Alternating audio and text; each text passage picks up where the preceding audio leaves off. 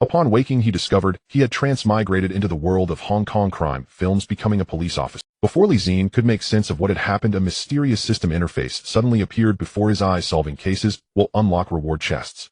There was no beginner's tutorial, no mission prompts at all. He could only rely on himself to explore its functions. After his first solved case, he obtained physical enhancement.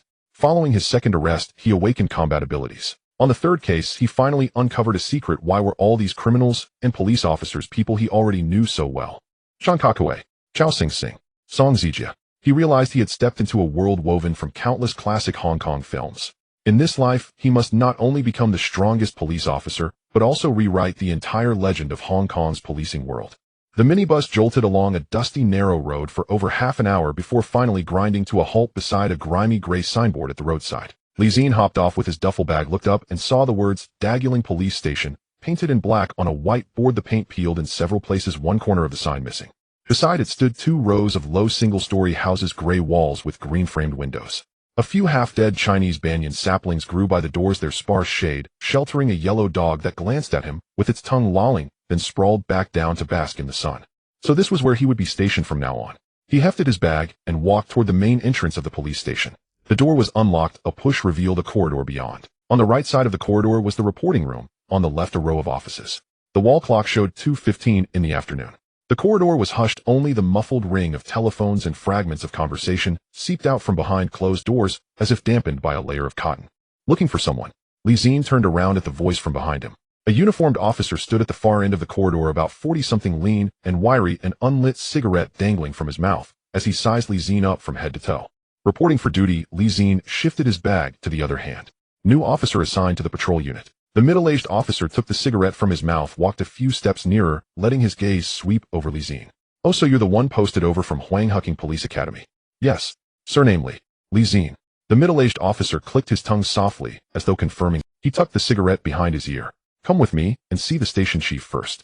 Zi-Jie followed him, turning twice along the corridor before they stopped at a half-closed wooden door. The nameplate on the door read Station Chief's Office. The lettering faded so much that the wood grain beneath showed through. The middle-aged officer raised his hand and knocked twice. A vigorous Cantonese voice came from within. Come in. As the door swung open, a heavy scent of strong tea rolled out to greet them. On the desk sat an enamel mug of tea, steam still rising. Beside it, an ashtray cradled a half-smoked cigarette extinguished some time ago, its ash forming a pale stub. Behind the desk sat a portly inspector in his 50s. The top button of his uniform was undone, his tie hanging loosely around his neck. He was bent over a file, but upon hearing them enter, he raised his head, letting his gaze rest on Zi-Jie for 2 seconds. Zi-Jie. Yes, Station Chief. The fat inspector nodded, flipped to the next page of the file, and read aloud, casually, Huanghuking Police Academy, 28th Cohort of Trainee Constables. Training results, overall physical assessment grade C. 3th centimeter run bottom of the class. Obstacle course bottom of the class. Combat assessment bottom of the class. He lifted his head, his expression unreadable. Tisk, quite the full set of last place finishes. Zi-Jie remained silent. The station chief closed the file and leaned back in his chair, lifting the mug for a sip of tea while eyeing Zi-Jie over the rim. Do you know what kind of place this is? Daguling Police Station, Border Policing District. You know and can still stand that steady. Your psychological composure is not bad. Zi-Jie tugged at the corner of his mouth. This is where I've been assigned. I can't exactly turn around and walk away. The fat station chief let out a short grunt, whether amused or thinking him slow was hard to tell. Setting the mug back down, he said, Daguling, the northernmost station in New Territories. Our jurisdiction is all fields and hills, and 3 kilometers north is the barbed wire fence. By day you see nothing but farmers and cowherds, by night nothing but insect calls and the wind. The biggest case we get all year is nabbing a few illegal border crossers. He paused. In polite terms, this is the border district. In less polite terms, this is a place of exile. Those at the bottom of the grade sheet, those who fail the physical requirements, the ones higher-ups do not want to bother with, they all get dumped here. He was one of those dumped here. At the doorway, the middle-aged officer stood with his unlit cigarette the corner of his mouth. The fat station chief gave Zi-Jie another look, as if trying to see whether this young man's face would betray any emotion. But Zi-Jie's expression barely shifted. He simply stood there quietly, waiting for whatever came next. After 2 seconds of stiffness, the station chief waved his hand. All right. Ma Guoliang, take him to handle the paperwork, issue his gear, and arrange his quarters. The middle-aged officer at the door responded, got it. And the station chief picked up the cigarette case and drew out a stick without raising his head, adding, shall we right. This is a small temple with few cases. Just don't make trouble for me. Walk your patrol routes, honestly check what needs checking, record what needs recording. Understood, station chief. Leaving the office, Ma Guoliang led him toward the logistics room. The corridor was short, their footsteps echoing in the empty hallway. Walking ahead, Ma Guoliang lit his cigarette, took a drag, then glanced back at Zi-Jie. Don't take the chief's words too much to heart. Daguling is just like this. Everyone gets the same treatment at first. They drench you with a basin of cold water, and whoever stays after that stays. I'm not bothered. Zi-Jie said. He only spoke the truth. Ma Guoliang chuckled, exhaling smoke. Good. Your mindset's not bad at all. The logistics room was at the far end of the ground floor. An older sergeant wearing reading glasses sat behind a window, leafing through a yellowed register. Ma Guoliang stepped up and tapped on the glass. Chang Shu, new lad reporting in. Needs his equipment. The old sergeant looked up, pushed his glasses higher, and peered at Zi-Jie through the window. Then he turned, took a key ring from the wall behind him, unlocked a metal cabinet, and laid out a neatly folded uniform followed by belt, baton, handcuffs, whistle, piece after piece on the counter. Finally, he took a revolver from the bottom shelf of the cabinet. The barrel gleamed, well-maintained, a leather lanyard attached to the grip and linked to the holster on the belt. Sign your name. The old sergeant pushed the register toward him. Zi-Jie bent over and signed his name, his strokes neat and firm. The old sergeant glanced at the signature, adjusted his glasses again, and asked, "You're the one posted over from the police academy?" "Yes. I heard your physical fitness wasn't much at the academy," the old sergeant said, slowly laying down his pen. "Here in Daguling, don't worry about too many other things. First, get your body into shape. We've got nothing if not open ground. Run a few laps along the field ridges every morning. That'll do you more good than anything."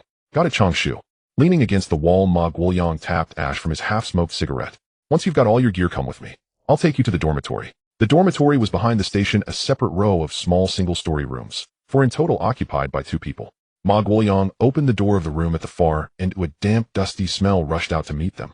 The room was small, barely 10 square meters, an iron bunk, an old desk, a wooden wardrobe, and a broom standing in the corner, its bristles coated in dust. A layer of grime coated the window glass, muting the light that seeped in as if filtered through mist. "You can tidy up first," Ma Guoliang said, patting the doorframe. "Patrol unit assembles at 6:30 tomorrow morning. Turn in early tonight." The door closed, and their footsteps faded down the corridor. Standing in the room Zi-Jie took in the place he would be living in, then tossed his duffel bag onto the iron bed, producing a dull thud. There wasn't much in the bag. 2 changes of clothes, a few books, and an old wallet. All around it was very quiet. The churring of insects outside rose and fell in cycles. Apart from that, there were no sounds at all. No car horns, no street vendors. Only wind squeezing through the window gaps, stirring a yellowed wall calendar so that it swayed gently. The calendar was printed with the year 1981 March. He glanced at it, let his gaze linger for a moment, then looked away. Name Zi-Jie. Age 18. Physical attributes: strength 5 average, human speed 5 average, human endurance 5 average, human reflexes 5 average, human skills: firearms LV. 1 novice combat LV. 1 novice languages: Cantonese LV.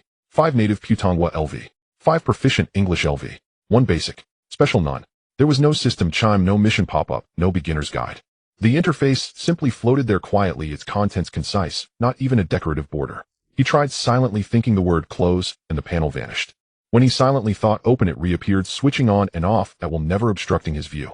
His first reaction had been stunned disbelief, quickly followed by a breath caught in his throat, neither rising nor falling. He had read so many online novels in his previous life, he recognized exactly what this was. No matter how hard he rubbed his eyes, the light screen remained hanging there without budging. His mouth split into a grin, and a low laugh escaped him, which he quickly smothered with his hand. He rolled over, buried his face in the pillow, his shoulders shaking. "Newbie gift pack has been delivered. Open now." He silently answered, "Open."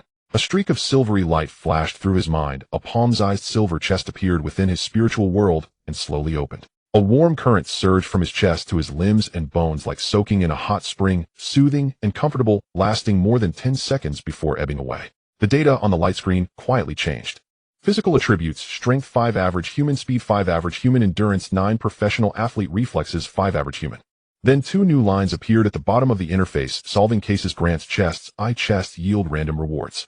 System space activated: 6 storage slots can store items obtained from chests. Outside, the light dimmed a notch. The grimy window pane reflected the orangered afterglow of sunset, casting a glow along the edge of the iron bed.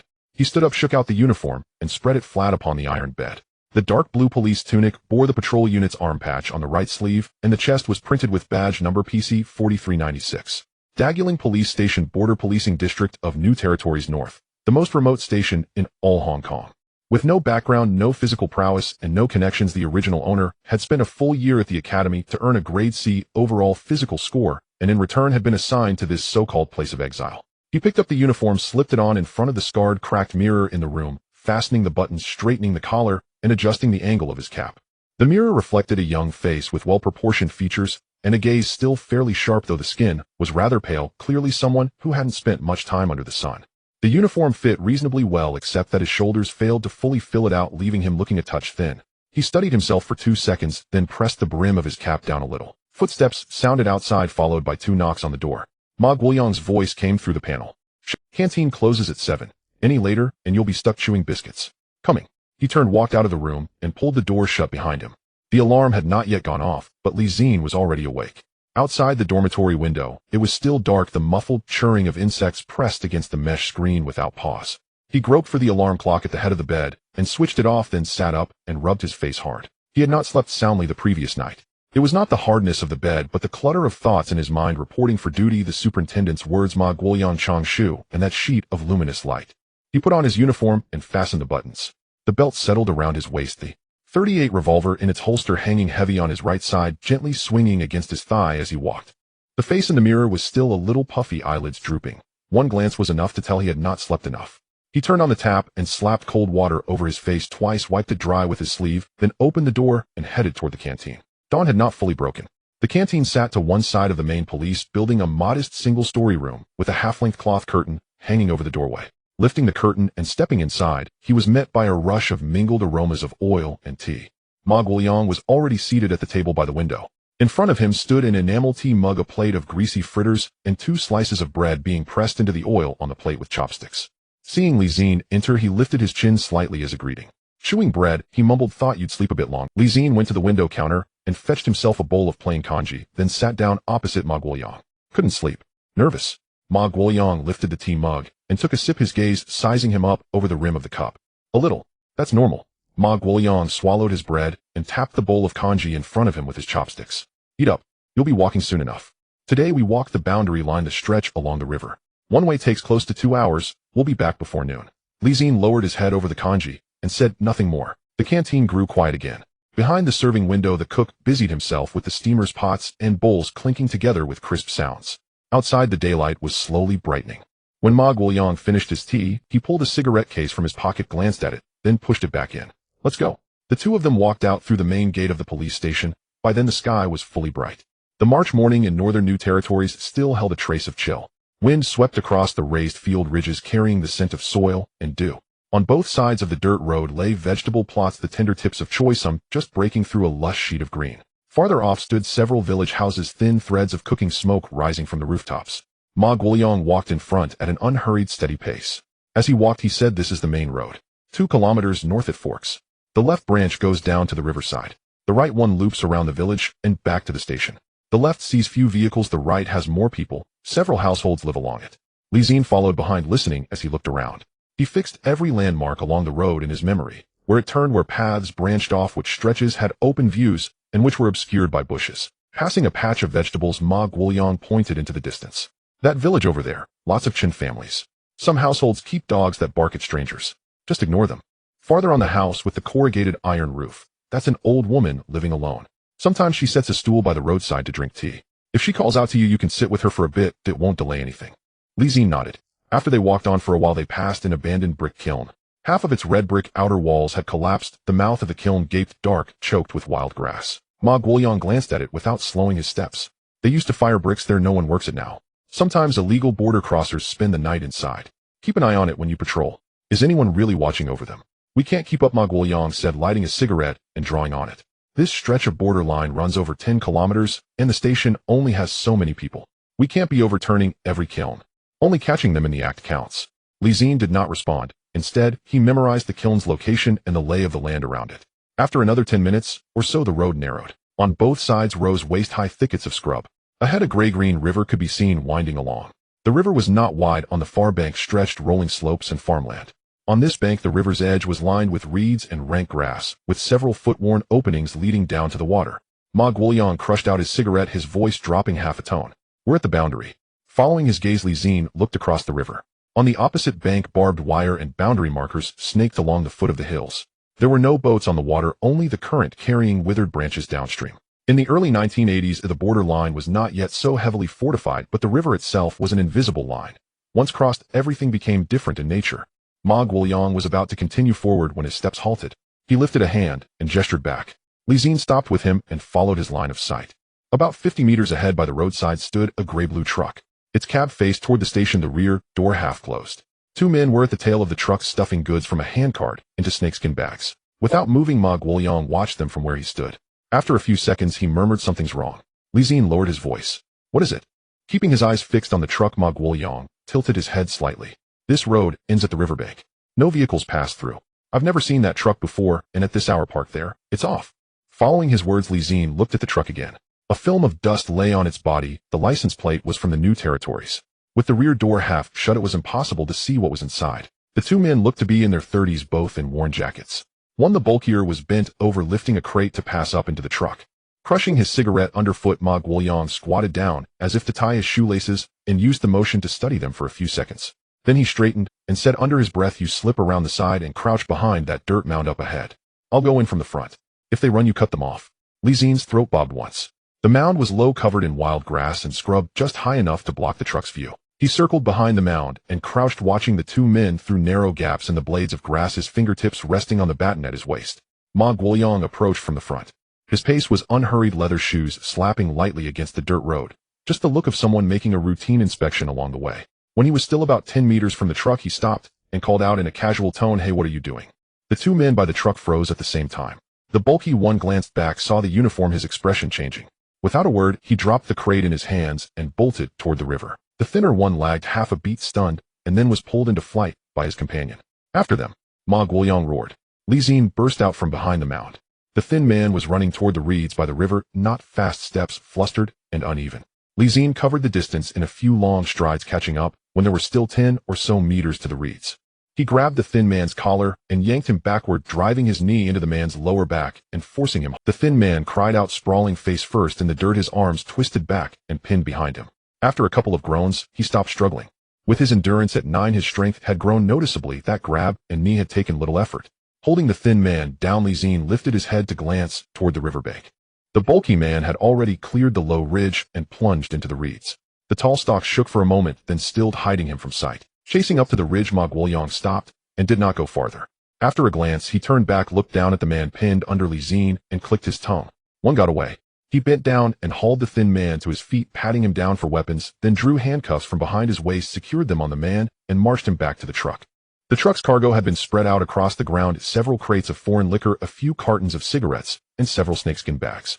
When opened, the bags were packed with electronic components, circuit boards, chips, integrated units, stacked neatly and cushioned with foam. Ma Guoyang crouched in front of the thin man, his tone unhurried. "Where did this merchandise come from?"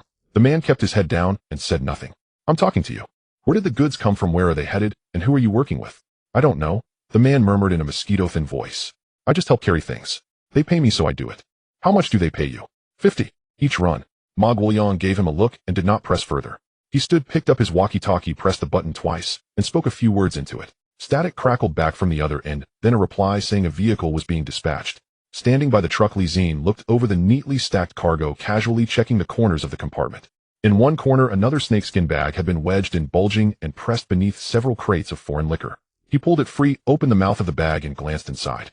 Inside were several pistols wrapped in oiled cloth, stacked in 2 layers. He lifted one out, stripped off the cloth, and checked it. A Black Star Type 54, the blued finish, still fresh, firing pin, intact magazine seated in the grip. At the bottom of the bag lay several boxes of ammunition, their golden bullets gleaming in the midday light. Zi-Jie put the gun back, lifted the bag out, and set it on the ground. Ma Guoyang walked over and looked down, his brow knitting tight. He crouched, picked up the pistol, dropped the magazine to check it, then pushed it back in. After a few seconds of silence, he said, "This is more than simple smuggling now." Standing beside him, looking at the pile of goods on the ground, Zi-Jie kept his silence. Wind from the river swept past, setting the reeds swaying twice. A police car drove up from the direction of the station. An officer in the same uniform jumped down, exchanged a few brief words with Ma Guoyang, and took the thin man and the truck away. Dusting off his hands, Ma Guoyang tilted his head toward Zi-Jie. "Let's keep walking." The latter half of the route was quieter than the first. Ma Guoyang spoke little and smoked more frequently than before. Following behind, Zi-Jie's mind was still on that bag of pistols. After they had walked for some distance, Ma Guoyang finally spoke, without looking back. "For a first time taking someone down, not bad." Zi-Jie was taken aback. "Looks better than your police academy assessment scores," Ma Guoyang said, flicking ash from his cigarette. "But next time you chase a man, don't just yank him. Check if he's holding anything first. If he's clutching a weapon and you rush in like that, you'll be the one at a disadvantage." "I'll remember." Ma Guoyang said nothing more. By the time they returned to the station, it was close to noon. The canteen had started lunch service. The same cook from the morning was now ladling dishes. Seeing the two come in, he tapped the ladle against the rim of the pot. "Oh my, you're late today." Carrying his tray of food, Zi-Jie sat in a corner and lowered his head, shoveling a couple of mouthfuls of rice. A pale blue glimmer flashed through his mind. In his mental world, a palm-sized bronze treasure chest appeared, its contours sharp, a dull sheen lingering on its surface. His chopsticks stalled midair as he stared at the chest that had materialized out of nothing. Was this the case-solving reward the system had mentioned? The chest slowly opened. A faint warm sensation flowed from his temples to the back of his head like a gust of mild wind passing through. It lasted less than 2 seconds before fading. He hurriedly brought up the panel to check, namely Zi-Jie. Age 18. Physical attributes: Strength 5, Average Human Level, Speed 5, Average Human Level, Endurance 9, Professional Athlete Level, Reaction 5. 1, slightly above Average Human Level. Skills: Firearms, LV. 1, Beginner Hand-to-Hand Combat, LV. 1, Beginner Languages, Cantonese, LV. 5, Native Putonghua, LV. 5, Proficient English, LV. 1, Basic. Special, None. His reaction had risen from 5.0 to 5.1, a mere 0.1 increase, almost imperceptible. He stared at the panel for several seconds before sliding it away and lowering his head to continue eating. The corner of his mouth curled up briefly, then flattened again. After finishing his meal, Zi-Jie washed his bowl at the sink. Water rushed from the tap, hitting the bowl with a steady splash as he turned it twice and shook off the droplets. From the far end of the corridor, Ma Guoyang walked over and leaned against the doorframe. He did not light the cigarette in his hand, only rolled it between his fingers. "Nothing much this afternoon. You can rest first. Tomorrow morning, there's another patrol. This time the other side the line, near the border village. Most of the illegal crossers show up there." He paused, then added, "If we trace the source of today's batch of guns, there might actually be something for us to do." Setting the bowl down, Zi-Jie turned his head and answered, "All right." Ma Guoyang nodded, turned, and left. The sound of his leather shoes on the corridor floor gradually faded. Sunlight streamed in through the window, spilling across the damp counter by the sink in a bright, gleaming patch. The benefit of not having to assemble early is that you don't have to be woken up by the sound of a horn. The cafeteria is quieter than usual, with the cook sitting alone at the entrance smoking. Upon seeing Zi-Jie enter, he nodded slightly. Zi-Jie scooped a bowl of plain porridge and ate it with fermented tofu, sitting by the window. He slept more soundly last night than the night before. After finishing the last bite of porridge, he placed the bowl in the sink and walked back. As he pushed open the dormitory door, the phone rang. He paused for a moment, glancing at the black rotary phone. Yesterday, Ma Guoyang had pointed it out, mentioning that the internal line could reach various departments and the external line could work too, but it needed to be transferred through the operator. He had been there for a day and hadn't heard that thing ring before.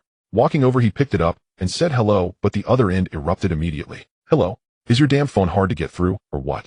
I had to transfer 3 times to connect." The voice was very familiar. Zi-Jie took half a second to respond, "Zi-Jie. Of course. Who else would be calling you?" Zi-Jie's loud voice came through the receiver. "You got to the Kowloon? I waited all day yesterday thinking you'd at least check in. But not even a ghost showed up. I just arrived 2 days ago. Busy with what? Border patrol. Catching illegal immigrants. Pretty much." Zi-Jie clicked his tongue on the other end. "I'm doing the same here, patrolling the streets every day. My legs are about to fall off. Wanchai is neither big nor small. Oh, after a day of walking, my feet can get blisters." The two of them started chatting casually.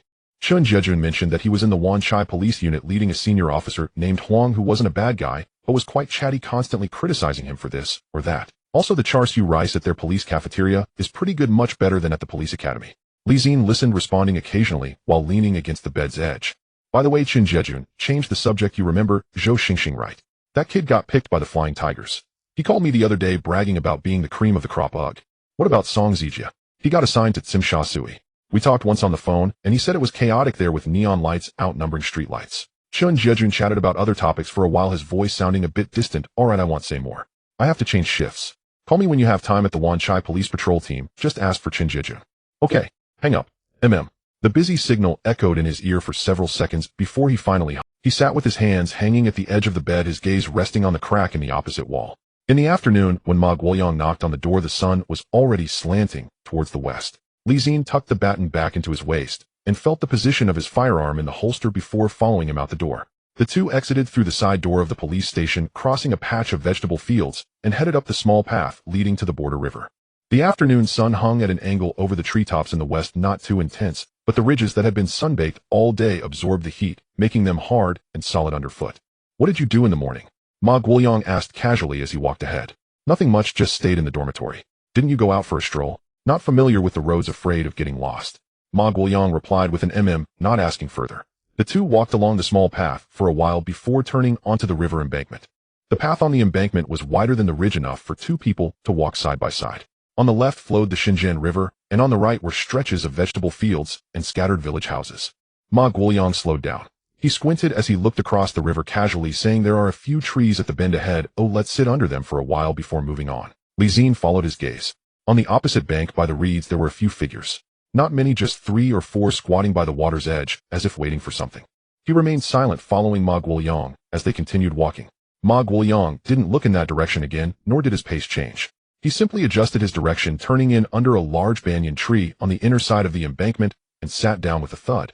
The tree's shade was dense, and from across the river this spot was perfectly shielded by the trunk. Zi-Jie crouched down beside him, his peripheral vision sweeping over the river surface. From this angle, he couldn't see the figures clearly, but they could catch sight of any movements on the opposite bank through the gaps in the branches. Ma Guoyang pulled out a cigarette, placing one in his mouth, but not lighting it, just holding it there. His eyelids drooped as if he were dozing off. "Master, should we go over?" "Go over for what? It's not our turf. We just wait." Zi-Jie understood. The two crouched under the shade of the tree, remaining completely still. The river breeze blew over, carrying the muddy scent of the water and the heat of the grass leaves that had been sunbaked all day. The figures on the opposite bank also didn't move, with someone occasionally standing up to look around before squatting back down.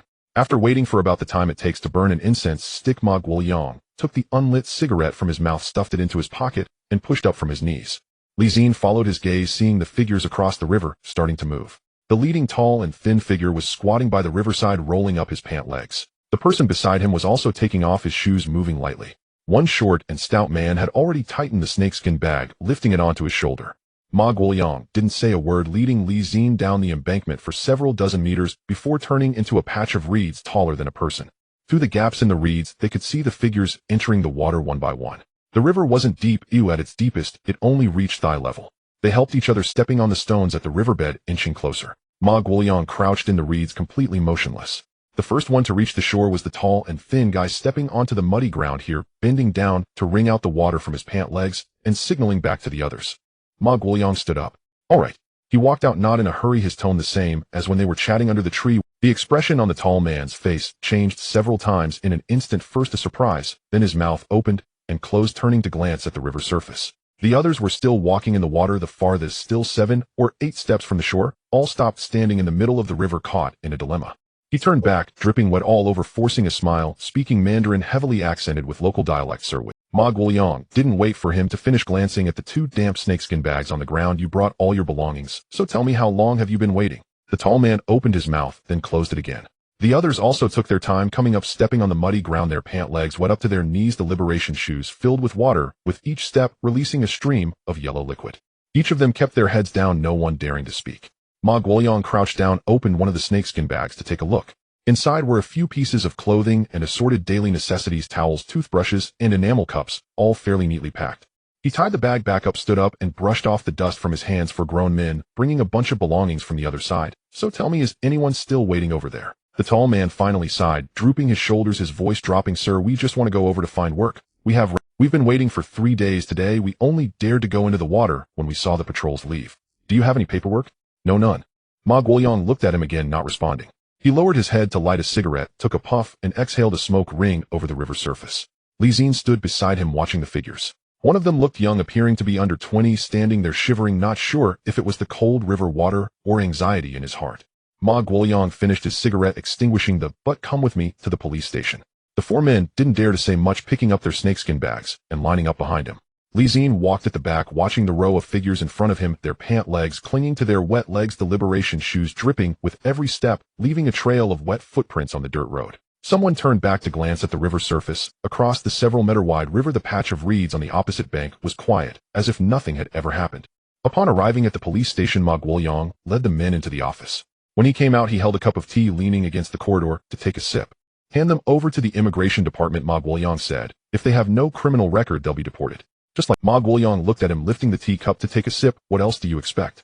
Do you think catching one will lead to promotions and wealth? There are such cases at the border every day, or if you don't keep an eye on them, they can slip in tomorrow. Even if you do keep an eye on them, it's still the same. Fill out a form, hand over, and that's it." He finished speaking and walked away, holding the teacup. Zi-Jie stood in the corridor, watching the steam from the tea slowly dissipate in the afternoon light. Once again, that palm-sized copper-green outline appeared, even shorter than the last time in the cafeteria, and it disappeared just as he recognized it. He moved his fingers, feeling something extra in his palm. Looking down, he saw his left hand fitted with a pair of black leather gloves, the back embedded with anti-slip rubber particles. Flipping it over, the lining had a piece of soft leather sewn and well-made, exuding the scent of new leather. He tried putting them on, they fit perfectly, and bending his fingers was effortless. When he made a fist, the rubber padding in the palm felt solid. The grip should be good, useful for patrolling, searching, pulling people, and brushing through bushes. He took the gloves off, focused his mind, and they vanished from his palms, stored in the system's space. He tried taking them out again to confirm there were no issues before retrieving them back. When Ma Guoyang returned, he saw him standing in the corridor, looking him up and down. "What are you dazed about?" "Heck, Zi-Jie turned and walked toward the dormitory, touching the gloves in his pocket, the leather texture brushing against his fingertips. The lights in the cafeteria were already on. He recalled the sight of those men squatting by the reeds in the afternoon, and Chun Jejun's loud voice on the phone. He pushed open the cafeteria door, and the mixed smell of cooking oil and food wafted over. Ma Guoyang was already seated in his usual spot with a tea jar and chopsticks in front of him. Upon seeing him enter, he nodded slightly. "Time to eat. We have patrol tomorrow." Zi-Jie walked over, sat down, and picked up the chopsticks. The alarm clock had yet to ring when Zi-Jie awoke first. It was still dark outside, and he reached for the clock to check the time. 5:20. 10 minutes earlier than yesterday. He had been awakened by wild dogs last night, and then again by the cold. The blanket was a bit thin for the March nights. After washing up, he went to the cafeteria where Ma Guoyang was already seated in his usual spot. In front of him was the same enamel teacup steaming with fried dough sticks pressed in a dish to soak up the oil. Upon noticing Zi-Jie's arrival, Ma Guoyang glanced him up and down and remarked, "You look good today. I slept more soundly than the past couple of days." "That's good." Ma Guoyang lifted the teacup for a sip and said, "Today, we'll take another route. Near Pingjai at the foot of Hejing Mountain, there's an abandoned brick kiln the director wants us to check out." Zi-Jie sat back down with a bowl of porridge and scooped a spoonful. "What about the batch of guns?" he asked. Ma Guoyang did not respond, chewing on his bread and nodding slightly. Just past 6 in the morning, the two of them exited the police station. The sky was already bright with a thin layer of golden light spilling over the eastern mountain ridges. The dew on the field paths was heavy, and after walking a short distance, their shoes were damp. The air carried a mix of cow dung and the dampness of the earth, not particularly pleasant, but one grew accustomed to it over time. Ma Guoyang walked ahead, his steps a bit quicker than yesterday. "This road heads east, passes through that patch of bamboo forest, and over a small slope to reach Pingjai," he said as they walked. "There used to be a few brick kilns over there, but they stopped operating years ago and have been abandoned since. No one manages them. Who would? The land belongs to the villagers, the kilns to private owners. When the owner left, they were just left there. Along the border, there are many such abandoned places. Some smugglers use them to stay overnight, others to store goods." He paused, lowering his voice slightly. "The director called me to his office the day before yesterday and mentioned that the CID interrogated that skinny guy. He wasn't too tight-lipped and revealed some information." Zi-Jie did not slow his pace, his ears perked up.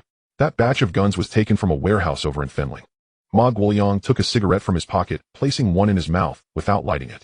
"The skinny guy was just a courier. His supplier gave him the address and keys, instructed him to retrieve the goods and wait by the river at Daguling's for someone to pick them up. He didn't know anything else." "Which warehouse in Fenling?" He didn't provide those details. All he knew was that it was a tin warehouse beside a muddy road surrounded by trees. He couldn't clarify anything further. Zi-Jie pondered for a moment, asking, "What about that big guy who ran away?" "We're still pursuing him. The CID checked the license plate. It was a fake, and they couldn't locate the owner. But the skinny guy mentioned a name, Sango, saying it was what the contact told him to call him. He had never seen him, just heard his voice." "Sango. Right. Just hearing that name suggests he's not a good person, likely involved with gangs or local." The bamboo forest wasn't large, only about 30 to 40 steps deep. The bamboo stalks were densely packed with a thick layer of dried leaves on the ground, making no sound when stepped on. Sunlight filtered through the cracks in the bamboo leaves, casting streaks of light. Once out of the bamboo forest, the area opened up. A series of low hills stretched before them, covered in wild grass, and in the distance a few grayish tin roofs could be seen. Ma Guoyang pointed ahead. "That's Pingjai. The brick kiln is over that slope, or it should take about 15 minutes to walk there." The two continued along the field path. The field was planted with vegetables, and an old farmer was squatting at the edge pulling weeds. When he saw the uniforms approaching, he looked up for a moment before returning to his work. Ma Guoyang walked over and greeted him. "Good morning, Uncle Chun." The old farmer squinted for a moment before recognizing him. "Oh, it's Aoyang. Out on patrol this early?" "Yes, just checking the brick kiln," Ma Guoyang replied, squatting down with a creak from his knees. He pulled out a pack of cigarettes and offered it to him. "Want a smoke?" "No thanks." The old farmer waved his hand. "I quit it makes me cough badly." Ma Guoyang didn't insist, pulling back the pack and lighting one for himself after striking a match twice. From the haze of smoke, he squinted toward the distant brick kiln. "Has anyone been over there recently?" The old farmer thought for a moment, continuing his work. "A few days ago, I saw some people coming out around 8 or 9 in the evening after it was already dark." "Which direction did they go?" "Toward the foot of the mountain." The old farmer pointed with his hoe. If you go over that slope, you'll reach Zi-Jie Mountain. There's a small path leading to the border. Ma Guoyang extinguished his cigarette, and wiped his hand on his pants. Thanks, Uncle Chun. No problem, the old farmer replied. The two continued walking. Li Xin lagged slightly behind, reflecting on the fact that around 8 or 9 in the evening 3 or 4 people had come out from the abandoned brick kiln heading toward the mountain. He quickened his pace to catch up with Ma Guoyang. Sir, is that brick kiln located near the border? Ma Guoyang kept walking, tilting his head slightly. It's less than 2 miles from the border river. If you cross the small path at the foot of Zi-Jie Mountain and walk quickly, you can reach the river in about half an hour. Li Xin did not ask further. After walking for about 10 more minutes, the brick kiln came into view. It was an old building made of red bricks, its outer wall eroded by wind and rain, exposing its dark gray interior bricks. The kiln entrance was dark, covered by a rusty tin roof, with several areas collapsed. Tall wild grass grew around, and the ground was littered with broken bricks, empty cans, and plastic bags. Ma Guoyang stopped outside the kiln, drawing a short police baton from behind his waist and switching it to his right hand. He glanced at Li Xin. Stay close to me and watch your step. Li Xin said nothing and pulled out his baton, holding it tightly. The two entered the kiln one after the other. The light immediately dimmed. Inside the kiln, which was about 20 square meters, the ground was packed earth covered with a layer of broken bricks and dust. In the corner there were several tattered burlap sacks. The smell inside the kiln was mixed and musty, combined with a sour odor and smoke, all trapped together without a way to escape. Ma Guoyang walked to the corner, prodding one of the sacks with his baton. It was empty. The second sack was also empty. Beneath the third sack was a tin cigarette case, flat and rusty on the surface. He squatted down, picked it up, and opened it to find a few cigarette butts and a crumpled paper. He shook the paper open, squinting at the light. It was wrinkled, the corners curled, and refusing to flatten. He pressed it down with his palm. The paper was the size of a palm, its edges wet, and then dried with most of the handwriting blurred. After examining it for a few seconds, he handed it to Li Xin. Take a look, and see if you can make anything out. Li Xin took it, and carefully studied the light coming from the kiln entrance. It was written in pencil, the strokes faint, as if it had been soaked in water and dried. Only a few characters remained discernible. There was a character Poo, followed by warehouse, and then a 3 in a vehicle, while the rest was unreadable. He flipped it over to check the back, only to find a blurry water stain. Fenling, or Taipa? Li Xin asked, looking up. Ma Guoyang took the paper back for another look, and shook his head. Can't say for sure. Poo could be half of the character for Ling in Fenling, or the Poo in Taipa. He carefully folded the paper, and put it in his pocket. Let's take it back to show the CID people. The two of them wandered around the kiln again. In the corner lay several cigarette butts of red double happiness, the kind commonly found in Hong Kong. On the windowsill was an empty can of luncheon meat, the edges cut neatly. There was also a small piece of gray-blue cloth hanging on a protruding nail in the corner. Ma Guoyang picked up the cloth. At least 4 or 5 people have been here. He stood up, brushing off the dust from his knees, not just for a day or two. Li Xin stood by the kiln entrance, scanning the surroundings. Are there any other abandoned buildings nearby? Ma Guoyang stepped outside the kiln, looking around. Yes. Over that slope there are 2 more, and if you walk east for another 10 minutes, there's an abandoned tin house that used to be a chicken farm. Should we check them all? Yes. Since we're here, let's finish the trip and save ourselves another run tomorrow. The second abandoned building was on the other side of the slope. It was a smaller red brick house, likely used for the workers of the brick kiln to rest. The door was missing, and most of the window glass was shattered with a thick layer of dust on the ground. There were no discoveries inside. A few cigarette butts lay scattered on the floor, just like those in the kiln. In the corner was a tattered straw mat rolled into a bundle. Unrolling it revealed 2 old dark towels. Ma Guoyang squatted down to rummage through them, rubbed the towels between his fingers, then tossed them back. Nothing here.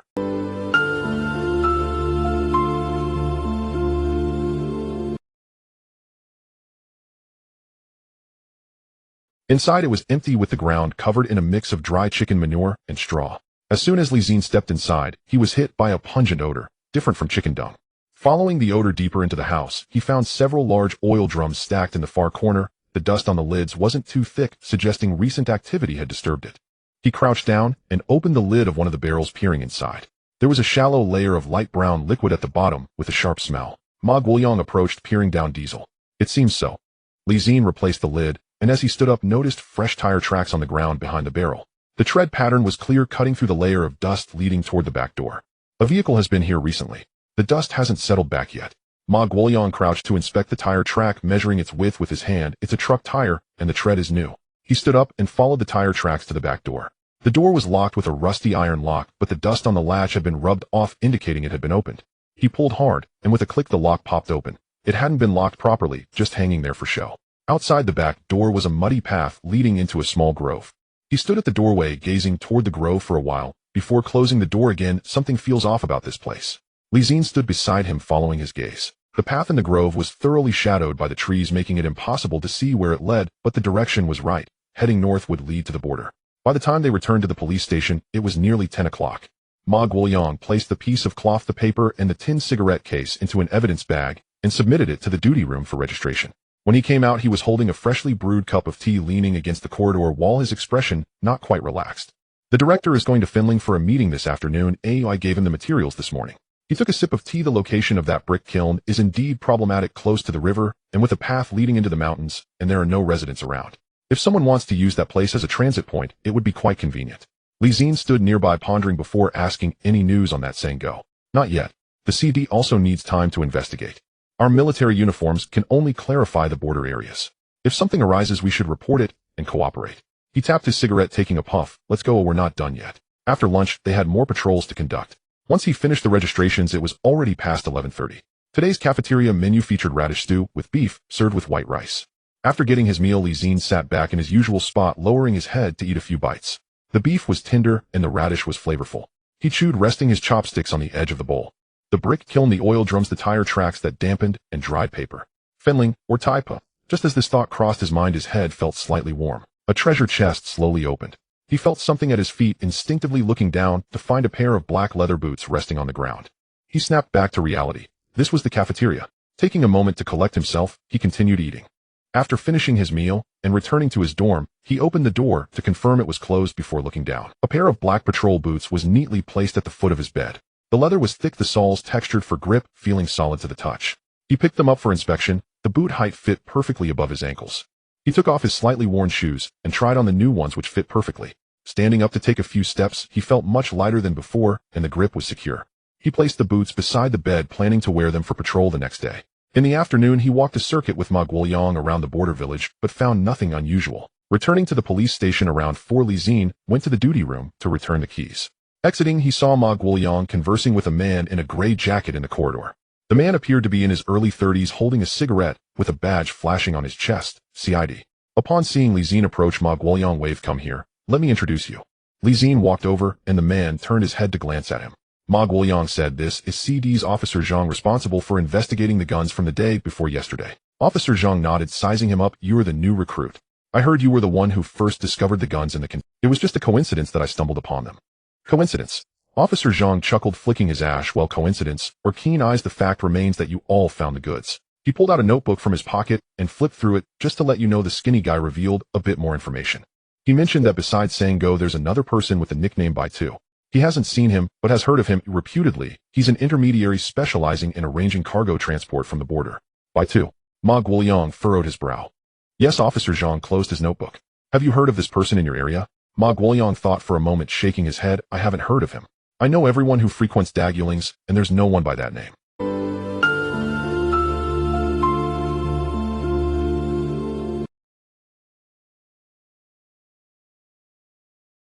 "Understood." Zhang nodded and turned to leave, his leather shoes echoing in the corridor. Before he turned a corner, Zi-Jie stood in the corridor, watching in that direction for a long while, without moving. "Bai Tu." He rolled the name around in his mouth, without voicing it. Ma Guoyang stood nearby, lighting his cigarette, taking a puff. "This matter is probably not over yet. In theory, if smuggling is discovered at the border, and people are arrested and the goods are secured, the remaining tasks fall. Our military uniform duties have been completed." He flicked his ash. "But we examined that brick kiln today, and you saw it. 4 or 5 people, diesel barrels, trucks, fresh tire tracks. This isn't just small-time stuff." He paused, turning to look at Zi-Jie. "If that batch of guns were small, that big, I wouldn't have. If it's a large number." He swallowed the latter half of his sentence, substituting it with a puff of smoke. Zi-Jie understood his implication. A larger quantity signaled that there were people behind it. The new boots pinched his feet. He knew that when he tried them on last night.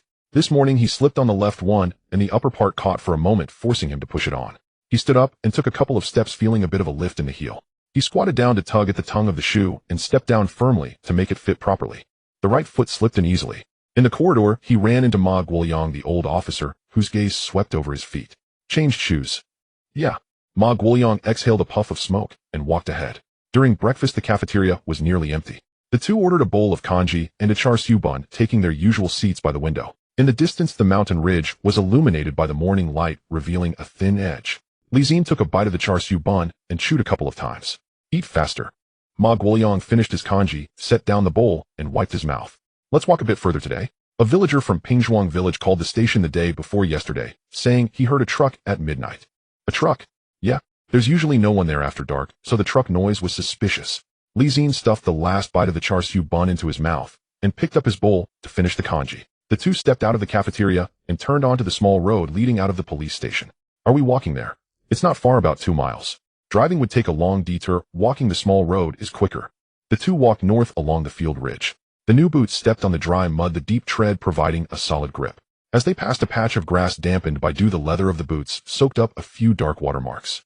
Nice new boots, Ma Guoliang remarked without looking back. They're okay. How much? They were a gift. Ma Guoliang glanced back at him, the corner of his mouth twitching slightly, but he didn't continue the conversation. As they passed through a vegetable garden, an old man was watering the crops. Seeing the two in uniform passing by, he looked up to greet them. "Ah, sir, so early. Morning, Uncle Chun." Ma Guoliang raised his hand in response. "Anything unusual in the village lately?" Uncle Chun put down his watering can, thought for a moment, and frowned slightly. "The night before last there was a noise from behind the house. I got up to take a look, but it was too dark to see anything. I only heard the engine running for a while, then it stopped." The road behind the village leads to the abandoned brick kiln. Li Xin and Ma Guoliang exchanged glances. "Got it, Uncle Chun. Make sure to close your doors and windows tonight," Ma Guoliang added, lifting his leg to continue walking. After going a short distance, Li Xin whispered, "It's that side again." "Yeah," Ma Guoliang nodded as he lit a cigarette, taking a puff. "Those people haven't gone far. They're probably still nearby." "What about that van we saw yesterday?" "It's a stash point, not a transit point. The old chicken farm is for storage while the brick kiln is where they meet. The real routes for transport haven't been figured out yet." Li Xin didn't respond, slowing his pace a bit. "Sir, what does Thursday mean on that note?" Ma Guoliang took a drag from his cigarette. "Either the delivery date or when a batch of goods is expected to arrive." "What day is it today?" "Wednesday." Li Xin slowed his steps further, taking a couple of steps before catching up. Ma Guoliang realized and glanced sideways at him. What a coincidence. The two fell silent and quickened their pace. Pingzhuang village wasn't large, with about 10 houses scattered along a dirt road. At the entrance of the village, a small store had 2 plastic stools outside, and a faded cigarette advertisement hung at the door. An old man in his 60s sat on one of the stools, wearing an old straw hat, fanning away flies with a palm frond. "Uncle Zhong," Ma Guoliang called out. The old man looked up, squinting to see the visitors, and broke into a smile. "Ah, sir, long time no see. Didn't we talk on the phone a few days ago?" Ma Guoliang walked over and sat down on the nearby plastic stool. Uncle Zhong looked at Li Xin. "Is he new?" "This is my new partner, Li, sir." "Li, sir." Uncle Zhong acknowledged, then turned back to Ma Guoliang. "Last night there was a truck noise again." "When, oi?" Ma Guoliang raised an eyebrow. Probably around 2 o'clock. I woke up and couldn't fall back asleep, heard quite a racket rumbling for over 10 minutes before it stopped." "Which direction did it go?" "Behind the village. I don't know exactly where. I didn't dare go out to check." Ma Guoliang nodded, stood up, and brushed off his pants. "All right, let's go take a look." Li Xin squatted at the entrance of the store, observing the muddy ground in front of the door. It had rained dew last night, and the surface was still wet, marked with a few fresh tire prints. He measured the width of the tread with his hand. It wasn't a van. A van's tires are narrower. This tread was wide and deep, like an off-road tire used for a Jeep or pickup. "Sir," Ma Guoliang came over, squatting down to examine the tread, then stood up to look in the direction of the tire prints. "New from last night. Different from the van we saw yesterday." "Yeah, off-road tires, heavier than a van." The two followed the tire prints towards the back of the village. Once they left the village, the houses on both sides of the road became sparser, gradually turning into a patch of wild grass. The weeds were half a person tall. At the end of the wild grass was a dry water channel with the bottom covered in gravel and mud. The tire marks turned down into the water channel, extending about 30 meters along the bottom, stopping in front of a clump of weeds that were half a person tall. Ma Guoliang gestured, and they moved stealthily, one to the left and one to the right. Behind the weeds, a segment of dark green metal was visible. Li Xin pushed aside the leaves and saw clearly. It was a 7-seater van caked in dry mud. All the windows were blacked out, and there was no license plate. It wasn't the same van discovered near the brick kiln yesterday. This one was longer, and the tires were a size bigger. Ma Guoliang went around to the back of the vehicle, bent down to check the exhaust pipe, and ran his fingers along the outer wall, feeling it was cold. He squatted down again to press on the muddy ground under the vehicle, rolling the mud with his fingertip. It was dry. "At least it has been parked overnight." "It's empty," he called out from the back of the van. Li Xin moved to the driver's side. The window was slightly open, so he reached in to pull the door open. Inside the cabin, a faint smell of diesel mixed with rust. The back row of seats had been removed, and the floor was marked with several dragging scratches, evenly spaced, as if something had been repeatedly dragged in and out. "It has carried goods. There are traces of oil barrels too." Li Xin pointed at a few circular oil stains in the corner of the cabin. "They match the batch of oil barrels we saw yesterday." Ma Guoliang remained silent, tapping the cabin floor with his baton twice, then leaned down to rummage under the driver's seat, feeling a compartment. There's something. 2 fingers reached into the compartment and felt a folded note which he unfolded. It had several numbers and a date written in pencil. 15, 23, 47. Thursday, 3 a.m. There was no year, no location, just numbers and time. Ma Guoyang took a quick look, carefully placing the note into an evidence bag. Notify the precinct. Zi-Jie pulled out his walkie-talkie and pressed the talk button. Half an hour later, a gray sedan drove up the dirt road, kicking up a cloud of dust. Officer Zhang got out from the passenger seat, followed by 2 plainclothes officers, one carrying a camera and the other a box of evidence. He looked at the van, then at Zi-Jie and Ma Guoyang, a slight smile on his face. What have you two dug up? Just coincidence. Ma Guoyang handed over the evidence bag. Found this under the driver's seat. Zhang took the bag and read the note by the light coming through the car window, his brow furrowing slightly. Thursday, 3 a.m. Tomorrow is Thursday, Ma Guoyang pointed out. Zhang tucked the evidence bag into his coat pocket and turned to take a few photos of the van. The plainclothes officer set up lines around the vehicle to gather evidence, and the camera clicked several times. What about the numbers? What do you think they mean? Zhang squatted at the back of the van, looking up at the 2 quantities. Zi-Jie suggested. 15-23-047 could refer to bullet calibers or the number of boxes. 45 is 45 caliber and 23 could be 23 millimeters. But these numbers don't match any known standard calibers. Zhang stood up and brushed off the dirt from his knees. They seem more like serial numbers or box counts. 15 boxes, 23 boxes, 47 boxes. Ma Guoyang frowned. Or 15 items, 23 items, 47 items. Zi-Jie added 3 batches of goods. Zhang glanced at him, his gaze lingering on his face for 2 seconds, and said nothing more. I'll take the note back to the forensics department for analysis. He patted the evidence bag. You two keep an eye on things. Report immediately if there's any movement. Understood, Officer Zhang. Before Zhang climbed into the car, he turned back. By the way, Zi-Jie. Yes. Good job, kid. The car door closed and the gray sedan turned around, kicking up another cloud of dust as it drove away. Ma Guoyang stood by the water channel, lit a cigarette, and squinted at the direction the car had gone. Let's go back and write the report. Zi-Jie replied, quickening his pace to catch up. As they returned to the village entrance, Uncle Zhong was still sitting outside the store waving at them. I'll sir have a drink of iced tea first. It's so hot, and I'm all sweaty from walking. Ma Guoyang took the 2 cups of iced tea that Uncle Zhong handed over, passing one to Zi-Jie. The glass was beaded with water, and the tea tasted bitter at first with a sweet aftertaste. Uncle Zhong, if there's any more noise tonight, don't go out to check. Just call the police station directly. Ma Guoyang put the empty cup back. Got it. Uncle Zhong waved his hand. Leaving the village, the 2 returned along the field ridge. The sun was already high, and their backs felt scorched, the military uniform soaking through with a dark sweat stain. The field ridges ahead shimmered in the heat, making them appear somewhat distorted. Zi-Jie walked for a while, his pace slowing slightly as that feeling came back. In his mental world, a palm-sized bronze silhouette slowly emerged, its edges glimmering with a dim light. Another box had opened. He slowed his steps, falling a few paces behind Ma Guoyang. Tired? Ma Guoyang said without turning his head. The boots are a bit stiff. He replied casually, but his attention had already sunk into the mental world. The box slowly opened, a faint azure light spilling out, lighter than the previous 2 times. After the light faded, a fragment of an old newspaper lay at the bottom of the box. More than half had been torn off, leaving only a palm-sized piece with jagged edges. The paper was yellowed and brittle, the printed text already blurred with only one line of the title barely recognizable. Year Hong Kong Police. Promotion. The rest of the text had been torn away, and below it was a black and white photo that looked like a row of figures in uniform, but the faces were too blurred to make out. He stared at that line for a long time, unable to discern any meaning. Flipping it over revealed a blank back. Is this it? The outline of the box slowly dissolved, and the fragment of the old newspaper fell into a corner of the system space. Unlike the gloves and leather boots from before, this item couldn't be taken out. It hung beside the panel, like a piece of scrap paper stuck to the wall. Zi-Jie. Ma Guoyang stopped ahead and turned to look at him. Coming, he refocused and quickened his pace. On the way back, the sun grew harsher, making the scalp tingle. The rice plants on both sides of the ridge drooped their leaves, and the air was thick with a mix of hot earth and grass scents. Sir, Zi-Jie asked. Moi. Should we come early to stake out on Thursday morning? Ma Guoyang didn't answer, immediately thinking as he walked, extinguishing the cigarette, but on the sole of his shoe and stashing it in his coat pocket.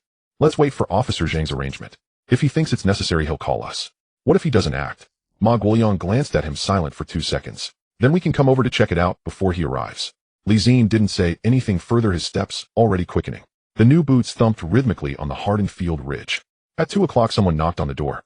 Zi-Jie opened his eyes, still feeling groggy. The knock came again, not heavy, just twice with a short interval. Get up. Ma Guoyang's voice came through the door, muffled. He fumbled for the clock on the bedside table, bringing it close to his eyes. 2 o'clock and 3 minutes. As he sat up from the bed, the thin blanket slipped to his waist and goosebumps formed on his arms. The early morning air was much cooler than during the day, carrying a dampness that seeped through the cracks of the window. He slipped his feet into his boots, and as he bent down to tie his shoelaces, his palm brushed against the holster at his waist, the cold metal of the .38 pressing against his hip, hard and unyielding. The corridor was dark with only the stairwell lights still on. Ma Guoyang stood at the stairway holding a cup of tea. When he saw Li Xin approach, he didn't speak, but nodded his chin towards another cup resting on the handrail, steam rising from its rim. "Drink up." Li Xin picked it up. The glass was hot against his fingertips, making them tingle. After switching hands twice, he finally steadied it. He brought it to his lips and took a sip of the strong tea, grimacing at the bitterness, but the warmth flowed down his throat, dispelling some of his drowsiness. "Any news from Zhang, sir?" he asked as he walked. "He called in the afternoon," Ma Guoyang replied, leading the way at a steady pace. "He said he would arrange it, but didn't specify how." "Then let's go take a look first." The two exited through the side door of the police station, avoiding the main road, making their way towards Pingjai village along a narrow path between vegetable fields. The grass on both sides of the path was damp, brushing against his pant legs, the chill seeping into his calves. The ridges of the fields were softened by dew, and the familiar path seemed completely transformed at night, the unevenness of the ground obscured, making it hard to tell shallow from deep. After about 20 minutes of walking, the two men reached the area near the nearly dry water channel. Ma Guoyang slowed down at the intersection, scanning the surrounding bushes before taking a detour and crouching behind a patch of shrubs. "Here," he whispered. Li Xin crouched beside him, shifting half a step to the side. He pushed aside a branch and finally spotted the dark green vent still in place. Moonlight fell on the vehicle, casting a layer of muted cold light over the paint, its contours blurred, blending indistinctly with the night. From this angle, he could see the van's left and right sides and the direction from which the dirt road led into the village. "How did you know this position?" Ma Guoyang didn't answer immediately. He glanced over to the other side of the water channel and then quietly said, "I came by during the day and noticed someone else arrived before us." "CID people." Li Xin followed his gaze, but saw nothing in the darkness. "Yeah." Ma Guoyang pulled a cigarette from his pocket, not lighting it, but holding it in his mouth. "They chose a better position than us, closer to the van. We can stay here. It's visible and doesn't obstruct the way." Li Xin didn't respond, mentally noting his words. The insects in the bushes chirped densely, the rustling sound filling his ears, and after a while he no longer found it bothersome. Occasionally a distant dog barked, its sound fading after a few barks. He glanced at his watch, 2:42. 8 more minutes. He didn't dwell on it, refocusing his gaze on the van. After squatting for nearly a quarter of an hour, his legs felt numb. When he shifted position, he stepped on a dry leaf which crunched underfoot. He froze for nearly 2 seconds before slowly exhaling.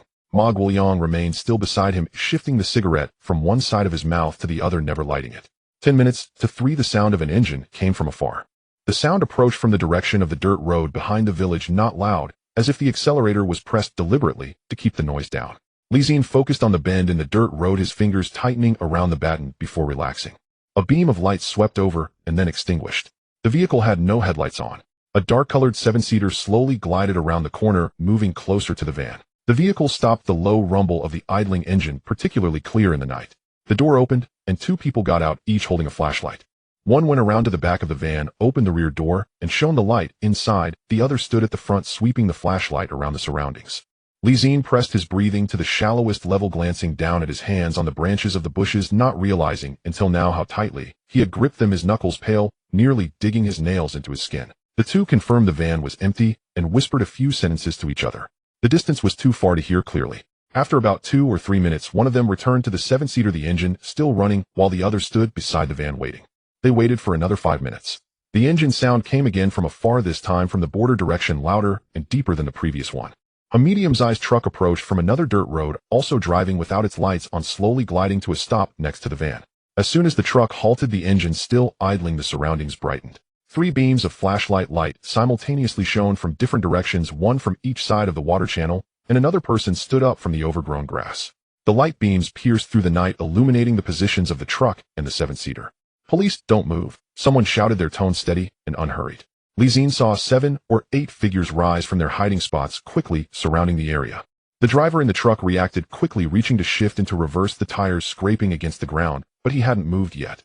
Bang! When that sound detonated, Li Xin instinctively shrank down, his shoulders nearly reaching his ears. A buzzing filled his ears, drowning out all other sounds, and the fireball in his line of sight flickered before going out. After a few seconds, he slowly exhaled the breath he had been holding. It wasn't aimed at people. When he realized this, he found he had been holding his breath. The flash from the gun had already extinguished, but the sound rolled across the fields, pinning everyone in place. Zhang Sir stood at the front, his gun still raised, his voice low, but audible to all. I said don't move. The driver's foot remained on the accelerator, the engine revving a couple of times, hesitating. Shut off the engine, get out. Zhang Sir's tone was calm, lowering the gun, but not putting it back at his waist. Two plainclothes officers had already rushed to either side of the driver's seat, wrenching the door open and yanking the driver out by his arm. The driver struggled briefly, but was pinned to the muddy ground, his hands twisted behind his back with a click of the handcuffs. The plainclothes officers surged forward, pressing all 5 individuals to the ground. The sound of handcuffs clicking echoed 4 or 5 times, filling the night air with commotion. Zi-Jie crouched behind the bushes, watching the scene, his throat tightening. He glanced down at the handprint on the branches he had gripped too tightly earlier, and the bark was broken by his nails. Search the vehicle, Zhang Sir ordered, tucking his gun back at his waist. 2 plainclothes officers opened the truck's rear door, shining their flashlights inside. The cargo area was neatly stacked with 12 long wooden boxes, each secured with metal corner fittings. One of the plainclothes officers pried open one of the boxes with a crowbar, peered in with his flashlight, then turned back and whistled. Zhang Sir, take a look at this. Zhang Sir walked over, bending down to take a look inside the wooden box. He didn't speak, reaching in to pick up a Black Star revolver, flipping it under the flashlight's beam. His fingers lingered on the barrel for a moment, the grease from the rust-proof wrapping sticking to his fingertips. He didn't wipe it off, just stared at the gun for a moment before placing it back. How many? 4 boxes, 12 guns in each. 48 guns. Zhang Sir stood up, wiping his fingers on his pants. That's enough to fill them up. He turned and crouched in front of the small leader, pinned to the ground. The man was in his 30s with a thin face and high cheekbones pressed against the mud, breathing heavily. Who sent you? The small leader remained silent, his face buried in the grass, still breathing heavily. Zhang Sir wasn't in a rush, waiting there for a few seconds before speaking again. The quantity of this batch of guns is enough to keep you fed until you reach your coffin. Say a couple of words, and I'll mention to the judge that you were cooperative. He'll leave this for you to consider. The small leader didn't respond, his shoulder moving slightly, as if he wanted to turn over, but was pinned down. After a long while, he finally squeezed out a hoarse reply. I don't know anything. Zhang Sir remained silent. The small leader's face was buried in the grass, his expression hidden, but the muscles in the back of his neck were tense and rigid. Zi-Jie crouched behind the bushes over 30 meters away, seeing Zhang Sir's back and the small leader's profile. He didn't approach, knowing that in times like this military uniforms shouldn't get too close. Ma Guoliang also stayed still beside him, finally lighting his cigarette, the match striking and the flame illuminating his weathered face in flashes. Does Zhang Sir know we are here? Zi-Jie asked softly. Ma Guoliang didn't answer, taking a puff of his cigarette, the glow reflecting on his face momentarily. He glanced this way a moment ago, Zi-Jie continued. That wasn't just looking. He was confirming our position. I had a conversation with him before he arrived. I called him in the afternoon, Ma Guoliang replied casually. I mentioned that I was familiar with this area and might come to take a look tonight. He said fine, just don't get too close. Zi-Jie didn't reply, staring over that way for a moment. Was that excessive? Ma Guoliang flicked the ash off his cigarette, not turning his head. A bit. If it's excessive, so be it. Ma Guoliang reinserted the cigarette into his mouth. Newcomers like to be enthusiastic. He has people watching from above, so it's not good to openly involve you. But if you showed up, he wouldn't chase you away. Consider this a chance to see the world. Zhang Sir remained silent, just crouching there waiting for him. After a while, the small leader finally let out a sigh, sounding as if he had a mouthful of sand. Bai Tu. Who is Bai Tu? The one who arranges the routes. We only deliver the goods, we don't know anything else. Zhang Sir didn't move, waiting. After a dozen seconds, the small leader squeezed out another sentence. I've never met him. It's always been by phone contact. How do you contact him? The small leader closed his mouth for a moment, not responding. Zhang Sir didn't urge him, just waiting there. Through the pager. The small leader's voice dropped. He leaves an address, and we go according to the address. And this time, at the water channel behind Pengzhai village. When we arrived, the van was already parked. We brought the goods from the border, loaded them into the van, and left. Whose van is it?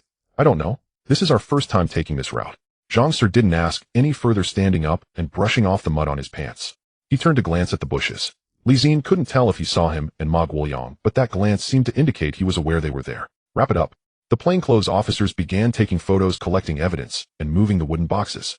Zhang Sir stood beside the van, glancing at the numbers on the paper again before folding it and placing it back into the evidence bag. Zi-Jie stood up from behind the bushes, his legs numb, and when he stood straight, his knee cracked.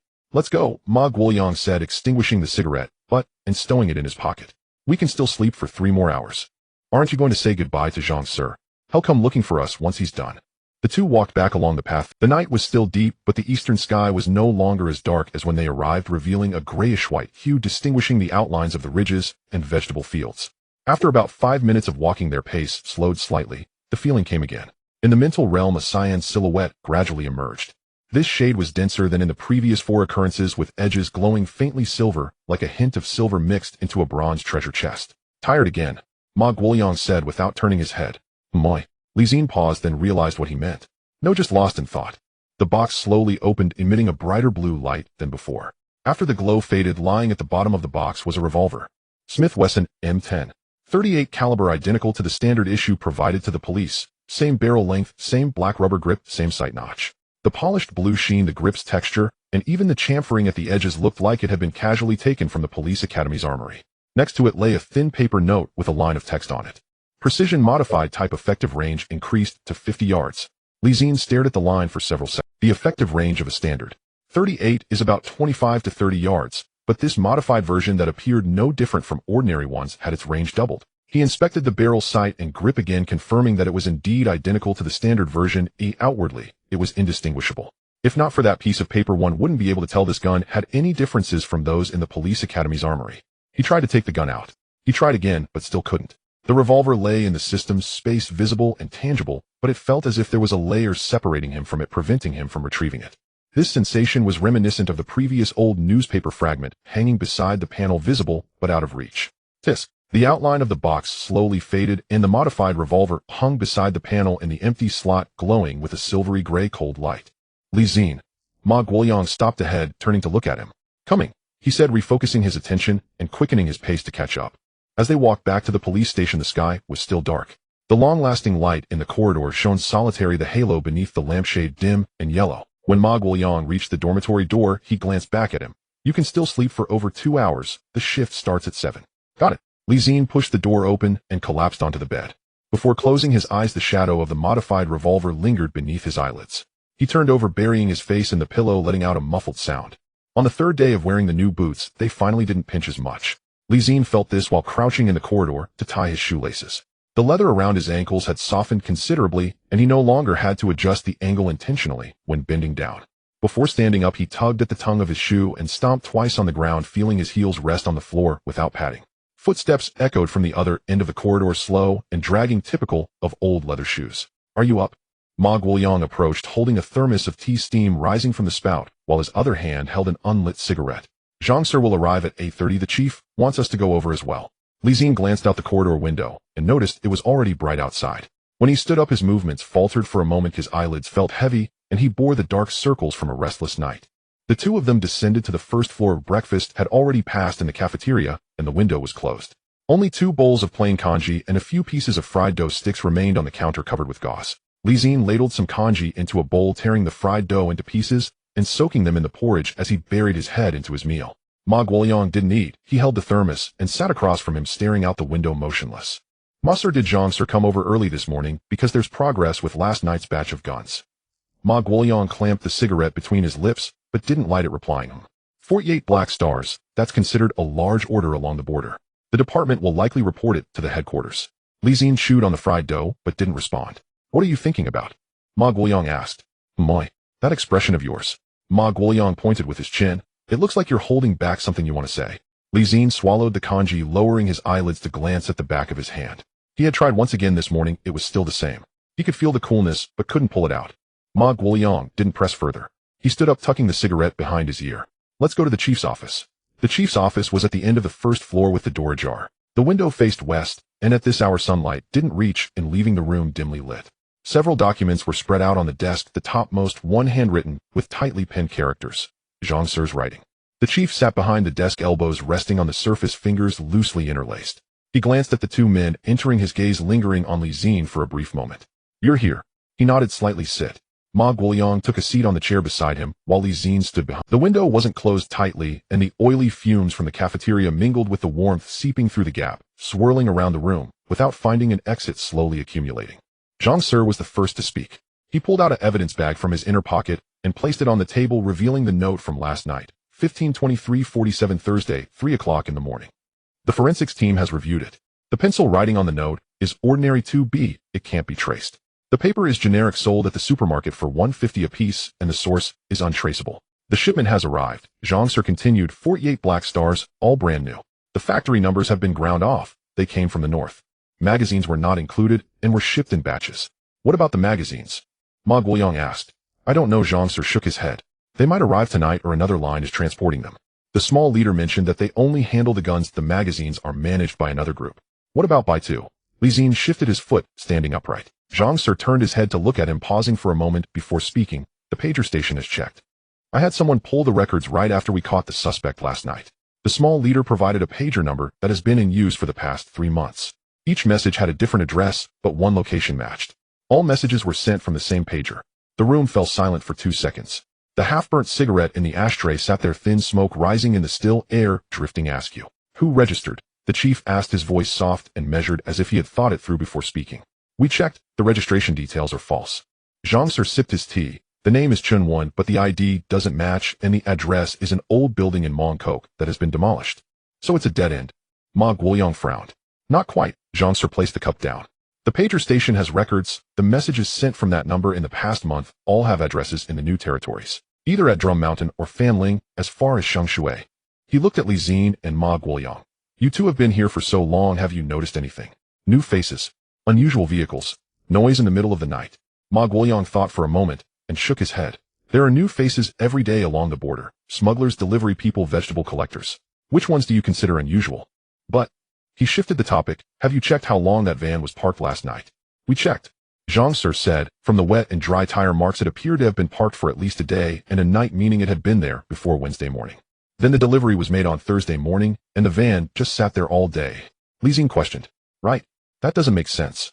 Li Xin said. If I were the one delivering, I wouldn't let a van full of guns sit in one place for so long.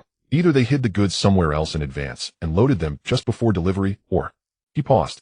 The cigarette in the room had drifted halfway and dispersed. The chief remained still while Zhang Sir didn't rush him. Or that van was just a transit point, Li Xin continued, and the goods weren't actually in the vehicle but nearby. Did you search near the water channel last night? Zhang Sir asked. It was too dark, Ma Guoyang replied. After we caught the suspect, we only did on-site evidence collection and didn't conduct a search. Zhang Sir stood up, retrieving the evidence bag back into his inner pocket. I'll send someone back this afternoon to search both sides of the water channel within a 200-meter range. He walked to the door, then turned back. Kid, if you ever want to transfer to CID, you can come to me. He left after saying. The 3 men left in the room. The chief leaned back against the chair, his fingers lying flat on the table, not crossed. He glanced at Li Xin, a look neither long nor short, revealing no emotion, but you knew he was assessing you. After a few seconds, he spoke again in his usual, unhurried tone. All right, you all can get back to your work. Exiting the chief's office, Ma Guoyang began. Just take what Zhang Sir said with a grain of salt. Don't take it too seriously. Li Xin didn't understand what. He wasn't joking with you. Ma Guoyang didn't turn back. But you, a rookie who just started 6 days ago, haven't produced any results and already want to jump to CID. What will others think? If CID doesn't accept you, the brothers in uniform will also think you're too eager. Li Xin didn't respond. Ma Guoyang stopped at the end of the corridor, turning slightly. If you really want to go that route, you should first do a good job at Drum Mountain. After cracking enough cases and having accomplishments to show, you won't even have to seek him out. He will come looking for you. The two gathered their gear and exited the police station, walking along the path they had taken to Pingche village in the morning. This damn weather. Ma Guoyang stubbed out his cigarette, wiping his forehead with the back of his hand. It'll be even hotter next month. When they reached the vicinity of the water channel, 2 CID vehicles were already parked on the dirt road. A few people were crouched on either side of the water channel, bending over to search through the grass little by little. Zhang Sir stood beside the van holding a piece of paper. When he saw them approach, he nodded in greeting. Have you found anything? Ma Guoyang walked over to ask. Not yet. Zhang Sir folded the paper and put it back into his pocket. The area is large and the grass is dense, making it hard to search. Li Xin stood by the water channel, scanning its bottom with his gaze. The bottom was covered in gravel and dry mud, with grass nearly as tall as a person on both sides. He crouched down and ran his fingertips across the gravel surface, noticing that some stones were cleaner than those nearby, as if something had pressed down on them. He walked along the bottom of the channel for about 20 meters, where the grass was shorter at the bend. It wasn't naturally short, it had been trampled by someone. Crouching down to clear the grass roots, he discovered several shoe prints pressed into the mud, with the tread pattern of sneakers facing the channel wall. He raised his head, noticing that the 1-meter-high brick water channel wall was covered in moss. He walked over, pressed his palm against it, and discovered a patch of moss that felt loose. He nudged with his palm, and the moss, along with a section of cement board, sunk inward, revealing a dark hole in the moss. Sir, Ma Guoyang and Zhang Sir almost ran over simultaneously. A beam from the flashlight shone into the hole, revealing an abandoned water storage tank about 2 square meters in size, stacked with several snakeskin bags. After prying off the cement board, the snakeskin bags contained neatly stacked magazines. 7.62 caliber. Zhang Sir picked one up and examined it before putting it back. Used for Black Stars. The entire batch of goods is here. He stood up, dusting off his hands, and glanced at Zi-Jie. How did you figure that? The grass was different. The grass elsewhere grew wildly and naturally, but this patch had been trampled by someone, not just once or twice. Zhangster didn't respond, but stared at him for a few seconds. He turned to the plainclothes officer beside him, and said, "Search this area thoroughly, don't miss anything." The officer complied and signaled for the team to start expanding their search radius. Ma Guoyang stood beside Zi-Jie, finally lighting his cigarette, taking a puff, and letting the smoke disperse in the warm breeze. "You're lucky today," he said. Zi-Jie remained silent. The CID personnel were busy near the water channel for all. There were 4 bags of magazines in the water storage tank, each containing about 30 pieces. They also found several cigarette butts and a crushed red Double Happiness cigarette box. Zhangster secured the evidence and walked over to briefly discuss with Ma Guoyang. The gist was that if it matched up, it could confirm that the Baitu line was operating in 2 routes. Zi-Jie stood by the water channel, not listening closely. He looked down at his new boots again, recalling the modified revolver hanging in his spiritual world. He could feel it, but couldn't pull it out, unlike the previous gloves and boots. The azure light was denser than before, edged with a thin silvery border. "Let's go," Ma Guoyang called from behind. He caught up the sound of his new boots crunching on the gravel. By the time they returned to the police station in the evening, the corridor was already dim, with the overhead fan spinning, the breeze brushing past overhead. The sound of a radio came from the duty room, where someone was listening to horse racing mixed with the crackling of static. When Zi-Jie went to the duty room for the keys, the on-duty officer called out to him. "Li sir, there was a call for you this afternoon. The caller didn't leave a name, but asked you to wait at the store entrance in Pingche village tonight at 9. Zi-Jie held the keys, standing at the door without moving. Didn't leave a name. Was it a man or a woman? A man, not very old, speaking Cantonese with a local accent. He hung up right after." Zi-Jie nodded, putting the keys into the drawer and turning to leave. In the corridor, Ma Guoyang was lighting a cigarette. Seeing Zi-Jie's expression wasn't right, he paused with the match in his hand. "What's wrong?" "Someone asked me to meet at the entrance of Pingche village tonight at 9. Ma Guoyang extinguished the match, holding the cigarette between his lips, inhaling slowly, smoke billowing from his nose. "Who?" "I don't know. They didn't leave a name." "Are you going?" "Yes. I'll go with you. I need to find Uncle Zhong, anyway, it's on the way." He flicked off the ash and walked away, his pace still unhurried. Zi-Jie stood in the corridor, watching Ma Guoyang's figure disappear at the end. He looked down at his hand. The outline of the modified revolver resurfaced for a moment before vanishing. After dark, the road in Pingzai village was left with only a few scattered lights on either side of the field ridge. Zi-Jie walked ahead, while Ma Guoyang trailed 2 steps behind, holding a cigarette that wasn't lit, his pace unhurried. After leaving the police station, the two didn't take the main road, instead opting for the field ridge they had patrolled during the day. Throughout the journey, neither of them spoke much. The rice fields on both sides of the ridge were shrouded in darkness, occasionally stirred by the wind, which caused the rice leaves to rustle. In the distance, a few lights flickered from the direction of the village, sparse and scattered. It was 8:40. 20 more minutes, he said. Ma Guoyang let out a sound of acknowledgement, took the cigarette from his mouth, turned it in his hand a couple of times, and then put it back. A dim yellow bulb appeared at the entrance of the convenience store, Uncle Zhong's little shop, with a metal roof, where a folding table and 2 plastic stools were set up outside. The light was on. However, there was no one at the entrance. Zi-Jie slowed his pace, scanning the area. The store entrance was empty, and a cup of tea on the folding table was steaming. There was no one on the stools. "Where's Uncle Zhong?" he asked in a lowered voice. Ma Guoyang didn't respond, standing 2 meters behind him, his gaze also directed towards the convenience store.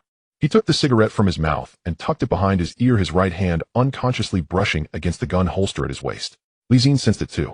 The roll-up door of the convenience store was pulled down halfway, a strip of light seeping through the gap below, yet the cup of tea at the entrance was still steaming. It didn't make sense for the tea to be hot without anyone around. He took a step forward, and from the shadow at the side of the convenience store came a voice, "You're here." The voice was not loud, carrying a hint of age, slow and measured. Zi-Jie froze in place. He turned his head to look. Beside the convenience store were several empty beer boxes and an old discarded refrigerator, next to which sat a person. The person wore a worn gray-white jacket, the collar open, and a cigarette hung from his mouth, the glowing tip flickering in the shadows. His crouching posture was relaxed, one hand resting on his knee, as if he were comfortably lounging at his own doorstep. Zi-Jie asked. The person did not rush to answer, taking a drag from the cigarette, before slowly standing up, brushing off the dust from his knees, and stepping forward under the dim yellow bulb. A face in his 50s emerged, round and cheerful, with laugh lines crinkling at the corners of his eyes, exuding warmth. However, his eyes shone brightly under the light, examining Zi-Jie from head to toe. "My surname is Dong," he said. "You can call me Dong Biao. From the Wanchai police station." He took another drag from the cigarette, and added, "Just call me Uncle Biao." Zi-Jie did not respond. A person from the Wanchai police station came all the way to the New Territories at night, summoned by a mysterious phone call. This was no small matter. Ma Guoyang spoke from behind him. "Uncle Biao." "The Uncle Biao from the Wanchai Serious Crimes Unit." The man glanced at Ma Guoyang and chuckled. "Oh, you know me. I've heard of you, Ma Guoyang replied, but I've never seen you before. Then that makes sense. Uncle Biao inserted the cigarette back into his mouth. Those who have seen me are either old friends or unfortunate fellows, and you don't look like an old friend. He said this casually as if chatting with a neighbor. But Li Xin noticed that Uncle Biao's gaze never strayed from him. How did you know I was here? Li Xin asked. Uncle Biao didn't answer, immediately lowering his head to extinguish the cigarette, but against the corner of the metal wall, flicking it into the nearby beer box. Then he raised his head, fixing his gaze on Li Xian's face for a few seconds. I have a connection with Officer Zhang from... He called me this afternoon saying that you had a rookie at Drum Mountain who helped a lot with the arms case. And then I asked, what's this kid's name?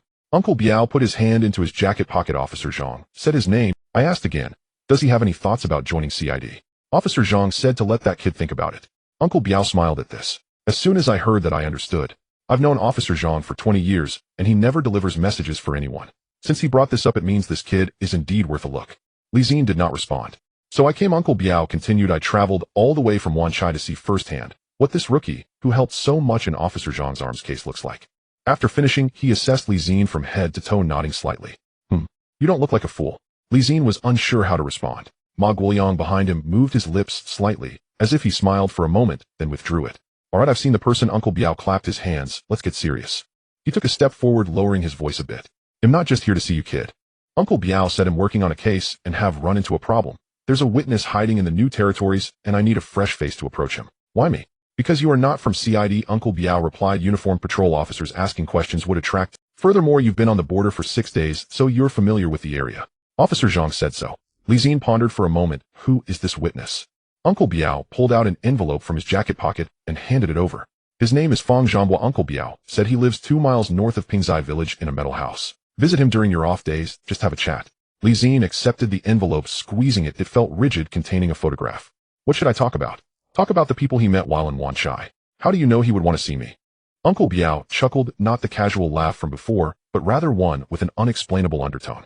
He owes me a favor, so he will meet. Li Xin tucked the envelope into his pocket, choosing not to ask further. Uncle Biao glanced at his watch, took another cigarette, but didn't rush to light it.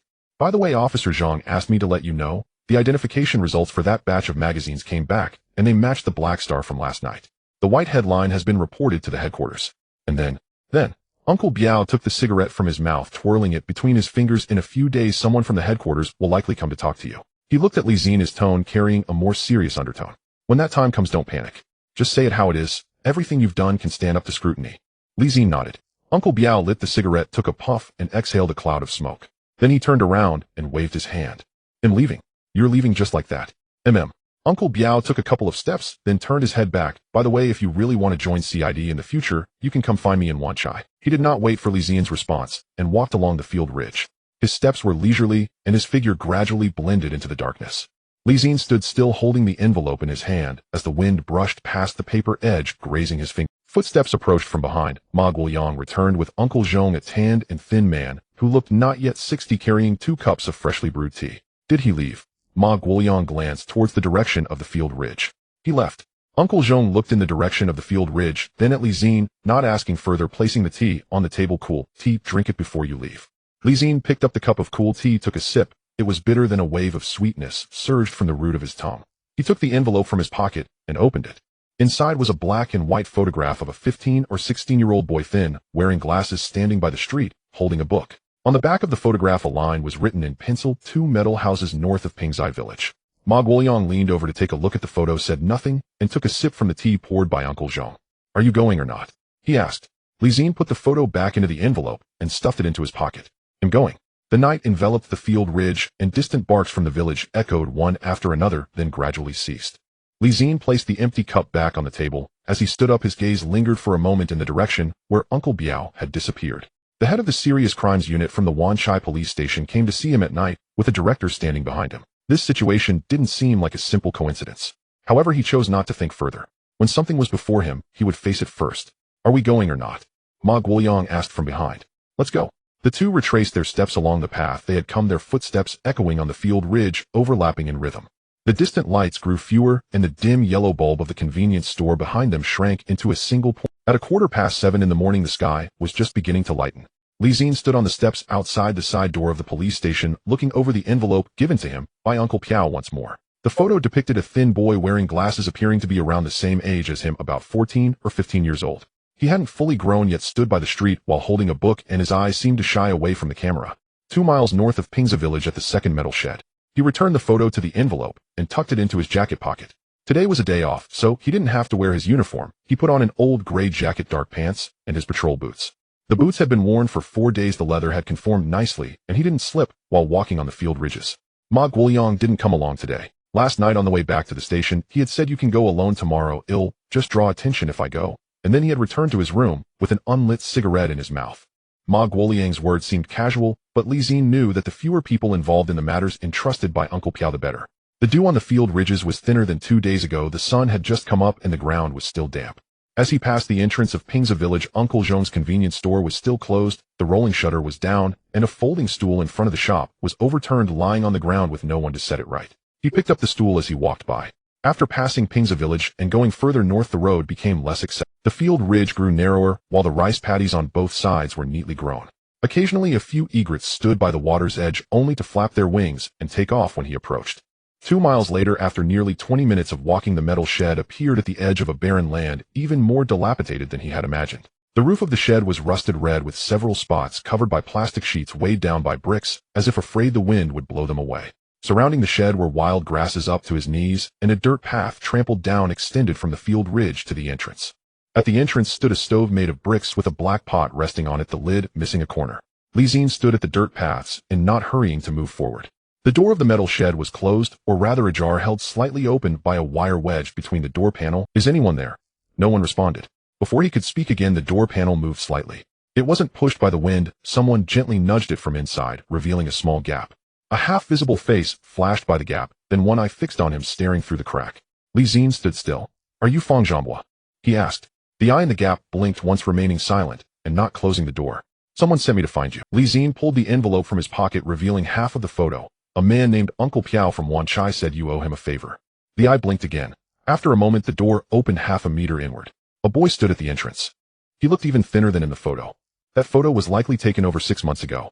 The Fang Zhanghua before him had a more defined face, with higher cheekbones.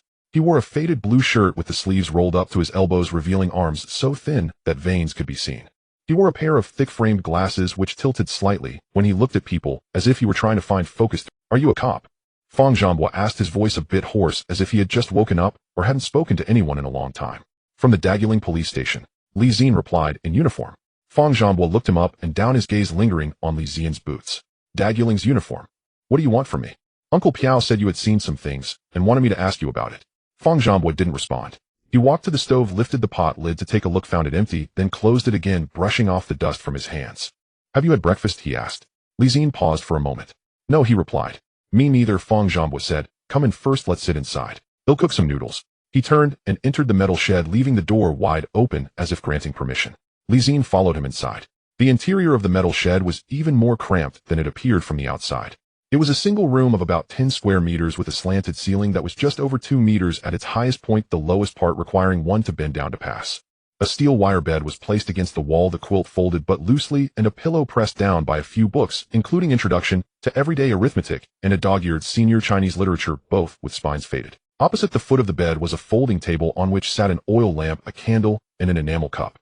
In the corner were several cardboard boxes with a few pieces of clothing peeking out.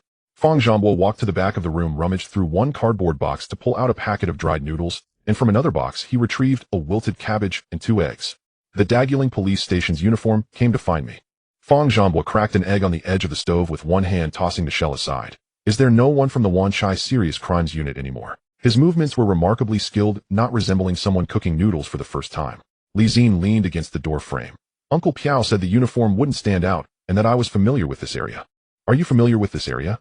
Fang Zhanghua turned his head to glance at him, a hint of an imperceptible smile at the corner of his mouth. "How long have you been in Daguling?" 6 days. Fang Zhanghua tore a few leaves off the wilted cabbage and tossed them into the pot without looking back, but the hint of a smile in his tone became more apparent. 6 days, and you dare to say you're familiar? You have quite the nerve." Li Zi didn't respond to this comment. Fang Zhanghua cooked a pot of noodles, and they each squatted at the entrance of the metal shed to eat. There was a poached egg nestled in the noodles, the cabbage leaves boiled to mush, and the noodles slightly clumped together, but still warm, making his stomach feel cozy. "Do you live here alone?" Li Zi asked. How long have you been living here?" "Over a month." Fang Zhanghua picked up some noodles and blew on them. "I used to live over in Wanchai. Something happened, and Uncle Piao asked me to come here and hide for a while. What happened? Fang Zhanbo didn't answer, lowering his head to eat. Li Xin didn't press further. He finished a bowl of noodles, placed the bowl on the ground, and pulled out a pack of cigarettes from his pocket given to him by Uncle Zhong last night, which he had kept without discarding along the way. Do you smoke? He offered to Fang Zhanbo. Fang Zhanbo glanced at the pack of cigarettes and shook his head no. Li Xin lit one for himself. The smoke wafted upward, scattered by the morning breeze. Uncle Piao said you had seen some things in Wanchai. He took a puff and slowly exhaled. Did you see a person or an event? Fang Zhanbo finished the last mouthful of soup, placed the bowl on the ground, and wiped his mouth. I saw a person, he said. He was short and thin with a notch in his left eyebrow. It was around early November. I was helping someone watch a stall at the night market on Lockhart Road in Wanchai. That person came by several times, each time buying a pack of cigarettes, and then standing at the entrance of the opposite alley waiting.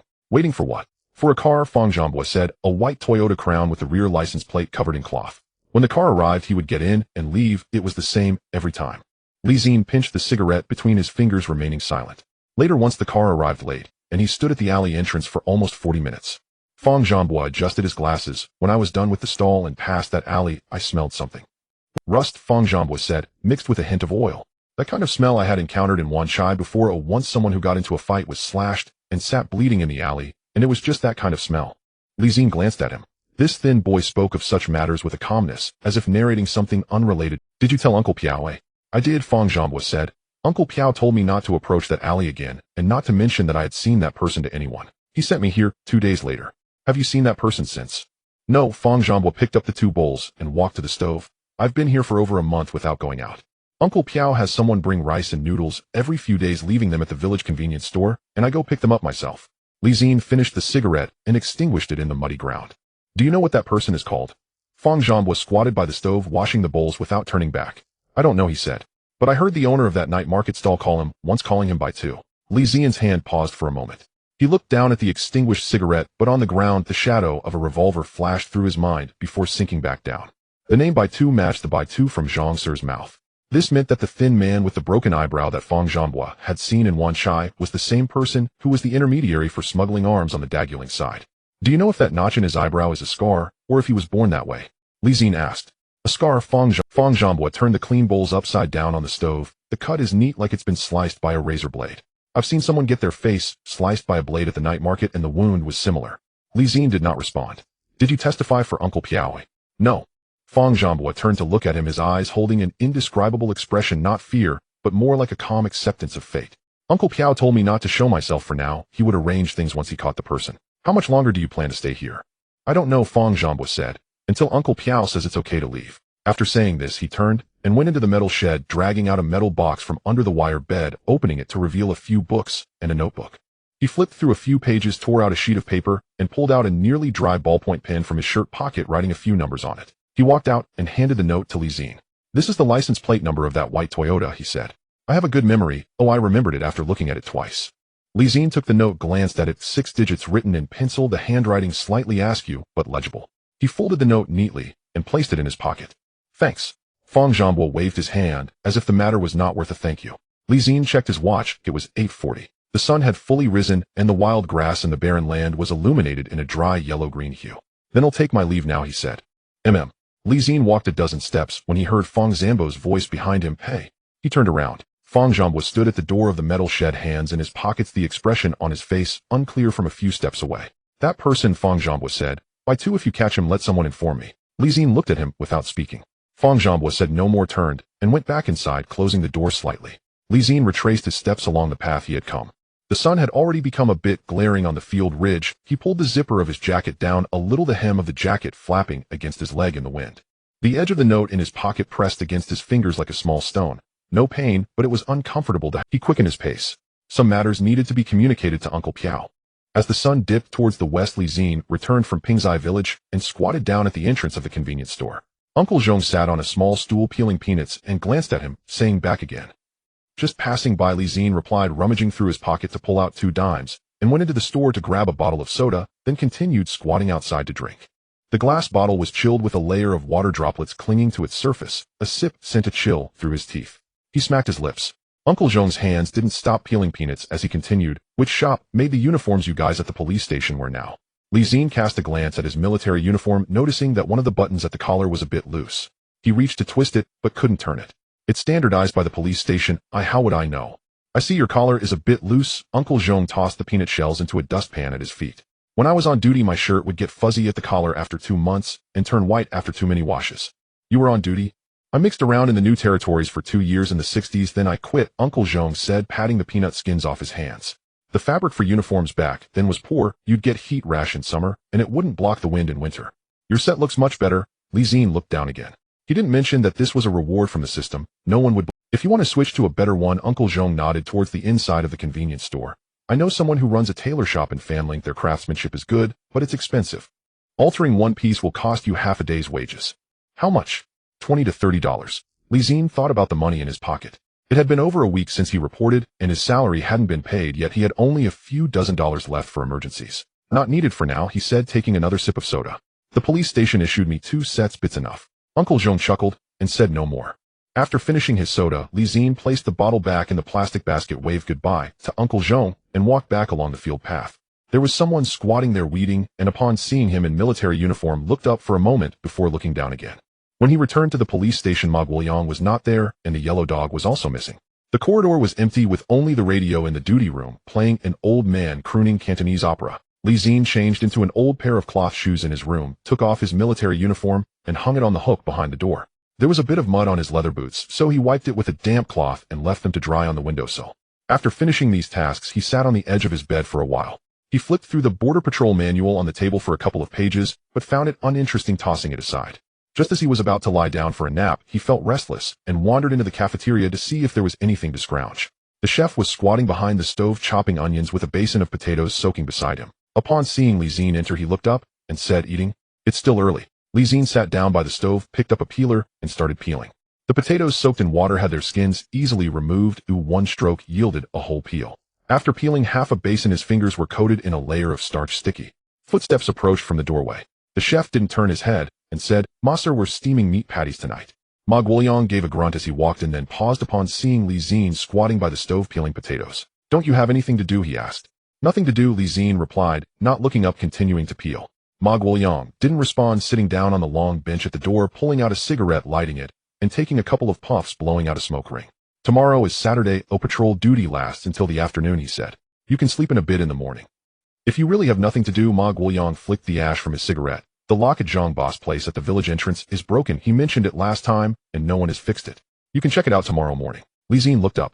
Ma Guoyang didn't look at him, turned with a cigarette in his mouth, and patted his pants. "Since you have nothing going on." Then he walked out. The next day, as dawn broke, Zi-Jie woke up.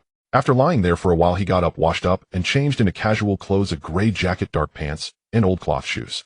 Before heading out, he rummaged through a drawer for a screwdriver and a pair of pliers, wrapped them in old newspaper, and stuffed them into his jacket pocket. Zhang Bo lived at the edge of Pingzai village in an old gray brick house with a loquat tree at the entrance. When Zi-Jie arrived, Zhang Bo was sitting in the courtyard drinking tea with a few chips off his enamel cup, white with blue edges. "Zhang Bo," he called from the entrance of the courtyard. Zhang Bo looked up, squinting at him for a while. "Oh, the young fellow from the police station. Master sent you here, right? He said your door lock was broken, so I came to take a look."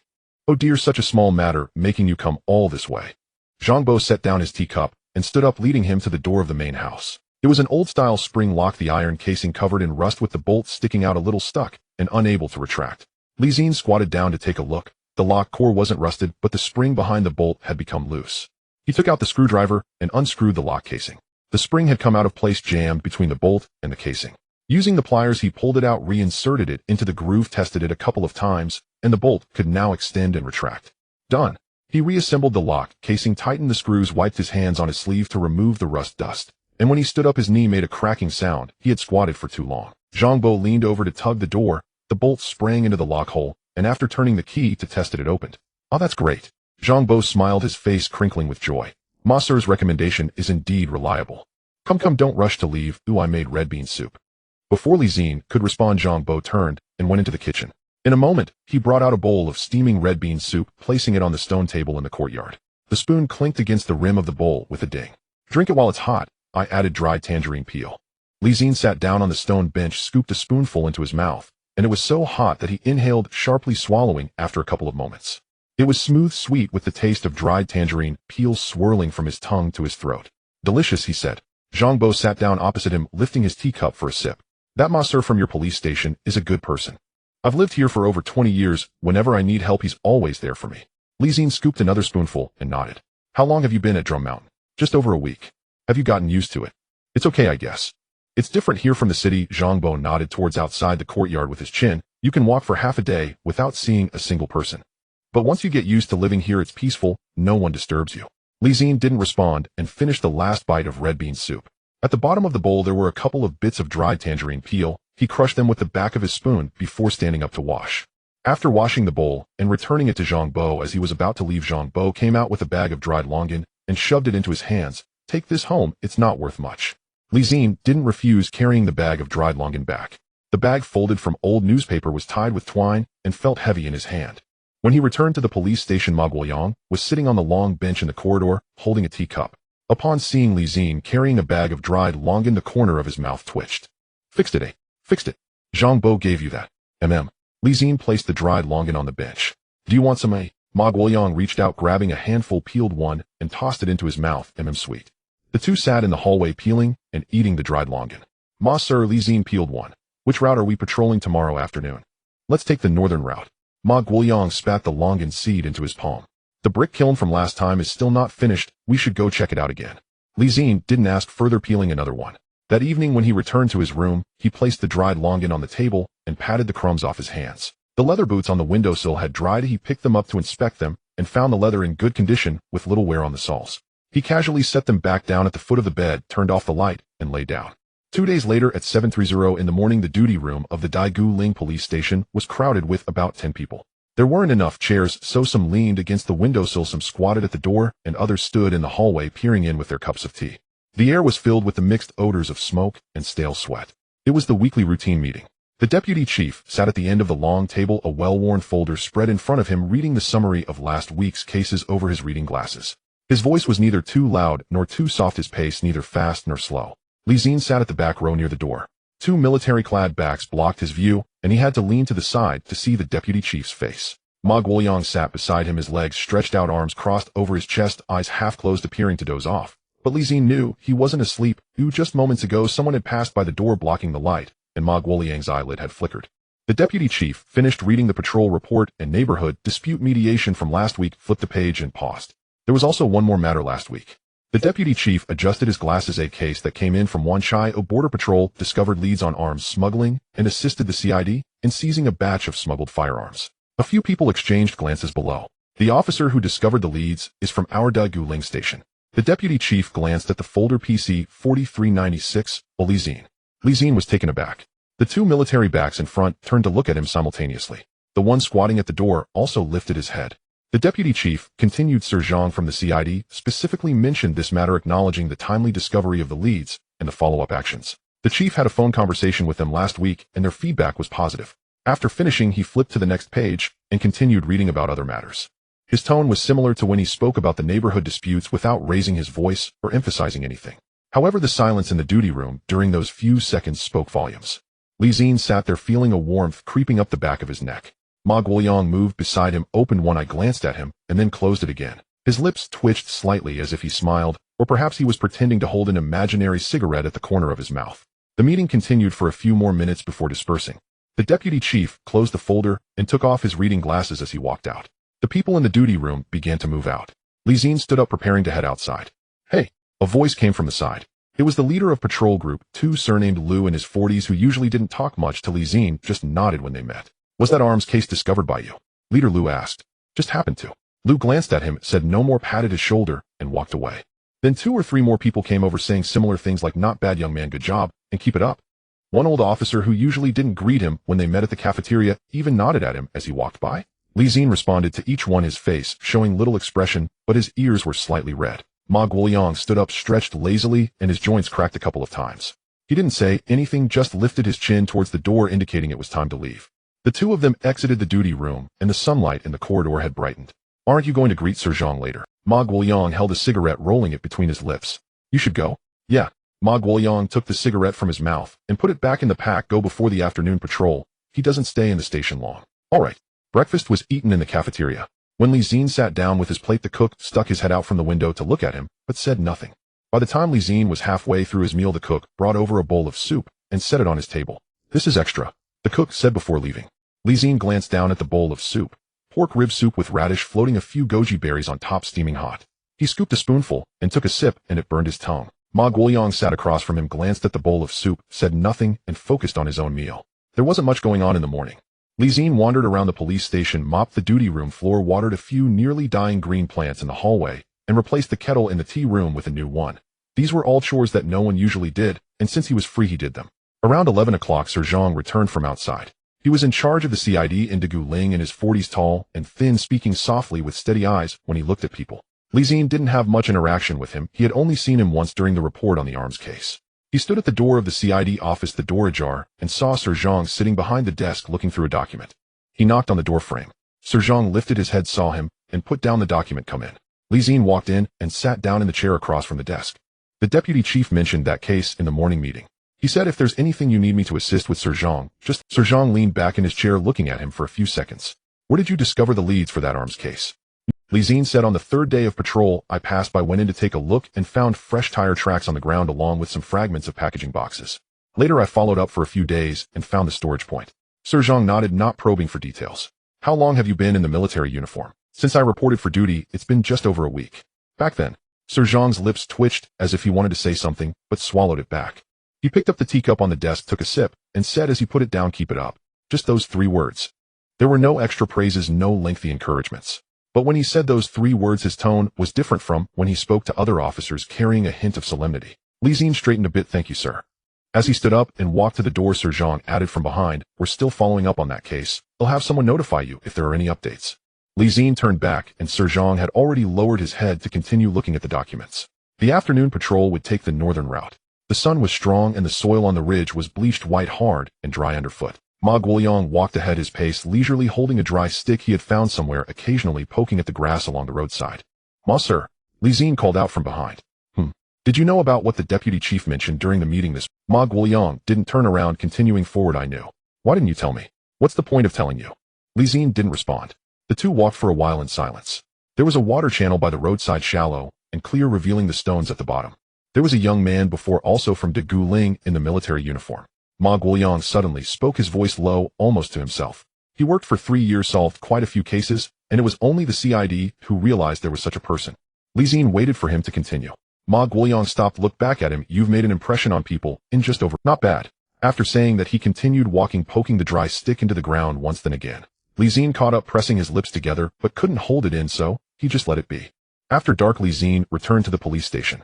The corridor was almost empty and the lights in the duty room were on. He washed his face at the tap at the end of the hallway. The cold water washed away the sweat and dust of the afternoon. Back in his room, he took off his uniform and hung it on the hook behind the door. He took off his boots and placed them at the foot of the bed, the soles covered in dried mud, which he scraped off with a shoe brush, the chunks falling to the ground, turning to dust. He sat down, leaning against the headboard, picked up the Border Patrol manual from the windowsill, and flipped through a couple of pages. Outside, the sounds of insects mixed with frogs echoed back and forth. He closed the manual, placed it back on the windowsill, and pulled the light cord.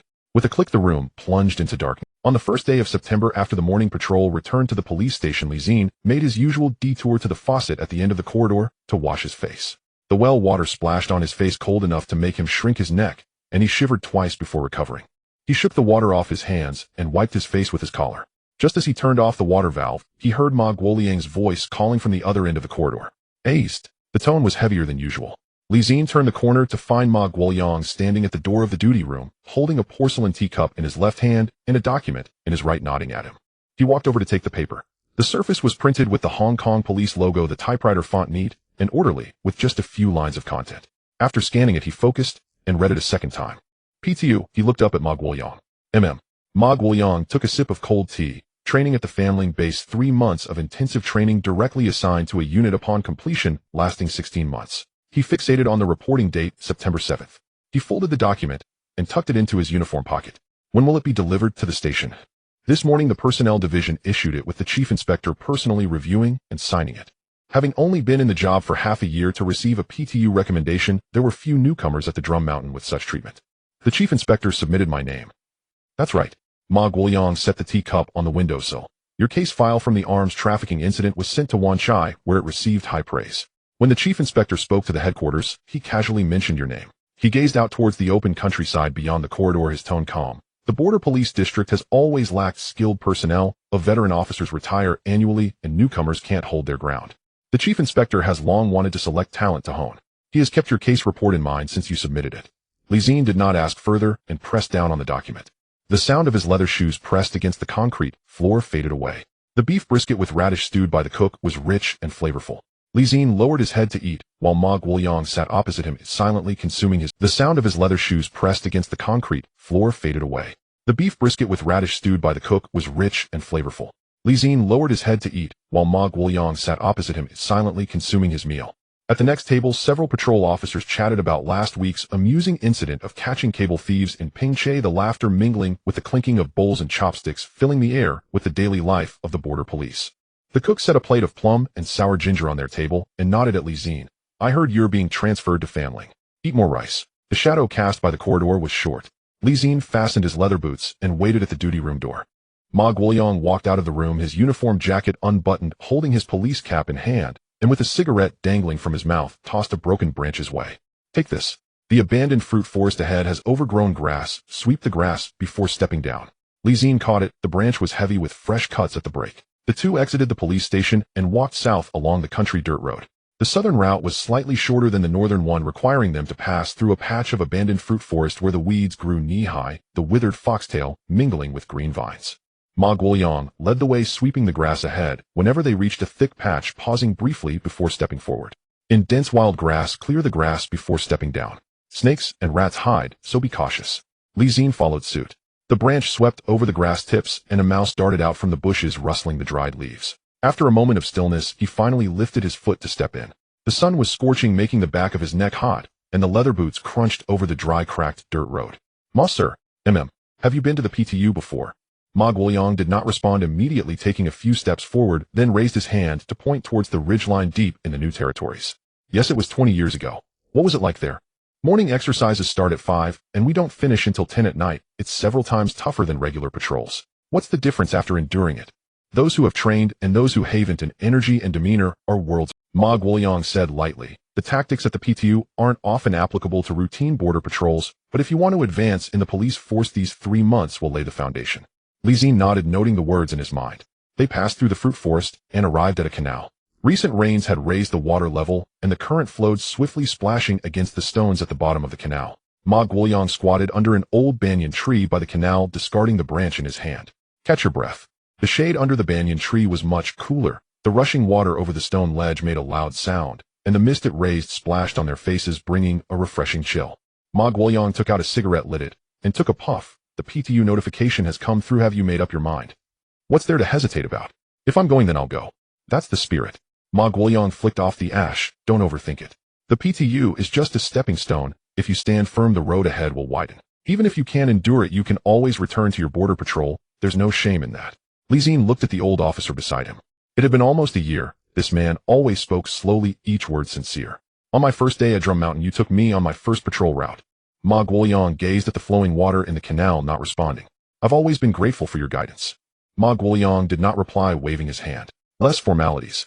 I've guarded the border for 20 years and countless newcomers have come and gone, but you're the only one I feel can go far. After saying this, he stood up, crushed the cigarette, but on the ground, and picked it up to put back in the cigarette box. Let's go finish up the patrol and return to the station. Zi-Jie followed suit.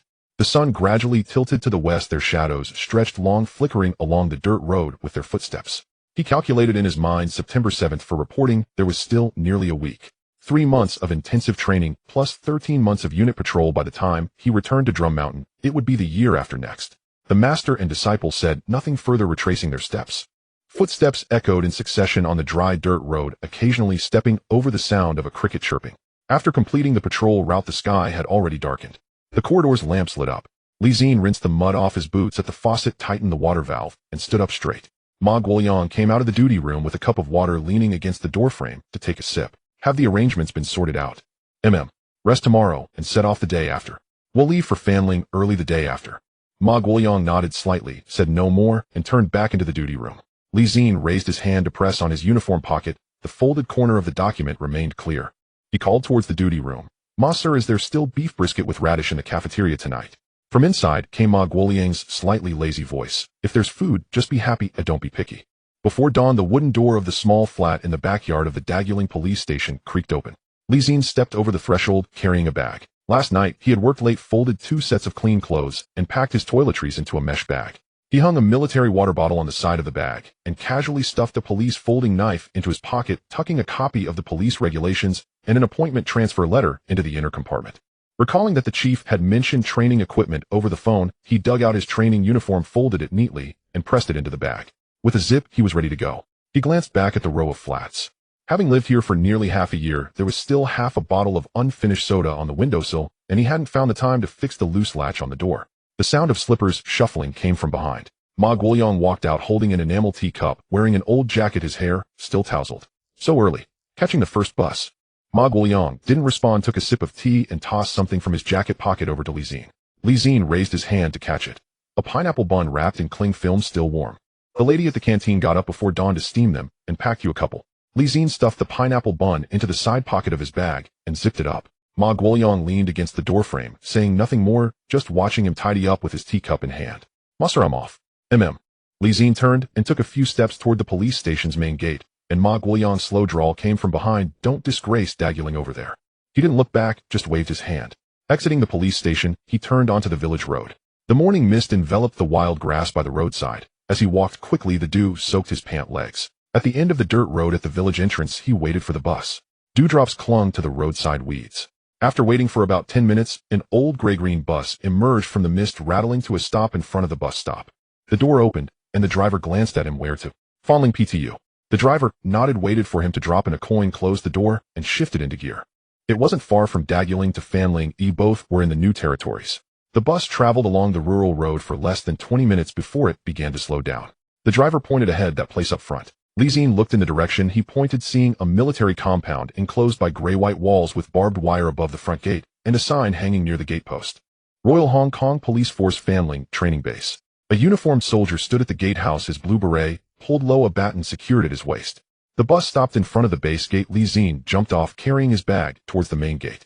The guard scrutinized him for a moment, scanning over his luggage bag, and asked, reporting in. Yes, on rotation training. Go in and take the first building on the right, reporting room. Zi-Jie nodded and stepped. The compound was much more spacious than outside. A concrete avenue led deep into the area with 3-story gray-white barracks on either side, rows of windows facing each other. In the distance, a cement playground was marked with white lines, and a few people in blue training uniforms were lining up there. Zi-Jie found the reporting room. The door was half open, revealing a desk inside where a police chief in a white uniform shirt sat, in his 40s, with a round face and black-rimmed glasses. The desk was scattered with several stacks of documents next to an old thermos. He knocked on the doorframe. The chief looked up, his gaze pausing briefly on Zi-Jie's face before landing on the bag in his hand. Reporting in. Daguling Police Station, Zi-Jie. The chief opened a drawer, rummaged through it, and pulled out a form, pushing it over. Fill this out. The form was simple, with fields for name, police number, original station start, and end dates of the rotation, and emergency contact. Zi-Jie leaned against the desk, filled it out, and handed it back. The chief glanced at it, then took out a brown paper envelope from the drawer, numbered dormitory assignment training materials. Dormitory B, Zone 206, a large room. There are available beds. Find your own spot. Thank you, sir. Zi-Jie took the envelope and turned around. The chief didn't call him back. The entire reporting procedure took less than 15 minutes. He exited the reporting room, opening the envelope as he walked. Inside was a dormitory allocation card, a thin PTU training manual, and a fabric badge with a number written on it. Zone B was diagonally across from the playground, a 2-story long barack with white painted walls of fluorescent light hanging from the eaves, casting a bright, harsh light even during the day. He pushed the door open, and on either side of the corridor were open doors revealing rows of iron-frame beds. He found room 206. The door was wide open. Inside was a large common area with 2 rows of iron-frame beds against the wall, with a total of 8 beds. The beds near the window were already made up with bedding, and some had clothes and backpacks thrown on them, indicating that a few people had stayed there. The lower bunk near the door was empty, with just a thin mattress on the iron frame. As Zi-Jie placed his bag on that bed and stood up straight, footsteps were heard at the door. Someone barged in, mumbling something. As the person entered, they met eye to eye. The other person was taken aback for a second. I dropped. The voice was loud. Zi-Jie was also stunned for a moment. It was Chun Jejun, a fellow student from the police academy. Chun Jejun looked bigger than when they were in police academy, his facial features sharper than before. He had a short haircut and was wearing a faded dark blue t-shirt, sleeves rolled up to his shoulders, revealing a tanned arm. What are you doing here? Zi-Jie looked him up and down. Chun Jejun grinned, showing his white teeth. PTU man. Did you think you were the only one transferred?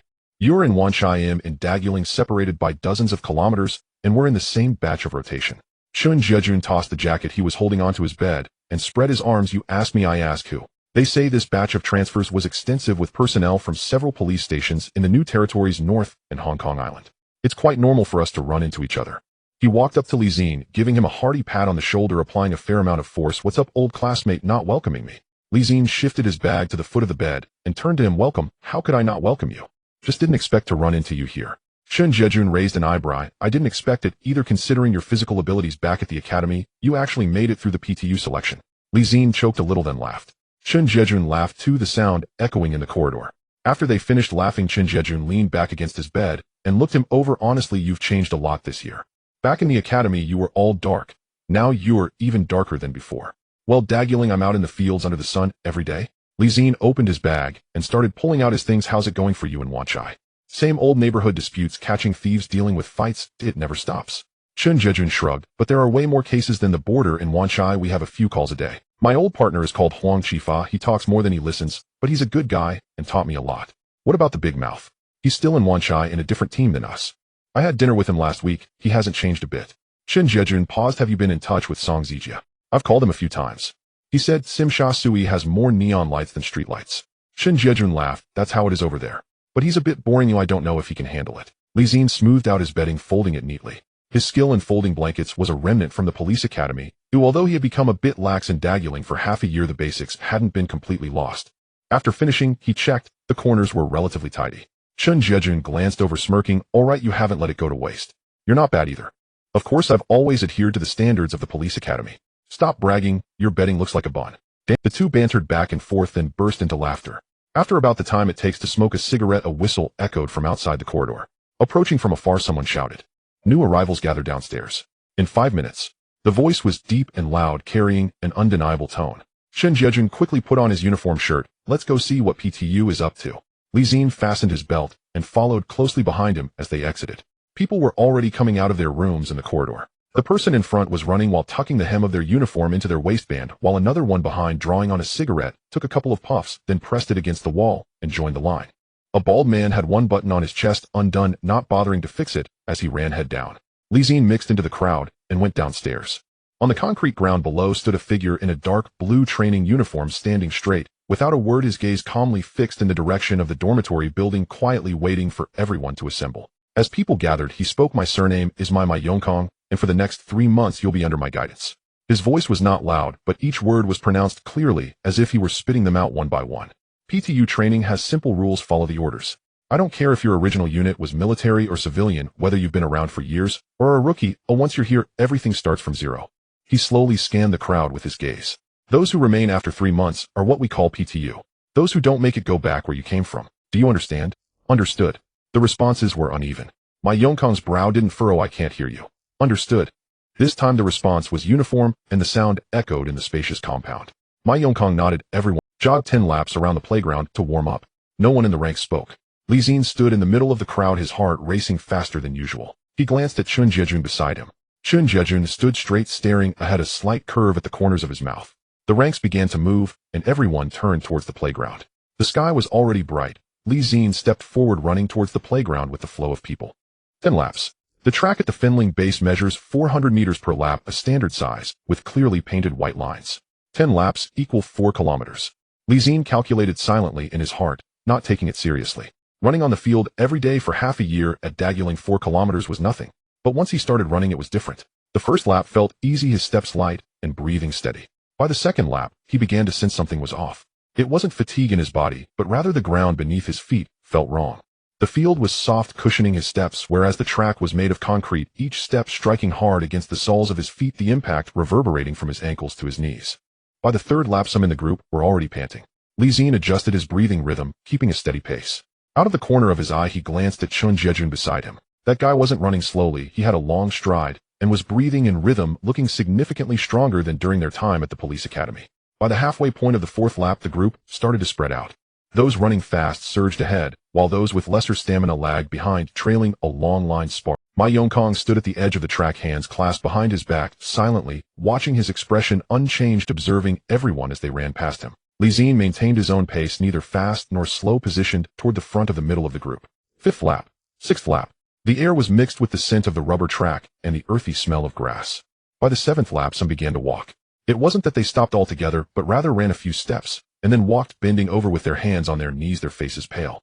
Ma Yongkong didn't shout to stop, or urge them on, just watched. Those few people continued to alternate between walking and running, still pushing forward.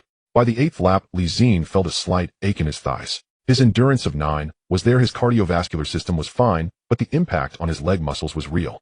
The concrete surface was harsher than the dirt path, each step jarring his knees and ankles. 9th lap. He heard footsteps behind him, close and steady with a calm rhythm of breathing. He turned to glance back. A boy with a buzz cut, not very tall, with a dark complexion, his lips pressed together, had a small stride, but a fast pace, landing firmly with each step. Noticing him looking, the buzz-cut boy glanced back as well, but did not speak. 10th lap. In the last half lap, Zi-Jie slightly increased his speed. It wasn't because he wanted to take first place, he just wanted to test how fast he could go. The force from his feet against the ground surged up, his breathing quickened, the wind whipped past his ears, carrying the smell of sweat and the dust from the track. Crossing the finish line, his chest heaved, and all he could hear was his own heavy breathing. After finishing 10 laps, he rested in place for 5 minutes. The track was littered with people sprawled out in various positions. Some simply sat down on the edge of the track, their heads buried between their knees, gasping for breath. Nearby, someone stood with their hands on their knees, sweat dripping down their face, forming a dark spot on the concrete. 2 others lay flat on the ground, their chests rising and falling like bellows. Zi-Jie walked to the edge of the track, bent over, hands on his knees, catching his breath. Sweat dripped from his chin, splattering on the ground. The buzz-cut boy walked over to him, silent, wiping the sweat from his face with his sleeve. Zi-Jie approached from behind, his breathing steady, but his face was sweaty with a large wet patch on his t-shirt. "You idiot." Zi-Jie patted Zi-Jie on the back. "Did you sprint at the end?" "Just testing your pace." The buzz-cut boy's lips moved slightly, not laughing out loud, but he no longer seemed as tense as... At that moment, Ma Yongkong blew his whistle. "Get up. Form a line." Those on the ground struggled to rise. Some still had wobbly legs, their knees shaking as they straightened. The line was reformed. Ma Yongkong stood in front, scanning each person's face. 10 laps for warm-up complete. But don't think PTU is just about running. This is just the beginning. He paused. In the next 3 months, we will gather at the track every day at 5:45 in the morning. 1 second late, run 3 more laps. If the line is not straight, run 3 more laps. If the movements are slow, run 3 more laps. Did you all hear that? Loud and clear. I can't hear you. Loud and clear. Ma Yongkong nodded. Now follow me to the equipment room to collect your gear. A row of low buildings lined the edge of the track. Upon opening the door to the equipment room, a wave of rubber and new canvas aroma hit him. On the wall shelves were neatly arranged blue training uniforms, riot helmets, knee pads, elbow pads, riot shields, and batons. Several boxes of new rubber boots were piled on the floor, and red and white training vests were stacked in piles. A police chief in a white shirt sat behind a desk at the door, a ledger spread out before him, holding a ballpoint pen. Seeing people arrive, he raised his chin. "One at a time, report your names." The line moved past the desk. Those reporting their names stepped forward to sign and collect their gear. 2 sets of deep blue training uniforms, 2 pairs of thick cotton socks, 1 pair of black training rubber boots, 1 red and white training vest, 1 pair of black tapered pants, and 1 blue beret. Zi-Jie carried a stack of clothes to the corner, opened it up to inspect. The training uniform's fabric was coarser than military uniforms, a cotton polyester blend, thick to the touch with tightened cuffs and pant hems. The soles of the rubber boots had deep grooves anti-slip and were noticeably lighter than military boots when lifted. He turned the beret in his hand. Blue with a black edging along the brim, and a small badge pinned on the front, the PTU emblem, a hexagonal badge. Zi-Jie was next to him, putting on his training uniform halfway through, when his head got stuck in the collar, muffledly saying, "Hey, help me pull this." Zi-Jie reached out to help him tug the collar.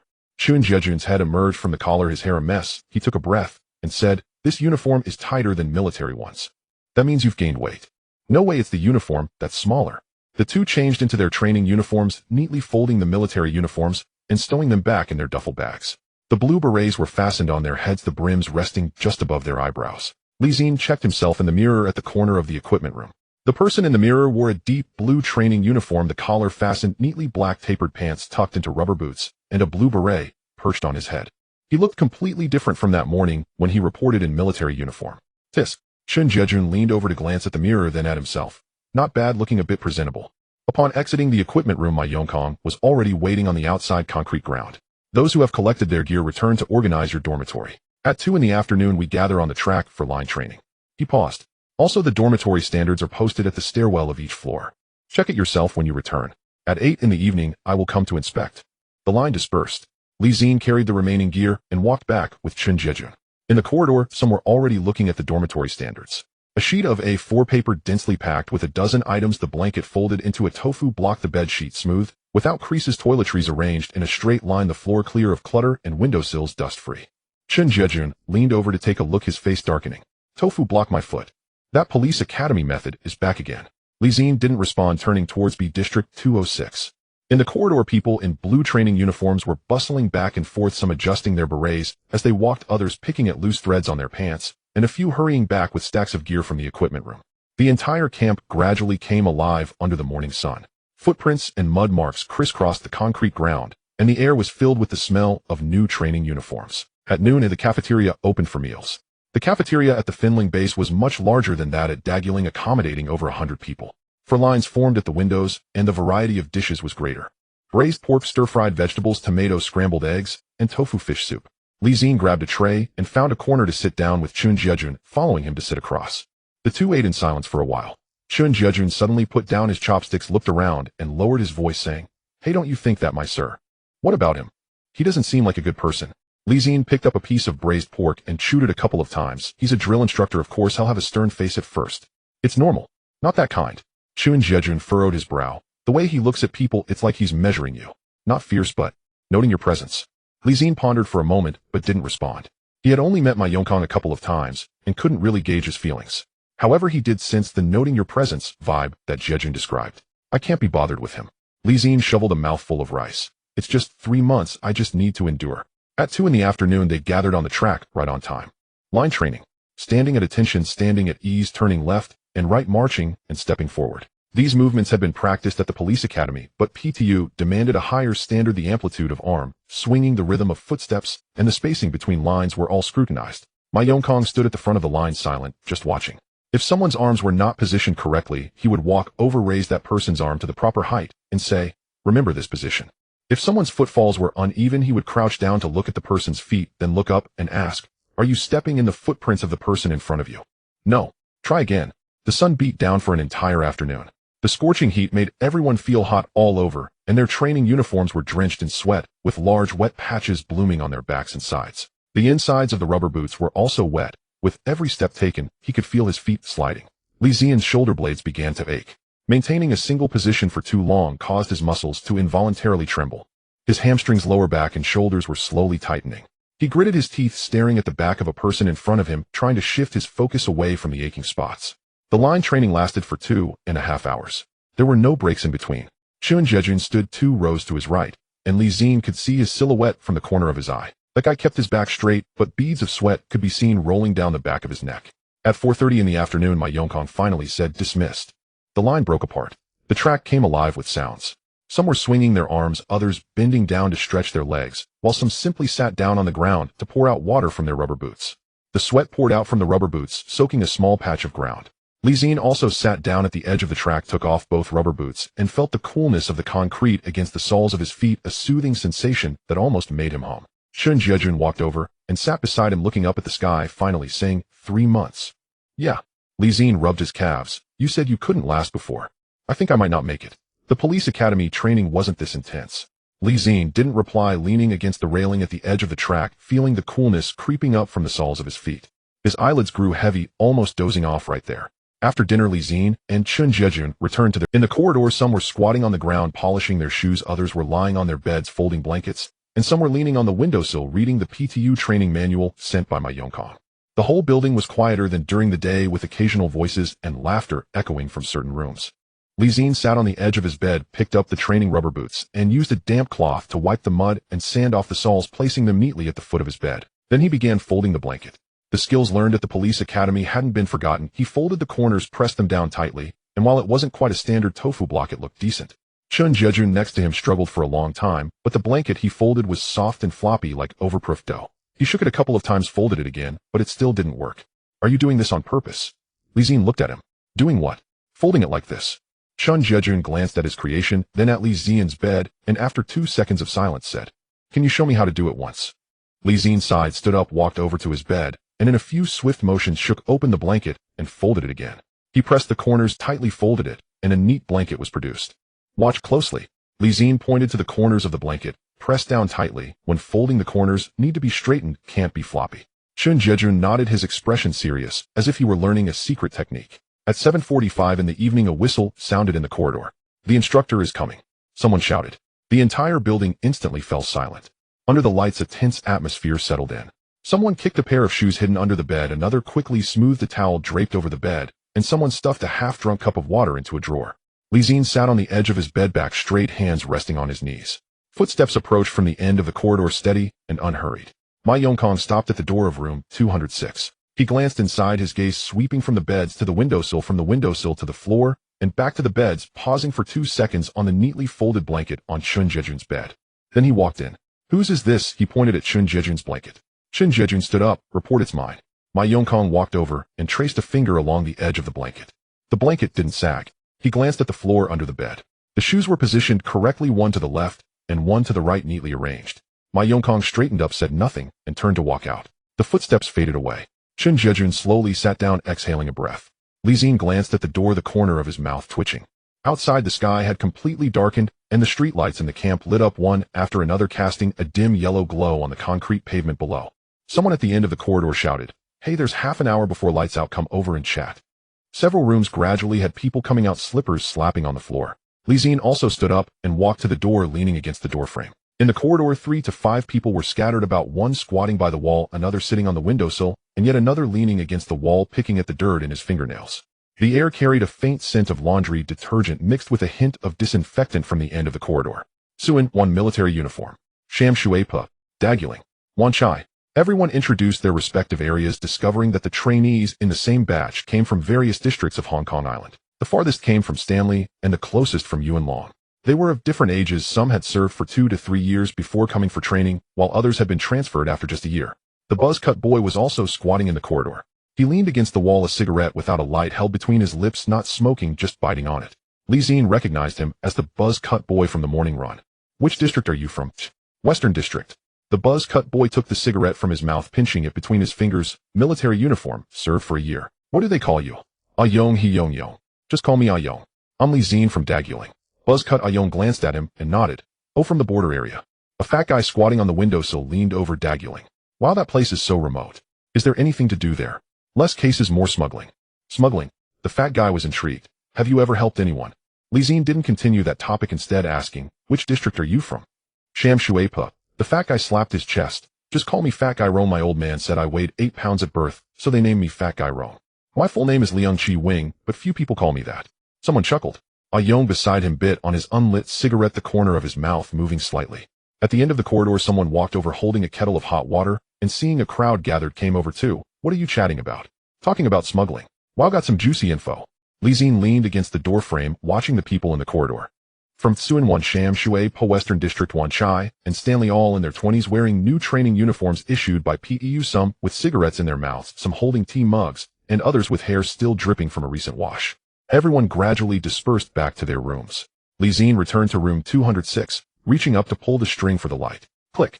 The room went dark. In the darkness, Zi-Jie's voice came from the opposite bed. Hey. You were really fast at the end of those 10 laps today.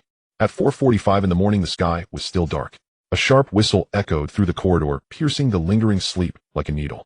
When Zi-Jie opened his eyes, the fluorescent lights on the ceiling had just flickered to life, the bright light, making his eyes feel dry and gritty. He turned over, his feet touching the cool floor, a chill creeping up from the soles. Last night, he had neatly folded his training uniform and placed it on the bench at the foot of his bed within reach to put it on. Across from him, Zi-Jie was still curled up in his blanket, only the back of his head visible. Hey. No response. Zi-Jie. The blanket stirred slightly, and a muffled voice came from within.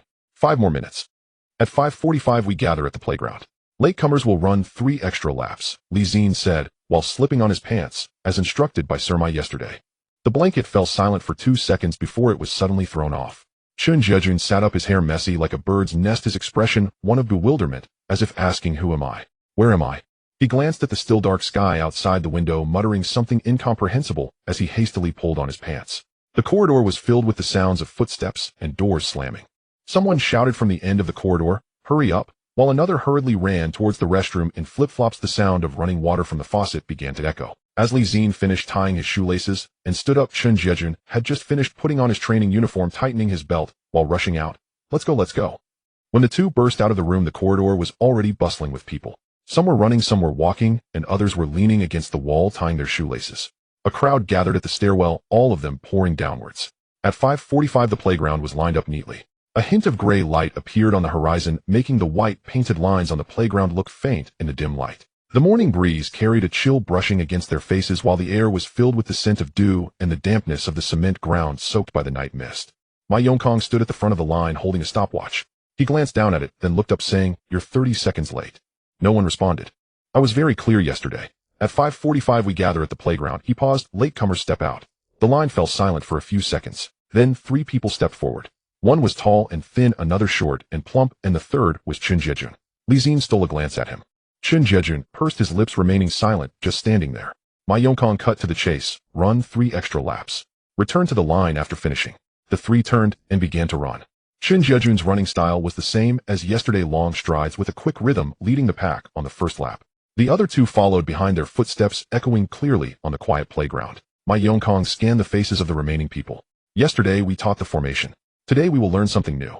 He clapped his hands, and a sergeant pushed a cart overstacked with riot shields and batons. The most common task for the PTU. Riot formation. Ma Yongkong walked up to the cart and picked up a shield. The gray semi-transparent polycarbonate shield was about 1.2 meters tall with the letters PTU printed in white on the front, the edges wrapped in a black rubber lining. He slid his arm through the straps on the inside of the shield, gripping the handle tightly, lifting it up. "This is how you hold the shield: where to stand, how to move, how to block, how to push." He paused. "You might have learned some basics at the police academy, but the standards for the PTU are different." He slammed the shield against the ground, producing a dull thud. "In the PTU, the shield is half your life. If you don't hold it stable, or if you stand in the wrong position, the formation will collapse. Once the formation collapses, everyone behind you will be exposed." His tone remained steady as he spoke, but everyone could sense the weight of his words. "Grab your shields, Ma Yongkong." The line moved forward, each person taking a shield and a baton. The shield was heavier than Zi-Jie had imagined. It wasn't particularly heavy, but as he raised it, he could immediately feel the weight in his forearms, around 5 or 6 kilograms. Not excessive, but holding it for long periods was another matter. He tried to move his arm a bit to get accustomed to the center of gravity. The inner straps of the shield were adjustable. He tightened them a bit, bringing the shield closer to his arm. 2 rows in a horizontal line, Ma Yongkong shouted. "Front row with shields, back row with batons. Front row hold the shield at chest height, overlapping the edges by half." Zi-Jie stood in the front row. When he raised his shield, the people beside him did the same. The edges of the shields touched, creating a faint plastic clink. A row of gray shields formed a translucent wall in front of them. People in the back row hold the batons vertically, right hand on top, left hand below. The sound of batons being gripped tightly came from behind. Ma Yongkong walked around to the side of the line, glancing at their formation. 2 scattered. He walked to the center, reaching out to push the shields on either side inward. The gap should be 1 fist wide, not wider. The smaller the gap between the shields, the better. He returned to the front. "Now listen to my command.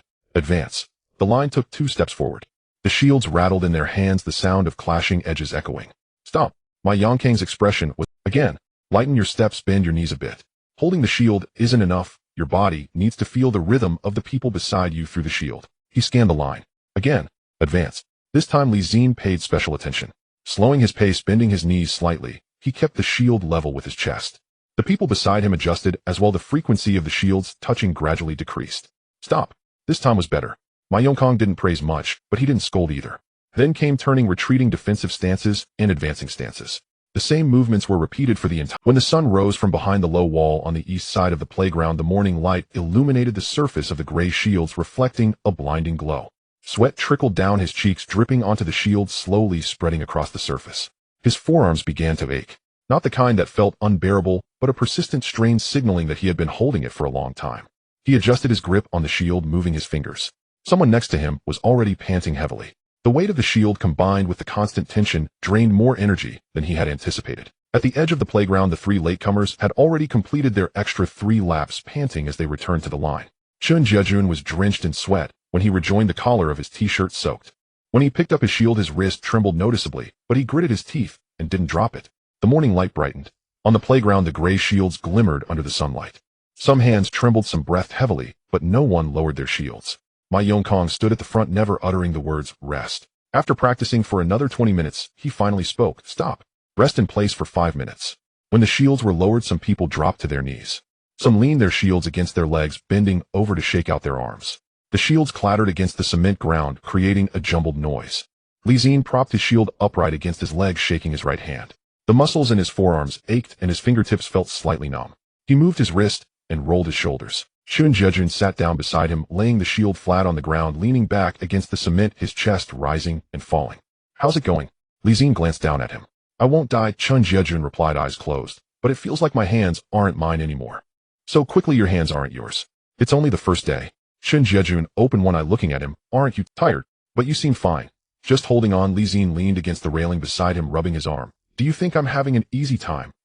Zi-Jie lay on the ground silent for a few seconds before suddenly laughing. Back in police academy, you were gasping for breath after running 3 kilometers. Yeah. Now, did you take the wrong medicine? Zi-Jie couldn't help but chuckle. Running along the fields at de Guling every day, running for half a year, you would have made it too. Zi-Jie scoffed, falling silent again. The 5-minute break passed quickly. My Yongkong blew his whistle, and everyone stood up, taking their shields again. Someone's knee creaked as they stood up, while someone else discreetly moved their wrist. In the morning we practiced with shields. In the afternoon we trained for endurance. My Yongkang's gaze swept across everyone's faces. At 2 o'clock this afternoon, gather at the playground. Be on time. After saying this, he turned and left. After the line dispersed, Zi-Jie carried his shield towards the equipment room.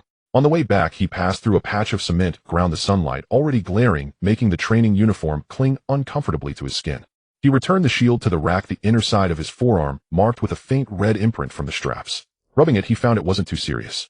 Zi-Jie approached, placing his shield on the rack, leaning against the wall as he opened his water bottle and took a gulp, speaking afterward. This afternoon, there's still endurance training. Who knows what he'll think of to torture us next? When soldiers come, we block. When water comes, we cover. Zi-Jie loosened the straps, letting blood flow back. There's no use in being afraid. In the cafeteria, there were already people lining up. Zi-Jie and Zi-Jie found a spot by the window to sit down with their trays. Today's offerings were stir-fried beef, rice noodles, boiled vegetables, and a bowl of winter melon soup. Zi-Jie ate quietly, pushing around the beef noodles with his chopsticks, when he suddenly heard someone at the next table talking. I heard someone from the last batch of training was made to throw up by Sir Mai. Throw up? That's exaggerated. Really, they ran 10 kilometers with obstacles, and then practiced with shields, couldn't hold it in, and threw up. Wow. 3 months.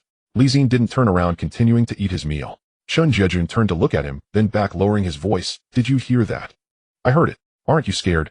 What good is being scared? Zi-Jie picked up a piece of vegetable with his chopsticks. I have to practice anyway. Zi-Jie thought for a moment, feeling the same, and continued to eat his rice. After lunch, when they returned to the dormitory, a few people were squatting against the wall smoking. A Young was there too, as usual, with an unlit cigarette in his mouth, staring blankly.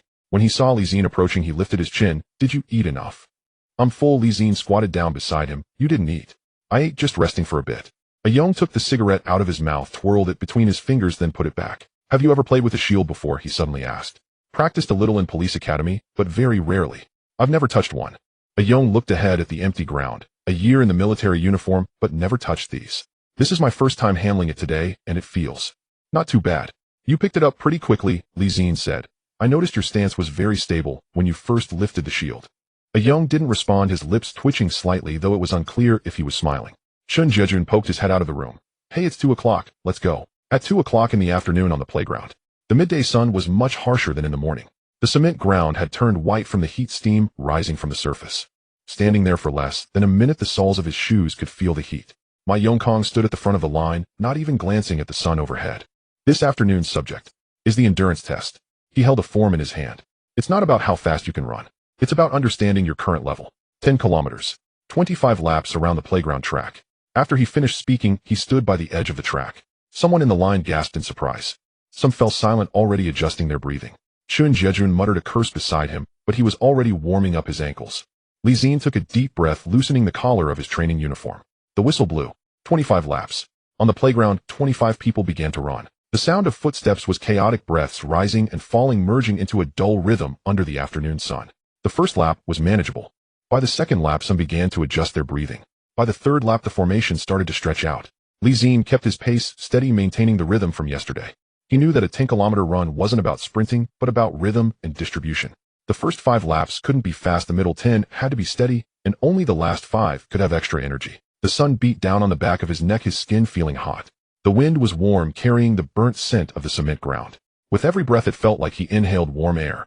By the 5th lap, his breathing began to deepen rhythmically. By the 7th lap, he started feeling it in his thighs. By the 10th lap, sweat had soaked through his training uniform, trickling down his back, creating a dark ring of sweat around his waist. He glanced around. Some had already fallen behind by half a lap, others were bent over on the track, gasping with shoulders shaking. Ma Yongkong stood by the edge of the track, stopwatch in hand, expressionless. By the 12th lap, Zi's steps began to feel heavy. The muscles in the front of his thighs ached with each push-up. He adjusted his breathing, trying to maintain the amplitude of his arm swings. The rhythm couldn't break. If the rhythm broke, the remaining 13 laps would be even harder. He heard footsteps beside him. Turning his head slightly, he saw a Yong catching up from behind, his stride quick, steps light, and his breathing relatively steady. The two ran side by side for a few steps, neither saying a word, just running their own pace. The 14th lap. The 15th lap. Someone bent over at the edge of the track, gagging. Ma Yongkong walked over to take a look, and that person waved their hand signaling they were fine, then stood up to continue running. By the 18th lap, Zi-Jie felt a slight ache in the inner side of his left knee. He slightly adjusted the angle of his footfall, dispersing the impact across his entire foot. Endurance 9 could hold up the heart and lungs, but the fatigue in his joints was very real. 20 laps. 21. The gaps on the track widened. The ones in front had already pulled ahead by nearly a full lap. Those falling behind had started walking. By the 23rd lap, Zi's vision became a bit blurry, unsure if it was sweat or the light. He blinked hard, refocusing his gaze on the track ahead. By the 24th lap, the last 2 laps, his speed hadn't noticeably increased, but it hadn't decreased either. He maintained the same rhythm, pushing forward step by step. By the 25th lap, as he crossed the finish line, he bent over, resting his hands on his knees, gasping for air. His chest felt tight, every breath bringing a metallic tang to his throat. Sweat dripped from his forehead, landing on the cement and leaving a small dark mark. Some who finished ran directly to the ground. Others walked slowly around the track to let their breathing settle. Some sat on the ground, leaning against the iron railing of the playground, eyes closed, their breathing gradually slowing. Zi-Jie crossed the finish line a moment later, walking over to pat Zi on the back, not much strength behind it, but his palm was soaked with sweat. "You? How much more do you have left to give?" Zi-Jie said, panting. Zi had no strength to respond, merely giving a thumbs up while bent over. Zi squatted beside him again, giving him another pat. "All right, I know you're amazing." On the playground, Ma Yongkong was jotting something down on a form. After he finished writing, he looked up, scanning everyone's faces. "That's it for today? We'll continue tomorrow." Just like this morning. At 5:45. After saying that, he turned and walked away. Zi slowly straightened up his calves, feeling weak and still trembling slightly. He walked to the shaded area by the playground, leaned against the wall, took off his rubber boots, and placed his bare feet on the cool cement ground. Just like yesterday, the coolness seeped up from the soles, making him let out a long sigh of comfort. The air was filled with the scent of sweat and the burnt smell of the cement ground that had been sunbaked all day.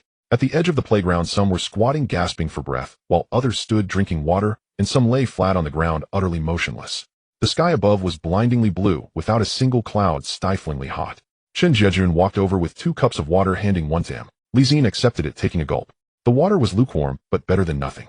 A Yong also walked over, squatting down by the wall, taking off his rubber boots, and pouring out the sweat inside. A small puddle formed on the ground. After pouring out the water, he looked up at Zi. "How many minutes did you take?" "I didn't time it," Zi replied. "Did you see Sir Mai's record?" A Yong shook his head. "I didn't check after I finished. But you ran pretty fast. You were quick too." A Yong didn't respond, continuing to put on his shoes. The evening breeze began to rise at the edge of the playground, cooling against the damp training uniform, the coolness seeping into his skin. Zi leaned against the wall, squinting his eyes at the sun beginning to tilt towards the west. In the distance, the mountain peaks became a dark silhouette under the sunlight. 3 months. This was only the first. Time passed swiftly, and before one knew it, 2 weeks had gone by. By mid-September, the training rhythm at the family base had already ingrained itself into everyone's bones.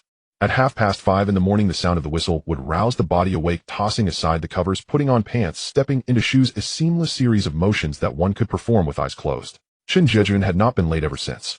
After being punished with 3 laps, he now neatly folded his uniform every night and placed it by his pillow, springing up at the sound of the whistle quicker than anyone else. One night, Zi woke up to see him still fiddling with his military boots, laces tying and untying, muttering to himself. "What are you doing?"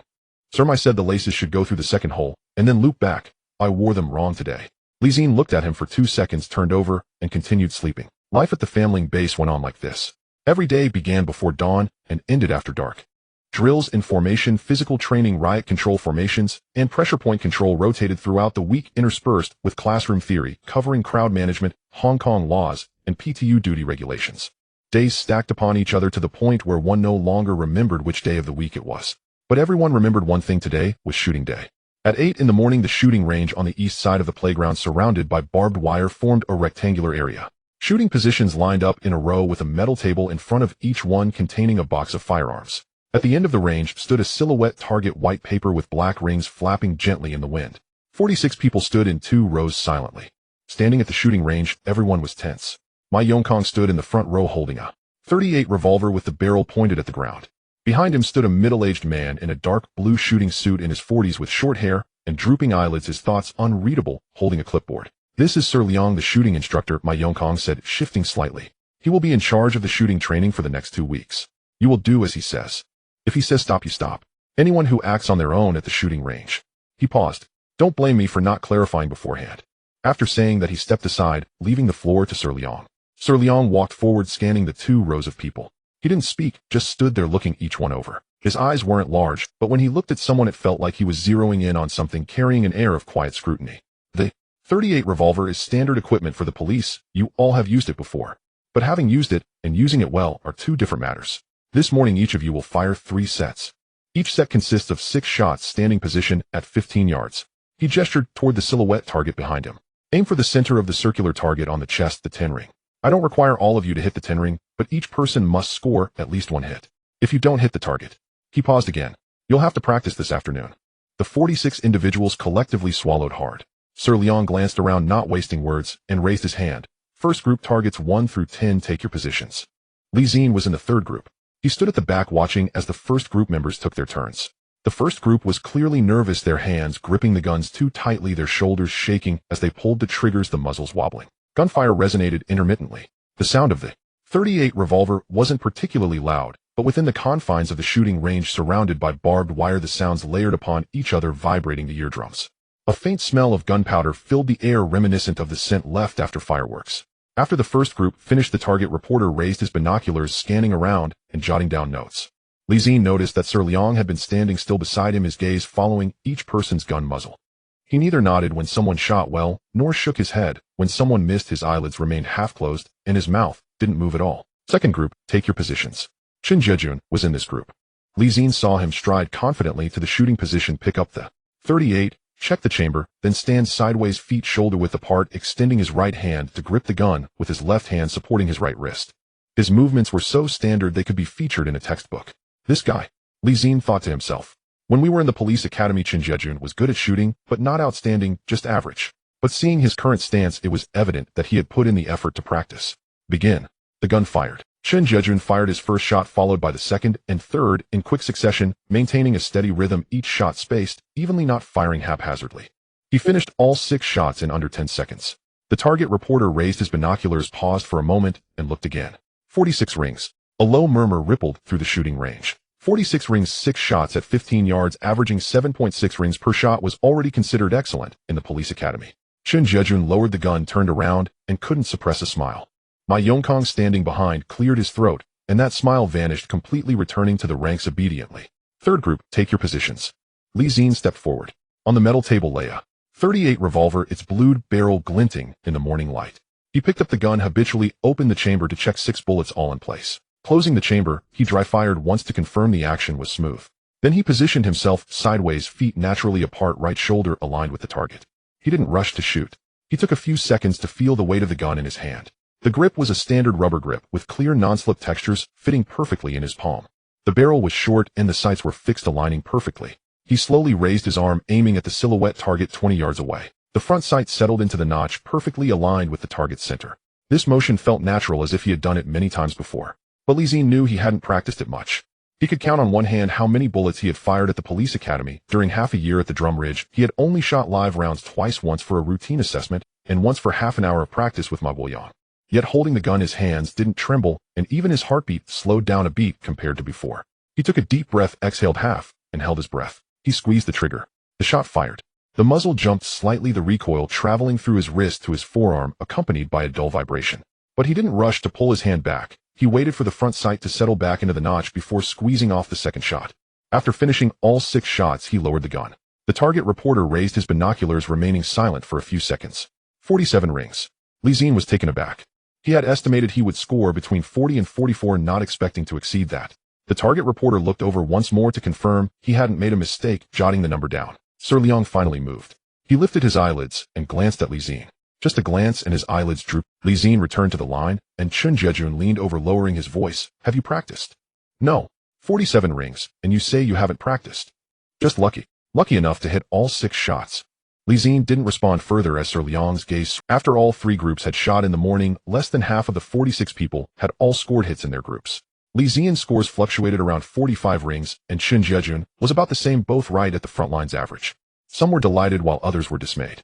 Those who hadn't hit the target would have to return for additional practice in the afternoon.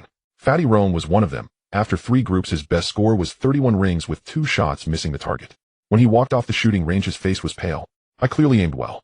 Fatty Rome squatted by the corridor staring blankly at his hands. I wasn't trembling. How did I miss? A Young glanced at him as he passed by, but said nothing, tossing a bottle of water over. Fatty Rome caught the water, unscrewed the cap, took a sip, and continued to stare at his hands, as if searching for where things had gone wrong. After lunch there was an hour and a half of rest. Li Xin didn't return to the dormitory. He sat on the steps by the playground disassembling and reassembling the 38's magazine repeatedly. The tactile sensation lingered. When he pulled the trigger in the morning, he felt a certain quality that he couldn't quite pinpoint. He had practiced at Drum Ridge and at the police academy, but never with such ease. After pondering for a long time, without clarity, he decided to stop thinking about it. At 2 in the afternoon, the shooting range underwent a change in setup.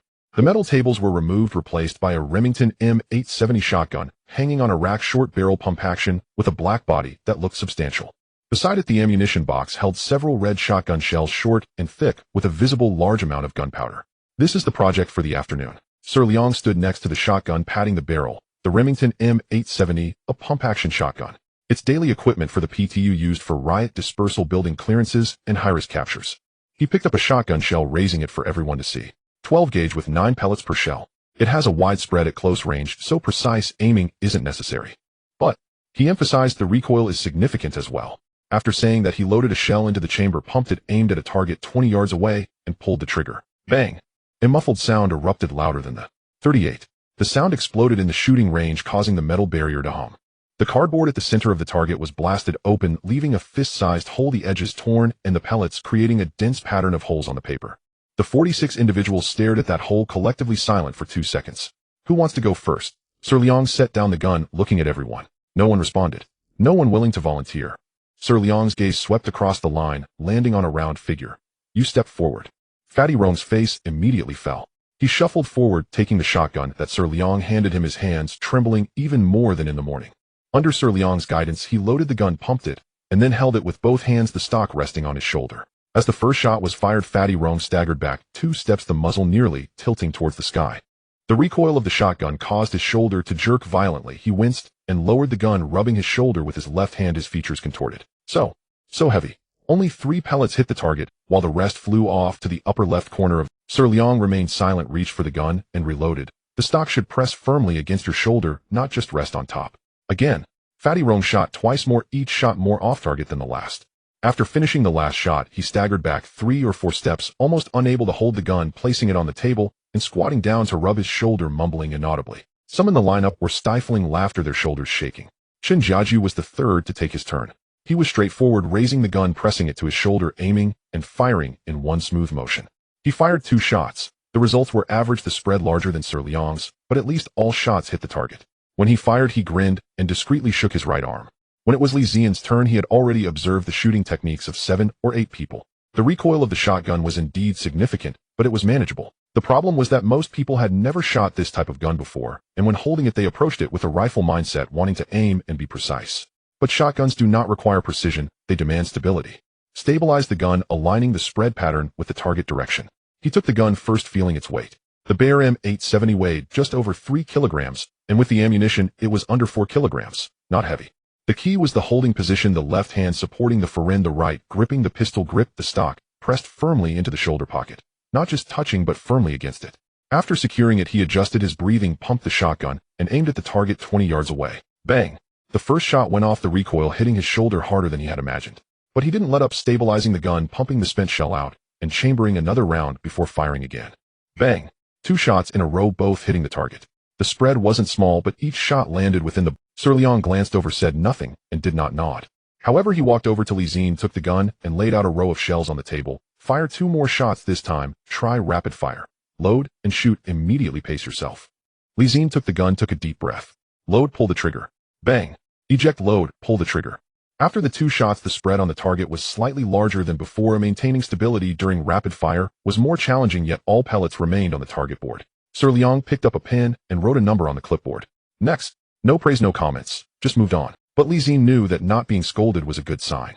In the latter half of the afternoon, they switched to the Sterling. Zi-Jie had only seen this gun in pictures at the police academy. It was the standard issue submachine gun for the British Army, 9mm in caliber, with a magazine inserted from the side, giving it a slightly awkward appearance. It felt considerably heavier than the .38 revolver, but lighter than the shotgun, fitting comfortably in his hands.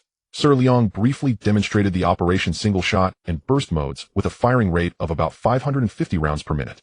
At 30 yards they practiced single shots. Zi-Jie raised the gun and fired a round. The sensation of shooting the submachine gun was completely different from the revolver.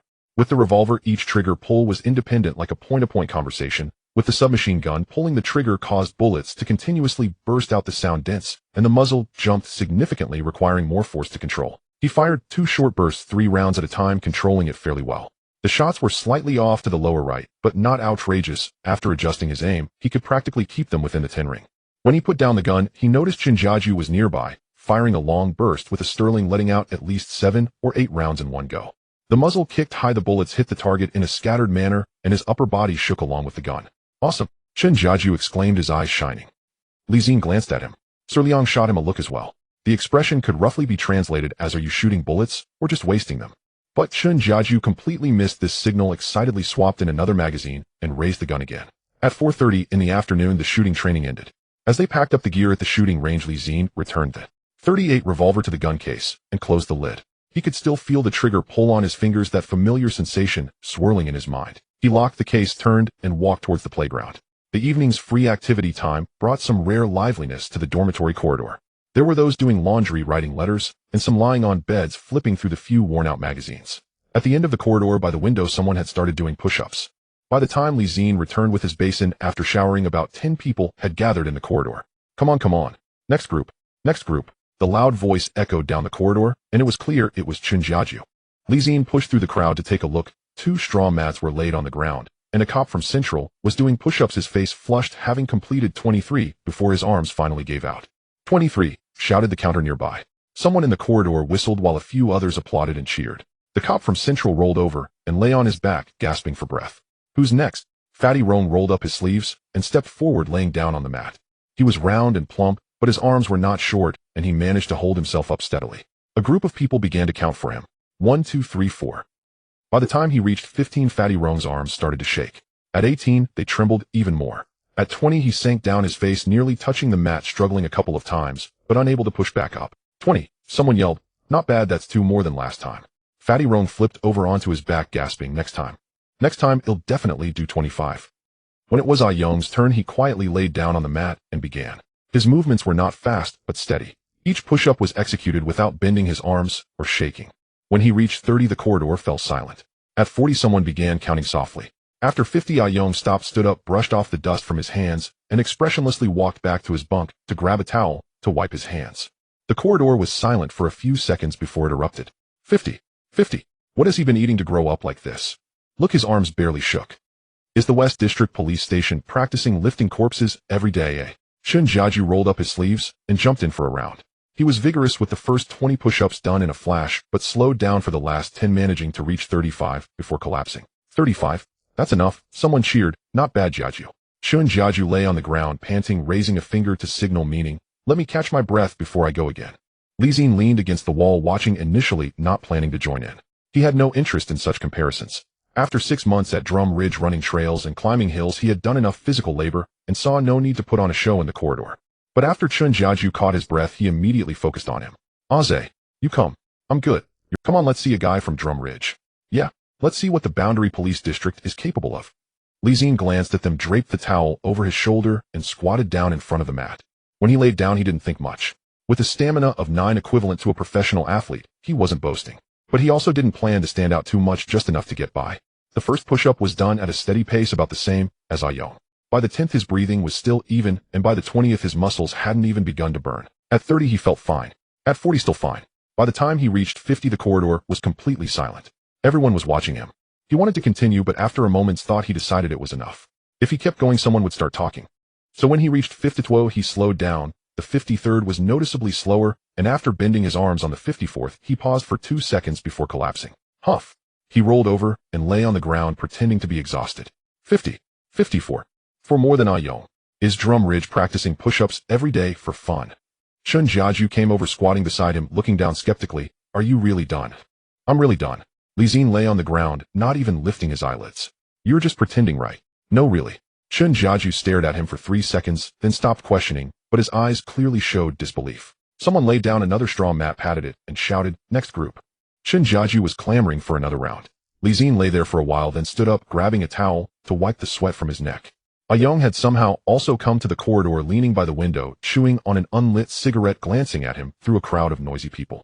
Their gazes collided briefly.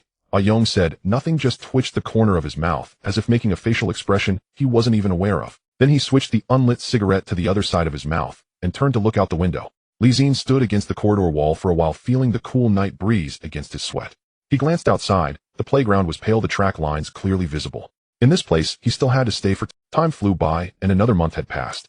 The training at the Finling base seemed to have been fast-forwarded. Just the day before they were firing submachine guns at the shooting range, and the next day, they were already donned in full riot gear, being pelted with stones in a simulated riot scenario.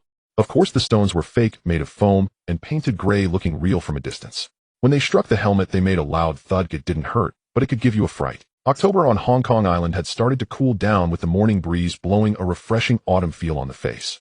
The trees by the playground began to shed their leaves, yellow and brown, carpeting the ground, making a rustling sound when stepped on during morning assembly. The training content gradually shifted from basic physical fitness to tactical subjects. Urban combat tactics, point control, crowd management theories. These lessons learned in the classroom began to be honed repeatedly in practical exercises.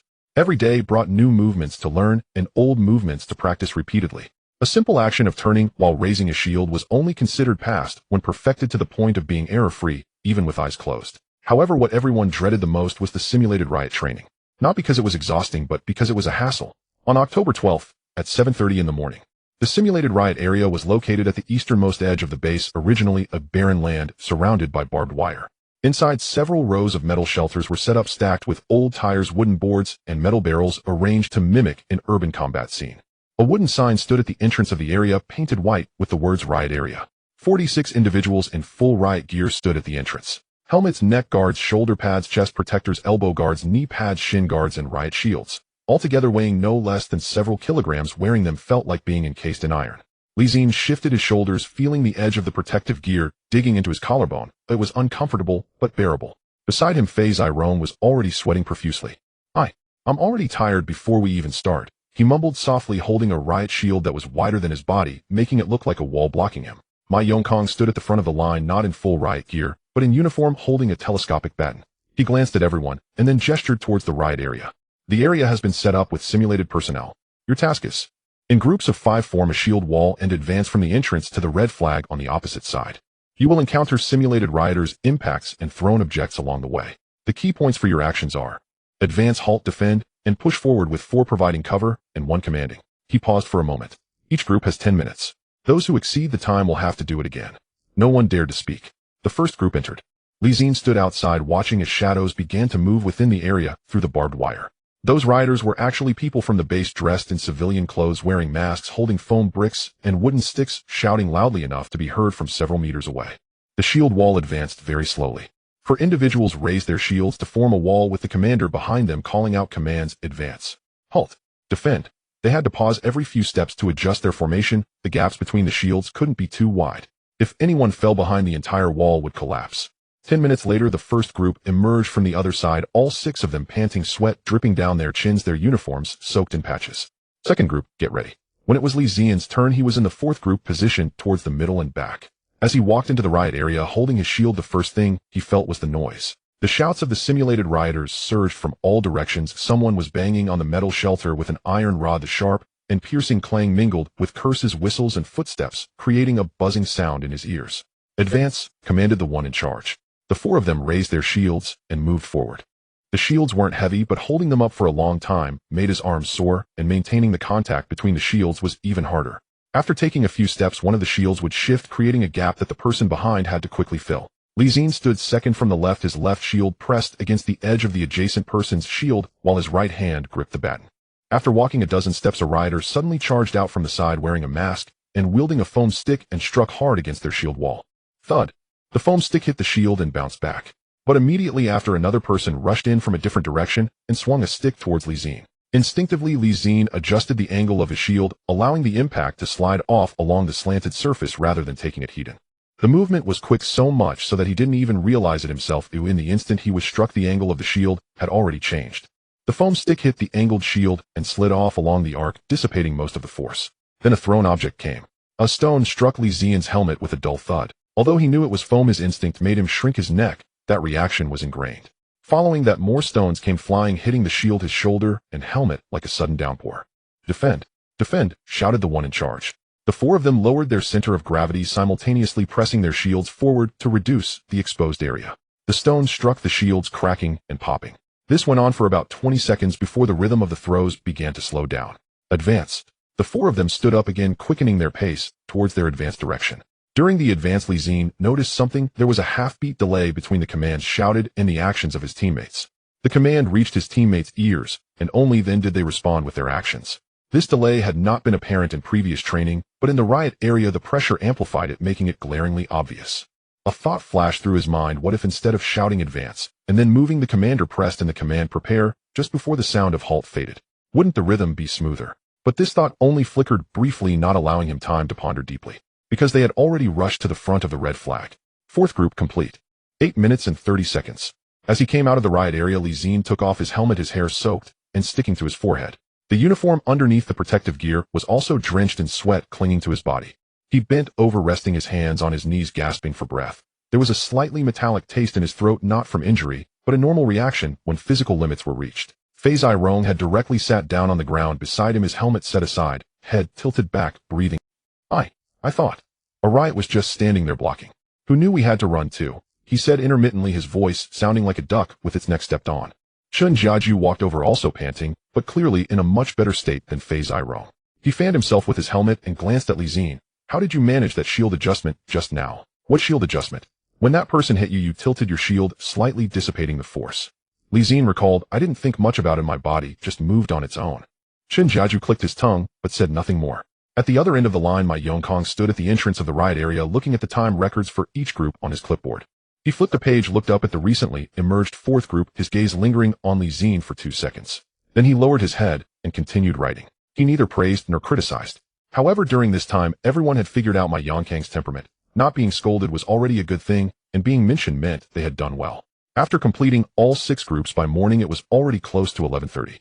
The 46 individuals were almost collapsed on the open ground outside the riot area, some lying back to look at the sky, some sitting and drinking water, and some simply sprawled on the ground, unwilling to move. Ma Yongkong stood at the front and closed his clipboard. "Afternoon break." Those simple 4 words left everyone momentarily stunned. "Did my sir say?" "Afternoon break," someone repeated incredulously. Ma Yongkong did not elaborate further and turned to leave. As his figure disappeared around the corner of the corridor, a wave of cheers erupted outside the riot area. At 2 o'clock in the afternoon, Li Xin and Zi-Jie stood at the entrance of the Finling base. This was the first time they were allowed out since arriving at Finling. Although it was called a break, it wasn't an official holiday. It was merely an afternoon off granted by Ma Yongkong with a return before dark. They couldn't go too far. Going to Finling town for a meal or buying some supplies was the limit. Finling town wasn't large. There was a main street running from south to north, lined with grocery stores, tea restaurants, herbal medicine shops, and bicycle shops. The afternoon sun shone on the gray pavement, and the air was filled with the aroma of stir-fried dishes mixed with the smoky scent from roadside stalls, entirely different from the disinfectant and sweat smell inside the base. Zi-Jie took a deep breath, his expression one of relief, as if he had just been released from a cage. "Can you smell it, eh?" "Smell what?" "The smell of freedom." "That's the soy sauce smell from the tea restaurant. It's all the same."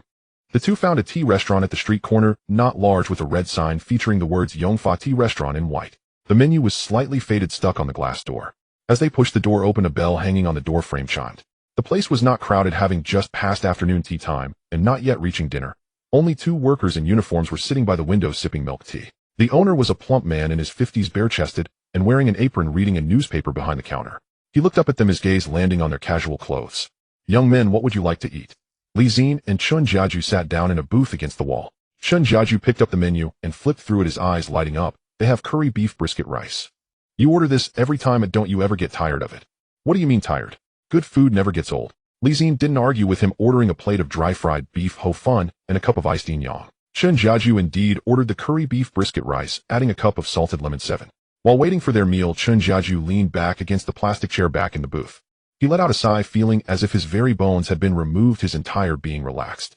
He gazed at the ceiling fan spinning above. Although Wanchai is busy, once the work is done one can return home. Here. Opening my eyes means training, closing them is still training.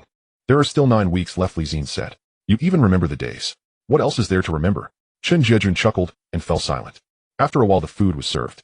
The stir-fried beef ho fun was fragrant, the rice noodles crispy, the beef tender, and the soy sauce evenly coated. The iced coffee and milk tea were perfectly blended, smooth upon entry, without any bitterness. Zi-Jie picked up a chopstick full of rice noodles, chewed a few bites, and found the taste was indeed far superior to that of the base cafeteria. How did you spend your days at Drum Mountain? Zi-Jie asked suddenly after taking a couple of bites. What else? Patrolling, eating, sleeping. I mean, Zi-Jie chewed on the beef brisket, speaking somewhat indistinctly. Wasn't it boring returning to the dormitory at night in such a remote place? There was Ma Guoyong. Just your mentor. Yeah. He often pulled me to sit in the corridor at night, brewing 2 cups of tea, chatting aimlessly. He would recount stories of catching snakeheads, sharing tales of the border's troubles. Sometimes they would sit in silence, sipping tea and gazing at the stars. Zi-Jie listened, falling silent for a moment. That's not bad, he said. My mentor in Wanchai is called Huang Chifa, a chatterbox who tells me every day which tea restaurant is delicious and which newsstand owner is stingy. He taught me quite a bit about how to navigate, how to read people, and how to interact with the locals. That's pretty good. But Wanchai is different from Drum Mountain. There's a lot of people and a lot of cases. There's something happening every day. In my first month there I stumbled upon a robbery case at a gold shop. Did you see it in the news? Zi-Jie thought for a moment, as if recalling something. When he had just arrived at Drum Mountain, he had seen the newspaper in the cafeteria. The front page was about the gold shop robbery in Wanchai. You encountered it. I happened to be patrolling nearby.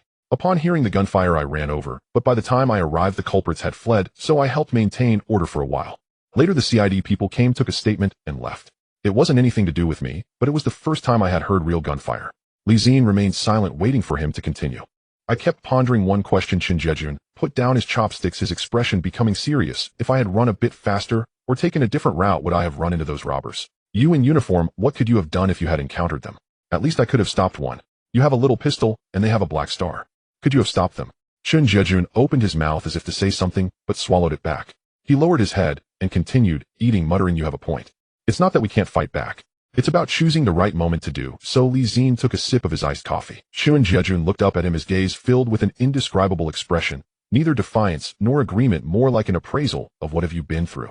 But he didn't press further, just nodded and continued eating. After finishing their meal and settling the bill, the boss said $10.06, and Zi-Jie eagerly paid. Zi-Jie glanced at him, and he said, you treated me to pineapple buns, so I'm treating you to a meal. We're even now? After leaving the tea restaurant, the two strolled around the street. The afternoon in Fanling was very quiet, with old banyan trees by the roadside drooping their aerial roots, swaying gently in the wind. A ginger cat lounged at the entrance of a grocery store, squinting in the sun. As Zi-Jie passed by, its tail twitched slightly, a casual greeting. Zi-Jie spotted a canvas belt at a military goods store, picked it up to examine, and asked the boss how much it cost. The boss said $8, but he offered $6, and the boss shook his head. He pretended to leave, and the boss called him back, settling for $7. You can haggle. I learned that in Wanchai. You have to bargain for everything there. If you don't, you're a fool. There was a public phone at the street corner, an orangered phone booth with some letters scratched onto the glass door. Zi-Jie glanced at it, suddenly recalling something. He rummaged through his pocket for some coins and walked inside.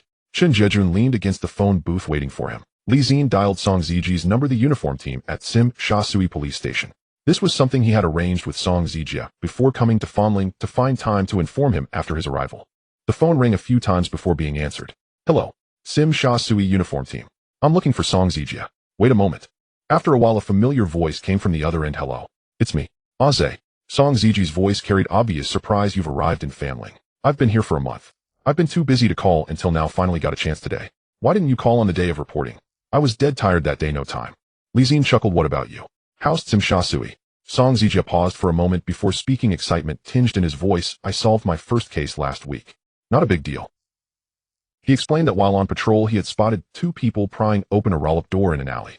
He shouted one of them ran, and he chased the other for 2 streets and apprehended him. Later it turned out this person was a habitual thief, and he had 3 burglary cases on him. Chased for 2 streets. When did your stamina get so good? Running through the narrow streets of Sim Sha Sui every day, I have to keep up. Song Zi-Jie's tone was distinctly happy. How about you? I heard that at Drum Mountain you have to run along the field paths every day. The one running along the field paths is me, not you. Haha, by the way, Zhou Xingxing also called me a few days ago. What happened with him? The Flying Tiger's training is too strict. He complained to me for half an hour about having to wake up at 4 every morning, run 10 kilometers, then climb rope nets and crawl through water channels, saying he wanted to go back to the police academy for an easier time. Zi-Jie's tone held a teasing note. After hearing him out, I comforted him with, "You brought this on yourself." Then he scolded me for 3 minutes. Zi-Jie laughed out loud. There was a pause on the other end before Zi-Jie added, "By the way, when will you all have?" "Not certain, it depends on the training schedule. They'll call you when we have our next break." "Alright. Take care of yourself, don't overdo it during practice." "You too. The streets in Zi-Jie are mixed, keep your eyes peeled while patrolling." Got it, you're sounding more and more like Zi-Jie. Zi-Jie. What about him? The last time he called me, he said the exact same thing. The exact same words, keep your eyes peeled. Zi-Jie chuckled again. After hanging up, he walked out of the phone booth. Zi-Jie was leaning against the wall nearby, holding the newly bought canvas belt. Done talking. "Yes. How's Zi-Jie?" He said he solved his first case, pretty happy about it. Zi-Jie grinned. "There are many cases in Zi-Jie. I stumbled upon a gold shop robbery case in my first month in Wanchai. Even though I arrived after the fact, it was still quite an eye-opener." The two walked back along the same path. The sun began to slant westward, casting long shadows. A yellow leaf fell from the old banyan tree by the roadside, swirling down to land on Zi-Jie's shoulder. He casually picked it up, glancing at it before placing it on the edge of a flower bed. On the way back to the base, they passed a small stall selling roasted sweet potatoes. Zi-Jie stopped to buy two, putting them in a paper bag, warm and cozy in his hands. As they walked and peeled the sweet potatoes, discarding the peels into a nearby trash bin, Zi-Jie suddenly asked, "What do you plan to do when you return to Drum Mountain?" "What do you mean, what plan?" "I mean, the days ahead. You can't possibly patrol the border for a lifetime, can you?" Zi-Jie bit into the sweet potato, its glutinous sweetness spreading in his mouth hot enough to make him hiss. He didn't answer, immediately chewing slowly as his eyes gazed at the lights gradually illuminating the playground. Life at Drum Mountain was actually quite good, quiet and simple, with Ma Guoyang being a decent person and the locals familiar. But that path was visible from end to end. Patrol, eat, sleep, occasionally catch a couple of smugglers, if lucky stumble upon a trafficking case, and file a report to submit. Then continue next month. He squeezed the paper bag slightly. "Let's get through PTU first," he said. "There's still time." Zi-Jie didn't press further, nodded and stuffed the last bite of sweet potato into his mouth, crumpling the paper bag and tossing it into a nearby trash bin. When the two returned to the Fanling base, the sky had already begun to darken. A few lights lit up on the playground, the dim yellow light spreading across the track like shining rectangles drawn on the ground. There were a few people chatting in the corridor, and when they saw them return, they greeted them. A Young was sitting on the steps at the end of the corridor, still holding that unlit cigarette. When he saw them return, he nodded slightly as a greeting. Fatty Rong poked his head out of the dormitory. "Zi-Jie, did you bring me any cigarettes?" "I don't smoke." "Ah, if you smoked less, you wouldn't be out of breath when running." "Running is running, smoking is smoking. They're two different things, buddy." Laughter and banter echoed in the corridor. Zi-Jie returned to the dormitory, took off his jacket, and hung it on the hook by the bed. Outside the window, dusk was settling in, and the distant mountain silhouette turned into a vague black line in the last glimmer of twilight. He lay back on the bed, hands behind his head, staring at the bare light tube on the ceiling. Only 9 weeks left. He wondered if there would be new subjects next week. Time flies, and it is already December. The winter in Finling arrived slowly, with the chill of November finally settling in December, bringing a biting cold. In the early morning, the playground is covered with white frost crunching underfoot as breath turns into white mist in the air, dissipating quickly. 3 months, 92 days. 46 people from the first day running on the playground until they were out of breath to now wearing full riot gear. They can enter and exit the riot scene without faltering after 3 rounds. December 7th is the day of the final assessment. The sky is not fully bright yet, but people are already moving in the dormitory corridor. They are not awakened by the whistle, they woke up on their own.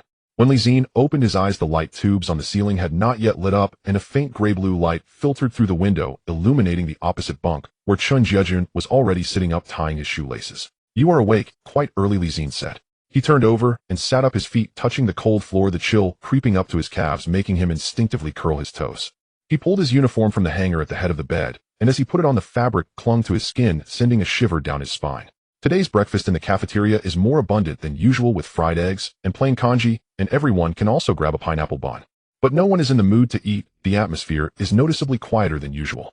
Ma Yongkong appeared on the playground at 7 in the morning. He wore a clean and neat uniform with a blue beret perched perfectly on his head and a PTU badge pin. 3 instructors stood behind him, Liang Sir among them, holding a writing board. "Today there are 3 assessments."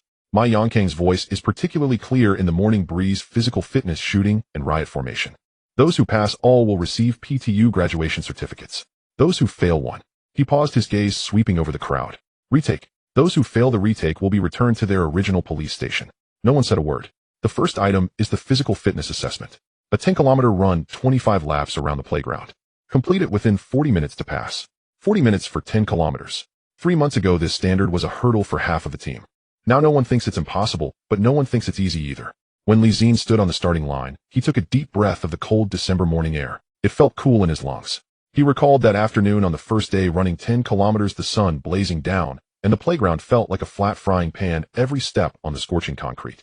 At that time he was nervous, but not because he feared not finishing, it was because he didn't know where his limits lay. Today, 3 months later, he probably knows. The whistle blew. 46 people dashed out simultaneously, and the sound of footsteps merged into a rumble on the playground. Morning light spilled over from the eastern hills, casting long shadows of the figures on the track, intertwining, overlapping, and separating on the concrete like a silent chase scene. Zi-Jie was not in the lead. He was at the tail end of the first echelon, maintaining his own pace. His endurance level 9 gave him enough confidence to complete the 10 kilometers, but confidence aside, he still had to run those 25 laps one by one. In the first few laps, he controlled his pace and regulated his breathing. When sweat began to bead on his forehead, he didn't wipe it away, allowing it to trickle down his brow, feeling cool in the morning breeze. Running to an unknown lap at the back, he heard heavy breathing beside him. Fatty Rome had already fallen behind his footsteps, growing heavier, but not stopping. On the edge of the track, someone bent over and dry heaved, their face pale, as they passed by Zi-Jie. He estimated he was almost done with the laps, and began to speed up. Not a sprint, but gradually increasing his pace, letting the stamina he had held back come out slowly. He moved slowly from the tail of the first echelon, overtaking 1, 2, 3. Those who had charged too hard at the start were already slowing down. Zi-Jie was about 50 meters ahead of him, his step steady, but his breathing noticeably quickened. Zi-Jie quickened his pace and gradually closed the distance, catching up with him on the 18th lap. Zi-Jie glanced at him sideways, said nothing, keeping his mouth closed, his breath hurried and white through his nose. Zi-Jie didn't stop to wait for him. He maintained his pace and continued running, feeling his legs starting to ache. The transition from the 18th to the 22nd lap was the hardest. His chest felt like it was burning with a fire, each breath bringing a sharp sting of cold air into his lungs. 23rd lap. 24th lap. The final lap. People on the playground began to shout, not cheering him on, but encouraging everyone. Those who had finished were standing at the side of the track, gulping down water, yelling to those still running, hang in there. It's the last lap.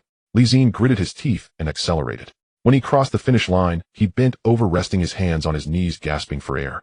Sweat dripped from his chin onto the ground, forming deep-colored dots. His chest heaved violently, cold air rushing into his lungs, bringing a metallic taste. 36 minutes and 52 seconds, someone beside him recorded. He passed. Straightening up, he glanced back. Zi-Jie crossed the line about 30 seconds behind him. Further back, the team was scattered across the track. Young had already finished, standing aside drinking water, while Fatty Rome was still struggling on the last lap, but could see the finish line now. At 8:30 in the morning, the physical fitness assessment ended. All 46 passed, with a few finishing right on the 40-minute mark. Fatty Rome ran 39 minutes and 47 seconds, collapsing on the ground right after crossing the finish line, resting his head on the ground, gasping for a while before getting up. The second item is the shooting assessment. The shooting range is still the same, with barbed wire metal tables and human-shaped targets. But today's target is not at 15 yards standing, but at 25 yards. The distance has doubled, and the bullseye shrinks to a small dot in his pupils. Liang-Sir stood on the shooting range, his expression unchanged from the first day, showing no emotional fluctuation. .38 revolver, 10 rounds per person. 25 yards, standing, no time limit. 6 hits are considered passing, 8 hits are good, and 10 hits are excellent. Zi-Jie's heart raced a little as he stepped forward. At 25 yards, the bullseye shrank to a small dot. When he raised the gun, one thought crossed his mind: keep the standing sideways, steadying the hand holding the gun. He exhaled, and just before the breath ran out, he pulled the trigger. The first shot rang out across the range. The target officer raised the binoculars to check 8 ring. That's acceptable. Steady yourself. Second shot, third shot, fourth shot, firing one after another. Between each shot, he paused for a few seconds to recalibrate his aim, feeling the subtle change in resistance in the trigger pull. The fifth shot went slightly off, hitting a 7 ring. Zi-Jie paused, took a deep breath, and moved his wrist before raising the gun again. The 6th shot hit a 9 ring. The 7th shot hit an 8 ring. The 8th shot hit a 9 ring. The 9th shot hit an 8 ring. For the last shot, he paused for 2 extra seconds, not out of nervousness, but to let his heartbeat settle. The sight wavered slightly near the bullseye, but it was the exact degree he wanted. He pulled the trigger. 10 ring. After the target officer called out this number, he lowered the binoculars and looked again. Liang-Sir wrote a few notes on the writing board and looked up at Zi-Jie. This time his expression finally showed a bit of change. The corner of his mouth twitched slightly, a very subtle movement like a curve that had yet to unfold before being suppressed again. Good. 2 words. But these 2 words coming from Liang-Sir's mouth are worth more than any award. 10 shots, 9 ring, 8 ring, 8 ring, 8 ring, 7 ring, 9 ring, 8 ring, 9 ring, 8 ring, 10 ring, totaling 84 rings. In the police force's live-fire assessments, this is already an above-average score. Zi-Jie scored 81 rings, slightly worse, but not by much. He winked at Zi-Jie when he fired, implying not bad, right? Fatty Rong scored 63 rings. All 10 shots hit the target, with 6 shots floating outside the 7 ring, but at least they all hit. For him, that already counts as exceeding expectations, considering that on the first day, with the .38, he had 2 shots go off target. The third item is the riot formation. 5 people in a group advancing in a shield formation, simulating a riot scenario. This time there are no foam bricks. It's a real simulation of personnel crashing and pushing in the scene, testing whether the team can maintain formation under pressure. Zi-Jie was assigned to the command position. He stood behind the shield formation, scanning the riot scene ahead. Metal shanties, oil barrels, old tires, arranged exactly like during training. But this time is different. There are more rioters than during training, and they are armed with iron pipes, striking the shields with a deafening clang. Advance. The 4 raised their shields and moved forward. The rioters charged from the side, the iron pipes smashing against the shields with a loud bang. Stop. Left defense. Zi-Jie instinctively shouted the command. It wasn't that he was thinking about how to shout, but after 3 months of training, those commands just rolled off his tongue. The shield formation turned left, the 4 shields fitting together seamlessly to form a complete wall. Steady. Advance. The entire process flowed smoothly. There was no hesitation, no pause. By the time all 3 assessments were finished, it was already 2 in the afternoon. Ma Yongkong stood on the playground, a long table in front of him. On the table were 46 brand new blue berets and 46 PTU graduation certificates. The berets were stacked neatly, the badges gleaming, reflecting a clean light in the afternoon sun. The 46 people stood in 2 rows. No one spoke. Ma Yongkong called out names one by one. Upon hearing their names, they stepped forward to receive their berets and certificates, shook hands, and returned to the formation. Zi-Jie. He stepped forward, standing in front of Ma Yongkong. When Ma Yongkong handed him the beret and certificate, his hand paused momentarily. He raised his eyes to glance at Zi-Jie, his voice not loud, but every word clear. You spent a year at Drum Hill, and there's a sense of alertness in you that only border patrol officers have. Stronger than those stationed in Wanchai. He paused. But don't get complacent. The real battlefield isn't. Zi-Jie took the beret, his fingers gripping the edge of the brim. The fabric was crisp, carrying the unique firmness of a new hat. Thank you, my sir. Ma Yongkong said nothing further and let go of his hand. Zi-Jie returned to the line, placing the beret correct. The brim pressed down on his forehead at just the right angle, the badge glinting in the sunlight, the blue fabric and golden badge. At that moment, he felt something indescribable settle on his shoulders. It wasn't heavy, it was reassuring.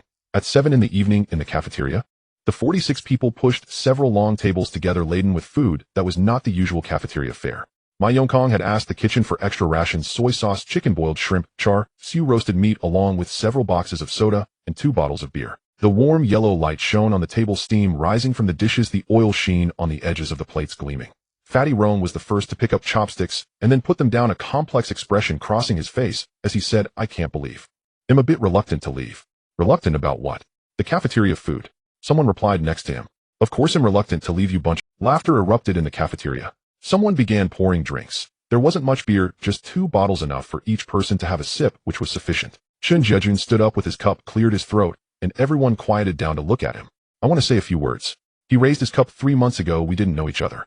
3 months later, I have run 10 kilometers with you, endured scolding, been hit by foam bricks, and found myself in such a mess during riots. No one will understand these things once we return to Wanchai. But we understand. He raised his cup. Cheers. 46 cups clinked together, beer splashing out, landing on the table and sleeves, but no one cared. Zi-Jie took a sip. The beer was slightly bitter and cold, sliding down his throat with a refreshing fizziness. Leaning back against his chair, he looked at the faces around him, their skin darkened by 3 months of sun and wind. Some had lost weight, while others bore scars from being hit by foam bricks during the riot, not deep, but leaving marks. Fatty Rome was currently fighting with the person next to him for the last piece of char siu, while a Young sat in the corner, still chewing on that unlit cigarette, a nearly imperceptible smile on his lips. A few others came from different police districts. Zi-Jie probably hadn't spoken more than 20 sentences in 3 months, but now sitting together to toast, there were no barriers between them. After the meal, someone suggested sitting on the playground for a while.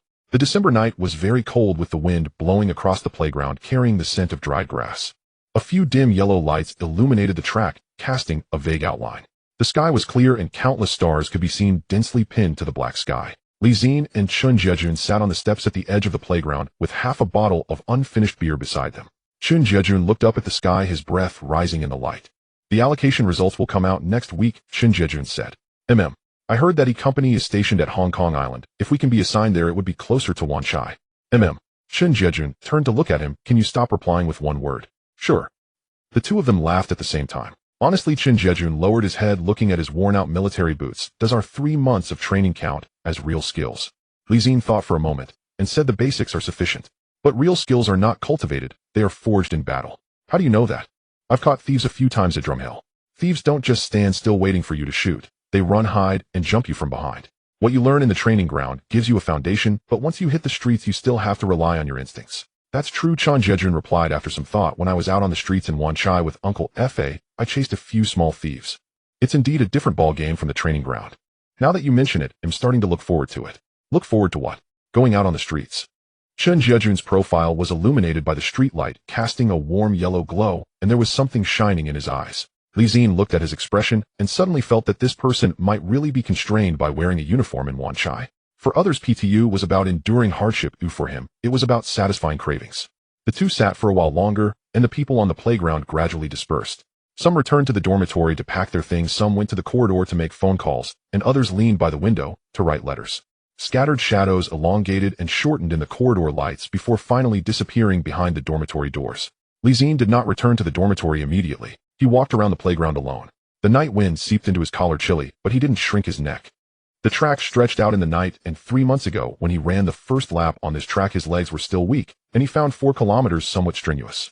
Now he could run 10 kilometers here, and after finishing he could still do 2 sets of push-ups before feeling out of breath.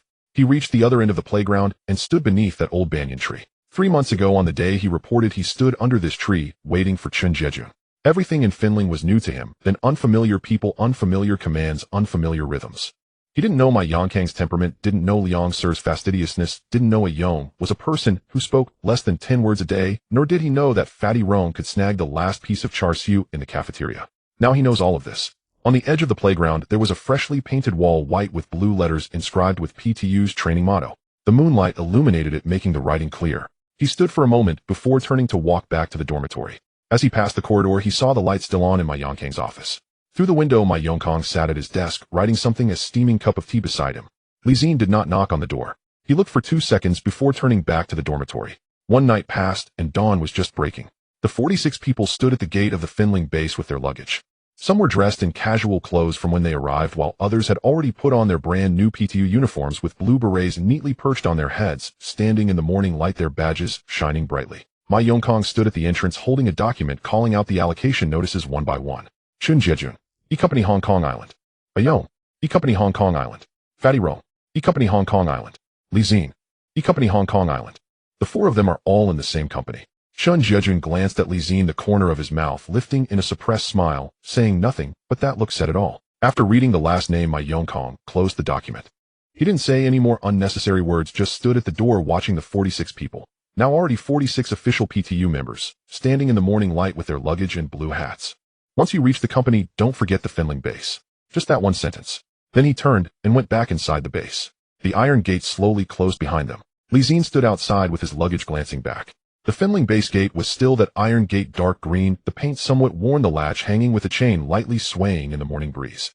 Inside the gate, the playground, shooting range, riot scene, cafeteria, and dormitory buildings stood quietly in rose-gray structures bathed in the morning light. He looked for 2 seconds, withdrew his gaze, and followed the line forward.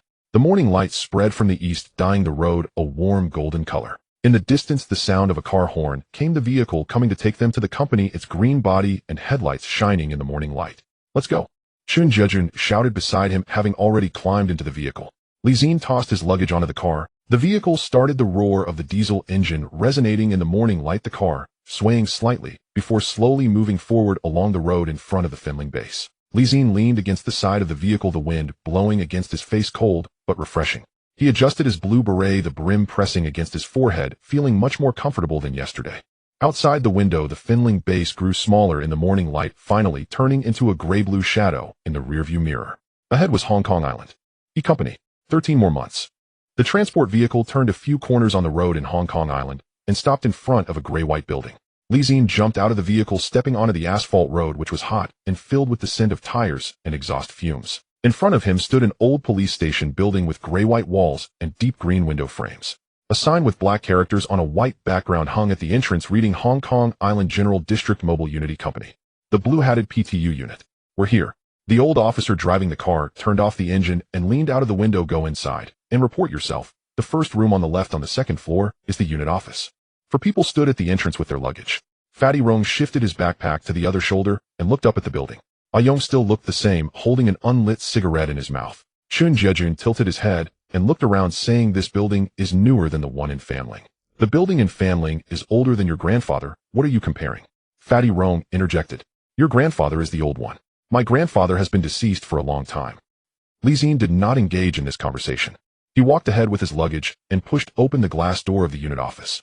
Inside was a modest front hall. On the left side was the reception desk with the paint on the corners worn away, revealing a layer of gray-white wood. Sitting behind the reception desk was an old officer in a PTU uniform in his 40s with little expression on his face. Upon seeing the four of them enter, his gaze lingered momentarily on the blue berets atop their heads, and he reached out to tap the desk. "New recruits?" "Yes," Zi-Jie replied. The officer took a form out of the drawer and slid it across the desk. "4 of you, names, badge numbers, original police station. Fill it out." Zi-Jie took the pen and bent over to fill out the form. Halfway through writing, footsteps echoed from the corridor at the other end of the hall, and a figure in a senior inspector's uniform emerged. In his 40s, with the collar of his uniform neatly buttoned, he held a folder in his hand. He approached the reception desk, scanned the four of them, and then focused on the form in Zi-Jie's hand. "Newcomers from E-Company." "Yes, sir." The four of them stood up straight simultaneously. The senior inspector nodded, opened the folder to glance inside, and said, "I am Liang Weiqing, the commander of E-Company. You four are coming from Fanling." He glanced down at the form. "Chen-Jejun, He Yong-Yong, Liang Zhiro."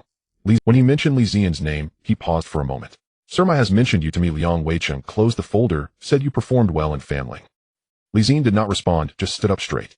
Liang Weiqing glanced at him, but said nothing more. Turning to the old officer behind the reception desk, "Ah Chong, take them to the dormitory, and after settling them and explain the rules of E-Company. At 2 in the afternoon, assembly at the unit." After saying this, he turned and walked away, his polished shoes echoing on the floor as he walked further down the corridor. The old officer named Ah Chong stood up from behind the reception desk, pulled out a set of keys from a drawer, and nodded at the four of them. "Follow me." The dormitory is on the second floor. The doors of the rooms on both sides of the corridor were open. Ah Chong led them to the end of the corridor and pushed open a door. For iron frame beds, 2 against the wall, 2 by the window, with thin gray mattresses laid on the bed frames and military blankets neatly stacked at the foot of the beds. Each person has a cabinet, and the keys are in the drawer. The toilet and shower room are at the end of the corridor. Hot water is available from 6 to 10 in the evening. After that, only cold water is available. After finishing, Ah Chong leaned against the door frame, took out a pack of cigarettes from his pocket, pulled one out, and stuck it in his mouth unlit. "I will explain the rules of E-Company, remember them well." He spoke slowly, his voice a bit hoarse. "First assembly and roll call at 6 o'clock every morning. If you are late by 1 minute, you run a lap. 5 minutes late, run 5 laps. If you are late more than 10 minutes. He paused. "Sir Liang will personally have a talk with you."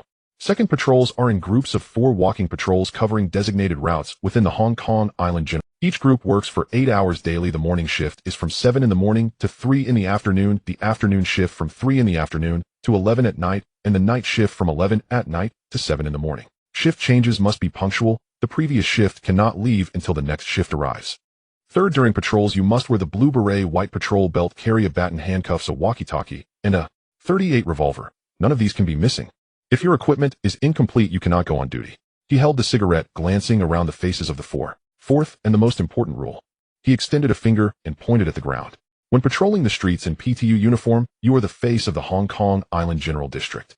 Do not disgrace yourself. After saying this, he put the cigarette back in the pack. Settle into your dormitory. At 2 o'clock in the afternoon, assembly at the unit. After Ah Chong left, the four of them stood in the room, exchanging glances. Fatty Rong tossed his luggage onto the bed, causing the iron frame to creak. He patted the mattress, stirring up some dust. For iron frame beds, 1 room. He smacked his lips back to door. Chen-Jejun stuffed his luggage into the cabinet, and as he closed the cabinet door, he said, "I've survived 3 months in the dormitory. What is there to fear?" Ayong picked a bed by the window, placed his backpack on it, unzipped it, and started pulling out items. Uniform, socks, toiletry bag. While taking out his belongings, he kept his eyes down, moving swiftly, but he looked at each item's placement before setting. Zi-Jie chose the bed near the door. When he finished arranging his luggage, his gaze swept outside the window. Below was a narrow street. Opposite was a row of old residential buildings with shops on the ground floor, including a tea restaurant, grocery store, and appliance repair shop. Their colorful signs jumbled together some missing letters. There weren't many people on the street. An elderly man in a floral shirt slowly pushed a cart by stacked high with cardboard boxes. He withdrew his gaze. At 2 o'clock in the afternoon, assembly at the unit.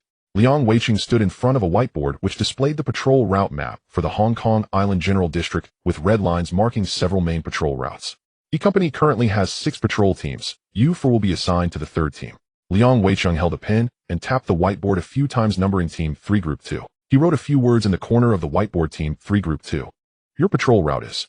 He drew a line on the whiteboard starting from the unit heading east along Queens Road West, through Davao Road West to the area around the Western District Pier, patrolling along the way before returning. The entire route is about 6 kilometers, walking plus stopping for observation. It takes approximately 2.5 to 3 hours.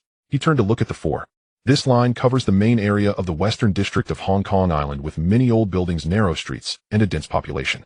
There are many shops during the day and plenty of food stalls and bars at night. Your task is not just to walk, but to observe people, listen for sounds, and remember the conditions of the streets. Report any abnormalities immediately via the walkie-talkie. He capped the pen. Patrolling officially starts tomorrow. Morning shift at 7, asleep early tonight. There will be a joint operation against Vice tonight. Be punctual at 7 tomorrow morning. As they left the unit, they encountered a few plainclothes officers in the corridor, likely just finishing their afternoon shift.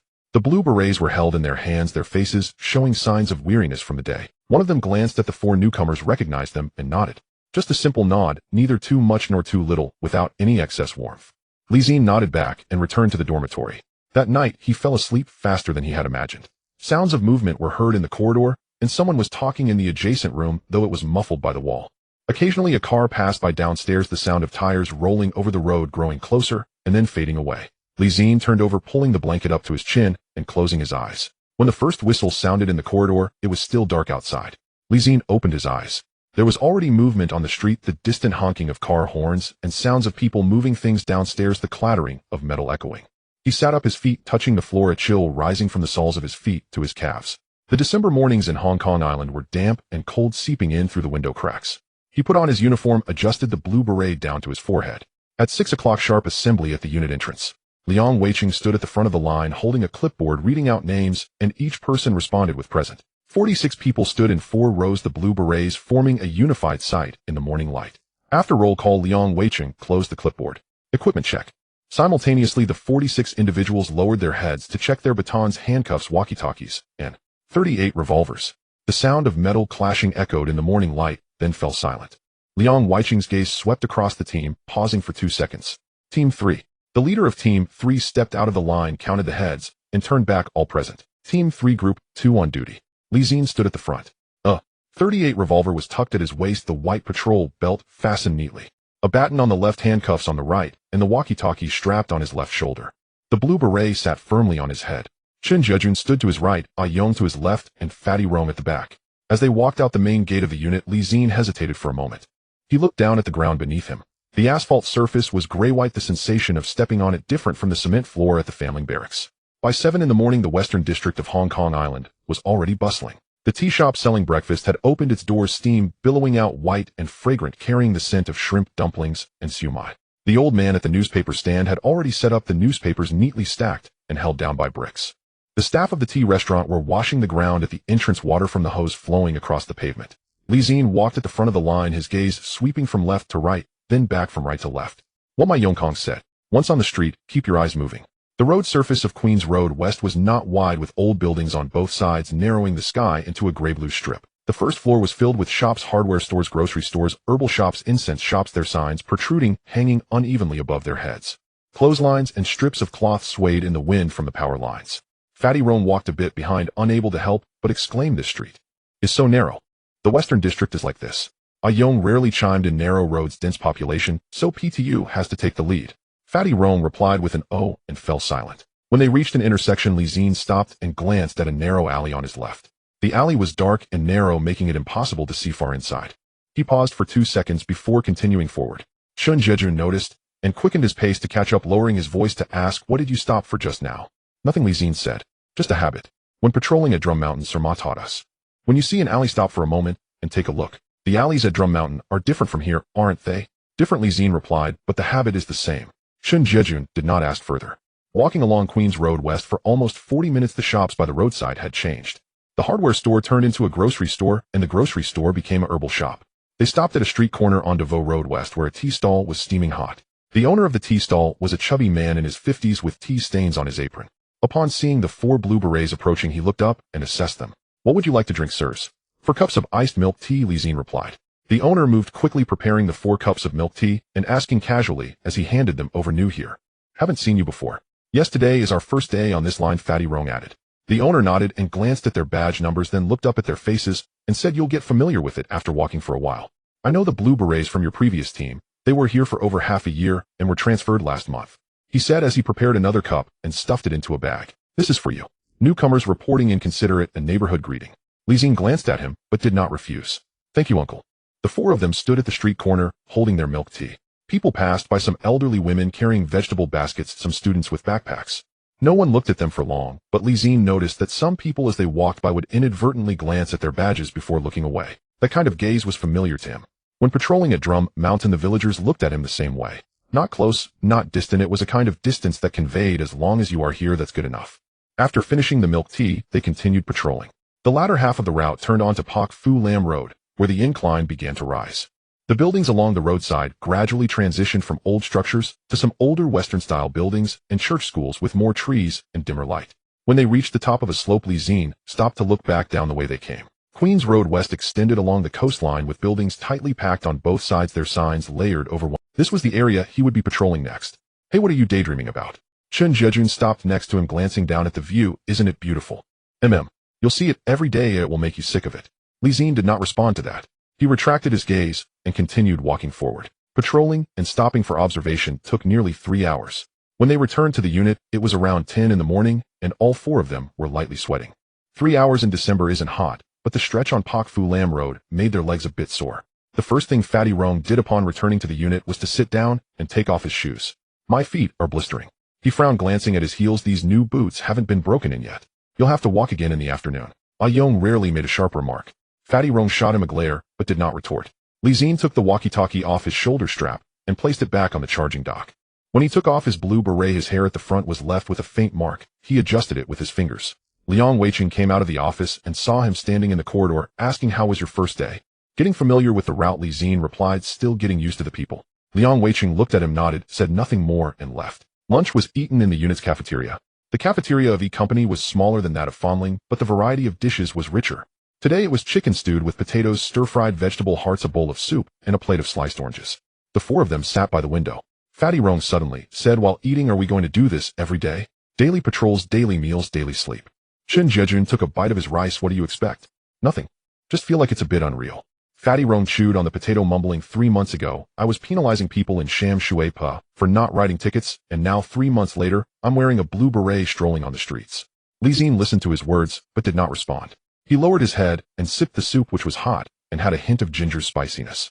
The afternoon shift ran from 3 in the afternoon to 11 at night. As night fell, they reached the Western District Pier. The wind at the pier was strong, blowing in from the sea, bringing a salty scent that made the brim of their blue berets flap. The streetlights had just turned on. Zi-Jie stood at the edge of the pier, resting his hand on the railing, gazing at the starry lights on the sea. "When I was in Wanchai doing military uniforms, sometimes after work I would come and stand by the sea for a while," he said. "Wow, at that time I felt this city was so big and I was so small." Zi-Jie stood beside him, looking at the sea. The wind lifted the hem of his uniform slightly before it fell back down. He did not respond to Zi-Jie. Fatty Rong crouched at the edge of the pier, taking off his shoes and rubbing his heels with his hands. A Young stood a few steps away, biting on the unlit cigarette, his gaze sweeping across the sea, landing on several boats docked far away, pausing for 2 seconds before pulling back. Zi-Jie withdrew his gaze and said, "Let's go, we still have half a route to cover." The four of them lined up again and walked back along the path by the pier. The blue berets turned into a deep indigo under the streetlights. In the distance, a ferry sounded its horn. The sound carried far into the night. Returning to the unit, it was already past 11 at night. The corridor was quiet, most of the room lights were off. Water could be heard running from the shower room, with someone taking a cold shower. Tonight, they weren't the only team returning late. Zi-Jie took off his uniform and hung it up, grabbing his toiletry bag to head over. He turned on the faucet and cold water gushed down. He shivered slightly. Cold showers in December, good grief, he muttered through gritted teeth, not stopping his hands. Quickly soaping up, rinsing off, it took less than 3 minutes. When he returned to the dormitory, Zi-Jie was already lying on the bed. "Did you miss the hot water?" he asked. "Yes." Zi-Jie draped the towel over the back of a chair. "The water stopped at 10, and we only got back at 11. Tomorrow tell Ah Chong to see if he can keep a bucket of hot water ready." Zi-Jie lay down on the bed, the springs creaking beneath him. Outside the window, the sound of the Ferris horn floated in, a bit fainter than what he heard at the pier, intermittent and drifting through the night before gradually fading away. He closed his eyes. The first day of patrolling in the Western District of Hong Kong Island had passed just like that. Several days passed in a flash. By mid-December, most of the leaves had fallen from the phoenix trees in the Western District of the island. The morning air was chilly and the sea breeze carried a salty scent from the dock, making one sweat. While walking, it was only when stopping that one felt the coldness on their back. The third squad's second group had spent 5 days in E Company becoming quite familiar with this patrol route. They had gathered information on which streets had the most people at what times, which tea stall had the most talkative uncle, and which alley housed a fierce dog that might suddenly charge out. All this information was thoroughly understood after 5 days.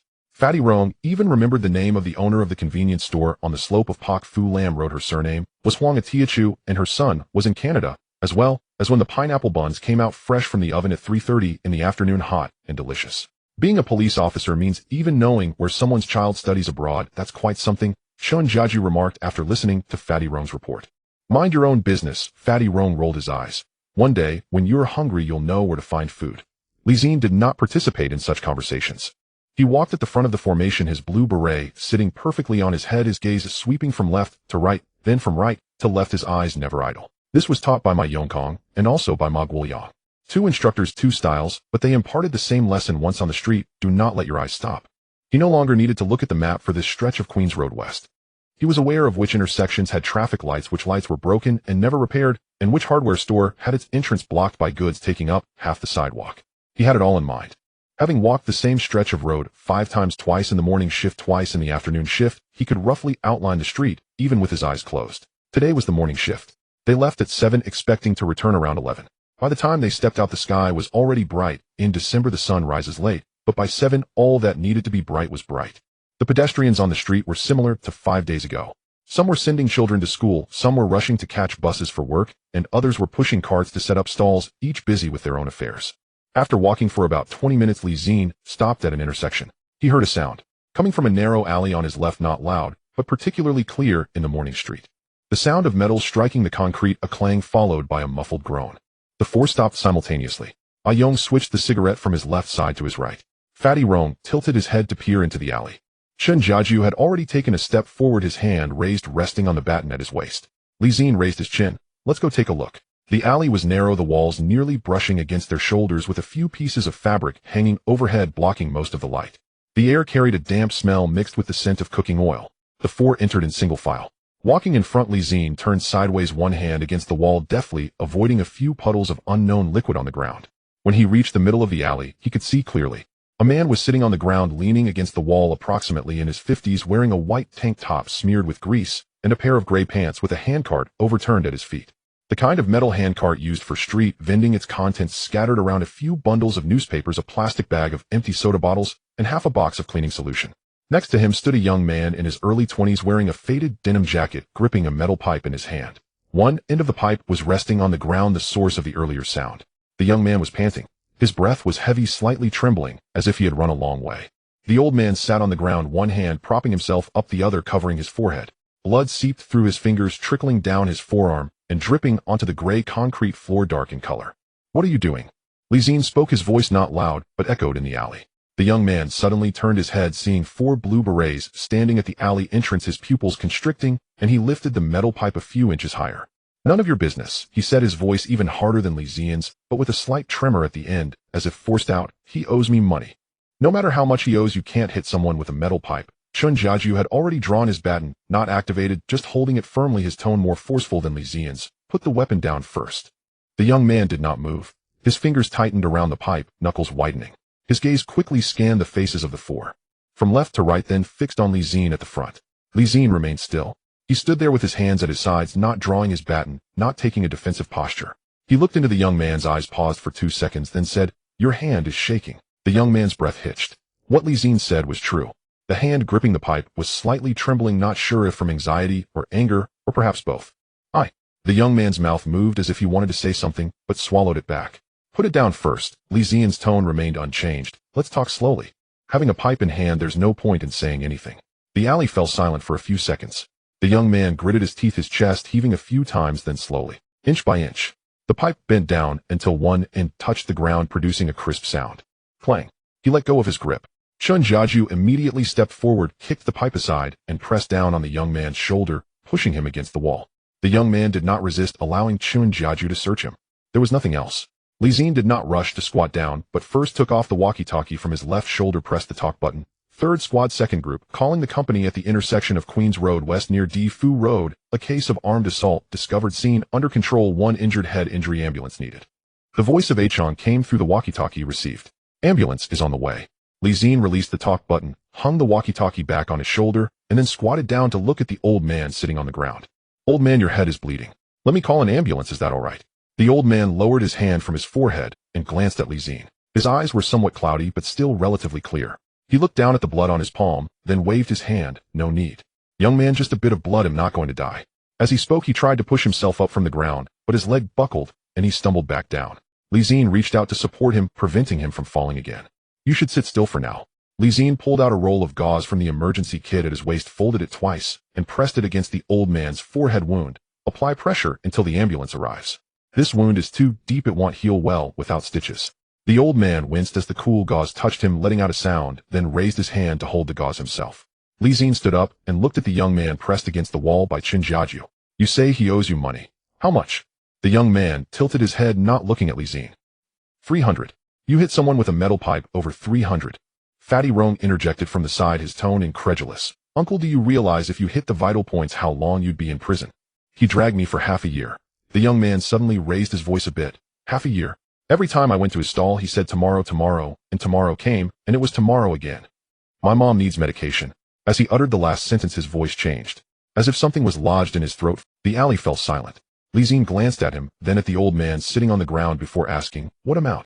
Cleaning fee, the old man answered in a low voice. I did a thorough cleaning for his mother's house. Once we agreed on 400, he gave me 100, and the rest was never returned.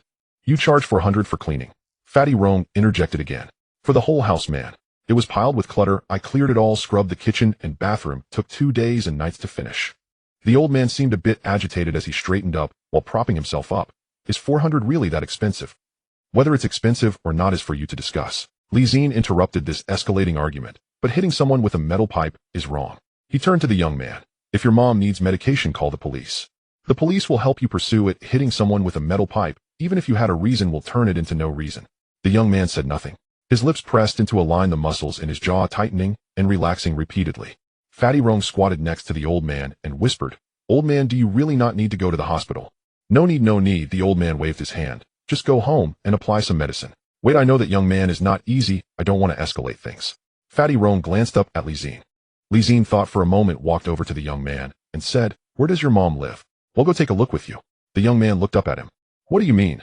Nothing much, Zi-Jie replied. You said your mom needs medication. We just want to see if it's true. We'll help you find a way. If it's not. He paused. Then you come back to the station with me. The young man's gaze lingered on his face for a few seconds before looking away. West Side Street, 3rd floor, no elevator. Zi-Jie nodded, turned to the old man, and said, Old man, sit for a while longer. I've called for an ambulance. You can leave after seeing the doctor. The old man opened his mouth as if to say something, but seeing Zi-Jie's expression, swallowed the words back and just waved his hand. Zi-Jie released the young man's shoulder, but still held the baton in hand. All right, Zi-Jie said, glancing back. Zi-Jie, come with me upstairs. Young, keep watch at the stairway. Fatty Rong, go back to the alley to meet the ambulance. Old man, you get in the car and leave first. Young did not speak, nodding in agreement, and turned to walk to the stairway. Fatty Rong also turned back to retrace his steps. Zi-Jie, accompanied by Zi-Jie, followed the young man up to the 3rd floor. The door at the end of the corridor on the 3rd floor had most of its paint peeled off. The young man's hand shook as he took out the key to unlock the door. Once opened, they were met with a small, old single room, dimly lit, with the window facing the wall of the adjacent building, requiring lights to be turned on even during the day. On a single bed pressed against the wall lay a short-haired, middle-aged woman covered with an old blanket, with a few bottles of medicine and an enamel cup on the bedside table. Upon hearing the door open, the woman turned her head. Her complexion was not good, her lips somewhat pale, but her eyes were still relatively clear. Upon seeing 2 blue hats behind the young man, she froze for a moment, propping herself up on the bed. Mom, don't get up. The young man hurried over, pressing down on her shoulder. It's okay, the officer just passed by and came up to sit for a while. Zi-Jie stood at the door, not stepping too far inside. His gaze swept across the room. The bottles on the bedside table, 2 of which were empty, and one still had half a bottle left. At the corner of the table were several receipts from the clinic. After reading them, he withdrew his gaze and said to the young man, Step outside for a moment. In the corridor, the young man leaned against the wall, his head down.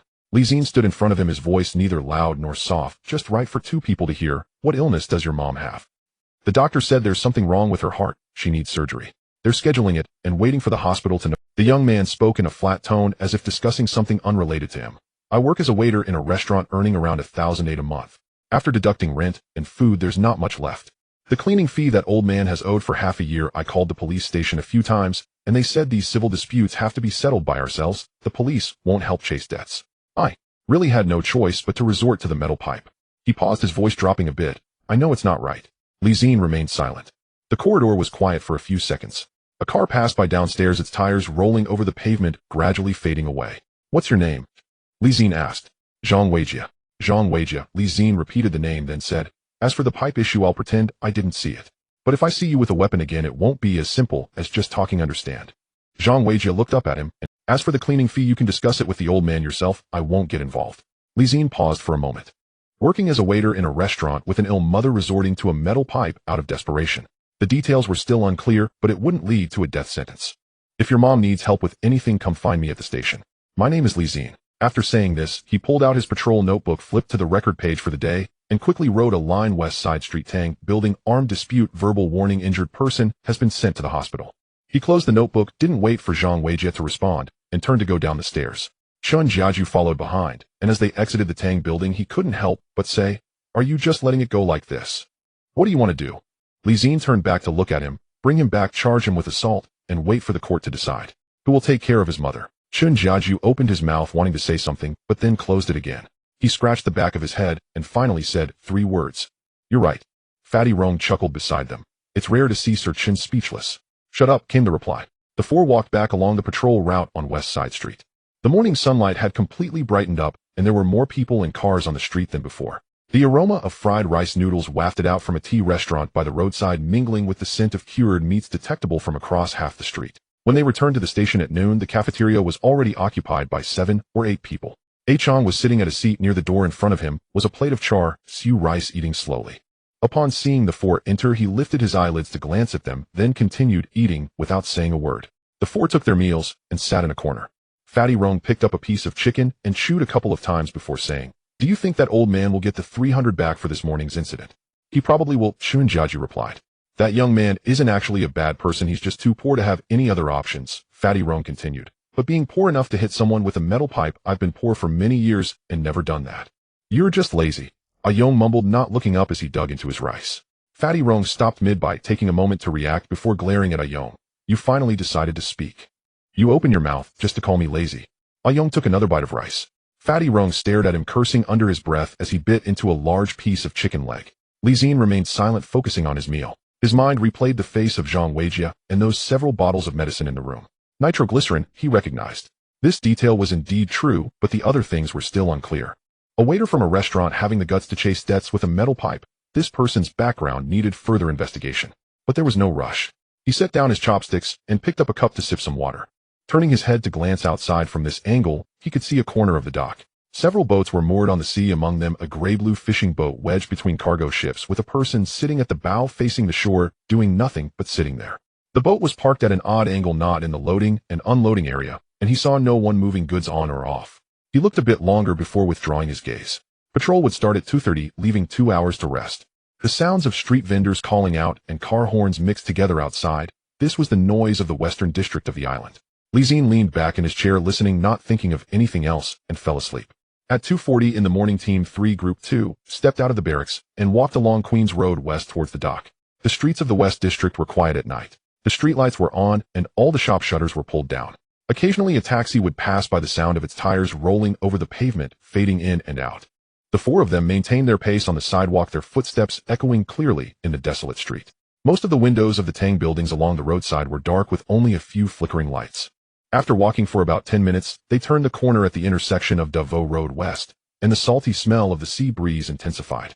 They were nearing the dock. Zi-Jie walked in front, his blue beret appearing darker under the streetlight, the beam of his flashlight sweeping back and forth on the ground, occasionally raising it to check the shadows by the roadside. A-Yong was behind him to the left, Fatty Rong to the right, and Zi-Jie brought up the rear. The spacing among the 4 was just right. Walking too close could lead them to be caught, while being too far apart would mean they couldn't support each other. The iron gate at the entrance to the dock was half open. Zi-Jie sidestepped in, sweeping the flashlight inside. The cargo area was silent, with a few streetlights spaced far apart, casting alternating patches of light and shadow. In the dark areas, only the flashlight could reveal the contours. He waited until the other 3 had entered before continuing forward. The four of them walked along the dock passage for a while. Containers were stacked on both sides, resembling 2 rows of gray walls. The beam of the flashlight swept through the gaps between the containers, revealing nothing unusual. Fatty Rong's footsteps were heavier, and he stepped on a loose manhole cover, the metallic clatter echoing in the empty dock. Zi-Jie glanced back at him, and Fatty Rong nodded, lightening his steps. When they reached the middle of the container area, Zi-Jie stopped first. It wasn't because he saw something, or it was what he smelled. A strong diesel smell, much more potent than the normal diesel scent at the dock, lingered in the air, fresh and pungent, as if it had just been extinguished and not yet dispersed by the sea breeze. This location was still several dozen meters away from the nearest legitimate berth with no boats docked, so such a strong smell shouldn't be present. He raised his hand into a fist. The 3 men behind him halted simultaneously. As the sound of their footsteps vanished, the dock became eerily quiet, with only the sound of waves crashing against the shore. Zi-Jie did not turn back. Instead, he quickly signaled with his left hand. Split into 2 wings and circle. Zi-Jie saw this from behind, patted Yong on the shoulder, and the 2 made their way towards the right side of the containers. Zi-Jie, leading Fatty Rong, crouched low as they advanced from the left side. The 4 divided into 2 wings, moving forward in the shadows of the containers, trying to tread as lightly as possible. It wasn't fear, but a desire not to let the other side know how many people they had. As they rounded the last row of containers, their field of view opened up. An abandoned berth held a gray-blue fishing boat. The boat wasn't large, with fishing nets and plastic barrels piled on the deck, the cabin door half open, no lights inside, but a faint glow seeped through the crack. It wasn't the glow of an electric light, but more like the light of a flashlight being partially blocked by a hand, just a sliver visible. In the shadows of the containers by the shore, a figure crouched, dressed in dark clothing, not working, facing the boat, clearly keeping watch. Zi-Jie hadn't yet reached a distance of effectiveness, but the person had already noticed him. It wasn't the sound of footsteps. It was the beam of the flashlight sweeping by, the light flashing briefly on the container, causing the person to instinctively turn their head and see the moving shadow between the containers. A whistle pierced the night sky. It was short and sharp, echoing far across the dock. The faint light in the cabin instantly extinguished. This was followed by a few hushed voices inside the cabin, then silence. The lookout turned and ran. But he was running in the wrong direction. He was heading towards the dock's exit, directly colliding with a Yong who was circling around from the right. A Yong sprang out from behind the container, quickly caught up, and grabbed the man's collar, using the momentum to pull him back. The man's footing faltered, and he fell backward, landing on the ground. A Yong didn't give him a chance to stand up, twisting his arm behind his back and pressing his knee against the man's lower back. "Don't move." The man lay on the ground, his face pressed against the cement, panting heavily, no longer struggling. A Yong quickly searched him, finding no weapons, just a pack of cigarettes and a lighter. Zi-Jie no longer concealed himself. He straightened up and strode towards the fishing boat, the beam of the flashlight shining directly into the cabin. "Police. People on the boat, hands where we can see them, come out one by one." In the flashlight's beam, the cabin door slowly opened wider, revealing a face. A middle-aged man with dark skin and high cheekbones squinted as the light hit his eyes. He glanced at the situation on the shore. The lookout was pinned to the ground, and 4 blue hats stood outside. He knew he couldn't escape. Slowly, he pushed the door open, raising his hands to shoulder height, stepping out from the cabin and squatting on the deck. "How many more?" "3. 3 are in the cabin." The middle-aged man's voice was a bit hoarse. "Get them out, hand," he shouted into the cabin in a heavily accented Cantonese. After a few seconds, 3 more people crawled out from the cabin, all crouching on the deck with their hands on their heads, mimicking his actions. Zi-Jie stood at the stern of the boat, the revolver already drawn, the barrel pointed down, his gaze sweeping back and forth over the 4 individuals. Fatty Rong stood on the shore, keeping watch over the direction of the 4 individuals to prevent anyone from taking advantage of the chaos to stand up. Zi-Jie climbed the boat via the gangway. Several luggage bags were piled on the deck, the zippers not fully closed, revealing clothes and a few daily necessities inside. He took a glance. The number of luggage bags didn't match the number of people, and the smell in the cabin was off, with a long-standing musty odor that didn't seem like the kind of place a few crew members would stay. He crouched down and shone his flashlight onto the deck. The cabin's floor was wooden, with dirt and oil stains embedded in the seams. He examined it piece by piece. Most of the seams of the wooden planks showed wear and stains, normal signs of use, but one piece was different. The seam was too even, as if it had been pried open repeatedly, the paint on the edges of the wood worn off, revealing a different color underneath, with a few fresh scratches along the edge. It had been tampered with tonight. He reached out and knocked twice with his knuckles. It was hollow. The sound was completely different from the nearby solid wood planks. He lifted the edge seam and a compartment opened. A hot, murky odor surged up from below. The smell of sweat, moisture, and diesel mingled together, thick and choking, making it hard to breathe. Shining the flashlight down revealed a very small space, barely enough for a person to curl up and sit, crammed with over a dozen individuals. There were both men and women, young and old, all frightened into silence by the sudden influx of light and sound. Some covered their eyes with their hands, while others buried their faces in their knees. The outermost individuals had already begun crawling out. They heard the commotion above and realized it was the police scrambling to the cabin's opening. Zi-Jie stepped aside, allowing them to exit first. A middle-aged woman was the first to peek out, instinctively closing her eyes as the flashlight shone on her, then squinting as she crawled out of the dark compartment onto the deck. Next came a young man followed by two teenage boys who looked like brothers, one helping the other out. The people from the dark compartment crawled out one after another. Some could crawl out by themselves, moving quickly, though others needed help from those above, their limbs weak and unable to move. Two of them were clearly in bad shape. One middle-aged man was pushed a few times by those beside him before waking up, his gaze blank as he took a while to regain his senses. Another young woman supported by someone crawled out of the dark compartment and immediately crouched on the deck, dry heaving several times. The space was too small, too many people, and the air was insufficient. It was only natural that this would happen over time. The water police had not yet arrived, but the situation was already controlled. On the empty space by the shore, a dozen individuals crouched. For crew members alongside the smuggled passengers formed a circle, some crying quietly, some covering their faces in silence, and others sitting against the containers in a daze. A young and fatty Roan guarded either side while Zi-Jie stood at the stern of the fishing boat, the revolver already holstered but his hand still resting on the strap. Zi-Jie squatted at the cabin's opening, shining his flashlight into the darkest part of the compartment. In the farthest corner, a person was still curled up. A young girl huddled in the corner, her arms wrapped around her knees, her face buried in her arms. Everyone around her was crawling out, but she remained still as if she had no strength left, or perhaps was already numb. "There's still one inside," Zi-Jie said. He handed the flashlight to Zi-Jie, beside him, bent down and squeezed into the cabin opening. The compartment was very low, he had to crouch to move, and the air was thick and stifling, making it hard to breathe. He moved to the farthest point, crouching in front of the girl. She didn't move. Even the rise and fall of her breathing were shallow. Zi-Jie reached out and grasped her upper arm. Not too lightly, not too heavily, but without waiting for her reaction, he directly pulled her up. She was almost yanked to her feet. Having crouched for too long and suffering from oxygen deprivation, her legs couldn't support her, and her body leaned forward as she stood.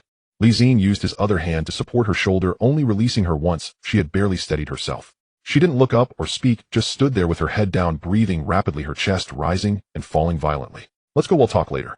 He stepped aside at the cabin's opening and led her to crawl out. When she crawled out of the opening, her movements were very slow. It wasn't that she didn't want to hurry, her body couldn't keep up, her limbs were all weak. As she returned to the deck, the sea breeze greeted her face. She leaned against the ship's railing for a few seconds, head lowered, taking deep breaths of the outside air. Zi-Jie glanced at her. Her lips were purple, and the color in her face had yet to return. He didn't rush her, waiting for her to stand for several seconds, watching her breathing gradually stabilize before turning to attend to other matters. He jumped off the boat and pressed the intercom. "Central Team 3 Group 2, at the southern end of the abandoned berth at West Ring Dock, controlling a suspicious fishing boat." A hidden compartment was found on the boat harboring smuggled individuals. Along with the 4 crew members, there were a total of 16 people. One lookout has been subdued. The scene is under control and water police are needed on site for handling. Received. The crackling sound of the intercom followed by a Chang's voice came through. "The water police are on the way, expected to arrive in 15 minutes. Keep an eye on the scene and note the number of people." "Understood." Zi-Jie hung up the intercom and crouched down to take a look at the lookout, pinned to the ground. In his 30s, wearing a dark jacket, hair disheveled with a red mark on his face from scraping against the ground. "Have you questioned him?" "Yes, he said he was hired by the boat owner to keep watch on the shore for $200. A young said with an unlit cigarette in his mouth. "He doesn't know anything else, can't clarify who the boat owner is." Zi-Jie didn't press further and walked over to where the 3 crew members were squatting. He asked the leading middle-aged man a few questions, where the boat came from, where it was headed, and where the people in the hidden compartment were picked up. The middle-aged man answered in fragments, heavily accented, saying the boat came from Zi-Jie, set out to sea after dark last night, and was waiting for someone to pick them up at West Ring. As for who was meeting them at what time and what kind of vehicle, he said he didn't know. He was just the boat driver paid to make. Such responses were within Zi-Jie's expectations. Those who ran this kind of boat were either the lowest level crew or one-time runners, yielding no substantial information. He returned to the edge of the dock, squatted down, undid the water bottle at his waist, opened the lid, and offered it to the girl. She was squatting by the shore, head down, her hands clasped tightly in front of her knees. Hearing the movement, she slowly lifted her head. She first saw the water bottle, then followed it up to see Zi-Jie. Her reaction was a beat slower than normal, as if it took her more time to process anything in her mind. She didn't take it. Zi-Jie pushed the water bottle forward. After hesitating for 2 seconds, she reached out to take it. Her hands were still slightly trembling. It was a physiological reaction from oxygen deprivation. Her fingers couldn't hold steady. She twisted off the cap and took a couple of gulps before handing the bottle back. "Thank you." Her voice was very low, as if it had been squeezed out from her throat, devoid of emotion, just a reflexive utterance. Zi-Jie took the water bottle, capped it, and hung it back at his waist. He said nothing, standing up and walking away. When the water police arrived, it had already been over 10 minutes. Two vehicles arrived, a small truck and a jeep from which 5 people emerged, the leading officer in water police uniform. Zi-Jie approached and briefed the officer in charge on the situation, the boat's location, the hidden compartment's condition, the number of people, the crew's statements, and the lookout's basic information. The water police lieutenant nodded as he listened, giving Zi-Jie a second glance after finishing. You were the first to discover it. We were on night patrol. The lieutenant nodded, said nothing more, and turned to assign personnel to start checking each individual. The water police worked efficiently. 2 went on the boat to inspect, 2 stayed on the ground to verify identities, and 1 took notes. The smuggled individuals were called up in batches for registration. Some produced crumpled identity cards while others refused to say anything. A woman was crying continuously, and a nearby child tugged at her clothes in silence. The young girl also stood up and walked to the registration area. When the water police asked her questions, she answered softly, her voice too low to be heard clearly from a few steps away. Once registered, the smuggled individuals were gradually taken onto the truck. The young girl finished registering, followed the instructions to the waiting truck, and climbed into the cargo compartment by herself. She didn't look back or stop. As the door closed, the taillights blinked and the truck drove away along the coastline. The sky gradually brightened. The lights at the dock were still on, but the illumination gradually faded in the increasingly brightening sky. A thin layer of mist rose over the sea, not dense, but visibility was no longer as clear as in the middle of the night. A Chow approached Zi-Jie, at some point standing beside him, watching the water police still busy at the dock. He took out a pack of cigarettes, pulled one out, and put it in his mouth, but didn't light it. Everything was stable tonight, he remarked, his tone casual, as if speaking about an ordinary matter. Zi-Jie, did you manage to knock on that hidden compartment and get it open? A Chow turned his head to glance at him. The paint on the edges of the wood was worn off, different from the others. A Chow nodded, not asking further. He took the cigarette from his mouth, put it back in the pack, and patted Zi-Jie on the shoulder. Let's go, we need to write the report. The dawn is coming. Zi-Jie nodded and turned back to walk. After a couple of steps, he glanced at the fishing boat. The gray-blue hull was docked at the edge of the abandoned berth, fishing nets scattered all over the deck, plastic barrels rolled into the corner. The cabin door was still open, pitch dark inside, while the water police continued their inspections. He retracted his gaze and walked back alongside a Chow. Gang Sheng leaned against the wall at the entrance of a Tang-style building, turned sideways to the street, trying to keep her face hidden from passers-by. She stood there for about 10 minutes, her legs were not sore, but her stomach felt increasingly empty. A thin layer of sweat formed on her forehead, and her hands and feet felt a bit weak. The streetlights were a murky yellow, illuminating more than the dark areas. This street is the main thoroughfare of Wanchai, bustling with life after nightfall. Neon signs lit up one after another, casting red, blue, and green hues onto the pavement. People coming back from work, going out for meals, or shopping all mingled together, their footsteps and voices blending into a cacophony. Street vendors pushed carts selling beef tripe and curry fish balls, the steam mixing with the aroma of spices. She stood at the edge of the crowd with no one glancing her way, yet no one made room for her either. She had thought that being in a crowded place would make it easier to hide. However, she realized standing out too much made her more conspicuous, a solitary figure leaning against the wall. She turned into a nearby alley, crouching down against the wall, shrinking into the shadows behind a few stacks of empty cardboard boxes. The alley was narrow, with the walls closing in on either side, and clothes hung from overhead lines. A gust of wind carried the musty smell of damp fabric right at her face.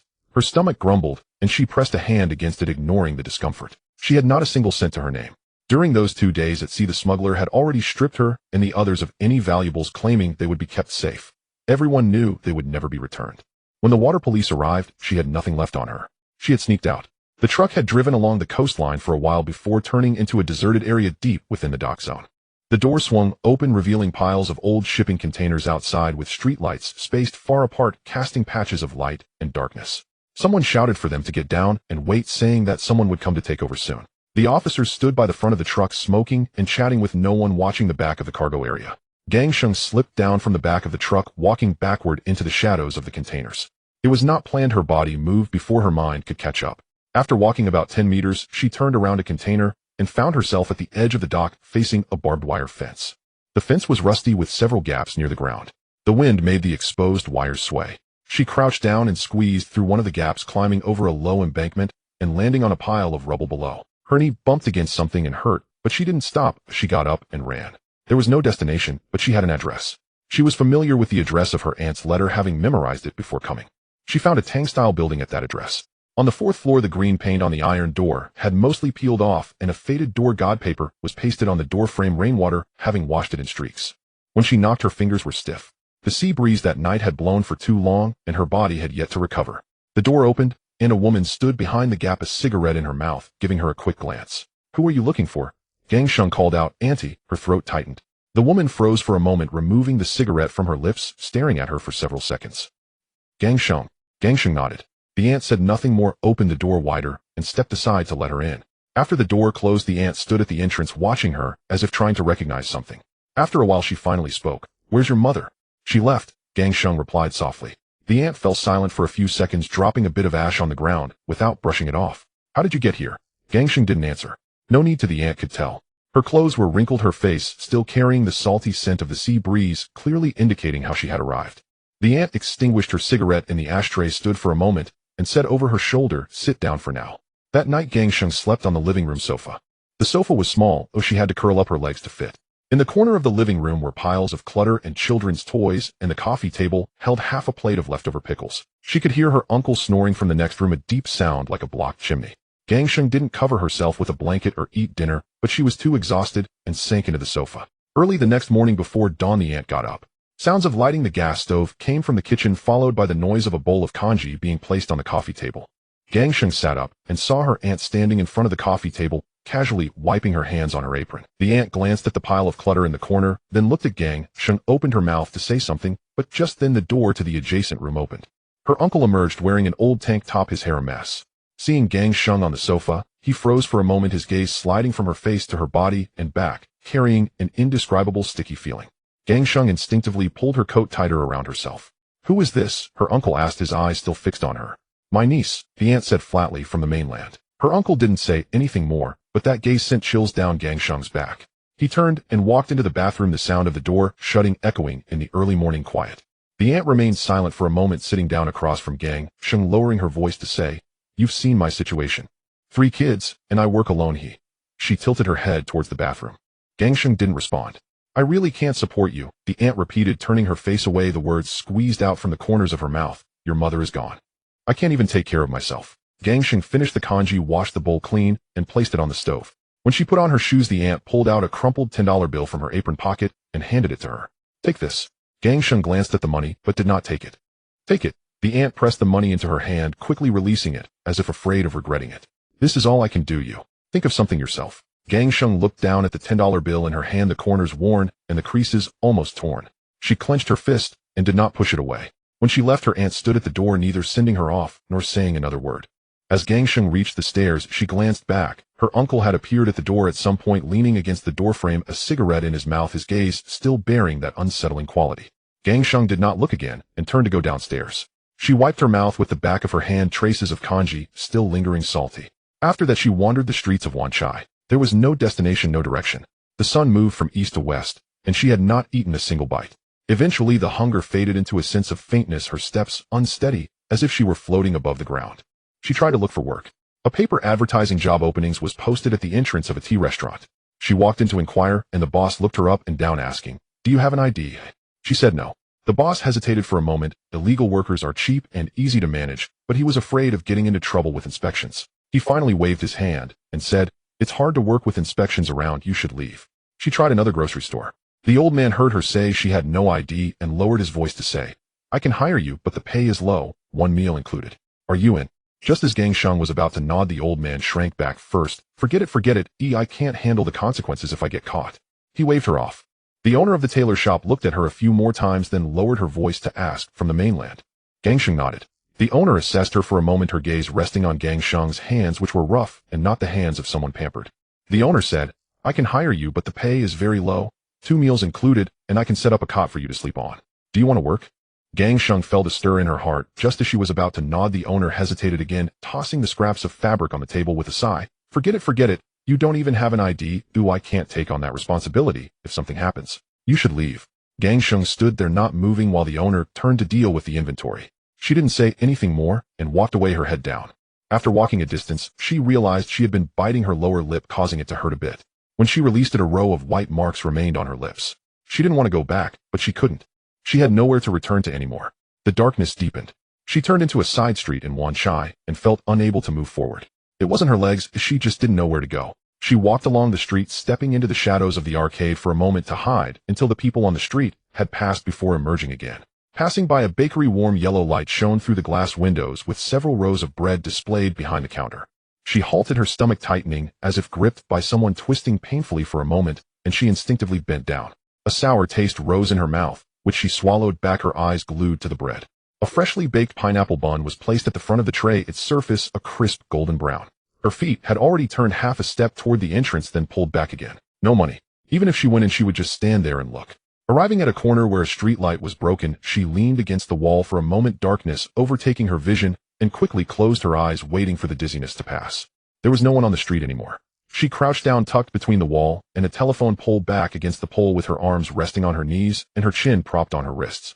Occasionally someone would walk by hurriedly, with no one glancing her way. She closed her eyes, thinking she would just get through tonight. When footsteps approached, she didn't open her eyes immediately. The footsteps approached at a moderate pace, stopping next to her, then retreating a couple of steps. "Hey, pretty girl, all alone."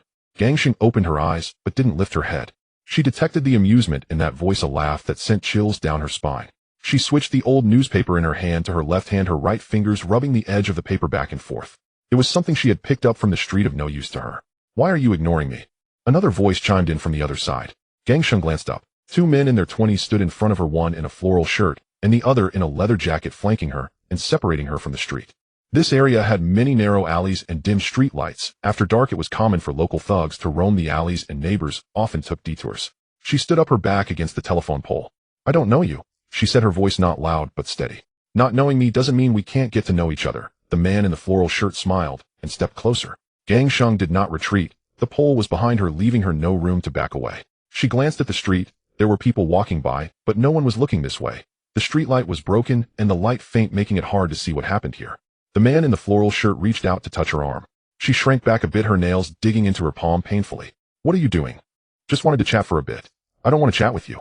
The smile on the floral shirt man faded a little. The man in the leather jacket said nothing but stepped forward, pushing her toward the corner of the wall. The two men flanked her, trapping her between the telephone pole and the wall. "Even the cops aren't as fierce as you," the floral shirt man said, his tone changing, no longer cheerful. "Just a chat. I won't bite you." Gangsheng's voice deepened, her throat tightening. "Try touching me, I dare you." The man in the floral shirt paused. At that moment, footsteps could be heard from outside the alley. The man in the floral shirt turned to glance out, then returned his attention to her, not taking it seriously. It was normal for people to pass by, they would just walk on. But the footsteps did not fade away. They paused for a moment, and then turned into the alley. The floral shirt man turned his head and saw a young man in a dark jacket walking into the alley, moving slowly, but with a clear intent. As the young man approached, his eyes first glanced at Gangsheng, who was trapped against the wall, then shifted to the floral shirt man. "Who are you?" the floral shirt man asked. The young man did not answer. He pulled out a black-covered notebook from his inner jacket pocket, opened it, and presented it to the floral shirt man. "Police. What are you two doing?" The floral shirt man glanced at the notebook, then at the young man's face, mumbling, "Nothing, just chatting." "Is chatting supposed to corner someone?" "She was just sitting here, and we came over to ask a question." "Have you finished asking?" The floral shirt man's mouth twitched, as if wanting to say something, but swallowed it back. Let's go," the young man said, patting the leather jacket man's shoulder. The two turned and walked toward the alley exit. As they exited the alley, the floral shirt man glanced back, without stopping. The alley fell silent. The young man tucked the black notebook back into his pocket, turning his head to glance at Gangsheng. In the dim light, she saw his face. Very young, not much older than her. When he looked over, his gaze lingered on her face for a moment before shifting away. She recognized him not by his face, but by his actions. That night at the dock, when she was gasping for air by the dark compartment, a hand had reached out to pull her out. Once on the deck, she crouched down to catch her breath, and someone squatted down to hand her a water bottle. She looked up, took the bottle, drank, and said, "Thank you." That person took the water bottle and stood up to leave, just like now. He didn't approach, just stood there. She leaned against the wall, the newspaper in her hand, already crumpled. She didn't look at him. "I remember you," he said. Gangsheng glanced at him. "You said thank you to me at the dock." He paused. "After that night, I thought of how you were alone and didn't know where you went." She remembered. That was the first sentence she had spoken since coming ashore. "How did you end up here?" he asked. Gangsheng. She didn't know how to respond. Should she say she had snuck out? That her aunt had kicked her out? That she had wandered the streets all day with no money? These words stuck in her throat, unable to come out. "What will you do tonight?" he asked again. She still didn't answer. He didn't press further, standing there waiting for a few seconds. Then he reached into his pants pocket and pulled out a folded paper bill. $100 bill with a green background, an old version of HSBC's, notes slightly crumpled at the corners. He handed it over. Gangsheng glanced at the money, but did not take it. "No need. Take it." She didn't move. He directly pressed the money into her hand. The bill was not neatly folded, the corners a bit pokey. After pushing it in, he released his grip without lingering. "You said thank you to me at the dock," he said, "but you haven't said it this time." She was taken aback, her lips moved slightly, but didn't form a smile. She looked down at the bill in her hand, pressed her lips together, and said softly, "Thank you." After hearing this, he didn't say much more, and turned to walk toward the alley exit. After taking a few steps he paused, and turned his head. I live in Saiwan, or I sometimes come to Wanchai. If you encounter trouble again, just go to the Saiwan police station and look for Officer Zi-Jie. After saying this, he didn't wait for her reply, and turned out of the alley. The sound of his footsteps receded into the street, then faded among the other noises on the street. Gang Sheng stood by the telephone pole gripping the green $100 bill. The bill pressed against her palm, the corners digging into her flesh. She glanced down, smoothed it out, folded it neatly, and put it in her pocket. The pocket felt empty. Even with the bill inside, it was still empty. She didn't know why he had appeared here, or why he helped her. In this city, he was the first person who had not chased her away. She released the newspaper in her hand, which had already become a crumpled ball. She tossed it into the corner, and walked out of the alley. There were few people on the street now. The bakery across the street was still lit, warm yellow light spilling from the glass windows. Just past 7 in the morning, the roll-up door of the tea restaurant on West Ring Street clattered open, and a worker splashed water on the steps. The water scattered on the concrete floor, creating small grayish-white bubbles that flowed down the incline towards the street edge. The master chef from the adjacent roasted meat shop was hanging roast goose at the window. The wire glinted in the morning light, and the goose skin glistened with grease, the scent of char and honey wafting through the air, even from several meters away. Zi-Jie stepped out of the station and walked east along Queens Road West. He wasn't in uniform, just wearing a dark jacket with a wallet and keys in his pocket. The jacket was bought last year at Drum Mountain, washed a few times, the collar slightly faded, and the cuffs frayed. He zipped it up, walked a few steps, and felt the morning breeze seeping in around his neck. It was late December, and winter on the island wasn't too cold, but the wind in the early morning and evening still felt cool on the face. Today was a rest day. After returning from Wanchai last night, he had turned over several times in bed. Closing his eyes, the image of her squatting in the alley corner filled his mind. Her body curled tightly against the wall, her back straight as an arrow. Both arms rested on her knees, chin resting between her wrists, her entire face buried in shadow, revealing only a silhouette. The moment she looked up at him, the energy in her eyes was like a tightly wound string still unbroken. It was a face he had seen many times on the screen in his past life. He had never missed any of the films she starred in, replaying them over and over. This girl in front of him bore a striking resemblance to her, with similar brows and contours, and at first glance it seemed like she had stepped out of the screen. He had never imagined he would actually see this face one day, let alone find her squatting in an alley in Wanchai, looking disheveled, unable to even have a warm meal. He gave her $100. $100 was enough to buy a few loaves of bread, enough to survive a night or two on the street. But what then? He knew $100 wouldn't solve her problems. But he hadn't done much more last night. A stranger suddenly offering help would feel off to anyone.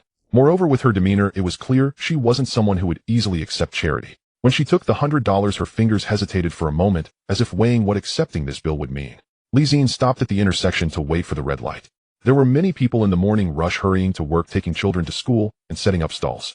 The sounds of footsteps and bicycle bells mixed together, making the entire street quite noisy.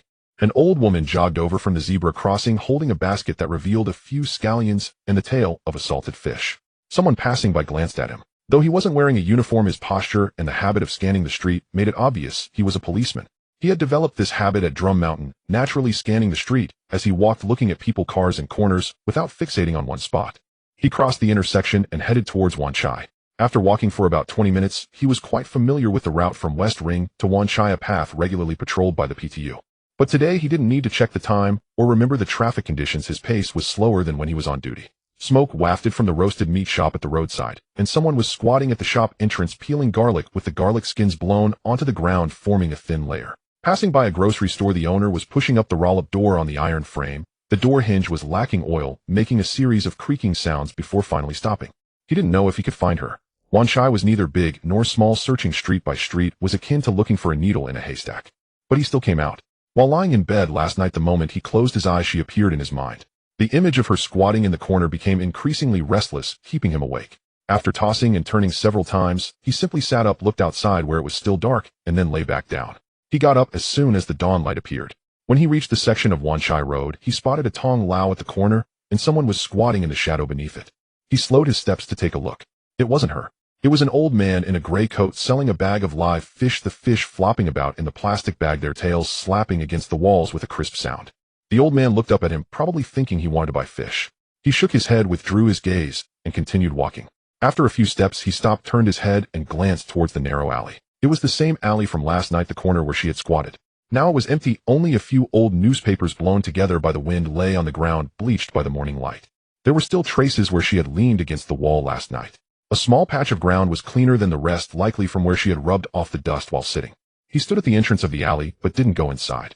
At that moment someone turned the corner from the other end of the alley. A young woman with her hair tied up, wearing an old shirt that had been washed, but was clearly 2 sizes too big, her sleeves rolled up unevenly. The fabric of her shirt had thinned from washing, and there were small baubles around the collar, but it was clean. She was clutching a folded blue paper note in her hand, and when she reached the alley entrance, she spotted Zi-Jie standing there. Both of them paused for a moment. She spoke first. "What are you doing here?" Her voice was quiet, slightly hoarse, likely from not having slept well last night, or perhaps not having slept at all. As she spoke, she held the paper note tightly, her knuckles turning white, her fingertips resting on the crease of the note, as if gripping something to prevent it from being blown away by the wind. Zi-Jie glanced at her. The shirt was clearly not hers, the sleeves rolled unevenly, and the hem tucked into her pants, not quite fitting. Her complexion was somewhat better than last night, at least her lips had some color, but her eyes were still heavy with fatigue, dark shadows lingering beneath her eyelids. Her hair was tied a bit too tightly, with a few strands falling loose at her temples. "I came to check on you," he said. "Where did you sleep last night?" She didn't answer, looking down and scraping the ground with the tip of her shoe. The toes of her shoes were dirty, and even after scraping twice the dirt wouldn't come off. They were a pair of old canvas shoes, the fabric along the straps frayed, and the soles smoothed out, clearly worn for quite some time. Zi-Jie didn't press further, waiting at the alley entrance for a few seconds. She didn't leave or look up. The morning wind blew, and she instinctively hunched her shoulders, the shirt swaying on her. That piece of clothing was indeed too big on her. It felt like wearing someone else's coat. "Do you plan to stay like this?" he asked. "I don't know," she replied softly, as if stating something she herself couldn't comprehend, or perhaps testing whether saying it would bring her more clarity. Zi-Jie fell silent for a moment. He had seen many people like this during his year at Drum Mountain. In the border police district, smuggling immigrants were common. Some were repatriated, some lost track after being released, and others blended into the city where no one ever knew their whereabouts again. But the way she stood at the alley entrance made him feel that if he turned and left today, she would truly become just like those people. "I have an empty room on Lock Road in Wan Chai. It was left by my parents and no one lives there," he said. "If you don't mind, you can stay there for now." She looked up and glanced at it. It seemed she didn't understand what he was saying, or perhaps she did, but couldn't believe it. She opened her mouth and after several seconds managed to squeeze out the words. "Why are you helping me?" Zi-Jie paused. "You said thank you to me last night," he replied. "You said it at the dock, that just based on that." He didn't tell her the whole truth. He couldn't. "It wouldn't be right to say that because you have a face I've seen many times on screen in my past life, I feel you shouldn't end up on the streets." After saying that, he turned and walked forward. After taking a couple of steps, he stopped, turned his head, and said, "Follow me, or stay here, it's your choice." He didn't wait for her to answer, continuing to walk ahead. A few seconds later, the sound of footsteps followed behind him. It was light, but steady, maintaining a distance of 3 or 4 steps, neither too close nor too far. She stepped onto the sun-dried pavement, her footsteps light and delicate. Occasionally, she would step on a loose tile, producing a crisp clatter. Zi-Jie didn't look back, slowing his pace, so she could keep up without being too close. They walked one in front of the other, passing through the bustling streets of Wan Chai in the morning. Steam rose from the roadside tea restaurant, mixing with the sizzling sounds of frying oil, as someone emerged from the door, carrying a tray, the sound of bowls and chopsticks clanking together.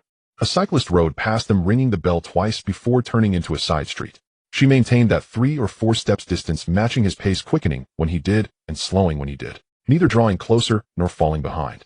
When they reached Lock Road, Zi-Jie stopped in front of an old tom. A 6-story building. The water-washed stone on the outer wall had turned yellow, with several grayish-black streaks left behind from rain washing over, resembling a dried riverbed. The first floor was a shoe repair shop, closed for the day. The roll-up door pulled down, and several large patches of green paint had peeled off the door, revealing the iron color beneath. He took out the key and opened the iron gate next to it. The hinge squeaked when pushed, the sound echoing up the hallway was dimmed. It took a few seconds for his eyes to adapt after entering. The wall paint was peeling in several places, exposing the gray-white cement underneath, with fine wall dust piled in the corners. The stair railing was made of iron pipes, most of the paint worn off, feeling cool to the touch, with some rusty spots that felt slightly rough against his palm. Zi-Jie walked up, the sound of his footsteps echoing rhythmically in the narrow stairwell. She followed behind. A few steps behind him, her footsteps were lighter, almost inaudible on the concrete. Only the occasional sound of fabric brushing came up. On the 3rd floor, he stopped. At the end of the corridor was a door, a deep green, ironclad wooden door. The light filtering through the transom above cast a diamond-shaped patch of light on the floor right in front of the threshold, marking a spot. He took out the key, opened the door, and stepped aside. "Come in," he said. She stood at the door, hesitating for a moment. Her fingers clenched the hem of her shirt tightly before releasing it, fingertips rubbing the fabric back and forth a couple of times. Then she stepped over the threshold. When crossing the threshold, her foot lifted slightly higher than usual, as if afraid of tripping. It was a small room. Right upon entering was the living room, containing an old fabric sofa, the fabric a deep brown, the backrest slightly sunken, but overall still clean. On the coffee table sat a few well-worn magazines, the one on top being a film magazine, its corners slightly curved. Against the wall was a bookshelf with a few scattered books, and on the top shelf was an enamel cup with faded red lettering, probably a promotional item from some store. The window faced south with morning light pouring and casting a warm yellow glow on the floor, where small particles of dust floated in the light. In the corner was a folding bed covered with clean bed sheets, the sheets a pale blue, with freshly washed creases evident at the corners. Next to the living room was a small bedroom, the door half open revealing a single bed and a wardrobe. The wardrobe door was not closed tightly, revealing a corner of an old uniform hanging inside. Not many people come here, usually, Zi-Jie said, standing in the middle of the living room, placing the key on the coffee table, the metal making a soft sound as it hit the glass surface. Utilities are available and the kitchen can be used. The sheets were changed just last week. If you don't want to sleep in the living room, that bedroom is fine too. I don't usually stay here. She stood at the door, her gaze scanning the room, moving from the sofa to the bookshelf to the window to the folding bed, finally stopping on the set of keys on the coffee table, examining it for a few seconds. She said nothing. Her gaze moved slowly, as if she were measuring the size of this space, with her eyes assessing whether it was truly a place she could stay. Zi-Jie walked to the window and pushed it open halfway for ventilation. The sounds from the street filtered in the sounds of cars and people, already softened by the air outside, as if they had been filtered through layers. From outside below came the sound of the shoe repair shop owner opening the door. When the roll-up door was pushed up, it made a loud clatter, followed by the sound of the iron hook clanging against the door panel. He turned back. The owner of the shoe repair shop downstairs is named Yang. He's a nice guy. You can ask him if you need anything. There's some change in the kitchen drawer. If you're hungry, go downstairs to buy something to eat. After that, he fell silent. A few seconds passed in silence. She stood at the door without moving or speaking. Morning light streamed in through the window, casting a long shadow at her feet. As for the ID issue, we'll find a way to help you, he added, but this will take time, or it could be a few months to half a year. You can stay for now. She still didn't say anything. Her gaze fell on the set of keys on the coffee table, lingered for a moment, then moved to the folding bed before shifting away. Her lips moved slightly as if she wanted to say something, but then swallowed it back. Zi-Jie didn't say more. He walked to the door, turning his head as he changed his shoes. I'm off today, or I might come by in the afternoon to see if you need anything. If you need anything, you can borrow a phone from Boss Yang downstairs to call me. He opened the door and stepped out. Just as the door was about to close, her voice came from inside, steadier than last night, but still tinged with a hint of roughness. Thank you. Zi-Jie stood outside for a second, not looking back, and closed the door. The lock clicked softly, echoing slightly in the hallway, the sound muffled compared to when he opened the door, as if the bolt had slipped into the slot. The hallway grew dark again. As he walked down the stairs, his footsteps echoed one by one in the empty corridor, all the way from the third floor to the first. Pushing open the iron door on the first floor, the sunlight was just right outside. The shoe repair shop owner was bent over, opening the roll-up door's lock. Hearing the door sound, he looked up and observed him coming out from the building. The owner was in his 50s, wearing a blue apron stained with grease, holding a long-handled key. His gaze shifted from Zi-Jie's face to the upstairs, and then back with a hint of curiosity, but without asking further. Morning, officer. Morning. Zi-Jie nodded, offering no further explanation, and didn't stop his pace. He walked back along Lock Road. With one less key in his pocket, his steps felt lighter than when he came. After passing 2 intersections, he glanced back. The outline of the Tong Lao stood quietly in the morning light, the window on the third floor still open, with a small patch of sunlight resting on the windowsill. When he returned to the station, A Chong was in the duty room brewing tea. Hot water poured into the enamel cup, and as the tea leaves swirled, a scent of jasmine wafted out. He covered the cup, lifted it, and blew gently, not rushing to drink. Instead, he glanced at Zi-Jie. Out on a break again. Just a little matter. Zi-Jie stood at the door for a moment, then walked in and pulled out a chair to sit down. The chair legs scraped against the concrete floor, producing a brief scratching sound. Zi-Jie fell silent for a few seconds, picked up the enamel cup, took a sip of tea, and instead of putting it back down, he turned it in his hand. Brother Chong, I have a question for you. Go ahead. There's a person born in Hong Kong, but went to the mainland when he was young, and now he's back here without any identification. Is there any way to obtain identification?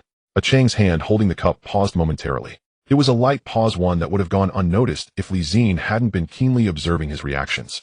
He set the cup down, resting its bottom on the table, and remained silent. After a moment, he finally asked, "Who do you need help for?" Zi-Jie didn't mention a name, only saying, "A friend." A Chong glanced at him, without responding, lifted the cup, and took a slow sip.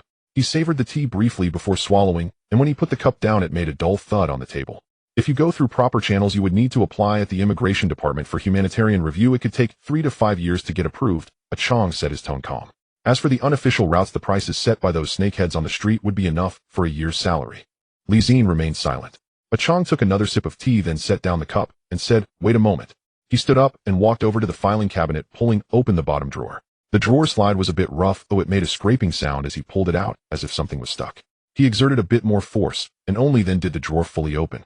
The drawer held quite a few items, and he could hear the sounds of paper and miscellaneous objects rubbing against each other. Old file bags, several rolls of tape, and scattered paper clips rolling around on the metal bottom. He rummaged for a while, his fingers searching through the clutter until he finally found a business card hidden deep inside. The edges of the paper were yellowed and the corners slightly curled as if it had been pressed at the bottom for a long time. He walked back, placed the business card on the table, and pushed it closer. The card was printed with the words, Chen's Photography, Professional ID Photos, Family Portraits, Old Photo Restoration. Below were the address and phone number located on North River Street, in Shamshui-pa. The paper was somewhat worn, the ink no longer vibrant, and the 3 at the beginning of the phone number was missing a small patch of ink. Find this person, a Chong said. His surname is Chun. He used to collaborate with the police department to take suspect profile photos. He doesn't do that anymore and has opened a photography studio in Shamshui-pa. He paused for a moment. Tell him a Chong sent you. But I can't guarantee how much help he can provide. Zi-Jie took the business card, flipped it over to check the back, which was blank. Thank you, he said. No need to thank me, a Chong replied, picking up his cup to continue drinking tea. I didn't hear anything, and you didn't say anything to me. Zi-Jie tucked the business card into his pocket and stood up. A Chong called out from behind him. Things have been a bit unstable over in Shamshui-pa lately. I'll be cautious when you go there. Zi-Jie turned back.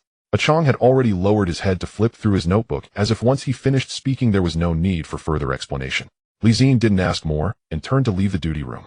In the corridor, the sunlight was just right. He took the business card out of his pocket again to check it, memorized the address, then folded it neatly and returned it to his pocket. That afternoon he changed into a clean shirt and boarded a bus heading towards Shamshui-pa. Traveling from Western District to Shamshui-pa required crossing the sea. The bus took the route through the Western Tunnel, and after passing over the water, the scenery outside the window began to change. From the Western District, you could still see the sea, the streets relatively spacious with tea restaurants and dry goods, shops, the pace slow and leisurely. Once over the sea and into Shamshui-pa, the buildings began to crowd upwards and the roads started to narrow. Shamshui-pa and Western District were not in the same world. Western District had a harbor, a sea breeze, wider streets, and a slower pace. Shamshui-pa, however, had dense buildings, a bustling crowd, and narrow streets, with signs jutting out from building facades layer upon layer, fragmenting the sky. Electrical shops, grocery stalls, and second-hand mobile phone stands lined up side by side with vendors sitting on small stools, old radios, and rice cookers displayed before them, cigarettes in their mouths, their eyes fixed on passers-by. When someone passed by, they would call out, "Hey handsome, come take a look." Their voices not loud, but the entire street resonated with a lively background noise. The bus stopped at a red light. Zi-Jie sat by the window and saw an old man squatting on the steps eating a bowl of wonton noodles. As he lifted the noodles with chopsticks, steam wafted towards him, causing him to squint slightly before lowering his head to continue eating. Next to him, a woman pushing a baby stroller stopped to haggle with a vegetable vendor. They exchanged 4 or 5 sentences in Cantonese, and finally the woman shook her head and pushed her stroller away. The vendor wasn't annoyed. He turned to greet the next customer. This was Shamshui-pa. Every street was alive. Everyone seemed to be in a hurry, but it was unclear what they were rushing for. The bus arrived at the station and Zi-Jie got off. North River Street is in the center of Shamshui-pa. He walked along the street, passing a roasted meat shop where a row of roast ducks and char siu hung in the window, glistening with oil, while a tray below collected a layer of dripping honey glaze. He remembered he hadn't eaten lunch yet, but didn't stop. Chen's photography was sandwiched between a herbal tea shop and a grocery store, the storefront not large. The glass door had the words ID Photos stuck on it. The red paint faded to a light pink, leaving only the outline of the letters visible. The steps at the entrance rose 2 levels above the street, requiring one to bow slightly to see the counter inside. Behind the glass door hung a weathered cloth curtain, making it difficult to see the situation inside from the outside. Zi-Jie pushed the door open. The bell on the door jingled softly, not loud, but clear in the quiet shop. Behind the counter sat a man in his 50s, thin, wearing a pair of reading glasses with thick lenses that seemed on the verge of slipping off his nose. He was looking down at a newspaper, and upon hearing the bell, he lifted his glasses slightly and looked over through the lenses. Photography, he asked. Is it Chen, Uncle? Zi-Jie asked. The man set the newspaper down, pushed his glasses up, and his gaze lingered on Zi-Jie for a moment, first scanning his shoulders, and then settling back on his face. He wasn't in uniform, but his posture indicated he was no ordinary person. A Chong sent you, but you're not here to take photos, are you? He said. It didn't sound like a question. Zi-Jie pulled out a photo from his pocket, an ID photo taken earlier that morning at the studio, with a white background and hair tied up. When she tied her hair up, the contours of her face were very clear, and her eyes looked much more composed than in the alley, exuding a clean aura. He placed the photo on the counter, sliding it forward. This girl doesn't have identification. Can you help her get one? Chen Uncle picked up the photo, glanced at it, and remained silent. He held the photo up to the light coming from the window, squinting at it for a few seconds. The light passing through the back of the photo revealed the texture of the photo paper and the thickness of the developer. He turned it over to look at the front, pinching the edge of the photo, as if feeling the material of the photo paper. Only then did he set it down, placing it back on the counter, his fingers lingering as he examined it further. Do you have a birth certificate? No. Any identification documents? Nothing at all. Chin Uncle fell silent for a few seconds, flipping the photo over and resting it on the counter. The motion was gentle, as if he feared scratching the surface of the photo. Zi-Jie waited for him to continue. The shop fell quiet for a few seconds, with only the wall clock ticking, the second hand jumping slowly, the sound soft but clear in the silence. Chin Uncle stood up, turned around, and rummaged through an old notebook from the cabinet behind him. The cover of the notebook was black, heavily worn at the corners, and contained many slips of paper and business cards. He flipped through it, found a page, tore it out, and wrote an address on it with a pencil. Zi-Jie took the slip and glanced at it. The slip bore an address: Mong Kok, Shanghai Street, a certain building, 4th floor. The handwriting was not large, but clear, showing it was penned by someone accustomed to writing. "Thank you, Chin Uncle," he said. "No need to thank me," Chin Uncle replied, sitting back down and picking up the newspaper. "You can pretend you were never here today, and I never saw you." Zi-Jie folded the slip neatly and tucked it into his pocket, turning to leave the photography studio. The bell jingled again, a brief and crisp sound. Back on the street, the afternoon sunlight in Sham Shui Po was sliced narrow by the shadows of buildings on either side, leaving only a bright strip down the middle of the street. He walked along North River Street, with the sounds of Cantonese music from the electrical shops and the vendors' calls. One shop was playing an old Cantonese song whose name he couldn't recall, the sound quality of the speaker not great, but the lively atmosphere was undeniable. As he passed by the herbal tea shop, the owner was stirring a large pot with a metal spoon, the deep brown tea bubbling inside, steam wafting out with a blend of sweet and bitter aromas. The owner glanced at him, but didn't call out, continuing to stir his pot. When he reached the corner waiting for the red light, he noticed 3 men standing across the street. They were in dark coats and hard-soled leather shoes, not looking like they were there to shop. One was leaning against a utility pole, smoking, his gaze not on the passing shops, but on the people walking by. The other 2 stood a bit apart from each other, forming a loose triangle. This positioning was intentional, creating space to observe a wider area. The man leaning against the pole had his cigarette halfway done, flicking off the ash, but his eyes never left the entrance of the row of shops across the street. Zi-Jie's gaze lingered on them for a moment before he looked away. He didn't want to be caught observing them. The green light lit. He crossed the street without looking back.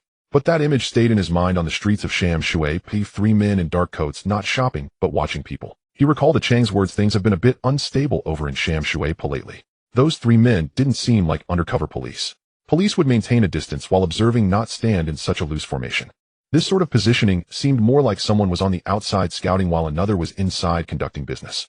As for what kind of business, Zi-Jie didn't know for now, but he noted the physical characteristics of the 3 men: height, build, coat color, and shoe style. That's the habit of a policeman. Some information might seem useless at the time, but it's best to remember it anyway.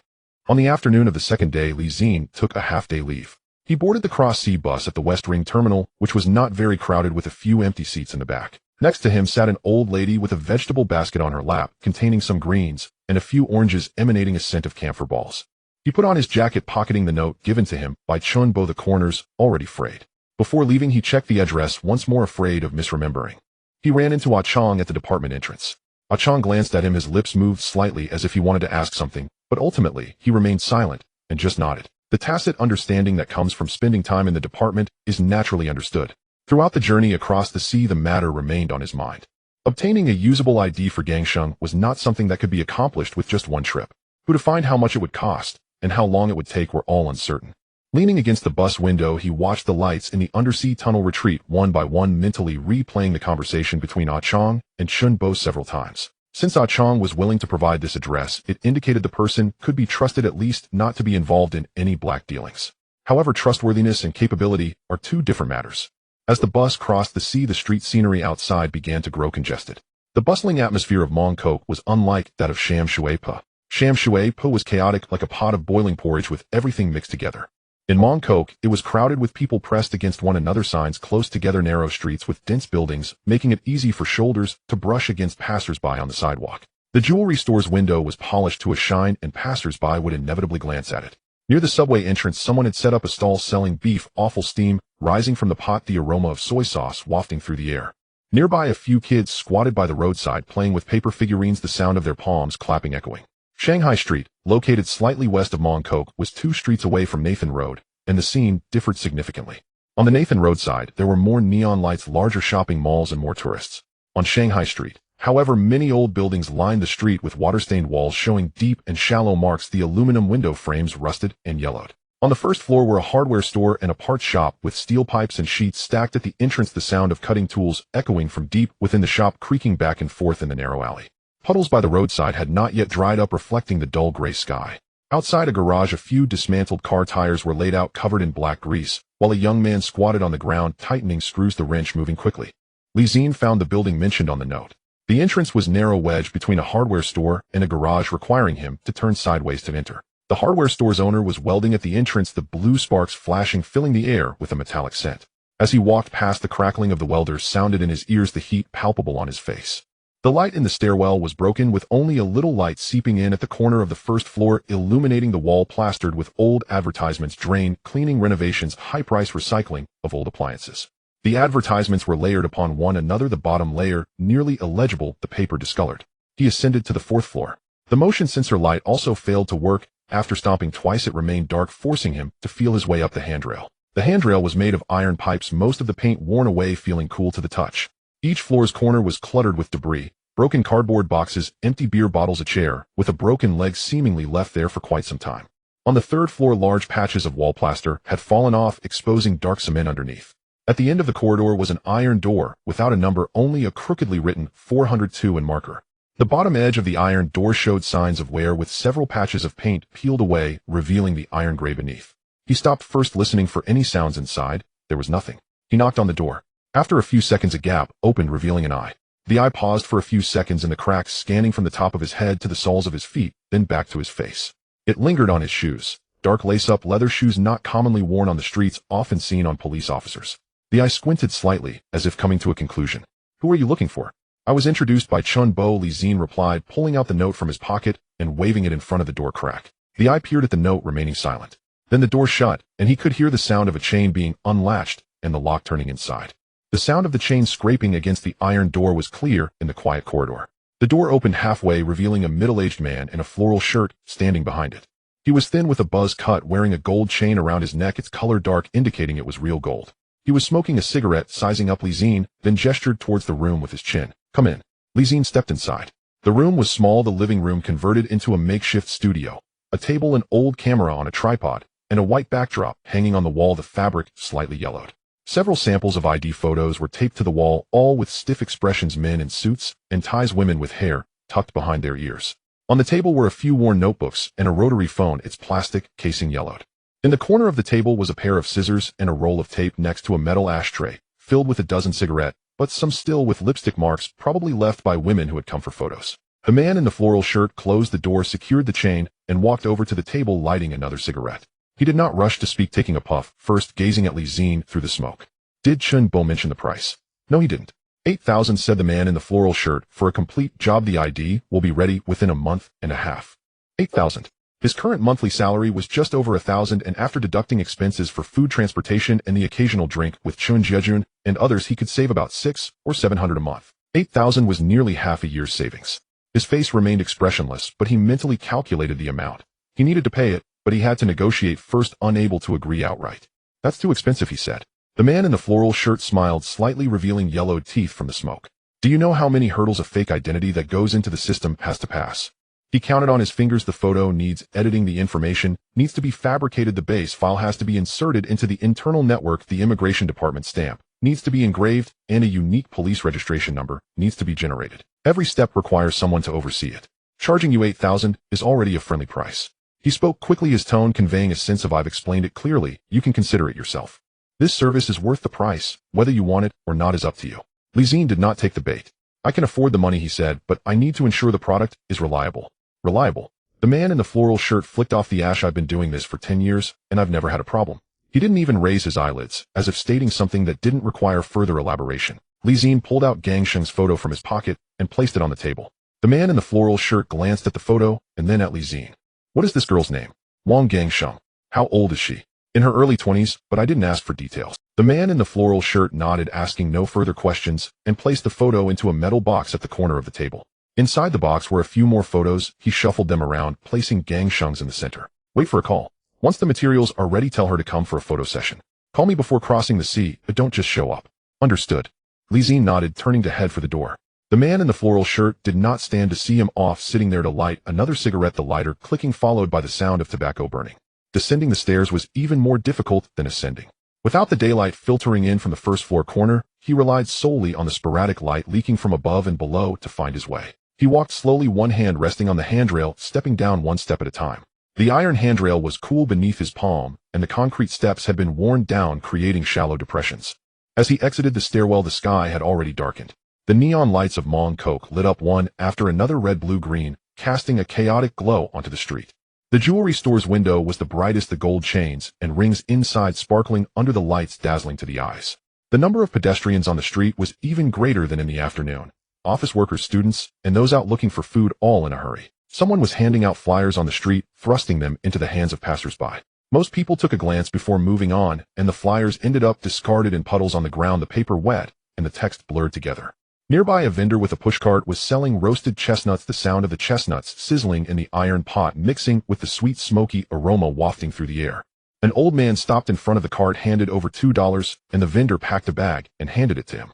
The old man accepted it, clutching it to his chest, feeling its heat. Zi-Jie paused by the roadside, orienting himself before walking towards the bus stop. As he passed by the hardware store, the owner had already closed up the iron shutter, halfway pulled down. The puddles on the ground reflected the lights from the opposite neon signs, red and blue, shattered into pieces. On the bus back to the West Ring, he sat by the window, watching the street scenery retreat. The lights of Mongkok stretched into blurry lines across the bus window, gradually dimming after crossing the sea, replaced by the yellow glow of street lamps. After crossing the sea, the buildings outside the bus became slightly shorter, the streets wider, and the feeling of congestion in the air dissipated.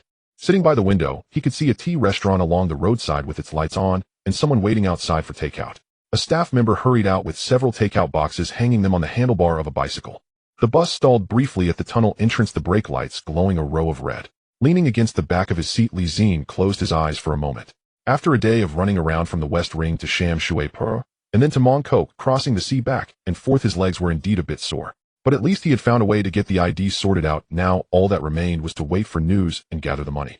8,000 was no small amount, but he had saved up a base during his 3 months at Drum Mountain, and with the allowances during the PTU training period, he should be able to scrape together enough. He opened his eyes as the traffic started to move. The bus entered the tunnel, the interior lights turning a dim yellow, casting his blurred face on the bus window. At 7 in the morning, roll call began in front of the department. The second group of the third team had 4 members present. Ah-Chong stood on the steps, his mouth downturned, his gaze heavier than usual.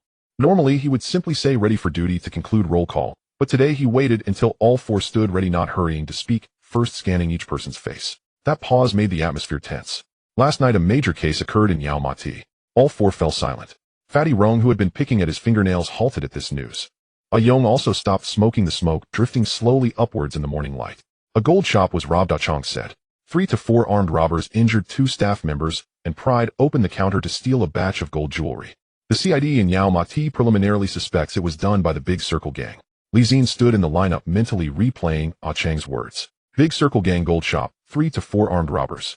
Having just returned from Mongkok yesterday, the report came today, so close in timing. He recalled the row of gold shops he saw on the streets of Mongkok yesterday, their displays shining brightly, the counters packed with gold jewelry. Such shops were indeed the juiciest targets in the eyes of ruthless robbers. The robbers are currently at large, Ah-Chong continued. The district's report suggests they may be fleeing towards Hong Kong Island. Today's key task for E-Squad is to increase the patrol density from Saiwan to Kennedy Town. If suspicious individuals are spotted, report immediately, do not act independently. He paused, scanning the faces of the 4 once more. His gaze lingered on Zi-Jie for an extra second, but he said nothing. Did you hear clearly? Yes. Ah-Chong nodded. Ready for duty. As the 4 departed from the department dawn, the morning fog had not yet dissipated, the streetlights had just turned off, and the sky was a pale grayish blue. Each alley, every door, and every car parked by the roadside received an extra moment of attention. Normally they would chat a bit during patrols, but today no one spoke much. Chin Jejun walked ahead, his pace a bit slower than usual. Without turning around, he spoke. From Mongkok to Saiwan there are only a few routes across the sea. The Cross Harbor Tunnel, Western Tunnel, or by boat. Which route might they take? Hard to say, Zi-Jie replied, mentally reviewing the nautical map as they walked. If they're familiar with the area, they might take the Western Tunnel, which leads directly to the far end of Saiwan. That area has many docks, making it easy to hide. Fatty Rong chimed in from behind docks. He didn't finish, but Zi-Jie understood what he was implying. On the side of Saiwan's docks there were many abandoned berths and a large container area filled with containers and scrap machinery. It was too easy to hide a few people there. Moreover, being close to the sea, if anything went wrong they could just jump onto a boat and flee to international waters. Ah Yong remained quiet, walking at the rear right of the group, his gaze scanning left and right. He was the quietest of the 4, yet he worked the most steadily. He shifted his cigarette from his left to his right, then bit the filter tightly after the change. This small action indicated that he too was not at ease.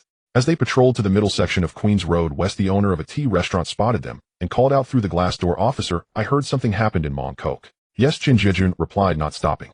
The owner seemed to want to ask more, but upon seeing the four continuing on, he swallowed his words, nodded, and retreated into the shop. Steam was billowing from the exhaust fan of the shop, carrying the aroma of fried scallions and soy sauce. News traveled faster than the wind. If the tea restaurant owner knew, then the old man at the street stall surely knew as well. The milk delivery man, the taxi driver, the elderly woman exercising. Everyone on this street might be discussing last night's robbery at the gold shop. By noon, everyone on Hong Kong Island would know that a group of armed robbers was on the run.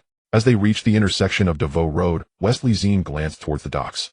From this angle, he could see the entrance of the docks where the iron gate stood half open and the cargo area was quiet. The dock workers had yet to arrive for their shifts, with only a few security guards sitting outside smoking. The fog over the distant sea was thinner than in the morning, revealing the outlines of several cargo ships. He thought of that rusted boat. If the people on that boat were connected to the Big Circle gang. No, the timing didn't match. That boat had only been discovered a few days ago, and its occupants had long been taken away by the water police. The robbers of the Big Circle gang had just fled from Yau Ma Tei, so these two incidents should not involve the same group. Yet he couldn't help but glance at the docks again.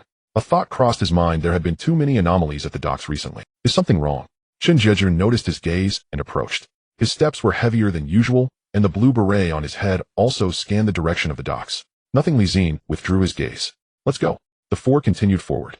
The sea breeze blew in from the direction of the docks, carrying a salty and oily smell. At this time in the morning, the wind was not strong, providing a cool sensation against their faces. Across the street, a newspaper stall had just opened, and the owner was arranging newspapers outside, stacking them neatly. The topmost one prominently featured the headline, "Yau Ma Tei Gold Shop Robbery, Armed Robbers on the Run," in bold black letters. Zi-Jie glanced at the headline, but did not stop. Next to the headline was a photo of the crime scene at the gold shop, with glass shattered everywhere, and the counter pried open in a very neat manner, clearly done by someone experienced. Anyone capable of smashing through bulletproof glass in one blow and taking what they wanted without hesitation was certainly no novice. The patrol felt much quieter than usual that morning. Typically, Fatty Rome would complain about not sleeping well the night before. Zi-Jie would mock the eccentric citizens they had encountered, and Yong would at most chuckle along. But today, apart from necessary communication, no one spoke any idle chatter. When they reached certain hidden alleyways, the four would instinctively slow their pace and glance inside. As they passed a roadside where a suspicious vehicle was parked, they paid extra attention to the license plates and the situation inside.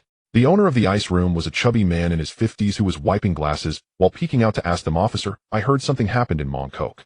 "Yes," Zi-Jie sipped his iced lemon tea. "But it's not confirmed yet, so don't spread rumors."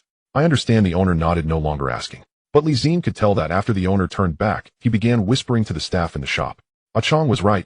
News spread faster than the wind. Returning to the department at noon, Chong had just come out of the commander's office. He was holding a cup of tea that he hadn't had time to drink, the lid resting on the rim, steam still rising from the tea. Seeing the four return, he waved his hand without speaking and walked into the duty room. The four followed him inside. Chong placed the teacup on the table, not rushing to drink, and spoke first. "The district has sent some news." The four gathered around. The duty room was small, and with the addition of Chong, it felt a bit cramped. The clock on the wall ticked steadily, and outside they could hear the sounds of cars passing by on the street. The identity of the robbers has been preliminarily confirmed. The leader is named He Tianyang from Hunan. The district obtained this information from an informant stating that this person has military experience and is quite capable. He had a record in Guangzhou and escaped from there. His accomplices are likely a few people he brought from his hometown, but the exact number is still being verified. Military experience. Yes, Zi-Jie asked, his tone shifting, losing the lightness from the morning. Armed robbers with military backgrounds are not on the same level as street thugs. That's what the informant said, Chong replied. It's still unclear what branch he served in, but the district thinks we should look towards reconnaissance soldiers. The method used to rob the gold shop is not something ordinary people can accomplish. They have tactical awareness. His tone was as flat as if reading a report. The duty room fell silent for a few seconds. Someone with a background in reconnaissance understands how to utilize terrain, knows how to evade tracking, and how to find gaps within a siege. What does the district say? Zi-Jie asked. He was thinking about Chang's earlier description. Military experience, Hunan origin, brought along a group.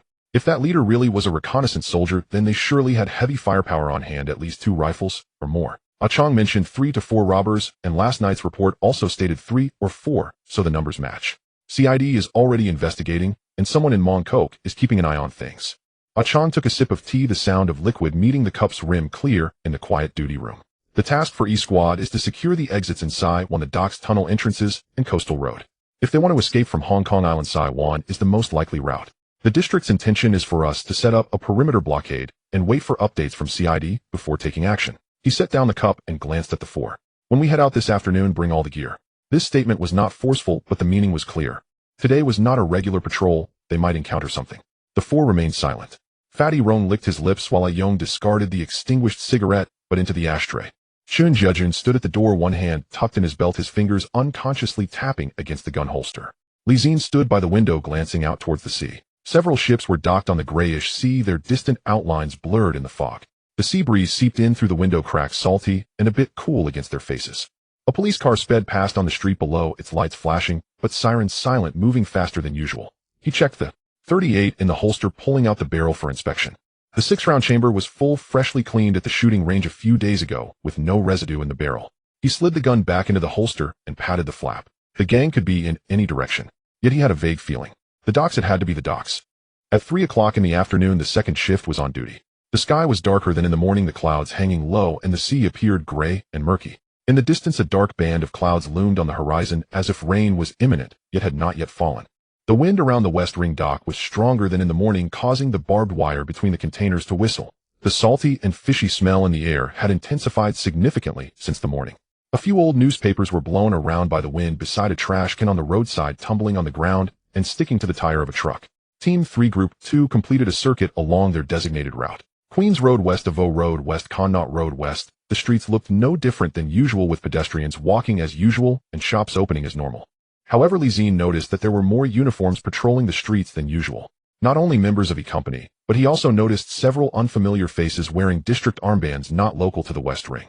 As a group of officers approached from the opposite direction, the leading sergeant greeted Achong. They exchanged a few brief words, their voices carried away by the wind, and Zi-Jie only caught the words "dock" and "be cautious." The regional command had dispatched personnel. This was a good thing, but it also indicated that the higher-ups judged that the group was likely heading towards the West Ring. As he reached the side door of the West Ring dock, Zi-Jie slowed his pace. He kept thinking about the man from Hunan with a scar on his left cheek. If that group wanted to hide, the dock was indeed the most logical choice. The container area was vast, with many berths and several abandoned warehouses. Moreover, the dock was close to the sea, so if something went wrong, there were 2 escape routes: either jump into the sea or run up the hill. He glanced deeper into the dock. The side door was ajar, the chain on the iron gate hanging loosely as though someone had just entered and failed to lock it properly. "Do you want to take a look inside?" Zi-Jie approached him. His pace was quicker than in the morning, as if he was holding back some energy. "I do have that thought." Zi-Jie did not oppose it, and turned to glance at Fatty Rong and Ayong. The two did not speak, but had already shifted their steps towards the dock. Ayong extinguished his cigarette in the nearby trash, compressing the butt down a couple of times to ensure it was completely out before releasing it. The 4 of them entered the dock through the side door. The daytime dock was livelier than at night, with workers operating cranes to load and unload containers. The sound of diesel engines rumbled, and the crane arms slowly rotated overhead. Someone was driving a forklift between the containers, honking twice to signal them to make way. When they saw 4 blue hats enter, they looked up briefly before returning to their work. The dock workers were not surprised by the appearance of the police. Patrols often made rounds here. The 4 of them walked along the central passage of the container area. Zi-Jie walked in the front, his gaze sweeping from left to right, pausing in the gaps between each container. The containers were stacked 3 to 4 layers high, and the narrow passageways felt deep and long, resembling dark green corridors. Some containers bore the logos of shipping companies, while others had faded from the sun, their doors rusted and pockmarked. The lighting in the passage was poor, with the upper layers of containers blocking most of the light, leaving only a few beams filtering through the gaps, creating slanted bright stripes on the ground. As they ventured deeper into the dock, Zi-Jie noticed an unusual detail. To his right, there was a row of containers near the corner, and several cigarette butts lay on the ground. The cigarette butts were dark in color, with printed filters that were not the common brands seen on the streets of the island. He crouched down to take a look and picked up one of the butts, flipping it over. The Marlboro logo on the filter was very clear. Although the red letters of Marlboro were singed at one corner, they were still recognizable. Marlboro, made in America. In 1982, Marlboro from America was available for sale on the island, but it was significantly more expensive than local brands. Ordinary dock workers smoked Red Double Happiness or Nanyang Brothers, which cost a little over $1 a pack, discarding the butts carelessly after smoking. A pack of American Marlboro was nearly $4, 3 times the price, making it unaffordable for dock workers. Moreover, the cigarette butts were not located near a resting area or trash can, but rather hidden in the corner between containers, as if someone had been squatting there to smoke while observing the surroundings. He stood up and peeked through the gap between the containers. The gap was narrow, about the width of an arm, with the iron sheets of the containers glistening in the dim light. He took a couple of steps inside and as his eyes adjusted to the darkness, he saw a figure crouching in the shadows at the end of the containers. He wore a dark coat, not the dock worker uniform, and his shoes were leather knotwork boots. The person had his back to the light, so his face was not visible, but it was evident that he stiffened for a moment upon seeing Zi-Jie. In the instant their eyes met, the person's expression suddenly stiffened, devoid of any panic, only an acute awareness of being discovered. Then the person suddenly stood up and turned to run. "Stop! Police!" Zi-Jie shouted as he took off in pursuit. The passage was narrow, with the iron sheets of the containers nearly brushing against his shoulders as he ran. The person ran quickly, familiar with the terrain, and did not slow down. While rounding the corner of the containers, the sound of his feet thudding against the concrete floor. He vaulted over a pile of old pallets, causing them to crash to the ground, with one piece flying up and hitting a nearby container, bouncing off and landing on the ground. Zi-Jie pursued relentlessly. He had trained at the PTU training ground for 3 months, running 5 kilometers daily, so his endurance was already superior to that of an average person. For the first 100 meters, the distance between the two remained nearly unchanged, but from 150 meters onward, he sensed that his speed remained steady while the steps of the person ahead began to falter. It wasn't a matter of stamina, but rather the psychological pressure of feeling like someone was on his tail, and he couldn't shake them off. From behind came Zi-Jie's shout, "Ayong, go left. Fatty Rong, secure the exit."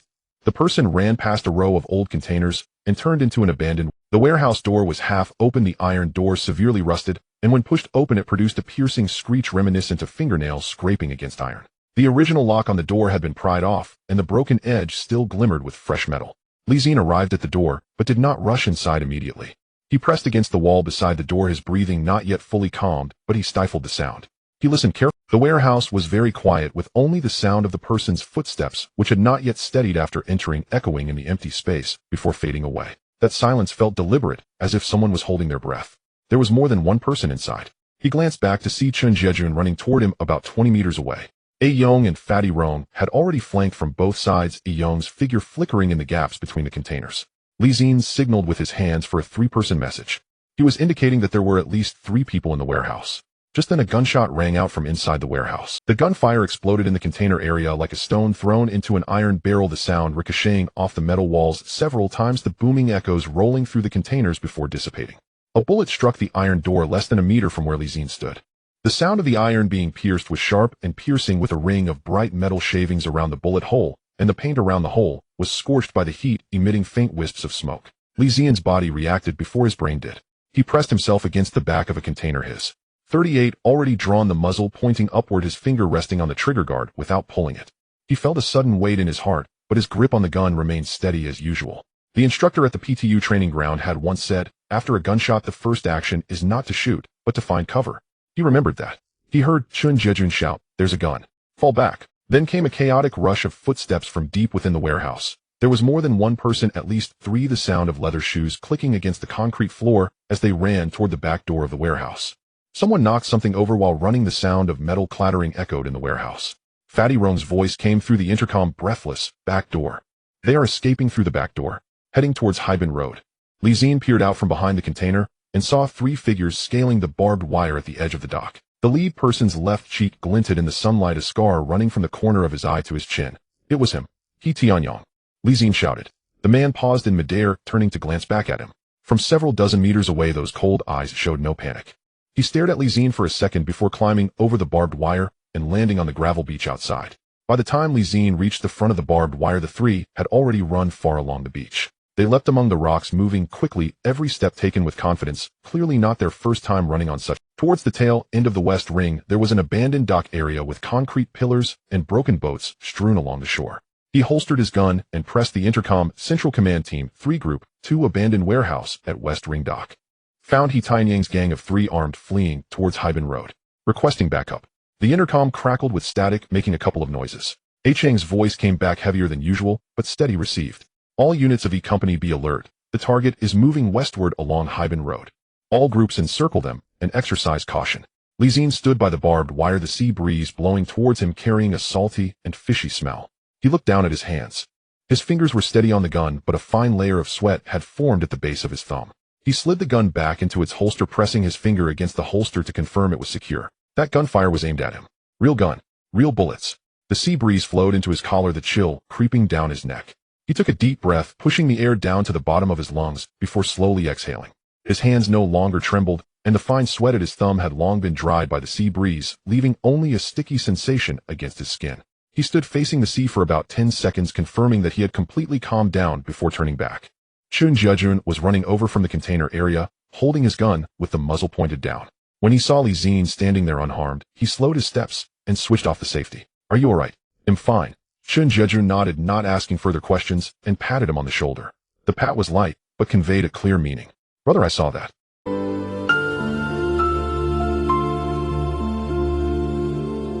CID and PTU surrounded the area, all-night floodlights illuminating the abandoned dock as brightly as day, while several water police boats floated on the surface, their lights casting shimmering white trails across the water. At dawn, He Tianyang emerged from a crack in the concrete. 3 men, 2 black stars, and a bag of gold jewelry, yet to be disposed of. They had been trapped under the concrete pier for an entire night, with the cold sea wind blowing in from all directions, leaving them hungry and their lips cracked. The leader knew escape was impossible, so he stepped out. There was no gunfire. The police force that had surrounded them last night was enough to fill half the dock. When the news reached the headquarters, Fatty Rome was peeling an orange. After listening to a Chong, he put a segment of orange into his mouth, chewed a couple of times, and mumbled, "Is that it? What else do you expect?" A Chong flipped a page of his notebook without raising his head. In front of him lay an operation report that he was checking. "I thought it would be like a gunfight movie." Fatty Rome tossed the orange peel into the trash can and clapped his hands. "They always portray it like that on TV, with the sound of gunfire lasting so long, the protagonist running out of ammo and hitting the target at the last moment. But what happened? They froze all night and came out themselves. TV shows even depict you earning 50,000 a month." Zi-Jie chimed in from the side. He sat by the window, cleaning his gun, wiping the barrel a few times, and checking the cloth. Fatty Rome opened his mouth, but couldn't think of a way to retort, shoving another piece of orange into his mouth. Juice trickled from the corner of his mouth, which he wiped with the back of his hand. Zi-Jie sat in the corner of the duty room, holding a cup of tea. The tea had already cooled. He was thinking about that afternoon's events.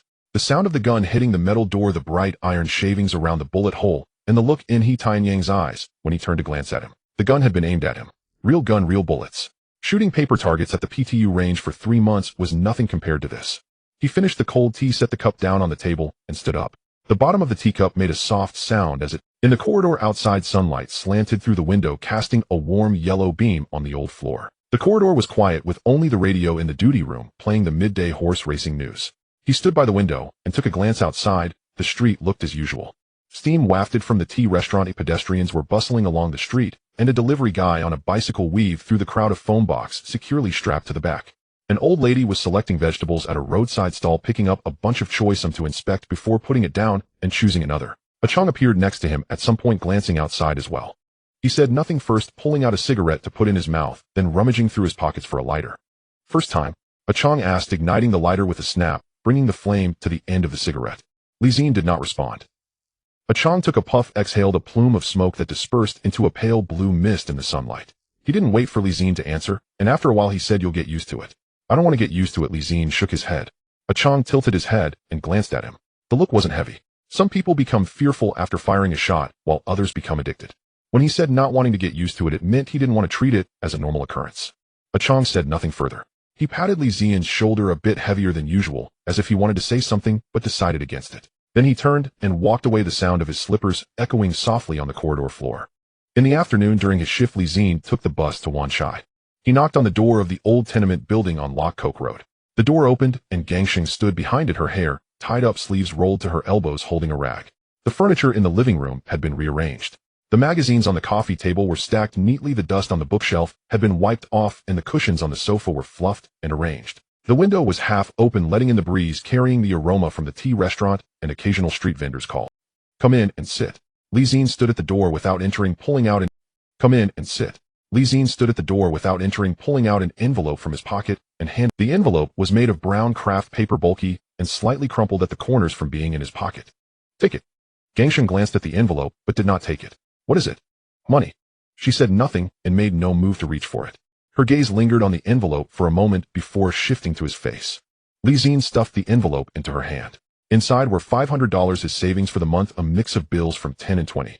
Gangsheng held the envelope, not opening it to look inside, but her fingers could feel its thickness. "No need to return it," he said. Gangsheng opened her mouth, seeming to want to say something, but swallowed it back. She lowered her head, gripping the envelope, her fingers slightly whitening as she rubbed the craft paper gently for several seconds before finally speaking. "Thank you." Her voice was soft but clear. Li Xin did not respond to this, leaning against the doorframe. The wooden edge of the frame was rough, and the paint had worn off. He changed the subject. Did you use the change in the kitchen drawer? I did, she replied, her voice lowering a bit. I bought a bag of rice and 2 bottles of soy sauce. Is it enough? Enough. Li Xin nodded. He noticed a clean, thin blanket spread over the folding bed in the corner of the living room, and the pillow was arranged neatly. On the coffee table sat an enamel cup with water inside. These details told him that she had already started settling down in this place. She stood at the door, clutching the envelope. After a while, she finally spoke. I found a job. Where? The shoemaker downstairs introduced me to the tea restaurant at the corner of Lock Coke Road. I wash dishes and they provide 2 meals. She said every day from 5:30 in the morning to 3 in the afternoon. I can rest after the lunch peak. He Tianyang's case cooled down after heating up for 2 days at the station. By the 3rd day, Ah Chong had already archived the action report, and Fatty Rong no longer mentioned the gunshots from that day. Chen Jiejun's frequency of cleaning his gun decreased from twice a day to once every 2 days. The focus of discussions in the corridor of the station shifted from the bullet holes on the iron door to whether there will be dessert in the cafeteria tonight. The West Ring Pier returned to its usual appearance. The container area still had those few rows of rusty iron boxes. The cranes continued to rumble, and the dockworkers smoked and drank tea as usual. The iron door of the abandoned warehouse bore a bullet hole with a charred edge, but passers-by had stopped paying much attention. Only Li Xin took a second glance every time he patrolled past. The position of that bullet hole was exactly where he had been standing at the time. He did not share this thought with anyone. Saying it seemed pretentious, but not saying it kept running in his mind. Every time this thought came up, he tried to think of something else: today's patrol route, what to eat for dinner, how long the $500 from Gangsheng would last. In any case, it couldn't be allowed to linger for too long. That day on duty, the sky was overcast, and the salty taste of the sea wind was heavier than usual. Team 3 Group 2 took a tour along the old route.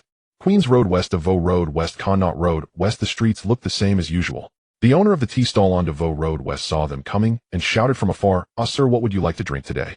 "Iced milk tea," Li Xin replied.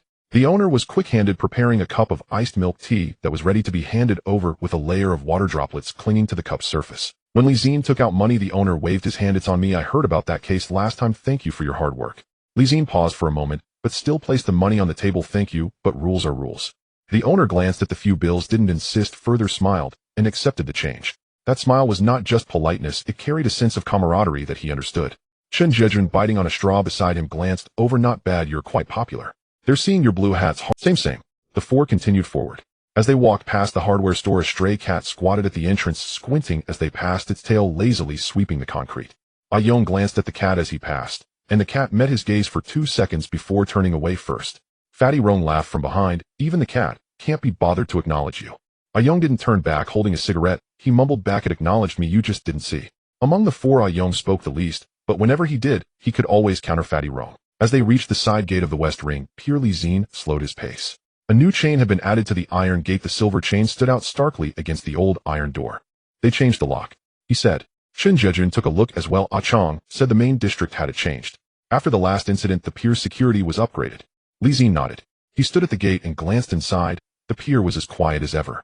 The crane's arm was suspended in midair, the cable swaying gently in the wind. The passageway between the containers was empty, with no one in sight. After that group was caught, the pier indeed quieted down considerably.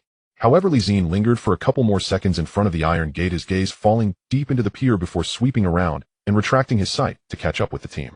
As they neared the end of the patrol, the sky was darker than in the morning. The clouds hung lower, the sea surface looked gray, and the salty taste in the wind carried a hint of rain. It was about to rain. The 4 quickened their pace, trying to return to the station before the rain fell. Just as they stepped through the door, the rain started pouring, pattering against the corridor's roof, like someone scattering yellow beans overhead. Li Xin stood under the corridor, watching the rainwater flow down from the roof's edge, splashing tiny droplets on the concrete floor. The corridor was filled with the scent of rain-soaked concrete, damp, fishy, with a hint of earthiness. In the duty room, the radio played the midday news. The host, Cantonese, was rapid. After reporting a string of local news, they read a short message: 3 men found abandoned at the West Ring Pier, suspected to be related to last month's robbery at a gold shop in Yaomati. The case has now been handed over to CID for follow-up. The news was out. However, it was no longer breaking news. That night, when He Tianyang was arrested, everyone in the station already knew. What caught Li Xian's attention was the phrase 3 men in the news. He Tianyang, along with 2 accomplices, matched the 3 to 4 people mentioned by the man in the floral shirt. One was still at large, or perhaps that 4th person didn't exist at all. He thought for a moment and temporarily set the matter aside. Naturally, the CID would investigate. It wasn't his place as a PTU officer to worry about it. The rain had not stopped after lunch. Li Xin sat in the duty room, flipping through the patrol log, completing the morning's patrol report. The pen scratched against the paper, and the sound of rain outside continued uninterrupted. Ah Chong sat opposite him, holding a cup of hot tea in one hand and gripping a newspaper in the other. The newspaper turned a page with a rustle. What about your friend from Wan Chai? Has it been resolved? Ah Chong didn't lift his head, his eyes still on the newspaper. Zi-Jie knew he was talking about Gangsheng's matter. Still waiting. Ah Chong turned another page of the newspaper, remained silent for a few seconds, and mumbled a response. Such things can't be rushed. He said. I know. Ah Chong said no more, lifted his teacup, and took a sip. The sound of the cup's rim touching his lips was faint amidst the rain. When he put down the cup again, he added, the witness from Mongkok, although expensive, is reliable. I sought him out over a decade ago, and nothing untoward has happened since. Zi-Jie paused his writing. Thank you, he said. Ah Chong didn't respond, turning another page of the newspaper, his gaze landing on the sports section. The rain outside had lessened, changing from a loud patter to a gentle drizzle. The sea breeze slipped through the window cracks, bringing the fresh scent of the tide after the rain. The duty room quieted down with only the sound of the horse race broadcast from the radio, mixing with the rain, providing a sense of comfort. Zi-Jie set down his pen and leaned back in his chair. He closed his eyes, and the translucent interface of the system panel appeared before him. It had been a long time since he last checked it thoroughly after seeing it at Drum Mountain. Strength 5, Speed 5, Stamina 9, Reaction 5, 1. The values had not changed much.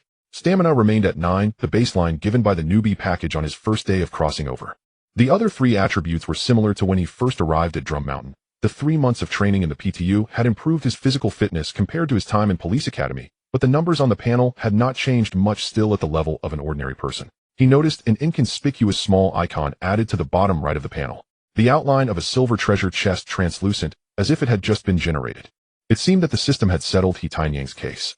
This was the first silver treasure chest he had ever seen in this country. Previously, he had opened 5 bronze chests at Drum Mountain, yielding leather gloves, leather boots, an elusive revolver, and a torn newspaper. There were good things, but most were just ordinary.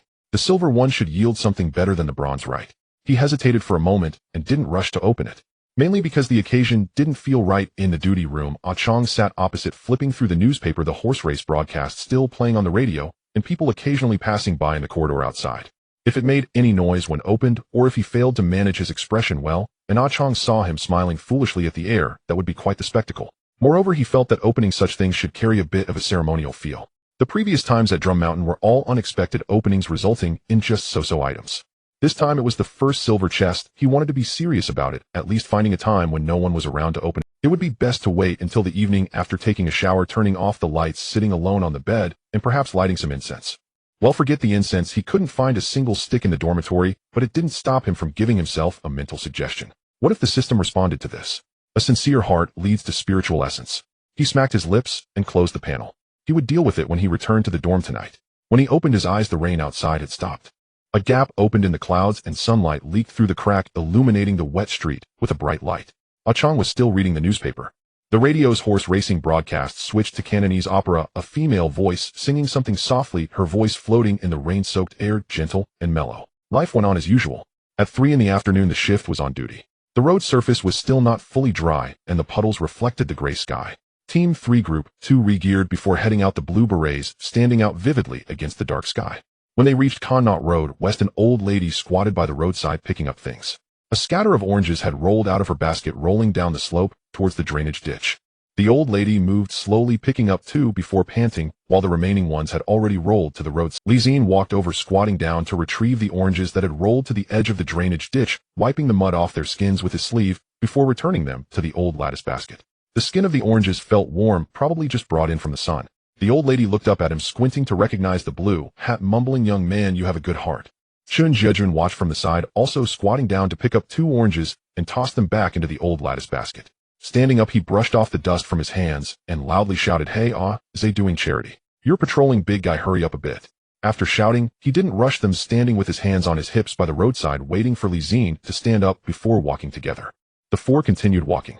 The street, after the rain, had been washed clean with a refreshing scent in the air. The nearby Cha Chan tongue wafted steam, mixed with the aroma of fried scallions and soy sauce. Someone was collecting clothes that had been hung out to dry all day. Fingers brushed against the fabric to confirm it was dry, folding each piece neatly before putting them away. On the street, someone was distributing the evening's newspaper, and the newspaper stall's sign swayed in the wind. The old man selling newspapers arranged a stack of papers neatly, raised his head to see the 4 blue hats walking over, nodded slightly, and continued to stack the newspapers. During this patrol, nothing happened. But Zi-Jie thought that was pretty good. No need to think about the gunshots from that day, no need to guess whether there were people lurking in the shadows between the containers. It was just the daily routine of the entire street. The steam from the cha-chan tongued the wet road surface after the rain, the oranges dropped by the old lady, and the distant sound of a Ferris horn on the sea. On the way back to the station, he glanced at the sea. The clouds had dispersed by more than half, and the slanting sun shone down from the gaps in the clouds, spreading a golden light across the sea. In the distance, a ferry was crossing the sea, its stern trailing a white wake. Fatty Rome beside him yawned and mumbled, "Today is pretty good, nothing happened." Zi-Jie chimed in, "Nothing happening is the best thing." Yon, walking last, removed the cigarette, but that was almost burnt to the filter from his mouth, and flicked it into a roadside trash can. He didn't say anything, but his steps were lighter than usual. The lights of the station illuminated the street corner ahead. The warm yellow glow filtered through the windows, casting a small patch of warm light on the wet road. Zi-Jie walked in the line, his gaze under the blue beret falling on that patch of light. He lowered his head and glanced at his fingers. The tips of his fingers still retained the warm touch of the orange peel, slightly warm with a hint of rough texture. Those hands had been handling guns just 3 hours ago. After dusk fell, the corridor of the company headquarters grew still. Zi-Jie emerged from the shower, water dripping from his hair as he roughly toweled it dry. The hot water had rinsed away the day's dampness, and the salty tang of sea breeze, warmth radiated from his skin, flushed faintly pink by steam. He slipped on an old t-shirt and shorts, then padded back to his dormitory in flip-flops. Only the ceiling light glowed dimly in the corridor. Passing the common area, he saw Zi-Jie sitting alone, meticulously cleaning his revolver. The .38 Special dismantled across a spread-out newspaper, its components neatly arranged, while he polished the barrel's interior with a soft velvet cloth. Just showered. Zi-Jie didn't lift his gaze, the cloth moving steadily back and forth inside the barrel. Zi-Jie murmured, the towel draped over his shoulder as he kept walking. "Get some rest early tonight. Heard there might be an operation at dawn." Zi-Jie paused briefly outside Chen's door and glanced sideways. "What kind of operation?" Zi-Jie held the barrel up to the light, squinting along its length, blew gently across it, then wiped it twice more with the cloth. "Chief Leung mentioned it this afternoon. Joint road checks with the district command, drawing personnel from the police tactical unit. Not yet decided which squad will go." Zi-Jie nodded. "Understood." He pushed open his dormitory door, and the room was small. Four metal-framed bunk beds lined the walls, the one nearest the door assigned to him. His sheet lay taut and smooth, his quilt folded into a perfect cube, a habit ingrained during 3 months of PTU training, rigorously maintained even after returning to base. Beside his pillow rested a half-read copy of Criminal Investigation, a ballpoint pen tucked between its pages. He closed the door behind him and sat down on the edge of his bed. A soft metallic creak echoed from the spring. Beyond the window, a corner of the compound came into view. Streetlights casting amber halos onto rain-dampened concrete, their glow diffused into hazy, warm yellow mist. From afar drifted the low moan of sea wind, occasionally pierced by the distant metallic clang of dockside cranes. A sound so remote it seemed to emanate from another world. The dormitory stood empty. The other 3 bunks were vacant. Zi-Jie and Yon were on night duty, while the third roommate had taken leave to return home. Silence reigned, so absolute that even the slow, rhythmic drip of a loose faucet at the far end of the corridor resonated clearly. Zi-Jie drew a deep breath, hung the towel over the iron frame at the head of his bed, then settled cross-legged against the wall, hands resting lightly on his knees. He closed his eyes for a moment, and when he opened them again, a silvery chest icon floated serenely within his. Its outline gleamed silver-white, significantly larger than when first glimpsed in the lower right corner of his interface. Roughly palm-sized, its surface etched with fine, intricate texture. A delicate border of indistinct engraved motifs traced the lid's edge, too subtle to decipher. The entire chest emitted a soft, pearlescent luminescence, not harsh, but gentle as moonlight resting upon bare skin. It had been nearly 10 hours since he first beheld it that afternoon. Zi-Jie moistened his lips and reached out to touch the lid. At the instant of contact, the silver light brightened. The lid rose slowly, accompanied by a quiet, crisp click, and radiant light spilled forth, flooding his entire field of vision. A wave of soothing warmth surged upward from his chest. It felt reminiscent of his initial beginner's gift, but far milder. That time had been like sinking into a hot spring, enveloping heat from crown to soul, lasting over 10 seconds. This lasted only a heartbeat. Like a sip of warm water poured directly into his heart, its gentle heat spreading outward through his limbs, swirling briefly at his fingertips and toes before fading entirely. The entire process lasted under 3 seconds, yet Zi-Jie sensed change. He looked down at his hand. His fingers flexed, bent, straightened, fluid and effortless. Outwardly nothing appeared different. Yet when he thrust his hand toward the book on his bedside table, his fingertips brushed the spine, and he froze, startled. It was faster than before. His hand moved ahead of his conscious intention. "A silver chest, is that all?" he muttered softly, then noticed something else lingering in his inner realm. Where the chest had hovered moments earlier, now rested another object, black palm-length, crowned with a circular. Zi-Jie blinked. In the next instant, its form resolved sharply in his mind, a tactical flashlight. Its body was forged from matte black aluminum, terminating in a tactile button switch. The lamp head featured a knurled, impact-rated bezel, its cylindrical surface adorned with finely textured non-slip grooves. He extended his finger and touched it. Instantly, a chill seeped from its surface into his fingertip. Then he opened his eyes and found the object resting in his palm. A black tactical flashlight. Its aluminum casing cool to the touch, its grip-patterned surface conforming precisely to the contours of his palm. He pressed the tail switch. A searing white beam lanced forward, striking the iron frame of the opposite bunk bed. Its spots starkly brilliant, edges razor-sharp. Humph. He released the switch, immediately plunging the room back into shadow. Indeed, it was dazzling, brighter than any flashlight he'd ever used. He rotated the flashlight idly in his hand, then pressed the switch again, this time aiming not at the wall, but downward at his own open palm. The beam pooled in his palm, bleaching his skin pale, rendering every crease and ridge of his lifelines sharp and map-like. Fine piece. He withdrew it back into his system space. For a fleeting moment, the cold metal lingered against his skin, then vanished. He leaned once more against the wall and closed his eyes. Within his inner realm, the silver chest had dissolved. His interface updated accordingly. Namely, Zi-Jie. Physical attributes: Strength 5, Speed 5, Stamina 9, a Reaction 5. Skills: Firearms, LV. 1 Novice Hand-to-Hand Combat, LV. 1 Novice Languages Cantonese, LV. 5 Native Mandarin, LV. 5 Proficient English, LV. 1 Foundational. Special traits: None. Equipment: Leather patrol gloves, black tactical boots, custom-tuned. 38 Special revolver, pending retrieval, multifunction police, folding knife, thick cotton patrol socks, tactical flashlight. His reaction stat had risen from 1 to 5. 3. Silver truly surpassed bronze. And that tactical flashlight, perfect for West Ring night patrols. Worth the 10-hour wait, he murmured, clicking the interface shut. Outside, the sea wind continued its low refrain. The faucet's steady drip remained unchanged. From afar, the clanging of dockyard cranes punctuated the night air, clear, resonant, carried on the breeze. Zi-Jie retrieved the tactical flashlight from his spatial inventory and weighed it thoughtfully in his hand. Its aluminum body felt dense, substantial. The rear finger loop fit snugly around one digit. He flicked the switch toward a shadowed corner. White light flared, illuminating the leg of a metal bunk bed, and beneath it a pair of dusty, forgotten sneakers. He switched it off and returned it to his system space. Footsteps echoed down the corridor. Then Zi-Jie's voice called out, "Aze, still awake?" "Not yet," Zi-Jie replied, tilting his head toward the door. The door cracked open just enough for Chen's head to appear, his hair still damp, evidently fresh from his own shower. Chen swept his gaze across the room. "What are you doing sitting there in the dark? No lights on." Zi-Jie remained leaning against the wall, answering casually, thinking. Chen didn't press further. Withdrawing his head, he added, "Simply get proper rest. We assemble at dawn." "Chief Liang's holding a briefing." "Understood." Zi-Jie's voice cut through the darkness, calm, measured, neither loud nor soft. The door clicked shut. Footsteps receded down the hall, followed by the soft thud of a neighboring door opening and closing. Zi-Jie sat motionless in the dark, his fingers twitching unconsciously. Reaction 5. 3. Yes, he was faster. He lay back and drew the quilt up to his chest.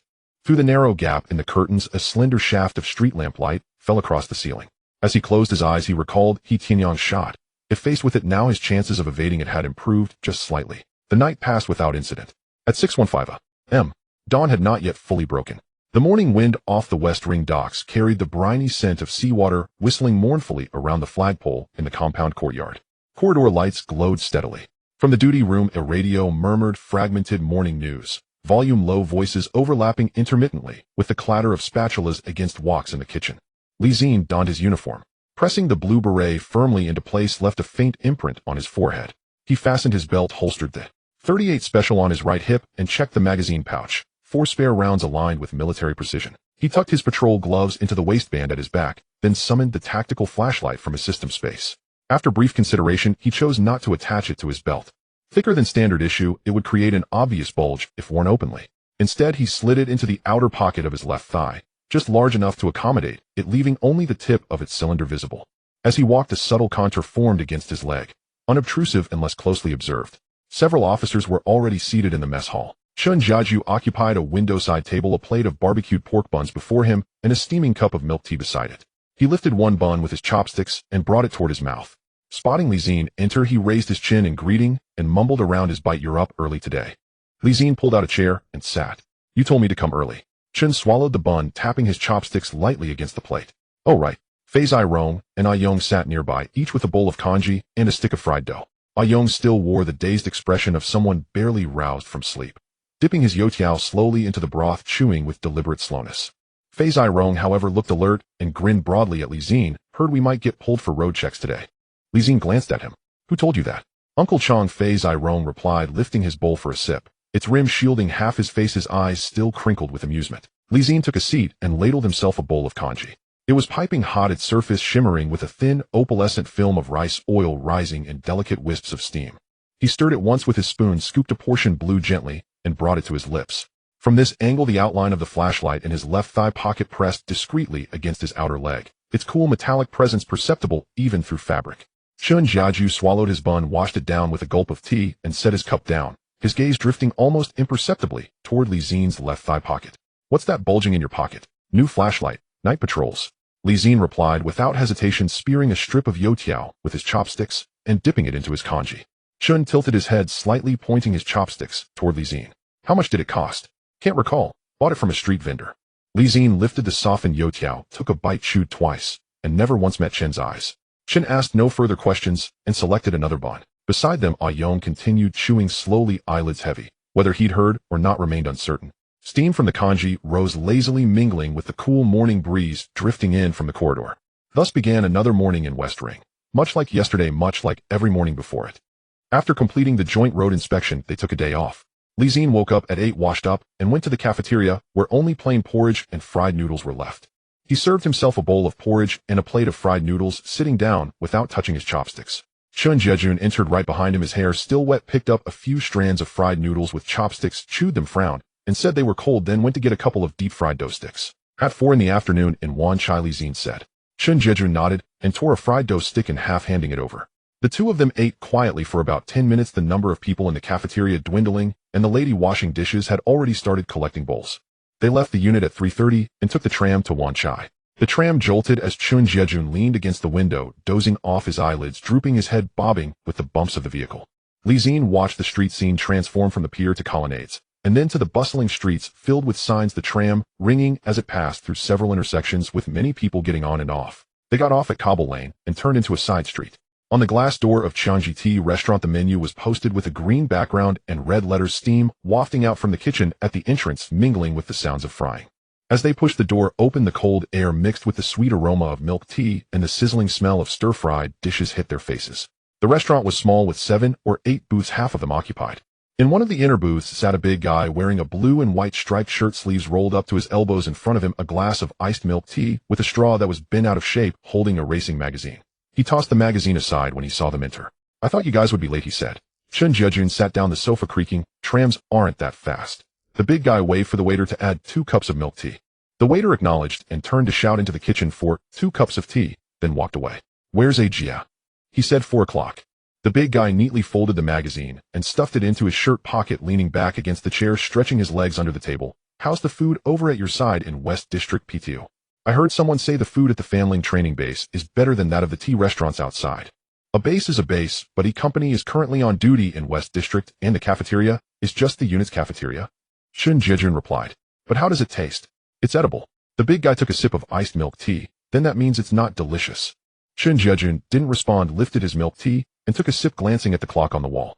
Just under 5 minutes later, the door was pushed open and the cold air surged out momentarily before settling.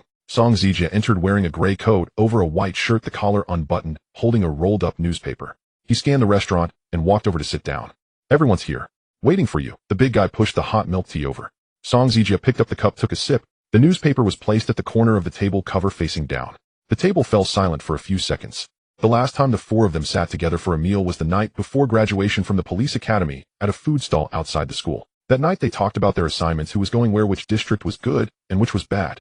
After downing 2 bottles of beer, the big guy pounded the table and declared he would treat the whole class to a feast once he made it big.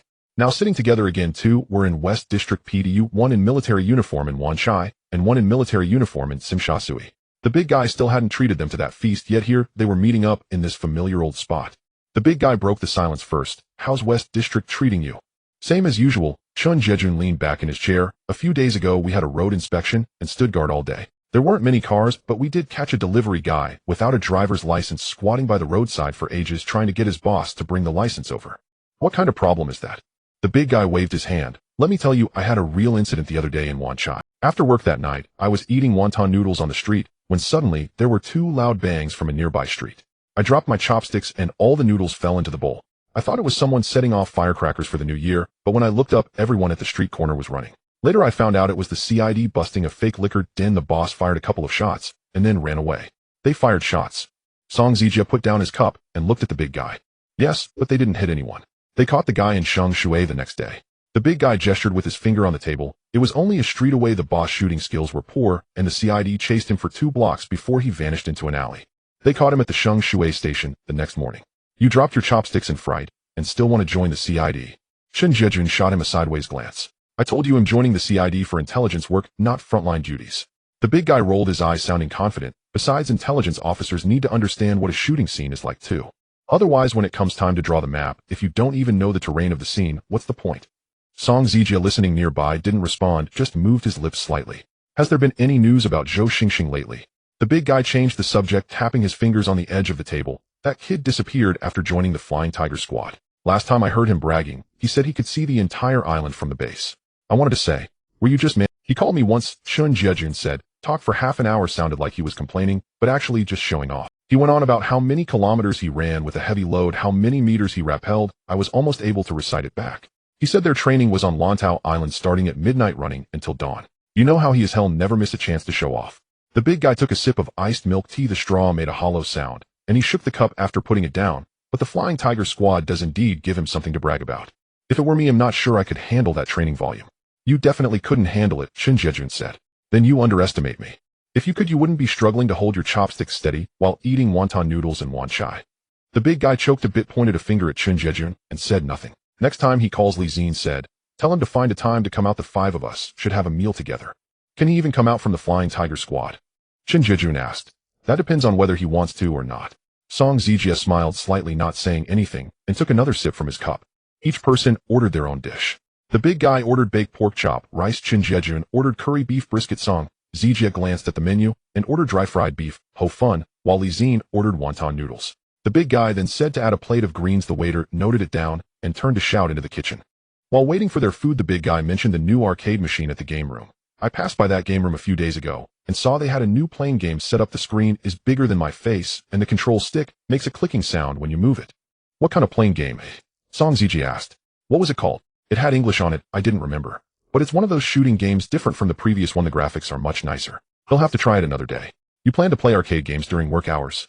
Zi-Jie looked at him. What's wrong with checking it out on my way home? The big guy replied confidently. I didn't go in wearing my uniform. The waiter arrived with a tray, placing the dishes one by one before moving on to serve other tables. The baked pork chop rice was bubbling with melted cheese on top. The curry beef brisket sauce soaked into the rice, and the aroma of the dry fried beef, ho fun, wafted over. The big guy took a couple of bites of rice and suddenly said, Hey, have you heard that the headquarters wants to shorten the PTU rotation cycle? How are they going to do that? Zi-Jie picked up a piece of beef brisket, dipped it in curry sauce, and put it in his mouth. Change it from 16 months to 12 months, sending up more batches of people. I don't know about that anyway, it's not set in stone. The big guy took another bite of rice, chewed a few times and swallowed. I heard it from someone. There's a civilian here in Wanchai who has connections with headquarters, and he casually mentioned it during a chat. By the time it reached my ears, I don't know how many turns it took. Well, even if it said it's decided by the higher-ups, it has nothing to do with us, Zi-Jie said, after swallowing his beef, ho fun, setting his chopsticks aside. True enough, Zi-Jie picked up his chopsticks again. The topic changed several times. They moved from the new arcade machine to the robbery incident in the newspaper a few days ago, from the magazine box stolen from the newsstand owner, to who heard about, who was transferred to which department. The big guy managed to relate everything to his own opinions, talking a lot, but not annoying anyone. Zi-Jie bantered back and forth with him, Zi-Jie occasionally chiming in, while Zi-Jie listened, interjecting from time to time. In between, Zi-Jie mentioned a case from his side. A couple of days ago, I chased 2 thieves on Nathan Road. One ran towards Mong Kok, and one was rummaging through a garbage bin while I and my colleague chased them separately. Did you catch them? The big guy asked. Yes, I caught the one rummaging through the garbage. I poked at the rice noodles on my plate with my chopsticks. That guy ran pretty fast, rummaged through 2 bins before I finally caught him on the 3rd one. How foul must that garbage bin have been? Zi-Jie put down his chopsticks. Zi-Jie didn't respond to that, continuing to eat. He picked up a piece of rice noodle and stuffed it into his mouth, chewing a couple of times and saying, It was okay, you couldn't smell it while running. The big guy chuckled, scooping a spoonful of baked rice. They spent about an hour having their meal. The plates were emptied and the big guy stuffed the last piece of pork chop into his mouth, chewed it, then wiped his mouth with a napkin, leaning back in satisfaction. Zi-Jie's curry beef brisket was also finished. He mixed the sauce with his rice to clean the plate. When it came time to settle the bill, Zi-Jie pulled out his wallet and Zi-Jie didn't fight him for it, nor did Zi-Jie or the big guy. Zi-Jie counted out a couple of bills and handed them to the waiter, who returned with a few coins which he stuffed back into his pocket. Next time it's your turn to treat. All right. The big guy patted his belly. Next time it's my shift, you'll treat. You said that last time too, Zi-Jie replied. That was your mistake. As they exited the restaurant, it was already dark outside. The neon lights lit up the streets, the red and green signs overlapping, casting colorful reflections on the pavement. At the entrance of the tea restaurant, the stove was still smoking, and an old lady walked by carrying a bag of oranges. The four of them stood for a moment at the door. I'm off. The big guy gestured towards the alley. His home was in Wanchai, just a short walk away. Is the ferry bus over there? Zi-Jie glanced at the road sign. The tunnel bus at the pier is faster, Zi-Jie said. Zi-Jie nodded, took a few steps, then turned back. Let's meet again next time. Zi-Jie waved his hand. He and Zi-Jie headed towards the tram station, while Zi-Jie walked towards the pier. The big guy had already turned into the alley, his figure blending into the streetlights, becoming indistinct. The sound of the tram bell echoed from afar, ringing continuously. Zi-Jie patted his belly. I'm stuffed. Whose fault is that? I was hungry. Zi-Jie took a step forward, glancing at the neon lights across the street. I should check out that game room another day. I wonder if that playing game the big guy mentioned is any fun. Are you going to play arcade games during work hours? What's wrong with that after work? Zi-Jie didn't respond further. The wind blew in from the sea, carrying away the smell of cooking oil lingering on them, while the crowd on the street continued to come and go. The rain from the rest day stopped in the late night. At 6:30 in the morning, the light coming through the window at the end of the corridor still carried a hint of moisture. Zi-Jie put on his uniform, fastened his belt, and as he stepped out, he happened to bump into a Chong coming out of the office holding an enamel cup filled with jasmine tea. Good morning, he greeted. A Chong replied, not stopping his pace as he headed toward the cafeteria, where a few people were already seated. Zi-Jie arrived before Zi-Jie with a plate of scrambled eggs and half a slice of bread in front of him, using a fork to pile the eggs onto the bread. He nodded at Zi-Jie as a form of greeting. The morning shift starts at 7 and the team gathers at 11. Today, the second group of the third squad would patrol from Queens Road West to Devoe Road West, led by an older officer known to everyone as Uncle Chow, who was in his 40s with jowls that sagged down, giving him a fierce appearance. He spoke harshly but never nagged when training newcomers. As they lined up, Uncle Chong stood at the entrance, scanned the group, and spoke. Pair up, maintain a 3-step distance. I will lead the second group, and the third group will follow behind. If you walk too fast, don't wait. If you walk too slow, you'll have to catch up. He turned and walked away. Zi-Jie followed behind Uncle Chong, walking in rhythm without needing to force his legs to keep up. Zi-Jie was on his right, with an empty space wide enough for one person between them. A Chong had long strides. The soles of his boots thudded against the ground, each step measured, resonating in the alleys. He had walked this route so many times that when they reached the intersection, he naturally turned. Passing by the tea stall on Devoe Road West, the owner was pouring water, and upon seeing them, raised a teapot. Uncle Chong did not stop pressing down with his right hand. The owner glanced over, placed the teapot back, and continued pouring water. After the He Tianyang case, this area around the West Pier had quieted down considerably. During the patrol, Uncle Chong mentioned, there hasn't been much activity at the pier at night lately. Last month they replaced a batch of chains for pier management, and the water police increased the frequency of night patrols. After saying that, Uncle Chong fell silent, his pace unbroken. Zi-Jie responded with a sound of acknowledgement. A Chong likewise did not continue the conversation. He turned down a side alley, glanced around to confirm there were no abnormalities, and then turned back out. Upon reaching the entrance of the West Pier, Uncle Chong stopped and glanced in the direction of the pier. A few fishing boats were docked, with someone squatting at the bow organizing the ropes. A new lock hung on the iron gate nearby, its shackle thicker than a thumb. This kind of lock can't be squeezed with pliers, Uncle Chong remarked before turning to continue walking. After completing the morning patrol route, they returned to the office just after 11. The cafeteria had already prepared the meals, with today's dish being braised beef with radish, a fixed menu for Thursdays. The extra dish yesterday just coincidentally made up for Wednesday. The chef stood by the stove, stirring the pot, steam wafting out. The older officers each took bowls to get their food. Some took more soup than beef, while others specifically picked out the radish. A Chong was already seated by the window, a cup of jasmine tea in front of him, a cigarette dangling from his mouth, lit this time with smoke drifting out the window. Seeing Zi-Jie enter, he gestured towards the empty seat beside him. Sit here. Zi-Jie took a seat with Zi-Jie next to him. A Chong brought a bowl over piled high with beef and only 2 pieces of radish. He sat down, pulled out a pair of chopsticks from the table, broke them apart, and picked up a piece of beef to put in his mouth, chewing a few times before nodding. This beef is well cooked today. We have this dish every Thursday. You said it was good last week too, an older officer replied. Last week was last week, today is today, he retorted. The sounds of chopsticks hitting bowls mixed with conversation in the cafeteria. Some chatted about horse racing, others discussed yesterday's news in the paper, while some complained about last month's salary being delayed by 2 days. The person complaining about salary spoke loudly, prompting someone nearby to respond. You say that every year, which brought a round of laughter. Chong flicked the ash off his cigarette and spoke slowly. You guys were in Fanling for 3 months. How tough was it under my Yonkang's training? It was all right, Zi-Jie replied, picking up a piece of beef with his chopsticks. It was tender, and the radish soaked up the broth, melting in his mouth. I know that person. Chong flicked the ash off his cigarette. He used to be in E-Company, served as a company commander for 6 years before being transferred to Fanling as an instructor. He was ruthless during training, but afterward, he could have tea with people. Our group of veterans is familiar with him. When he was transferred, everyone even pooled money for a meal. But why didn't he mention anything while in Fanling? Zi-Jie asked. With his personality, he wouldn't bring it up, Chong replied, lifting his teacup for a sip. For the first 3 months, he didn't say a single word of small talk with the trainees. After the trainees survived 3 months and were able to stay, he started to talk normally. Zi-Jie thought for a moment. So during those 3 months in Fanling, he didn't say a word to us. Then you must have made it through, Chong said, lifting his head from the bowl. He said you kept up. Zi-Jie paused for a moment, his chopsticks frozen midair. He said that. You think I was just asking randomly? Chong picked up a piece of radish and chewed it, swallowing before continuing. He called me, and I answered. He mentioned there's a trainee named Zi-Jie who has decent physical ability, but is a bit hot-headed, and another named Zi-Jie who is steady and can lead the team.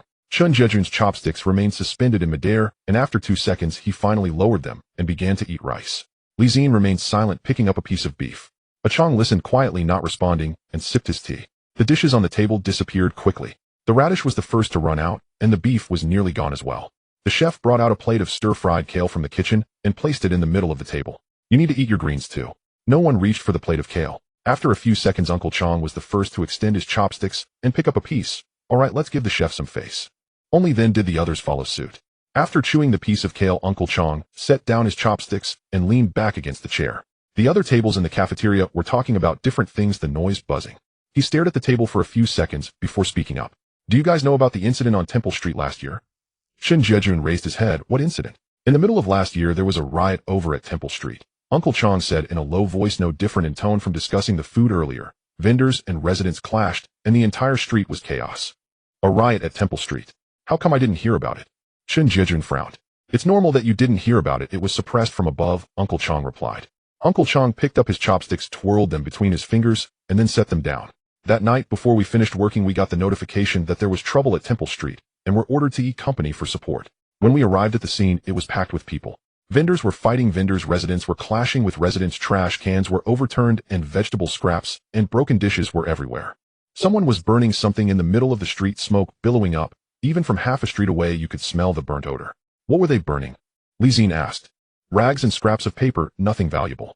But once the fire started, the scene became chaotic, and with it being dark, no one dared to get too close until the fire department arrived. Zi-Jie was already over there, but a dozen people couldn't control it. There were too many. Uncle Chong paused, reaching for the teapot to pour himself a cup, taking a sip. Later, the command ordered the PTU to advance.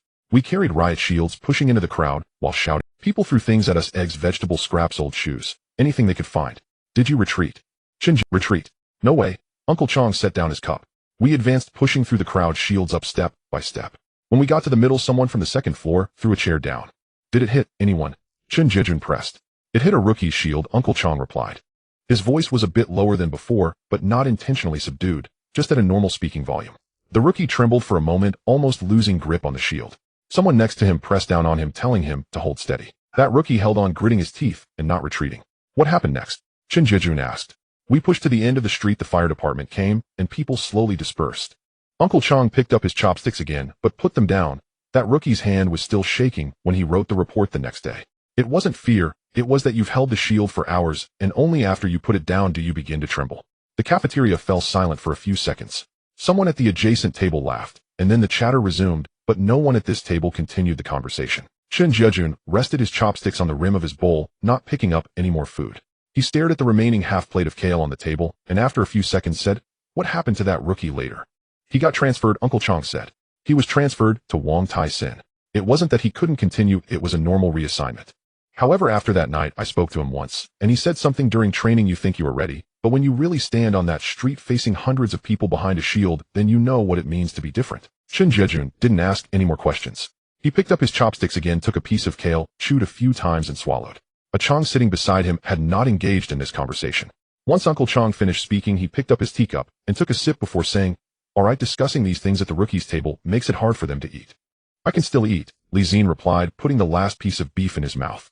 Uncle Chang chuckled and did not continue picking up his chopsticks to grab some kale. The latter part of the meal table discussion revolved around trivial matters. Someone mentioned that there might be personnel adjustments in the office next month, but the speaker was uncertain, and after saying it moved on. Someone asked Uncle Chang if he wanted to go to Happy Valley over the weekend, to which he said he'd think about it. Around 10:40 people in the cafeteria began to leave the table one by one. Some took their bowls to wash in the kitchen, while others walked out with toothpicks in their mouths. The chef peeked out from the kitchen and, seeing that the dishes on the table were nearly finished, retreated to continue cleaning up. Uncle Chang stood up, the chair scraping against the floor. Nothing to do this afternoon, same time tomorrow. He walked out of the cafeteria, and the sound of footsteps echoed down the corridor, growing fainter until he turned a corner. Chang remained seated, refilling his cup with jasmine tea. This time he didn't light a cigarette, just sat quietly. When there were only 2 or 3 people left in the cafeteria, he finally stood up. At this point the tea is already pale, he remarked. He walked out holding his cup, passing by Zi-Jie without stopping. Zi-Jie collected the bowls and chopsticks and took them to the kitchen. Zi-Jie followed behind, and the two placed the bowls in the sink with hot water running over the rim, steam rising. Zi-Jie rinsed the bowls a couple of times, turned off the faucet, and leaned against the stove, not leaving. Did my Yongkong really call? Uncle Chang said, so but should be true. You mentioned that rookie from Temple Street. Moi. He almost lost grip on his shield, and someone next to him pressed down to hold him steady. Zi-Jie said, if it were me, I would hope someone could hold me steady too. After speaking, he shook the water off his hands and turned to walk out. In the afternoon, what are you going to do? Sleep. And when you wake up, sleep more. Zi-Jie chuckled, and the sound of his footsteps echoed in the corridor as he turned toward the dormitory. On the third afternoon after his days off at 3 o'clock, the mid-shift assembled.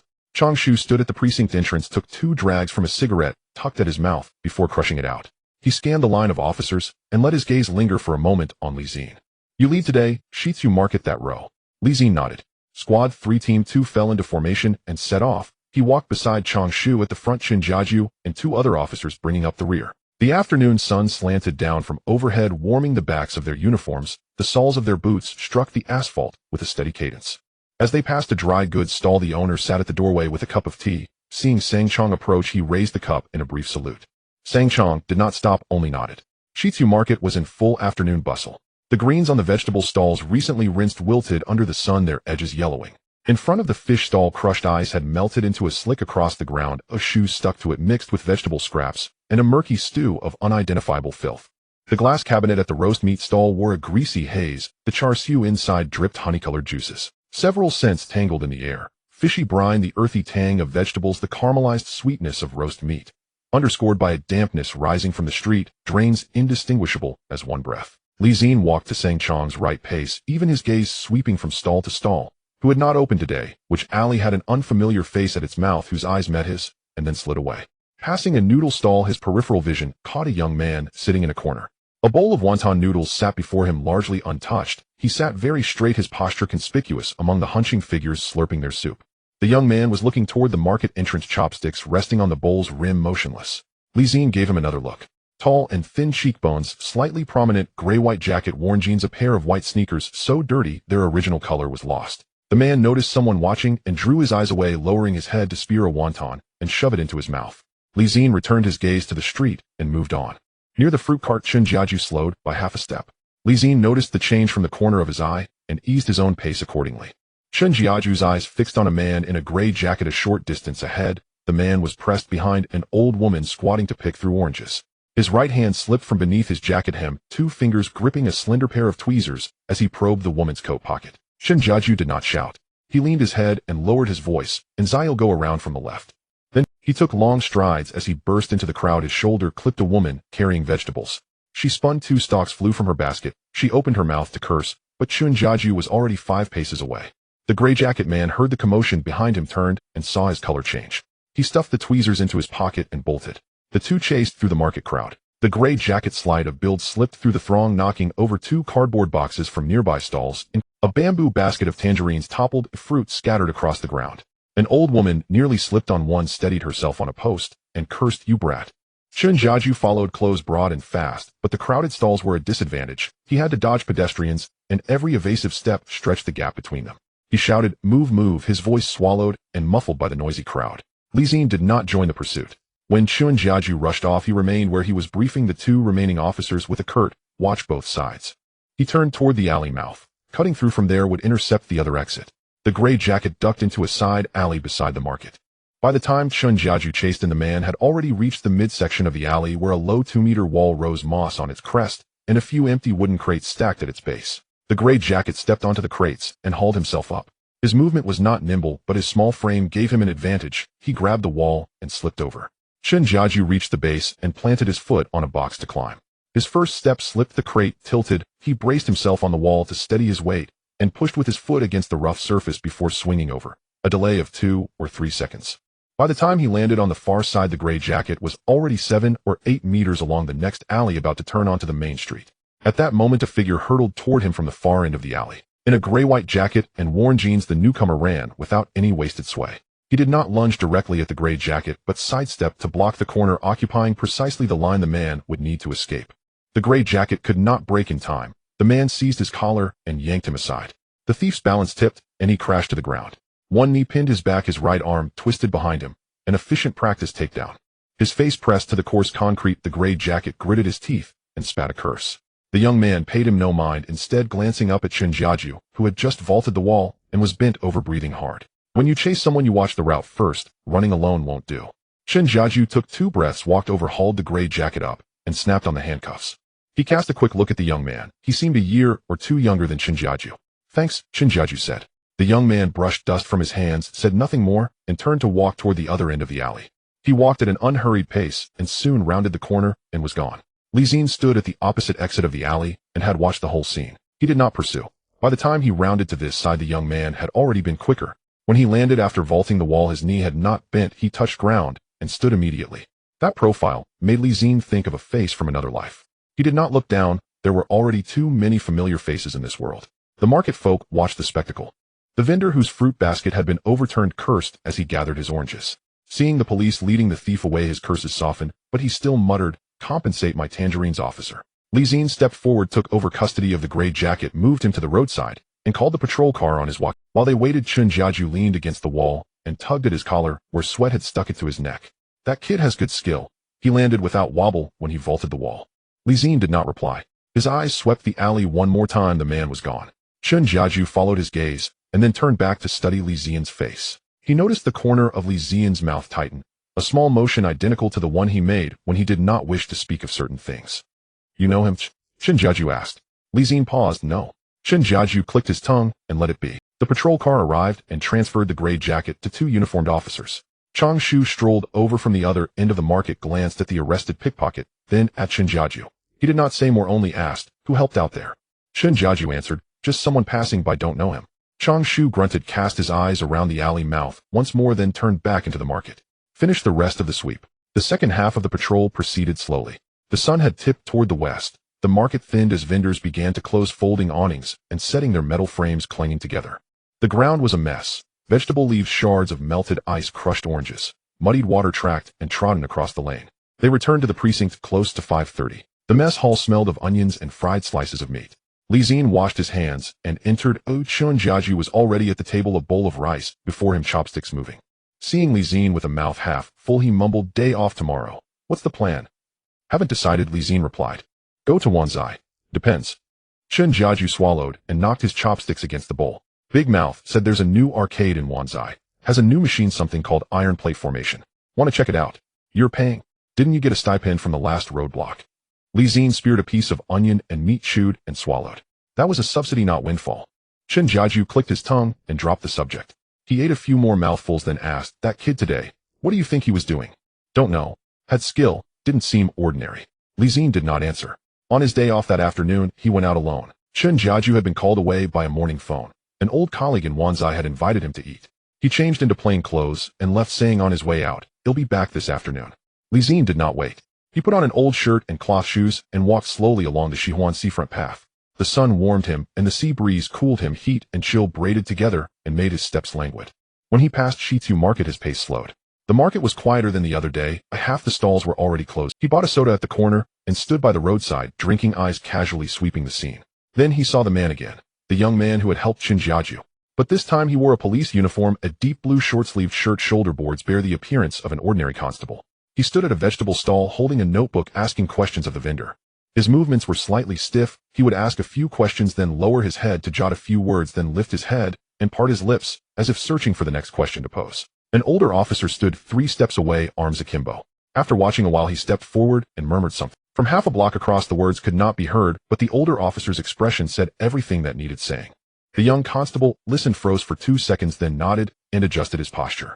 Even after the adjustment, he seemed unsure where to begin and lowered his head to look at his notebook again. Zi-Jie stood across the street finishing his soda and watching the scene from a distance. The same person, a different uniform, a different bearing. He drank the last of his soda, dropped the bottle into the roadside recycling bin, and turned to walk along the seafront path. Behind him from the market, the older officer's voice carried in fits and starts across half the street. You don't handle it like that. Go back to the vehicle and start over properly. After the rest day, the meeting was set for 3 in the afternoon. Uncle Chong stood at the entrance of the station, a cigarette dangling from his lips, and saw that the second group of the third squad had gathered. Today, we will take the dock route. The higher-ups have informed us that there might be some activity at the West Ring dock during the night, so keep your eyes peeled. Zi-Jie nodded. The second group of the third squad lined up for their shift. He walked at the front, Zi-Jie followed on his right, while a young and fatty Rong brought up the rear. As they walked, a young scribbled in his notebook, muttering, "There's nothing interesting about the dock route." Fatty Rong had his hands stuffed in his pockets, the buttons of his uniform not fully fastened, his collar open, shrinking his neck as the wind blew. In late December, the sun sets early on the island. By around 4 in the afternoon, the dock began to darken, shadows of containers cast on the ground dark and gray. The wind carried in the scent of diesel and the foul smell of mud blowing against their uniforms, causing them to cling to their bodies and then puff out. A few cargo ships were stationary at the edge of the dock with cranes halted and several workers squatting on the deck, smoking, the smoke swirling in the wind. Zi-Jie spotted a white cold chain truck parked at the furthest end of the dock near a pile of abandoned containers. The front of the truck was facing outwards with the back towards the dock. He did not slow his pace, casting a glance to the right. That cold chain truck, did you see it? Zi-Jie glanced in the direction of his gaze. I saw it. What's up? It was parked in this spot yesterday morning around 5 o'clock. At that time, the cold storage at the dock was not open. Zi-Jie was taken aback. Are you sure it's the same one? The license plate is the same, 3,572 Hong Kong dollars. The truck's body is clean, unlike those used for long-distance trips. Zi-Jie took another look at the truck, but remained silent. The patrol route circled around the dock. As they passed the dock management office, Zi-Jie had a Yong go in and ask a question. When a Yong came out, he flicked his pin to his ear. The people at the management office said that the truck is waiting for a ship. It arrived around 11 last night. The driver said there was a batch of frozen goods to be transported via water. Frozen goods transported by water. Zi-Jie frowned. Where would the cold chain ships come from at this dock? That's why I said something's off. Zi-Jie did not slow down. The midshift patrol was halfway through and the sky had turned completely dark. The few streetlights on the dock were far apart. Only one was lit, casting a yellow glow on the concrete ground, creating a small patch of light, while the adjacent containers and debris were left as dark silhouettes. The sea breeze blew and causing their ears to turn red. When the shift ended, they returned to the station, and the cafeteria had already passed its busiest hour with only 2 or 3 tables still occupied. Zi-Jie sat down with his meal tray, took a couple of bites, and rested his chopsticks on the edge of the bowl without moving them. Zi-Jie sat opposite him, glanced at him, and tapped his chopsticks on the bowl, still thinking about that truck. How about checking again tomorrow morning? Zi-Jie chewed his food. Tomorrow we are on the midshift. The truck should still be there when the midshift arrives. Zi-Jie thought for a moment and put down his chopsticks. Do you think there's something wrong with that truck? A cold chain truck parked at a dock without a cold storage, arriving in the early morning, not leaving in the morning, and the manager said it's waiting for a ship. Do you believe that? Zi-Jie clicked his tongue, not responding. The next afternoon before the midshift assembly, Zi-Jie arrived early at the station. He first entered the duty room and flipped through the internal registration book on the table, finding the section for vehicle registrations in the Hong Kong Island area. He flipped through 2 pages, 3,572 Hong Kong dollars, registered under a company called Luji Transport, located on Dai Vo Road West in the Western District. In the Western District, it's not far. He folded the corner of that page, closed the book, and exited the duty room. When Uncle Chong came out, he glanced at him. It's the dock route again today. You're leading the team. Understood. A little past 3 o'clock, the second group of the third squad was on duty again. As they passed the row of parking spaces on the east side, Zi-Jie slowed his pace. The white cold chain truck was still there, but its position had changed, or it had been moved from near the pile of abandoned containers yesterday to the middle section of the dock, close to the loading and unloading area. Zi-Jie also stopped. It's been moved. As they walked back, he told Zi-Jie, the oil stains are fresh. There were some at the place it was parked yesterday, but this area today is more noticeable. Zi-Jie clicked his tongue, said nothing else, and followed along. The midshift patrol completed more than half of the dock, and Zi-Jie stopped beside an old container. After we wrap up, I want to take a trip to the market. Zi-Jie glanced at him. Where to? Yong Fa Ice Room. I went there once before, and the owner knows me. I want to inquire about that truck. Zi-Jie thought for a moment, took out a pack of cigarettes from his pocket, pulled one out, and put it in his mouth. "He'll go buy a pack of cigarettes at the corner store. You can go there on the way, but don't take too long. He'll make a loop and come back to pick you up." Uncle Chong did not turn back, just raised his hand in acknowledgement. Zi-Jie pushed the door open.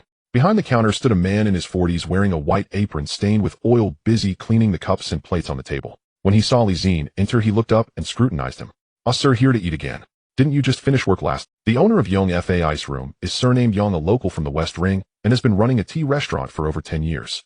Zi-Jie had come here with Zi-Jie to eat a couple of times before, so he was somewhat familiar. "Boss Yong." Zi-Jie sat down at the counter without ordering anything. "I want to ask you something. There's a white cold chain truck that's been parked at the dock recently. Have you seen it?" Boss Yong put down the cup he was holding, leaned on the counter, and thought for a moment. "A white truck? There has been one at the dock recently. I saw it parked there when I was closing up last night. It was already past 11. 3 people got out of the truck, came in wanting to buy some late-night snacks, but I had already turned off the grill and didn't sell to them." 3 people? What kind of accent did they have? One of them spoke the local dialect while the other 2. Boss Yong paused. Their accents weren't right. They spoke Mandarin, but not the kind from Hong Kong.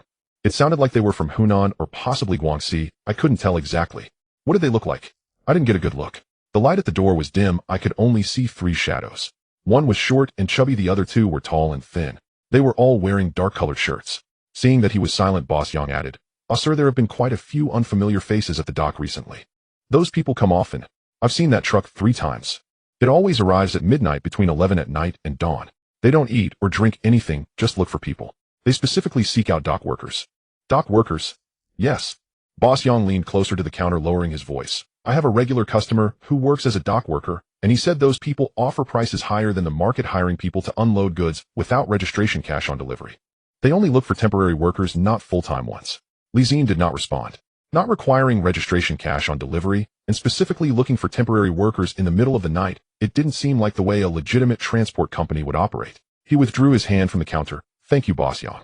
Zi-Jie stood up, pausing at the door. "What's the name of that regular customer of yours, the dock worker?" "Ah Chong. He's with the unloading team at the Eastern Cargo Warehouse of the dock. You can ask Lao Zhao, he manages that team." "All right." Zi-Jie pushed the door open. Cold wind rushed in. He did not head straight back to the station, standing under the streetlight for several seconds, the wind blowing his collar up, and he didn't pull it down. Then he turned around and walked back. When he returned to the station, the cafeteria was already closed. A Chong was still in the duty room, a worn copy of The Romance of the Three Kingdoms spread out on the table in front of him, currently at the 37th chapter. "Buying a pack of cigarettes took so long. I ran into an acquaintance and chatted for a bit." Zi-Jie stood at the door of the duty room. A Chong noticed that he was not going in and took off his reading glasses, placing them on the table. Zi-Jie walked in, closing the duty room door halfway. He briefed A Chong about the cold chain truck, confirming that it had been seen by the morning shift and that it was moved with fresh oil stains on the ground. Boss Yong from Yong Fa Ice Room said that 3 people got out of the truck. Their accents were off, and they were looking for temporary workers to unload cargo without registration. That truck is registered under Zi-Jie Transport, located on De Vo Road West. I checked. Zi-Jie Transport, De Vo Road West. I flipped through the duty room's registration book before the mid-shift. A Chong nodded. De Vo Road West. There are several transport companies in that area, but I haven't heard of Zi-Jie. I haven't heard of it either. But this truck was parked at the dock in the early morning. The cold storage wasn't open, and the driver said it was waiting for a ship, but there are no cold chain ships at the dock. 3 people got out of the truck with unusual accents, looking for temporary workers to unload without registration, cash on delivery. A Chong put down his thermos cup, looking at him. "What are you trying to say?" Zi-Jie didn't respond directly. He thought for a moment and said, "After the case with He Tianyang was closed, I had a meal with an informant in Mong Kok. That person had a few drinks and said something. The Big Circle gang doesn't transport by land. The dock is their place to land. The route to West Ring Dock is the most convenient for transporting goods. What are you planning to do?" "I want to report to Liang, sir, and apply for increased night patrols at the dock. Currently these clues are not enough to be substantial, but a cold chain truck parked at a dock without a cold storage doesn't make sense." A Chong looked at him. "What do you think that truck is transporting?" "I don't know. But a refrigerated truck parked in a place without refrigeration and a driver looking for temporary workers in the middle of the night, whatever they're transporting, it's not legitimate." A Chong did not respond. After a while he said, "You can report it. But you need to think carefully. Once you report it, this matter won't just be yours anymore." Zi-Jie did not respond. "To report means to hand it over." "I understand. But with just a few of us in the second group, we can't keep a close watch. We need additional manpower from the station to maintain surveillance." A Chong did not respond. After a while he said, "Then go ahead and speak up." Zi-Jie took a couple of steps, and when he reached the door, he heard a Chong say behind him, "If you dig deep into that line, remember one thing, don't take action first, ensure your escape route is secured." Zi-Jie turned back to glance at him. Chang had already put on his reading glasses and opened his book. He didn't say anything more and pushed the door open. Zi-Jie pushed open the door to the company, while Liang Weiqing was still flipping through the patrol, logged the cup of tea on the table untouched. He recounted the situation with the refrigerated truck. The early shift saw it parked at dawn. The mid-shift confirmed it was moved. There were fresh oil stains on the ground, and the owner of Yongfa Ice Room said that 3 people got off the truck with accents that didn't match. After listening, Liang Weiqing flipped through 2 pages of the log and looked up at him. Requesting a night patrol. Yes, I'll be stationed for several nights. Liang Weiqing put down his pen and picked up the walkie-talkie to brief the duty room. The night patrol was from 10 at night to 4 in the morning, with Team 2 of the 3rd Squad extending their mid-shift, canceling the next morning's early shift and compensating with rest until noon. He opened the duty log and made a note signing it. He added another line: any changes to the patrol points must be reported via walkie-talkie, and the location must be reported to the company every 2 hours. Approved. Just stay safe. Zi-Jie exited the company, retrieving his tactical flashlight from his bag on the way back to the dormitory, checking the battery and the light head. He also filled a thermos with hot water and stuffed it into his patrol bag. The next afternoon they gathered, and Uncle Chang stood at the company entrance, cigarette in mouth. The higher-ups approved the night patrol stay alert. When the midshift crew reached the dock line, it was still bright, and the white refrigerated truck was not in its old position. Zi-Jie glanced to the east side of the dock. It was empty.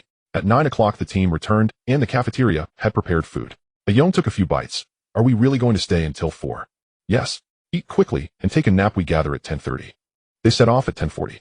Zi-Jie chose to hide behind a row of abandoned containers on the east side of the dock, about 40 meters away from where the refrigerated truck last parked, with a view covering from the middle of the dock to the loading area. At the end of December at the Hong Kong Island dock, after nightfall, the wind rushed in from the sea, and the concrete ground was damp enough to seep water. Once the 4 men squatted down, no one spoke. Young stood with his collar turned up to shield his neck, while the chubby Rong leaned against the corner of a container, shifting his feet every so often. They took turns sipping from the thermos of hot water, each taking 2 small sips in a round. Uncle Chang quietly reported their position via walkie-talkie. Team 2 of the 3rd Squad, East Container Area, no anomalies. A response came back: 2 crackling sounds. Nothing happened on the first night. They returned at 4 in the morning. On the way back to the company, Young yawned. Was it all for nothing? Not for nothing, you'll know when you see it. The next day at noon, only after resting, Zi-Jie got up and flipped through the internal registration book in the duty room. The registration information for the refrigerated truck hadn't changed. License plate, 3,572 Hong Kong dollars, Zi-Jie Transportation, Vo Road West. He dialed the number for Zi-Jie Transportation. After ringing 7 or 8 times, no one answered. He dialed again. After hanging up, he jotted the number down on a sticky note and walked back to the company to give it to Chang. Zi-Jie Transportation, no one has answered the phone. Chang glanced at the paper before placing it under the ashtray on the corner of the table. Got it. They'll give it another try later. Zi-Jie returned to the duty room to flip through the registration book again. The registered address for Zi-Jie Transportation was on Vo Road West, where most buildings were old and many companies only had a mailbox. He wrote down the address too, planning to take a look when he passed by. At 6 in the evening they set off again. This time the position was moved behind a concrete pillar at the entrance of the dock, diagonally opposite the loading area. Once the 4 of them squatted down, no one spoke. The wind passed through the gaps between the containers, flipping the cigarette box on the ground several times. In the distance, there was a light from a freighter stationary. Sang Chong reported their position over the walkie-talkie again, and the other end confirmed receipt. 10 o'clock, 11 o'clock. Sang Chong reported their position again, and the other side responded with a receipt. Just after midnight, while Young was yawning, headlights flashed from the direction of the dock entrance. Yellow lights, 2 beams, turned into the entrance of the dock at a slow pace. It stopped for a few seconds at the entrance, switched to low beam, and slowly glided toward the middle of the dock. Zi-Jie pressed down on the tactical flashlight in his pocket, not taking it out. The truck stopped next to the loading area. It was a white truck, taller than a regular cargo truck, with a dent on the right side of the front bumper. The door opened, and a person jumped out from the driver's seat, short and plump, wearing a dark coat. He walked around to the back of the truck, opened the rear door, and climbed in, pulling out a snakeskin bag and placing it on the ground. Then 2 more people got down, one tall and thin who climbed into the back, while the other looked around. In this corner of the dock, there was only one street light, and the circle of light didn't reach them. That person scanned the area, but saw nothing, and turned back to continue unloading. After 5 or 6 snakeskin bags were unloaded, one person walked to the edge of the dock and flashed a flashlight toward the sea. The white light flashed 3 times, paused, then flashed 2 more times. Within 3 minutes, a small fishing boat approached from the darkness. It didn't turn on its navigation lights, and the engine noise was kept very low. At the bow stood a person wearing a straw hat, waving a hand toward the shore. The 3 men began moving the snakeskin bags onto the boat. Zi-Jie didn't reach for his camera. The light at night was insufficient. He focused on the fishing boat, which had a dark green hull, a single-layer deck, and a metal frame welded at the stern as if it had been used for something, and then left half-assembled. There was a missing patch of paint at the bow, revealing the dark gray metal underneath. The hull's number had been scraped, leaving only the last 2 characters barely visible. He mentally noted all these details. The cold wind rushed in through the collar. 1 bag, 2 bags, 3 bags. A total of 7 bags. After unloading, the person untied the ropes and tossed them onto the boat, and the small fishing boat turned around, slipping into the darkness without turning on the lights. The direction was southwest. The rear door of the refrigerated truck closed again, and the short, plump man returned to the driver's seat. The headlights turned on, backed up, turned around, and drove away along the same path. The taillights grew smaller and disappeared behind the bend of the dock entrance. The dock fell silent again. The concrete ground in the loading area was left with several tire marks. Zi-Jie squatted in place, replaying what he had just seen in his mind before standing up. Let's go. The 4 returned to the company just after 4 in the morning.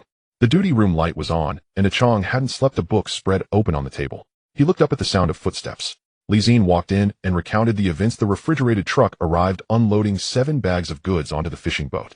He hadn't taken photos at night, but he remembered the characteristics of the fishing boat. The hull was dark green, single-layer deck metal frame at the stern, a small patch of missing paint at the bow, and the number had been scraped, leaving only the last 2 characters. Chow listened, took out a piece of paper and a pen to hand to him. Draw it out. Zi-Jie took the pen and sketched an outline on the paper, marking the location and size of the metal frame and missing paint. Chow picked up the paper, glanced at it for a few seconds, and set it down. After dawn, you'll go to the West District Police Station to hand over to CID. Zi-Jie nodded. Back in the dormitory, he lay down, dressed, and managed to sleep for less than 2 hours.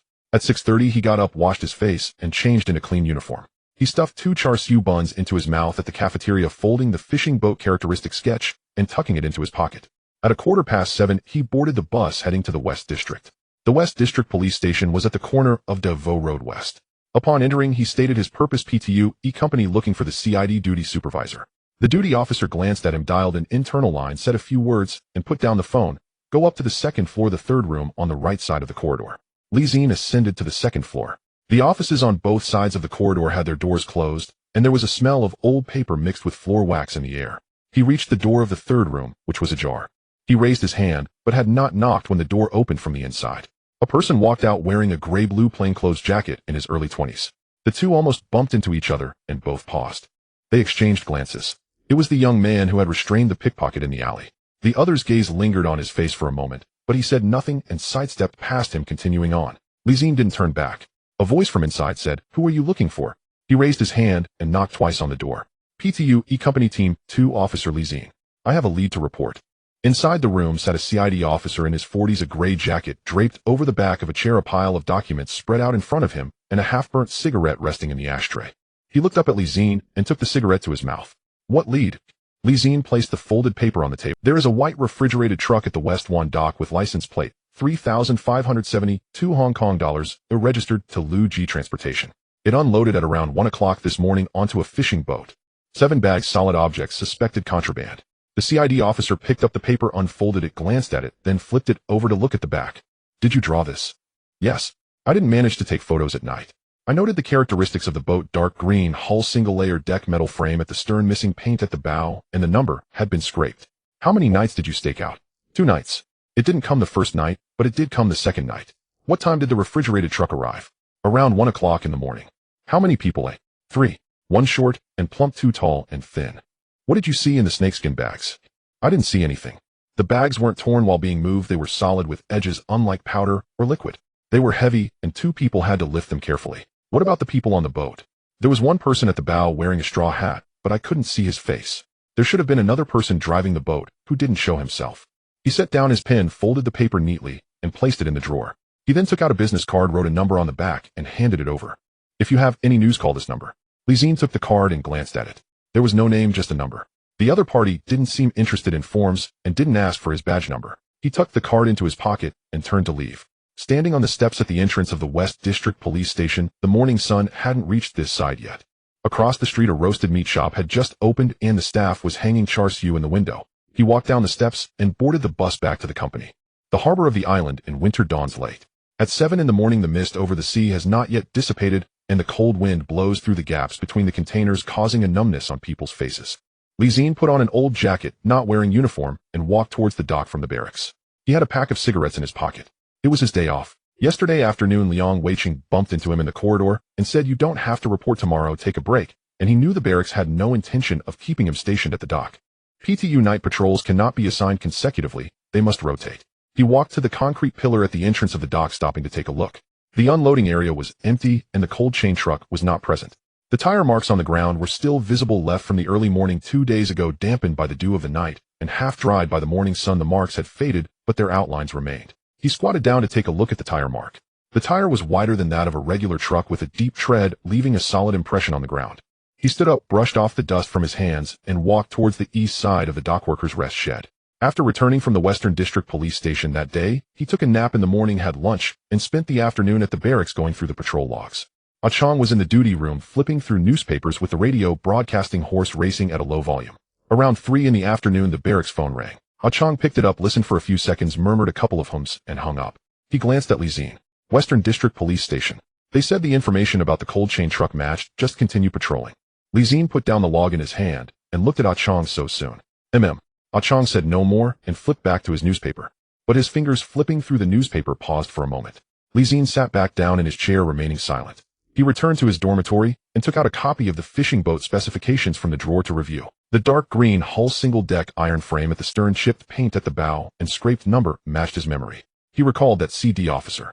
The questions were too smooth, lacking that first-time reaction of "What did you say? Say that again," and went straight into. Adding to that, the young man who brushed past him in the corridor in a gray-blue plainclothes jacket, in his 20s, his gaze lingered on his face for a moment. It was also him who subdued the thief in the alley, and also him who clumsily checked cases in uniform at the market. The same person, 3 different states. He couldn't figure it out. He folded the drawing and put it back in the drawer, closing it. He left the dormitory and walked back to the dock. An old worker was squatting in front of the dockworkers' rest shed, rolling a cigarette. Zi-Jie squatted beside him, took out a cigarette, and handed it over. "Hey, can I borrow a light?" The old dock worker glanced at him, took the cigarette, pulled out a lighter from his pocket, lit it, and took a puff. "You seem new. I haven't seen you before."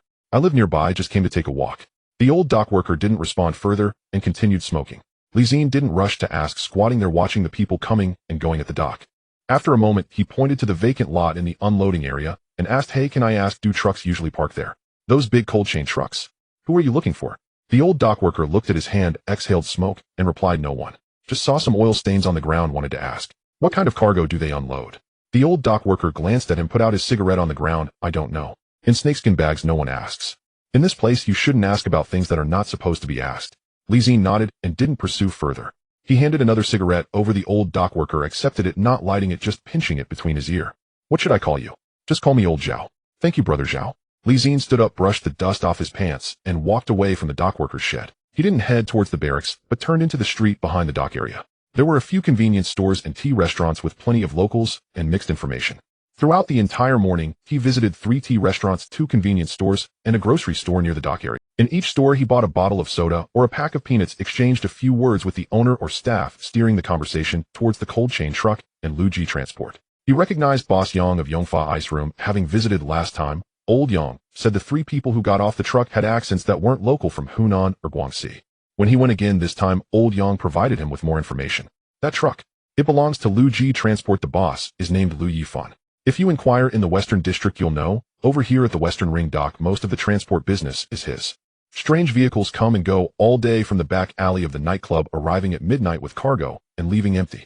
That's all he'll say. You figure it out." Zi-Jie put down the soda bottle, paid, and thanked him. As he exited Yongfa Ice Room, the noon sunlight was just shining. Across the street, there was a queue at the roast meat shop, and the char siu in the window dripped with oil. The air was filled with a sweet and roasted meat aroma. He stood at the door, piecing together what Old Yang had just said. Lu Yifan, the transport company owner. 3 nightclubs and 2 restaurants. The items transported by the cold chain truck were likely linked to the vehicles coming and going from the nightclub's back alley. He recalled the speed at which that CID officer returned his call that afternoon. If Lu Yifan had such deep connections in the Western District, it was not impossible for someone in the police station to monitor information for him. He walked a few steps along the iron fence. The degree of corrosion of the fence was uneven. Some places were rusted red, others blackened, and a few iron bars had unusually smooth surfaces, as if worn down by frequent climbing. He squatted down to look at the ground. In the grass, there was a small path pressed down, not wide, but the traces were fresh. The grass was bent towards the iron fence, indicating someone had recently come and gone through here. He didn't venture in. He stood up, remembered the location, and continued forward. At the far east side of the dock, against an old stone wall, he encountered an old fisherman mending a fishing net. The old fisherman sat on a small stool, his hands full of calluses, swiftly flipping through the fishing net, creating a mesh with each pull of the shuttle. Zi-Jie squatted down beside him and offered a cigarette. The old fisherman took it, pinched it in his mouth without lighting it, and continued mending the net. "Uncle, why is the road over here blocked?" Zi-Jie pointed towards the path he had come from. The old fisherman looked up at him, then lowered his head to mend the net. "There's a drainage ditch over there used for flood drainage. It's been abandoned for a long time." Drainage ditch. When the tide comes in, the water can reach your knees. When it recedes, it's just silt. Smugglers used to walk that route, but it was sealed off later. But whether it's completely sealed, I'm not sure. Zi-Jie held his breath, trying to keep his tone as calm as possible. "Where is it?" The old fisherman gestured with his chin towards the stone wall, just behind that wall. If you go around the wall, you can see a concrete opening, but it's blocked by an iron fence. However, those iron bars have been sawn through, and they're tied with wire to give the appearance of being intact. Is it still being used? The old fisherman didn't answer that question. He gathered the line from the shuttle cut, it put down the fishing net, stood up, and dusted off his pants. He glanced at Zi-Jie, remained silent, then carried his stool, and took a couple of steps before stopping. "Young man, the wind is strong at the dock recently, don't wander around." After saying that, he picked up his stool and fishing net and turned to leave. Zi-Jie squatted in place, chewing over the old fisherman's words from beginning to end. The drainage ditch. The iron fence was sawn through, tied with wire loosely. It could fit a small boat, used by smugglers before. He stood up and walked to the stone wall, glancing in the direction the old fisherman pointed. Behind the stone wall there indeed was a concrete opening over 2 meters wide, with a semicircular arch black inside with no bottom in sight. In front of the opening stood an iron fence, rusty. But as he got closer, he saw that a few of the iron bars in the middle of the fence had fresh cut ins. The color of the rust different from the surrounding old rust, the metallic sheen of the cut surface darkened by the sea breeze, but not yet covered with an even layer of rust. It had been sawn through. Recently done. He reached out to grip one of the broken iron bars and gave it a gentle pull. The position tied with wire loosened slightly, and the iron bar shifted outward, not locked in place. He didn't pull the iron bar all the way out. He only pulled it enough to see the internal structure. Inside was a concrete channel about 3 meters wide with slopes on both sides covered in moss, and the bottom of the channel was dry currently at low tide. He released his grip, and the iron bar snapped back into place with a soft sound. Zi-Jie took a few steps back and stopped about 20 meters from the drainage ditch opening. From here, the concrete opening was half obscured by the stone wall, making it impossible to discover unless one went out of their way. He recalled what the old fisherman had said: smugglers used to walk that route. And what Boss Yang said: strange vehicles come and go all day from the back alley of the nightclub. He stood still. There were fishing boats receiving cargo at the front of the dock. He had seen it with his own eyes. But that drainage ditch could also accommodate boats. Cargo from the cold chain truck didn't necessarily have to be loaded and unloaded from the front of the dock. And judging by the speed at which Cid returned his call that afternoon, they likely didn't know about this route. When he returned to the barracks, it was already 4 in the afternoon. The cafeteria had not yet opened, and there was no one in the corridor. He entered his dormitory, closed the door, and sat down on the edge of the bed. But what if they didn't know about the drainage ditch? If someone leaked the information, the other party would adjust their delivery route, front boats as a decoy, while the real goods passed through the drainage ditch. He stood up and walked to the window to take a look outside. Dusk had already fallen, and the sea surface at the western ring dock glimmered with a lead gray light. In the distance, several fishing boats had turned on their lights, the dim yellow orbs swaying on the water's surface. If the cold chain truck came again, the cargo probably wouldn't be moved through the front of the dock. He needed to find a way to confirm. But the PTU had a schedule. He couldn't apply for night patrol by himself consecutively. Uncle Piao, an old CID officer from the Wanchai police station, had helped out last time when investigating the Whitehead case. He wasn't in the Western District, so it didn't relate to this side. But it was still too early to call. All he had were a few bits of information gathered from chatting with locals and the location of a drainage ditch. He needed to wait until the cold chain truck appeared again. He looked at the color of the sky outside. The dusk deepened and the lights at the dock began to illuminate. On the panel, the treasure chest icon lit up. At 6 o'clock in the evening. It had been a few days since Zi-Jie had counted. Anyway, he had rotated through 2 shifts. He had gone through the registration information of the cold chain truck 3 times without finding anything new, and he never mentioned the location of the drainage ditch to anyone. The department gathered. Uncle Chong stood at the door, flipping through the duty roster without raising his head. Tonight, we will cooperate with the O team to conduct an anti-crime inspection on the street of the nightclubs in the Western District. Recently, someone reported that there are issues over there, so we need to check all the nightclubs, bars, and saunas. The O team is leading, and every establishment must be inspected. Our PTU is responsible for the cooperation. Be smart and don't cause trouble. He flipped a page and added the streets in the Western District are mixed. Last month, the anti-vice team caught 2 minors over there, which caused quite a stir. Everyone stay alert tonight. Don't let anything happen under your noses. The anti-crime inspection is a routine task, and the PTU cooperates every few weeks. But tonight the inspection is in the Western District. Zi-Jie paused momentarily while fastening his belt. He didn't show any expression and followed the team to gather equipment. He took out the anti-riot helmet, baton, and flashlight one by one from the cabinet. He casually touched the gun holster at his waist, feeling the .38 caliber snugly fitted inside. A Young next to him tapped his baton, trying to pull it out, and put it back and mumbling too tight. Fatty Rome was fastening his belt, struggling for a while before finally buckling it, patting his belly, and saying the belt was too short. At 7 o'clock the team arrived at the entrance of the Western District.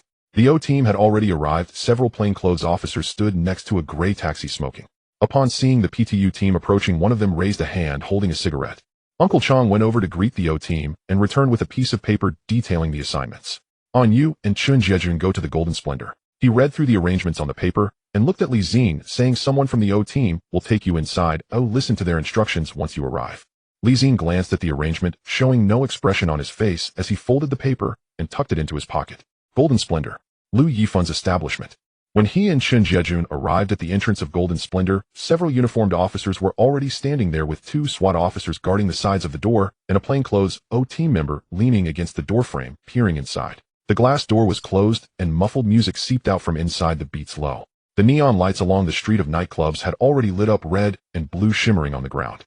Taxis and private cars were parked along the street, with guests entering in small groups. A man in a floral shirt approached the entrance of Golden Splendor, saw the uniforms on either side of the door, hesitated for a moment, but still mustered the courage to push the door open. Nearby, a woman in high heels got her heel stuck in a crack between the bricks. As she pulled it out, she cursed softly, then looked up to see the police and swallowed her words, lowering her head and hastily walking away. Zi-Jie didn't linger. He followed the plainclothes officer from the O team into Golden Splendor. As the door swung open, the music and the sound of clinking glasses surged out much louder than outside. The lighting was dim in shades of purple and red, with a mix of smoke and alcohol in the air conditioning unable to disperse it. The hall was scattered with a dozen tables of guests. At one booth, people were playing a drinking game, the dice clattering loudly in the cup. A few men in suits were sitting at the bar, cigarettes in hand, their backs to the entrance, not turning around. In a corner, a table was playing with dice, making the most noise. A few blue hats and plainclothes officers appeared at the entrance, causing a momentary pause in the noise of the hall. Several guests at the booths glanced over, but quickly returned their gaze as if nothing had happened. The bartender behind the bar kept his action steady, but his gaze drifted over. The plainclothes officer from the O team walked in front, flashed his ID, and scanned the room, saying inspection. Sit tight, and take out your ID. Guests began rummaging through their pockets for their wallets. Someone complained softly, but was pulled by the person next to him, and quickly silenced. Zi-Jie walked in, scanning the hall for layout exits, and whether anyone was sneaking out the back door. The bar was on the left, the booth area in the center, and a corridor leading to private rooms on the right, with a green exit sign illuminated at the end of the corridor. Then his gaze swept past the bar and paused at the end. A waiter in a white shirt and black vest stood at the end of the bar, holding a tray, waiting for the bartender to finish the order. His profile was facing the entrance, unaware that someone was watching him. Zi-Jie remembered him. The way he moved in the market was slick like a pickpocket, but clumsy when checking cases in uniform. The 2 images overlapped, and he felt something was off about this person. He couldn't quite place the name. Not wanting to stare, he shifted his gaze away and started doing his own work. Chun Jiejun had already begun checking the first table on the left, taking notes and saying, "Let me see your ID." Zi-Jie approached the second table, where the guests were already holding out their IDs in their hands, waiting. He took a glance at the photo and handed it back. It was a routine task. The middle-aged man at the next table was slow to retrieve his ID, flipping through his wallet several times before finally pulling out the ID from a compartment, mumbling to himself. Zi-Jie didn't rush him, took a look, his gaze passing over the man's face, and then returned it. The middle-aged man took back his ID, his mouth moving, but ultimately remained silent. The young man at the adjacent table was much quicker, having already placed his ID on the table. When Zi-Jie took it, he even smiled at him, saying, "Thank you for your hard work, sir." Zi-Jie nodded, slightly returned the ID, and did not stop his steps. However, his peripheral vision remained fixed on that position at the end of the bar. When he reached the 5th table, the plainclothes officer from the O team shouted from the bar, "All of you behind the bar, come out with your IDs." Several bartenders and waiters emerged from behind the bar, including the waiter in the white shirt and black vest. Zi-Jie returned the ID he was holding to the guest in front of him and turned towards the bar. He maintained his pace, the rhythm the same as when he checked the previous tables. The plainclothes officer from the O team saw him approach and nodded, saying, "Let's inspect together. You take the left, I'll take the right." After saying that, he moved to the other end of the waiter and began checking the next one. Zi-Jie reached the front of the bar, where the waiters stood in a row, each handing over their IDs. It was the waiter's turn now. He pulled his wallet from his apron pocket, took out his ID, and handed it over. Zi-Jie received it. It was a white card, and the face in the photo looked slightly younger than now. Jiang Daowei, born in 1964, with an address on a street in the Western District. He mentally reviewed the information on the card. He held the ID in his hand, glanced at the photo again, and then raised his eyes to look at the person in front of him. The spotlight above the bar was shining directly on him, illuminating his face clearly. Zi-Jie looked at him once more before passing the ID back. "All right, Zhang Dawei took the ID, placed it back in his apron pocket, and turned to walk back behind the bar. A bartender nearby glanced over, noticed it was the police checking IDs, and shifted his gaze away. Li Xin turned around and continued to check the next table. Chen Jiejun was focused on taking notes beside him and didn't notice what had just happened. The plainclothes officer from the O team was talking to the manager at the other end of the bar and didn't look this way either. After inspecting the hall, the plainclothes officer from the O team took 2 people into the private rooms, while the other 2 teams spread out to guard the back alley and the front door. Li Xin and Chen Jiejun remained in the hall waiting for the final wrap-up. Before leaving, Li Xin took one last glance at the bar. The waiter was facing away from him, placing the washed glasses back on the rack. He placed them one by one, neatly arranged, as if in a routine task. Li Xin withdrew his gaze and pushed the door open to walk out. The cold wind hit his face, contrasting sharply with the stuffiness inside. The neon lights on the street were still bright, but dimmer than before he entered, with a few shops already pulling down their shutters. Uncle Chang's team was walking over from the other end of the street. Ayong shouted from a distance, "Let's go wrap up." Li Xin turned and followed. As he passed the entrance of Golden Splendor, he caught a glimpse of the glass door that had already closed, and the waiter's white shirt vanished into the light behind the door. He didn't look back. After the 4 of them gathered, they started walking back the way they came. Fatty Rong began to complain after a few steps, saying he had been standing all night feeling like his feet were pricked with needles. Ayong was walking beside him, not looking back. "It was just a few streets, and you're already complaining. Next time when it's your turn to patrol the docks, don't be surprised if you have to lie down." Fatty Rong was about to retort when the sound of iron pots being stir-fried from a street-side stall wafted over. His nose twitched, and he quickly changed the subject. "Let's go eat some late-night snacks after we wrap up." Ayong shot him a sideways glance. "Aren't your feet sore?" Fatty Rong patted his belly. "Feet may be sore, but my stomach is hungry. That's a different matter." On the bus back to the department, Li Xin sat by the window, hands in his pockets. The bus swayed and his mind was still replaying those few seconds in front of the bar. He had looked a little longer, unsure if that person understood. Chen Jiejun yawned beside him, leaned back against the seat, and soon fell silent. At 3 in the afternoon, the sunlight streamed through the gaps between the buildings. The pavement, having baked all day, shimmered with heat. The soles of shoes felt sticky. For people walked along the west side of Di-Fu Road, the aroma of street food mixed with the sounds of clanging walks, creating a chaotic blend. Zi-Jie walked at the back, sweat trickling from beneath his hat. "What month is it? It's so hot." Ayong didn't turn his head. "You complain about the heat after just a few steps. Wait until we loop around the back alley, or won't you melt then?" Zi-Jie retorted, "I have a good metabolism, you wouldn't understand." Ayong replied, Sure, your metabolism is great, and your whole family must be too." Li Xin walked beside them, listening to their banter. His gaze swept from the newsstand to the fish stall, then flicked past the convenience store entrance. The newsstand owner was bending down to organize magazines. An elderly woman haggled with the fishmonger, while a few students in school uniforms stood at the convenience store entrance, sipping on soda. Scanning the street, he noted that the magazines at the newsstand had been replaced today. The elderly woman at the fish stall took less time to choose fish than yesterday. The students at the convenience store had nearly emptied their soda bottles, but hadn't left yet. They crossed the market and turned into a side street leading to a nightclub. The shops here were different from those on the main street. Hardware stores, grocery shops, incense shops, small storefronts with old signs, several of which had already pulled down their metal grills. The sun slanted in through the gaps between the buildings. The rolling shutter at the hardware store was hot to the touch. The air was thick with the smell of asphalt mixed with dust. As they reached the incense shop, the scent of sandalwood wafted over. It mixed with the dry, grassy smell of paper money sticking to the inside of his nostrils. Then he heard another sound. From the left side alley. A muffled thud. It sounded like something heavy had crashed against the wall, causing the plaster to fall. Then came the sound of footsteps. Running hastily, the footsteps were chaotic. In the midst of it, something metallic was kicked, echoing twice in the narrow alley. It was followed by a shout. The voice was low, but in the alley it resonated clearly, "Don't let him escape." Chen Jiejun paused, his belt buckle clinking. "What was that?" Li Xin didn't answer.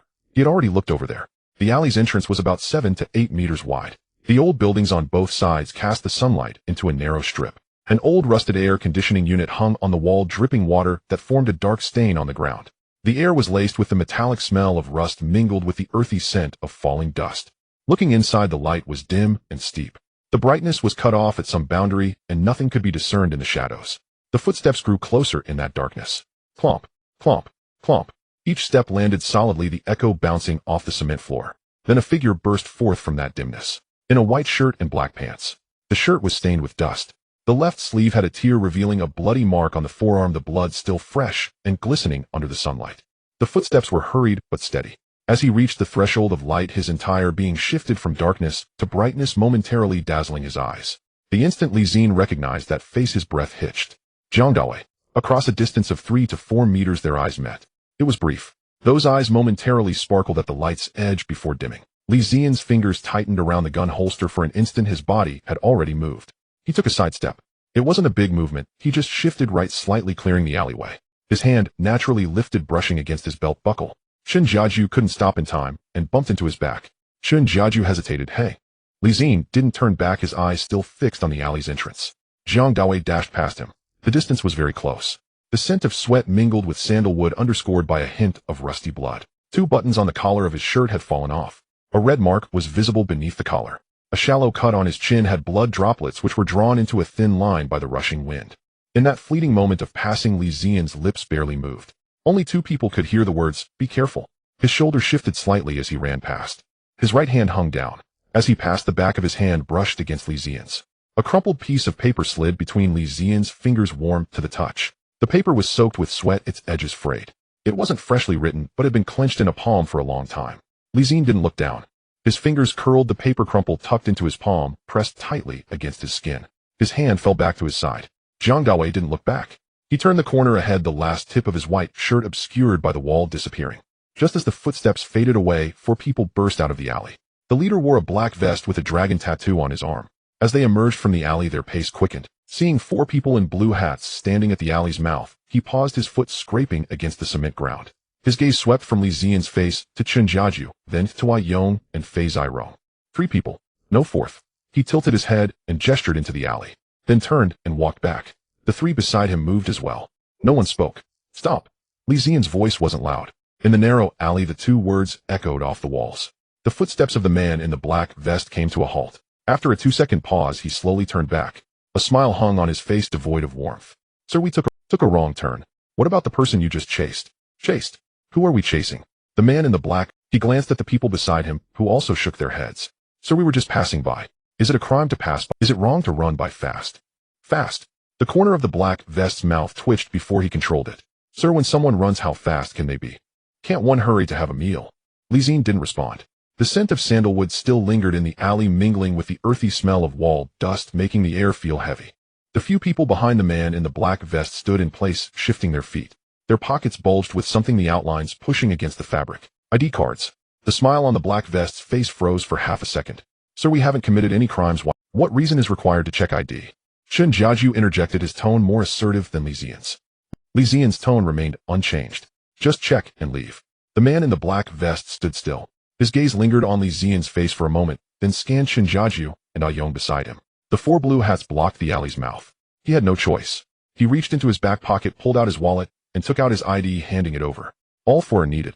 The 3 beside him moved as well. One of them was slow. As he reached into his pocket, his gaze wandered, and his fingers fumbled inside, before finally pulling out his wallet. Zi-Jie took the 4 ID cards, flipping through them. His thumb pressed against the paper, checking names and numbers. He didn't hand them to Fei Zirong for registration. He simply held them in his hand. The man in the black vest stood opposite him, his eyes fixed on Zi-Jie's hand. His throat bobbed slightly. Outside the alley, sounds from the street filtered in, the sizzling of walks from street vendors. The buzzing of conversations faded in from pedestrians. In the distance, a bus braked, releasing air with a hiss. No one spoke in the alley. The sounds from either side blended together, neither overpowering the other. Time dragged on second by second. Zi-Jie finished reading the last card. He didn't return them. He looked up at the man in the black vest. The one who just ran away? Was he one of yours? What do you mean, one of ours? The smile on the black vest's face faded a bit. Sir, I really don't know what you're talking about. Zi-Jie didn't press further. He neatly stacked the 4 ID cards and handed them back. You can go now. The man in the black vest took the IDs, stunned for a moment. He stuffed them back into his pants pocket and turned to walk into the alley. His pace was slow. The 4 men vanished into the shadows deep within the alley, the corner casting darkness over their retreating figures. After the footsteps had completely faded, the surroundings fell silent for 2 to 3 seconds. Then the sounds from the street surged back. Zi-Jie turned around, his voice lowered. What were you doing? What do you mean? You just let that guy get away. He stared at Zi-Jie, his brow furrowed. You did it on purpose. You were stalling with those ID checks earlier too. Zi-Jie didn't respond. His fingertips lightly moved in his palm, the corners of the crumpled paper pressing against his fingers, hard and small. He glanced towards the direction the man in the black vest had disappeared, then scanned the surroundings. There weren't many people on the street. The hardware store's metal grill was pulled down halfway, revealing the shadows of several brooms and mops underneath.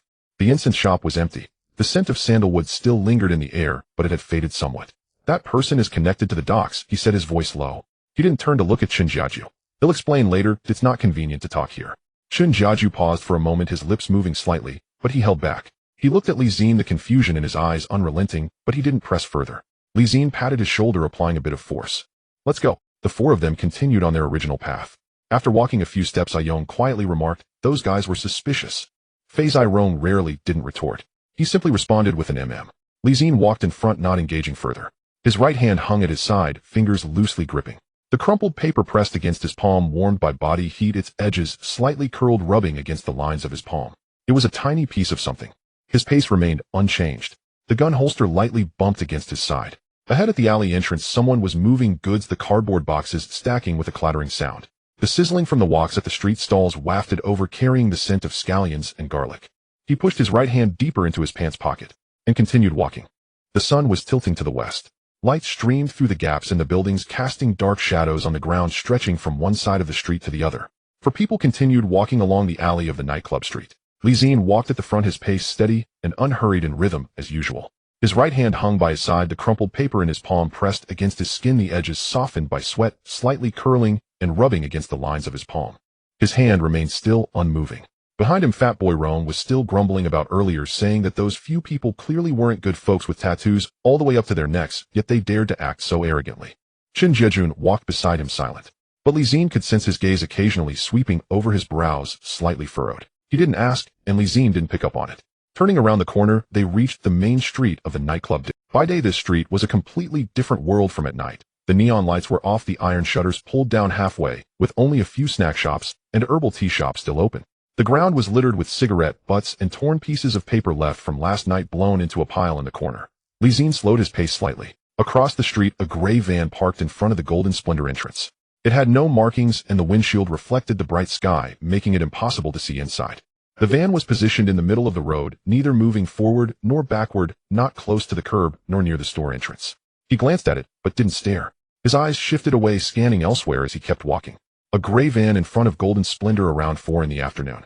At this time, parked in this spot, it was either waiting for someone or watching someone. Reaching the end of the nightclub street, a left turn led to a shortcut towards the liaison office, a narrow alley flanked by the backs of old buildings, their walls covered in water pipes and electric meter boxes, with rusty yellow-brown stains seeping from some joints. The ground was concrete with patches of moss growing in some places, the surface feeling slippery underfoot. The alley wasn't long, about 50 or 60 meters. Passing through would bring them to the back section of Defu Road, west, only 10 minutes away from the liaison office.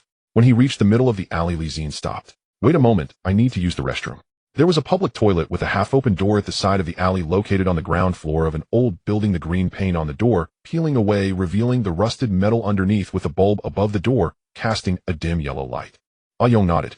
Fat Boy Rome had already reached the mouth of the alley, and upon hearing this turned back with an "oh" before continuing out. Zi-Jie's gaze lingered on his face for a moment, carrying some unspoken meaning, but he didn't say anything and followed. Zi-Jie pushed the door open and entered the restroom. It was small inside. There were 2 squat toilets and 1 urinal. The white ceramic tiles on the walls yellowed with age, and a thin layer of water covered the floor, making a slight sticky sound underfoot. The bulb overhead was lit, the filament buzzing inside the glass. He first glanced at the doors of the 2 squat toilets, both slightly ajar, and saw no feet through the gaps. He casually pushed the left door, which creaked open, revealing an empty stall. The right door was the same, it hung crookedly from loose hinges. Confirming there was no one inside, he shut the door behind him. The lock was broken, unable to secure it tightly, so it could only be left ajar. A sliver of light from outside crept in through the crack, forming a bright white line on the floor. He leaned against the door and opened his right palm. In his palm, the paper ball was now thoroughly soaked with sweat. The edges of the paper had been smoothed out, the entire ball pressed against the skin of his palm, warm from his body heat. He unraveled the paper ball. The paper was a torn corner from a notebook about the size of a matchbox. The edges were torn hastily, leaving irregular, jagged edges with a crack that nearly ripped through the text. A small part of the paper was damp, the ink slightly blurred at that spot, but the writing was still legible. There was only 1 line of text on the paper. It was hastily written with a ballpoint pen, the strokes messy, leaving indentations on the paper. The goods will be delivered through the drainage ditch tomorrow night. There is a mole in the CID of the West District. 12 characters. Written in blue-black ink. No salutation, no signature. Zi-Jie stared at the line of text, his breathing very light. The mention of the drainage ditch aligned with his previous deductions. There was indeed a mole in the CID of the West District. And the words tomorrow night weighed heavily in his mind. But another question arose in his mind: why him? An undercover agent receiving such information should first contact his superior, not pass it on to a PTU officer he had only met a few times. Unless he had tried and failed to reach out. The mole might have blocked more than one line of communication. iPhones, meeting points, emergency contact channels were all cut off. Jiang Dawei, clutching the note, was cornered at the mouth of the alley with no way out. When he looked up, he saw Zi-Jie, the PTU officer who had recognized him as a police officer while checking the cold chain vehicle and had kept it under wraps. There was no other way. He decided to gamble. He quickly scanned his thoughts. Today was the afternoon shift, and it was just past 4. Tomorrow night meant after dark. The goods through the drainage ditch. Lu Yifan was going to send them out that way. He silently repeated those words. He moved his fingers, tearing the paper into 2 halves, then folding them together to tear again, repeating until the fragments were small enough to fit in his palm. He turned on the tap. The pipe made a hollow sound first, then, after a 2-second pause, water flowed out. He stuffed the paper fragments into the drain, and as the water swirled, the bits disappeared deep into the pipes. The water was cool, splashing on his face, clearing his mind significantly. He washed his face and cupped some water to rinse his mouth. Straightening up, he glanced at the cracked mirror on the wall. In the mirror, his hair was damp at the front, sticking to his forehead. He wiped the droplets off his face with the back of his hand, opened the door, and walked out. The alley was already empty. Zi-Jie stood at the mouth of the alley with his back to him, talking to a vendor pushing a cart, which was piled with boxes of oranges tied with hemp rope, the orange peels glistening under the setting sun. Fat Boy Rome squatted by the roadside, tying his shoelaces. Zi-Jie walked over. Zi-Jie heard the footsteps, turned his head, and his gaze lingered on Zi-Jie's face for a couple of seconds. "Let's go," Zi-Jie said. The 4 of them regrouped and continued walking along Di-Fu Road West. After taking a few steps, Zi-Jie lowered his voice. I have a stomachache." Zi-Jie interrupted before he could finish. The bowl of noodles at noon might have been off. Zi-Jie didn't press further, his gaze lingering on Zi-Jie's face for a moment. He didn't know whether Zi-Jie believed him or not, but he didn't continue questioning, which was enough. The sky began to darken. Street lights gradually illuminated the orange-yellow halos connected like beads on a string against the dimming sky. The food stalls began to pick up business, the flames from the frying pans flickering in the darkening street, the aroma of scallions and garlic wafting through the entire street. Pedestrians hurried along, some rushing home, others heading to night shifts, the various footsteps merging into a chaotic mix on the street. Zi-Jie walked ahead, his gaze scanning the street. The newspaper stall owner hunched over, stacking magazines into an iron cabinet without looking up. A few steps away at the convenience store entrance, a man in a suit held a cigarette, the red glow of the tip flickering in the dimming light. Under the bus stop sign, 2 students in school uniforms were crouched down, their backpacks tossed carelessly at their feet, the sound of their pens scratching against paper. Was that Graven being watched by Lu Yifan's people? The line of text still lingered in his mind. Tomorrow night. The drainage ditch. The mole. He needed to relay the information. But how? To whom? The West District Police Station wouldn't do. The mole was over there. Liang Weiqing could be trusted, but the PTU lacked drug enforcement authority, and any documents would have to go through the West District Police Station system. Piaoshu was not in the West District, and cross-district intervention required justification. Besides, there were always people near the liaison office phone. Where was Jiang Dawei now? He had run off in the alley earlier. How could he find him and contact him without raising suspicion? There was no way forward. As the patrol route reached its later stages, night had fully fallen. The shops along Di-Fu Road West had mostly closed, with only a few 24-hour convenience stores and food stalls still lit. The streetlights cast orange-yellow circles on the ground with dark gaps in between. Every few steps one would pass through a beam of light and then into a patch of darkness. Upon returning to the liaison office, the fluorescent lights above the entrance were blindingly bright. Ah-Chong was sitting in the duty room, a cup of tea steaming on the desk, with today's patrol log sprawled out recording the shifts. He looked up at the sound of footsteps, nodded, and then lowered his head to continue writing. Zi-Jie stretched in the corridor, his bones cracking a few times. I'm starving. Is there any food left in the cafeteria? At this time, they probably finished off all the leftovers. Fat Boy Rome responded quickly. Then let's go out to eat. You're treating. I'll treat you, Pei. Zi-Jie didn't engage in their banter. He walked into the dormitory, closed the door, and sat down on the edge of the bed. The room was unlit. The light from the corridor seeped in through the crack under the door, creating a narrow, bright light. He sat for a while listening to the sounds outside. Fat Boy Rome and Ah-Yong arguing in the corridor about where to eat, while Zi-Jie chimed in a couple of times. The footsteps headed towards the cafeteria, and the corridor gradually quieted down. He pulled his right hand out of his pocket. His hand was empty. The paper ball had washed away, but the imprint from the paper's edge remained on his fingertip. He leaned back against the neatly folded quilt, staring at the light that was off on the ceiling. Tomorrow night. He repeated those 2 words in his mind. He had long memorized the location of the drainage ditch east side of the dock, with a concrete arch ceiling where several iron bars had been sawed off and loosely bound with wire. He sat up from the bed, opened the drawer, and pulled out an old envelope. The back of the envelope was blank. He fished out a ballpoint pen from the corner of the drawer and sketched a few notes on the back of the envelope: the location of the drainage ditch, the position of the cold chain vehicle, and which route could bypass to the drainage ditch's exit. After finishing the drawings, he folded the envelope and tucked it into his uniform's inner pocket. He stood up, pushed the door open, and walked towards the liaison office. In the corridor, he nearly collided with Ah Chong, who was coming out of the duty room, holding a cup of tea. Ah Chong stepped aside, glanced at him, said nothing, nodded, and walked past. Zi-Jie entered the liaison office. The telephone sat on the duty desk with a black bakelite exterior, the dialing pad marked with faint fingerprints. He reached out to press the receiver, paused for 2 seconds. Then he picked it up and dialed a number. The dialing tone echoed in the receiver, each beep ringing clear in the quiet liaison office. The call connected. Beep. Beep. Click. Hello. Uncle Piao. He answered quickly. At this hour. Uncle Piao, it's me, Ace. On the other end there was a pause. Ace. At this hour. It's urgent. I can't talk on the phone. There was silence for 2 seconds. Where? The Chowzhou restaurant behind Defu Road West. Got it. They'll be there in an hour and a half. He hung up. A busy tone. He placed the receiver back on the landline. The fluorescent lights in the corridor were blinding, and the water stains on the floor reflected light in streaks. Ah Chong peeked out from the duty room holding a cup of tea and glanced at him. Going out to buy a pack of cigarettes. Ah Chong didn't reply and withdrew. Outside the main door, the night wind rushed in cool. In the distance, he could still smell the cooking oil from the food stalls, though only a few places were still frying at this hour. There weren't many cars on the street. The street lights were spaced far apart, leaving the areas in between shrouded in darkness. He walked towards the street corner. The restaurant was on a side street behind Defu Road West, open all night. The sign was missing some characters, only the word Chowzhou still lit up.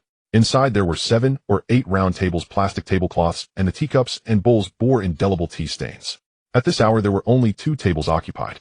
One table had an old man in a tank top, a plate of peanuts, and a cup of tea, staring blankly at the TV. The other table had 2 laborers, just finishing work, eating in silence. Uncle Piao sat in the innermost booth against the wall, able to see the entrance. When Zi-Jie entered, Uncle Piao raised a hand, but didn't stand up. On the table was a pot of tea and 2 cups, steam rising from the cup openings. He sat down across from Uncle Piao. Uncle Piao pushed 1 cup of tea towards him, picked up the other cup, sniffed it, and then took a sip. Speak. Zi-Jie wasted no words. He started with bumping into Jiang Dawei at the alley entrance, the man being chased, his white shirt stained with dust, a blood mark on his forearm, and handing him a paper ball while brushing past. On the paper were 12 words, tomorrow night, goods at the drainage ditch. There are ghosts in the West District CID. He recounted the situation from start to finish. Cold chain truck drainage ditch, the grave entailing them, the splendid entrance. Uncle Piao remained silent, holding the teacup, occasionally taking a sip, his eyes never leaving Zi-Jie's face. Nothing was discernible on that old face. After listening, he put down the cup, the bottom tapping lightly against the table. He drew out the sound. I trust him. Zi-Jie replied, that kid isn't reckless. Moreover, I personally went to check that drainage ditch. Uncle Piao's gaze lingered on his face for 2 seconds, neither affirming nor denying trust. He leaned back, tapping his fingers on the table twice. When was that drainage ditch discovered? A few weeks ago. An old fisherman at the dock mentioned it, so I went to take a look. The iron fence was sawed through, loosely tied with wire, and at high tide a boat could pass through. Uncle Piao nodded slower than before. He picked up the teacup again, then set it down. This matter. He clicked his tongue. I can't handle it. He said it lightly, but the implication was heavy. The chief inspector manages the Wanchai Major Crimes Unit. The narcotics operation in the West District wasn't under his jurisdiction. To intervene across districts, he needed to consult the commissioner. He stood up. Wait here. Zi-Jie remained alone in the booth. The tea was still hot. He picked up his cup and took a sip. The puer was steeped strong, and its taste was bitter. The TV was playing some late-night program, the volume set very low, the screen flickering. The old man in the tank top had already dozed off at the table. The laborers had finished eating and were settling the bill, coins clinking on the table. Zi-Jie glanced at his watch. The second hand moved at a steady pace, just like usual. He shifted his gaze away. Uncle Piao was gone for about 20 minutes. When he returned, his steps were quicker than before. He wasn't running, but his pace had changed. He sat back down in the booth, not picking up the tea, and spoke first. The commissioner has taken charge. He personally contacted the Falcon side. Zi-Jie waited for him to continue. Only then did Uncle Piao lift the teacup to take a sip. The person in charge on the Falcon side is named Lu Jintong. Have you heard of him? Zi-Jie shook his head. An old hand from the narcotics division, he's been in the game for 20 years. Uncle Piao set down the cup. A couple of years ago he got shot and was transferred to teach at the police academy. Now he's been pulled back to lead a team. The commissioner reported the Undercover's name to them, and they believed it. Jiang Dawei's name. Uncle Piao's finger traced the rim of the cup. The time for tomorrow night's shipment, the location of the drainage ditch, and that there are moles in the West District. Everything that needed to be passed on has been handed to Lu Jintong. He paused for a moment, his gaze landing on Zi-Jie's face. Be prepared for tomorrow night. Zi-Jie asked no further questions and nodded. Uncle Piao looked at him for 2 seconds, saying nothing more. He slapped the bill on the table and stood up. At the door he paused and turned his head. A's. Uncle Piao didn't look back, pausing for 2 seconds. Be careful with everything. He pushed the door open and left. The door curtains swished behind him. A's. Uncle Piao didn't look back, pausing for 2 seconds. Be careful with everything. He pushed the door open and left. The door curtains. He exited the Chaozhou restaurant. He walked slowly back to the headquarters. There was no one on the street, and the streetlights were spaced far apart, illuminating sections of light and shadow. An occasional taxi passed, its tires crunching on the asphalt. Reaching the entrance of the headquarters, he looked up at the duty room window. The light was still on, and Ah Chang's shadow flickered behind the glass. He didn't enter the duty room, going straight back to his dormitory. Shutting the door, he didn't turn on the light. He sat on the edge of the bed and reached into the inner pocket of his uniform. The old envelope was still there, the edges feeling slightly warm to the touch. He pulled it out and squeezed it in the dark. The texture of the paper, the position of the creases, the jagged edges. Folding it neatly, he stuffed it back into the inner pocket. Lying down, he rested his head on the neatly folded blanket, staring at the light fixture on the ceiling that was turned off. Tomorrow night. Occasionally a car passed outside, the engine sound coming closer and then fading away. He closed his eyes, then opened them again. The image of the drainage ditch spun in his mind. The iron fence, the tide marked the warmth of Jiang Daoi's fingers when he handed over the paper ball. He rolled over, facing the wall. As he closed his eyes, preparing to sleep, the edge of the panel glowed briefly. In the system space, the modified revolver was positioned. The originally dim icon's edge glowed with a faint silver halo like moonlight spreading over the water surface. He focused on it for 2 seconds. The outline of the revolver brightened from gray as if activated by something. Precision modified revolver unlocked. The line of text floated for less than 2 seconds before fading away. He had almost forgotten about the reward that had not yet been unlocked. Yet it coincided perfectly with tomorrow's operation. He hoped it would bring help then. The clock at the end of the corridor chimed once. It was late at night. When the phone rang, Lu Jintong was staring blankly at the dock map on the table. It was 2 o'clock in the morning. The curtains were not tightly drawn, and the streetlight's glow crept through the gap, drawing a thin line of light across the table, precisely cutting through the blank space on the east side of the dock. He had been staring at this map for 3 days. The routes of the refrigerated trucks, the locations of the nightclubs, and several potential loading points at the front of the dock were all circled in pencil. But there was one area that had nothing marked, the section on the east side of the dock where the map indicated an abandoned drainage canal. He had never been there, and the intel had never mentioned the location of the drainage canal. The phone rang.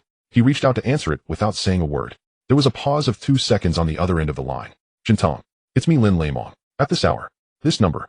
Lu Jintong switched the receiver to his left hand, using his right index finger to tap lightly on the table. Lin, sir. We'll keep it brief. I have some information. I'll listen and see if it relates to your case.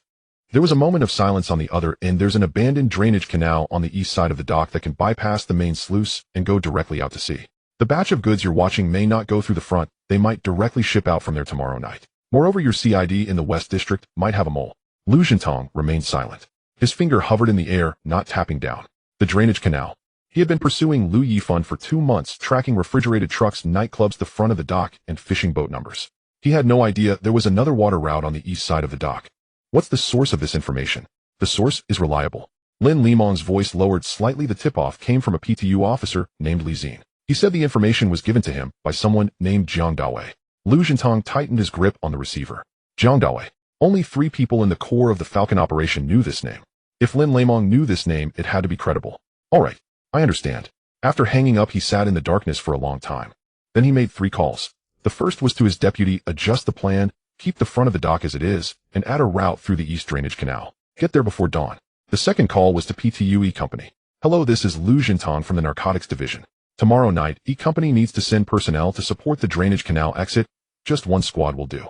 Let that officer Li Xin lead the team. He is familiar with the terrain over there.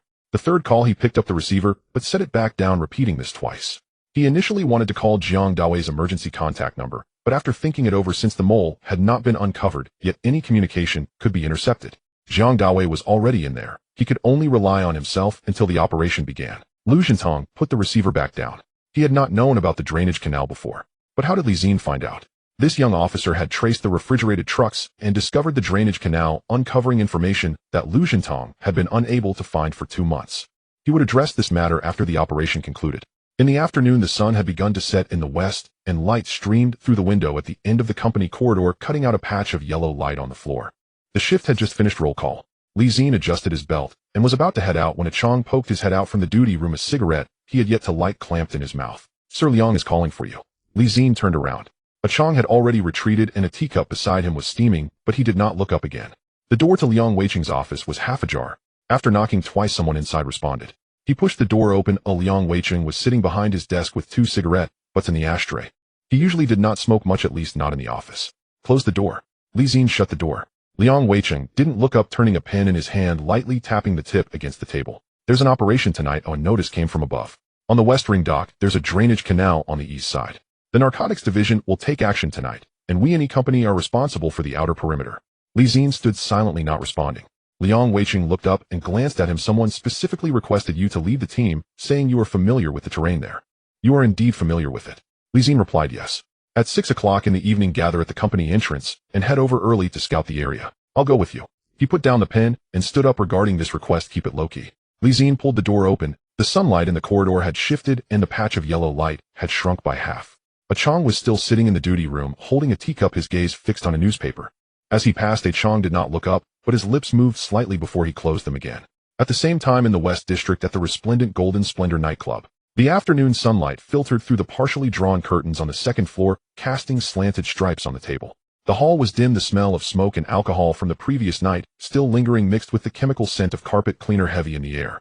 Zhang Dawei, dressed in a white shirt and black vest, held a tray with a teapot and 2 cups. Lu Yifan was sitting in a booth further inside. He had arrived earlier than usual today, his suit jacket unbuttoned and his tie loosened halfway. His hair, usually meticulously styled, had a few strands slipping free from the hair gel hanging over his brow. Zhang Dawei had followed him for more than 2 months, and this was the first time he had seen him like this. Away, finish up. Lu Yifan said this without looking at him, his fingers tapping absently on the table. There's something to move over at the dock. Come help out. All right, boss Lu. He set the tea down and turned to walk back to the bar. His hand hung at his side, clenching. At 7 in the evening, the sky began to darken. In the back alley of the nightclub, a refrigerated truck was parked in the shadows where the streetlight did not reach. The engine was still running, the exhaust spewing faint heat into the humid air. 3 workers were loading snakeskin bags onto the truck, tightly tied at the openings and stacked neatly. Zhang Dawei stood at the back door, changing out of his serving uniform and into a rough cotton shirt worn by dock workers. The coarse fabric rubbed against the side of his neck, where a bloodstain from a previous encounter was still healing, scraped against the wall of the alley 2 nights ago. He followed the refrigerated truck to the dock. The truck stopped at a location he recognized near the entrance of the drainage canal. He had never been to this spot before. Lu Yifan's people had never allowed him to approach this direction. Today was different. A snakeskin bag was pushed from the truck, falling onto the concrete ground with a small hole torn at the corner. When Zhang Dawei bent down to pick it up, he caught a glimpse of the contents through the hole. White powder compressed into brick shapes, sealed in transparent plastic bags. Heroin. He hoisted the bag onto his shoulder, following the person ahead toward the drainage canal. The iron gate had already been pulled open. The wire was loosely tied, easily pulled apart. The drainage canal was dark, the smell of tidal water wafting up, carrying a mix of iron rust and mud. He stacked the snakeskin bag on the dry ground inside the entrance of the drainage canal. As he straightened up, he caught a glimpse of the depths of the canal. The concrete arch extended into the darkness, and he could not see the end. He did not know if someone was already waiting in that direction, but he knew the paper bundle had reached the right hands. The rest depended on tonight. At 10 at night, 6 or 7 snakeskin bags were already stacked neatly. Lu Yifan got out of a gray sedan, his leather shoes echoing on the concrete dock, the sound carrying far into the night. He walked along the drainage canal, squatting down to check the wire on the iron gate, then stood up to shine the flashlight at the few bags inside. The beam created a round spot of light in the darkness, sweeping over the moss on the concrete wall, then extinguishing. He stood at the canal entrance, peering into the depths. Then he turned around and walked toward the sedan. Zhang Dawei stood a few steps away, holding a roll of jute rope, his head lowered as he arranged it. In his peripheral vision, he noticed 2 of Lu Yifan's men had bulges at their waists, concealing something. Not tools, but weapons. He lowered his head, wrapping the jute rope around his hand twice before letting go. In the distance, he heard several horn blasts coming from the dock. The night wind blew in from the sea, carrying a salty and cool scent. The entrance of the drainage canal gaped in the darkness, waiting for the right people to arrive. At 6 o'clock, the sky was on the verge of darkening. 2 police cars drove out from the E Company headquarters without turning on the sirens, heading toward the dock along Davao Road West. Inside the cars, no one spoke, only the low rumble of the engine and the occasional crackling sound from the radio. Zi-Jie sat in the front passenger seat of the first car, watching the street scenery outside gradually darken. The stalls began to set up, the flames from the walks flickering in the dimming light. The newspaper vendor was collecting magazines, stacking them into a metal cabinet. As the car turned onto the road leading to the dock area, the streetlights became sparse and the light dimmed a notch. They reached the drainage canal exit. Zi-Jie got out of the car. The wind blew in from the sea, carrying the scent of mud left behind after the tide receded. He stood at the canal entrance glancing down. The concrete slope was covered in moss. The mud exposed after the tide went out was soft and squishy, carrying a... The iron gate at the canal entrance was just as it had been the last time he came, the wire loosely tied, wrapped 3 times clockwise, the end stuffed into the wire mesh. Liang Weiqing walked to his side, glanced down, and said nothing. Li Xin went down first. His boots sank into the muddy bottom going in halfway, and when he pulled it out it made a squelching sound. He leaned against the concrete wall, shifting sideways into the depths of the drainage canal, turning back to glance at Liang Weiqing. Liang Weiqing followed him down, the legs of his uniform pants splattered with mud, but he did not care. Which section can we ambush? There's a turn about 30 meters ahead.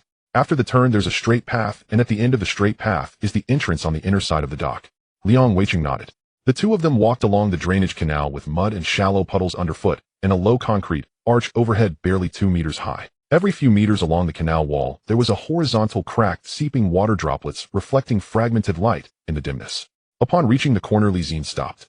This position is good. After the turn there's a blind spot. People coming in won't see anyone behind the corner. Liang Weiqing looked around, pressed his palm against the concrete wall, and got green moss on his hand. He wiped it off on his pants. Right here. He said outside the exit ill arranged for 6 people to ambush behind the containers on both sides. 4 people will block the dirt road. You take Chen Jiejun and a Chong to guard outside the canal entrance and wait for the action inside before going in to support. He paused. The narcotics division will set up an ambush at the corner. We will block from the outside. Do you know about the tides? Liang Weiqing added, when the tide recedes this section is dry and it starts to rise around dawn. By that time the water level will rise. You don't have to worry about the water level at the canal entrance, but be cautious of your footing when you go in. Li Xin replied, understood. By the time they returned to the canal entrance it was already completely dark. The dock streetlights were spaced far apart, their halos clustered, failing to illuminate the drainage canal area. Chen Jiejun crouched beside the canal entrance holding an unlit cigarette. It was too conspicuous to light a cigarette near the drainage canal. A Chong leaned against the container holding a cup of tea that was still emitting faint steam. How much longer do we have to wait? Chen Jiejun asked. Let's withdraw for now, Li Xin said. It's too early now. Come back before dawn. Chen Jiejun tucked the cigarette back into his pocket without asking further. Li Xin glanced back at the drainage ditch. The bottom of the ditch after the tide receded glimmered with a dull gray light in the night. The tide had yet to rise. From 6 in the evening until 1 in the morning, 7 hours of squatting in the ditch was not a solution. Let's withdraw to the nearby container and wait. They retreated to an abandoned container yard on the east side of the dock. 3 sides were sheltered, and the view could cover the entrance of the drainage ditch. A Chong found a sheltered corner to sit down and finally lit the cigarette he had waited for all afternoon. Chen Jiejun leaned against the container and closed his eyes. Not sleeping but resting his mind.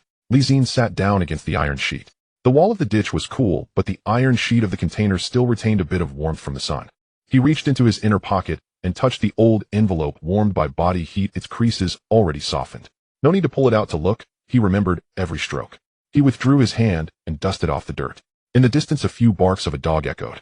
The dock's lights scattered across the water's surface, breaking into patches of brightness that gently swayed with the ripples. Time moved slowly. A Chong finished one cigarette and lit another. Chen Jiejun changed his leaning posture several times, finally sitting on a concrete block.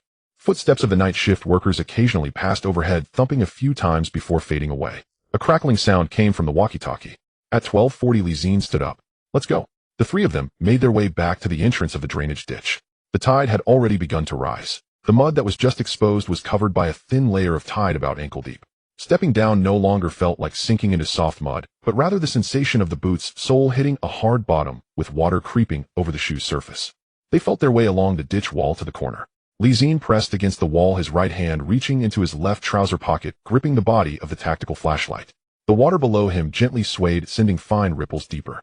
The voice of Liang Weiqing came through the walkie-talkie, subdued, position secured. Li Xin pressed the talk button and said nothing, indicating he received the message.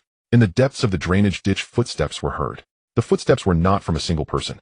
There were 7 or 8 people. The footsteps echoed under the concrete arch, mixed with the sound of snakeskin bags dragging on the ground and occasional low murmurs.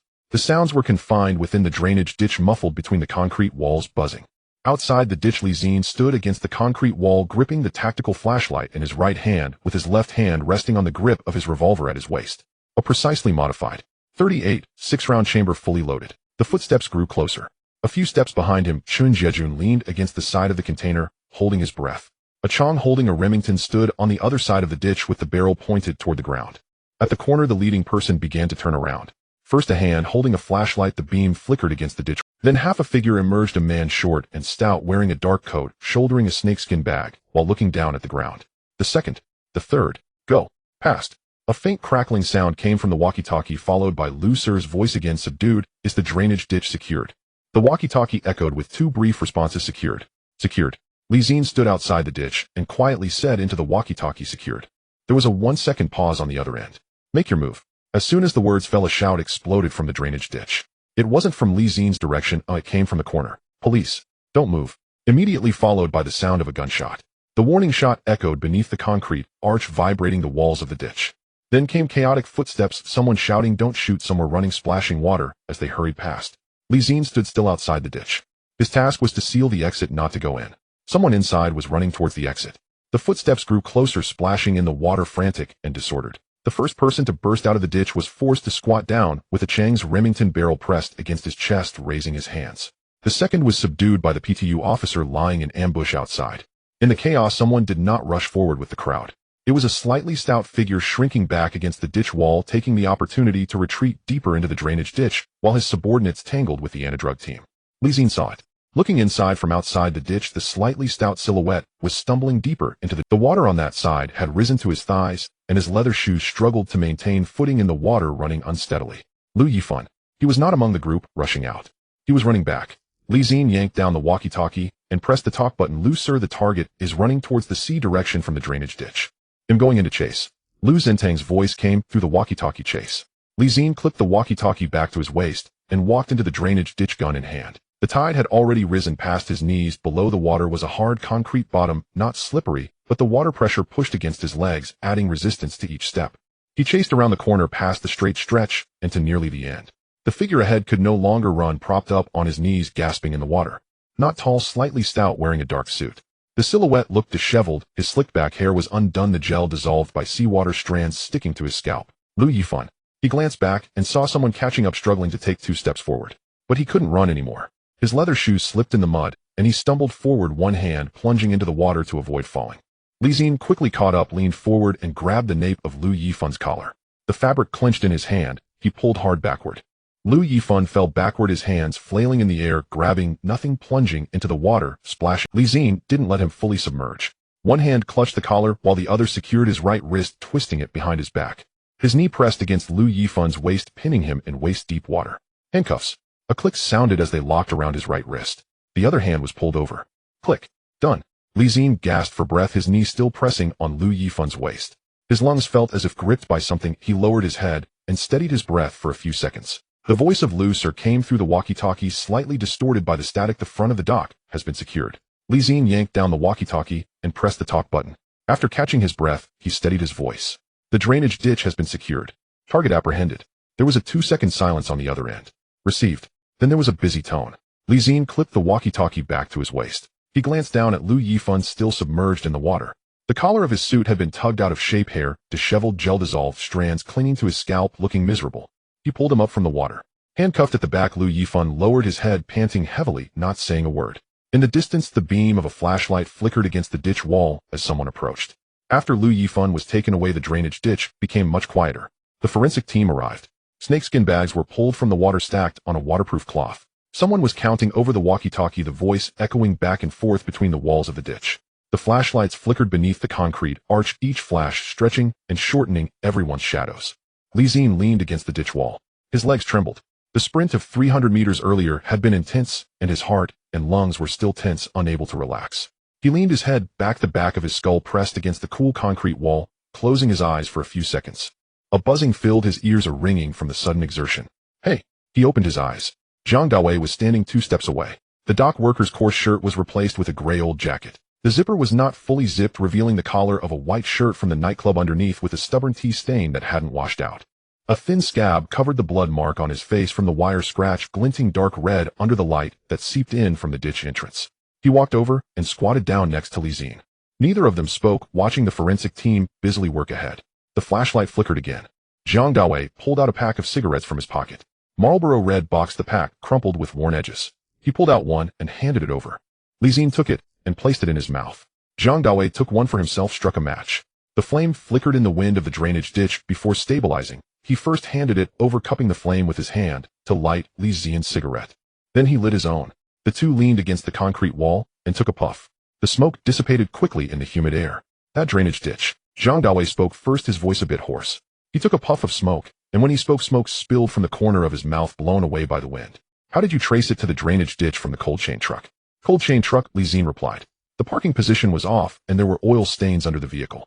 I followed. Zhang Dawei pressed the corners of his mouth down, and then relaxed. The tense expression he had held all day finally softened a bit. I monitored for 2 months before figuring out this route to the drainage ditch. You just followed for a few days and figured it out. You were watching people, while I was watching the goods. Zhang Dawei did not respond. He pulled the cigarette from his mouth, watching the glow of the ember flicker in the darkness. After a few seconds, he said, I've been holding this plate for 2 months. My hands are tired. Zi-Jie almost laughed. The seawater in the drainage ditch had soaked for half the night. The burning sensation in his lungs hadn't fully subsided. Suddenly hearing I'm tired from holding the plate struck a nerve. He didn't truly laugh, taking a puff of smoke, swallowing the hint of amusement. But Zhang Dawei saw it. He said nothing, lowered his head, took a puff of his cigarette, and the ember flickered at the corner of his mouth. The two fell silent again. Ahead, the forensic team had already stacked the snakeskin bags. Someone shouted, first move them out. The sounds of footsteps, chatter, and the static from the walkie-talkie mingled together, echoing back and forth in the drainage ditch. Zhang Dawei, halfway through his cigarette, pinched it between his fingers and said, after Falcon ends, I'll be transferred to the CID of the Hong Kong Island General District. Lucer helped me with the paperwork. Zi-Jie nodded. Not bad, you're moving up quickly. Zhang Dawei did not respond. He extinguished the cigarette, but against the concrete wall stood up, and his knee made a sound. He brushed the mud off his pants. Let's go. He took a couple of steps without looking back, but his voice floated back from ahead. Next time, let's choose a different place. This ditch is both fishy and stinky. Zi-Jie leaned against the wall, watching that figure walk up the slope of the drainage ditch. The shoulder line of the old jacket glimmered briefly in the light streaming in from the ditch entrance, then disappeared. He finished the remaining half of the cigarette. The ash fell into the water without making a sound. The walkie-talkie beeped again. Lu Zintang's voice came through. This time, it wasn't a broadcast, but directed at him. PTU brothers, thank you. You can wrap up. Zi-Jie pressed the talk button. Received. Wrapping up. He clipped the walkie-talkie back to his waist and stood up, walking towards the exit of the drainage ditch. The boots splashed in the water, creating a loud sound. Outside the ditch, it was still dark. It was still dark when the team assembled. A warning line was drawn near the drainage ditch, and the forensic team had been waiting in the water for most of the night, with a row of snakeskin bags stacked on the waterproof cloth, their tags flapping in the wind. 2 trucks parked on the empty lot at the dock, the cargo beds nearly filled. Zi-Jie stood by the ditch, his pant legs soaked, shivering from the cold wind. Chong offered him a cigarette. He did not take it. He would change his clothes first. On the way back to the unit, no one spoke. Chun Jiajun was slumped against the car window, fast asleep, with his mouth slightly open and his neck twisted awkwardly. Chong sat in the passenger seat, a lit cigarette tucked behind his ear, his gaze resting on the windshield, his eyelids barely blinking. Zi-Jie leaned back in the rear seat, his eyes closed. His mind kept replaying those images, the beam of the flashlight, the splashes of water, Lu Yifan's figure stumbling through the ditch water, his leather shoes slipping on the bottom, and his body lunging forward, splattering mud all over his face. He glanced out the window. The sky was beginning to lighten, and the streetlights were still on. The bright fluorescent lights in the corridor were dazzling. After a night without sleep, everything seemed to have a blurry edge. He went to wash his face. The cold water sent a shiver through him, and he braced himself on the sink as drops dripped. In the mirror, his face looked pale with dark circles under his eyes, his hair wet and sticking to his forehead, and his collar askew. He adjusted his collar and stepped outside. At the end of the corridor, Liang Weiqing stood at the office door, holding a cup of tea. When he saw him approach, he nodded slightly. Thank you for your hard work. No problem, Zi-Jie replied, stopping. Liang Weiqing gave him a glance and said no more, turning back into the office with his tea. He added as he reached the door, you don't have to report this afternoon. Go home and get some sleep. We'll talk about it tomorrow. Understood, Sir Liang. He turned back. The fluorescent lights in the corridor buzzed overhead. As he walked away, the sound faded. When he closed the dormitory door, the entire world fell silent. He didn't turn on the lights. The curtains were also drawn back, and morning light streamed in, landing on the old envelope on the table, its corners frayed, the creases softening. He picked it up, squeezed it, and stuffed it into the back of the drawer. As he leaned back against the chair, the silver icon in the upper right corner of the panel lit up, shining steadily. The eagle case was closed. He closed his eyes and reached out in his consciousness. The moment his fingers touched, warmth seeped in from the point of contact. It was neither glaring nor hot, just warm, like soaking in lukewarm water. The warmth spread from his chest to his limbs, dissipating quicker than the first time, lasting only 3 or 4 seconds. But once it faded, his body felt lighter, the heaviness in his steps disappeared, and his legs felt much more agile. He looked down at his hands, clenched his fist, and then relaxed it. The previous stiffness and soreness had vanished. The numbers on the panel changed speed, 555.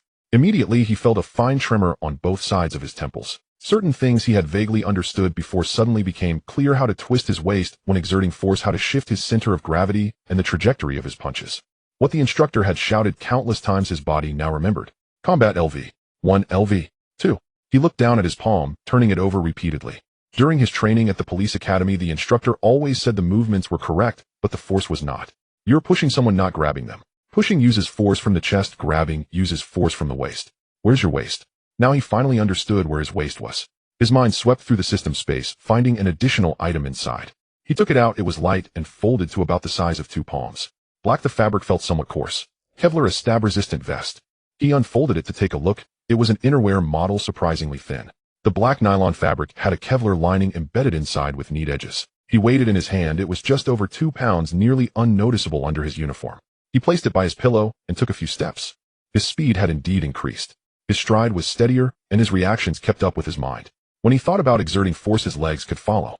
He threw a straight punch at the air, and as he retracted his fist, he smoothly twisted into a grappling hold. The movements felt much smoother. He used to feel a lag in the middle of his strikes, but now he seamlessly connected that gap. He glanced back at the pile of black fabric by his pillow, sat down again, and leaned back in his chair, looking out the window. The dawn light streamed through the gap in the curtains, casting a pale golden edge on the wall. Last night, when he was chasing someone in the drainage ditch, the water had been really cold. Cold to the bone. He fished out the pack of cigarettes from his pocket. The ones Zi-Jie gave him, half a pack remaining.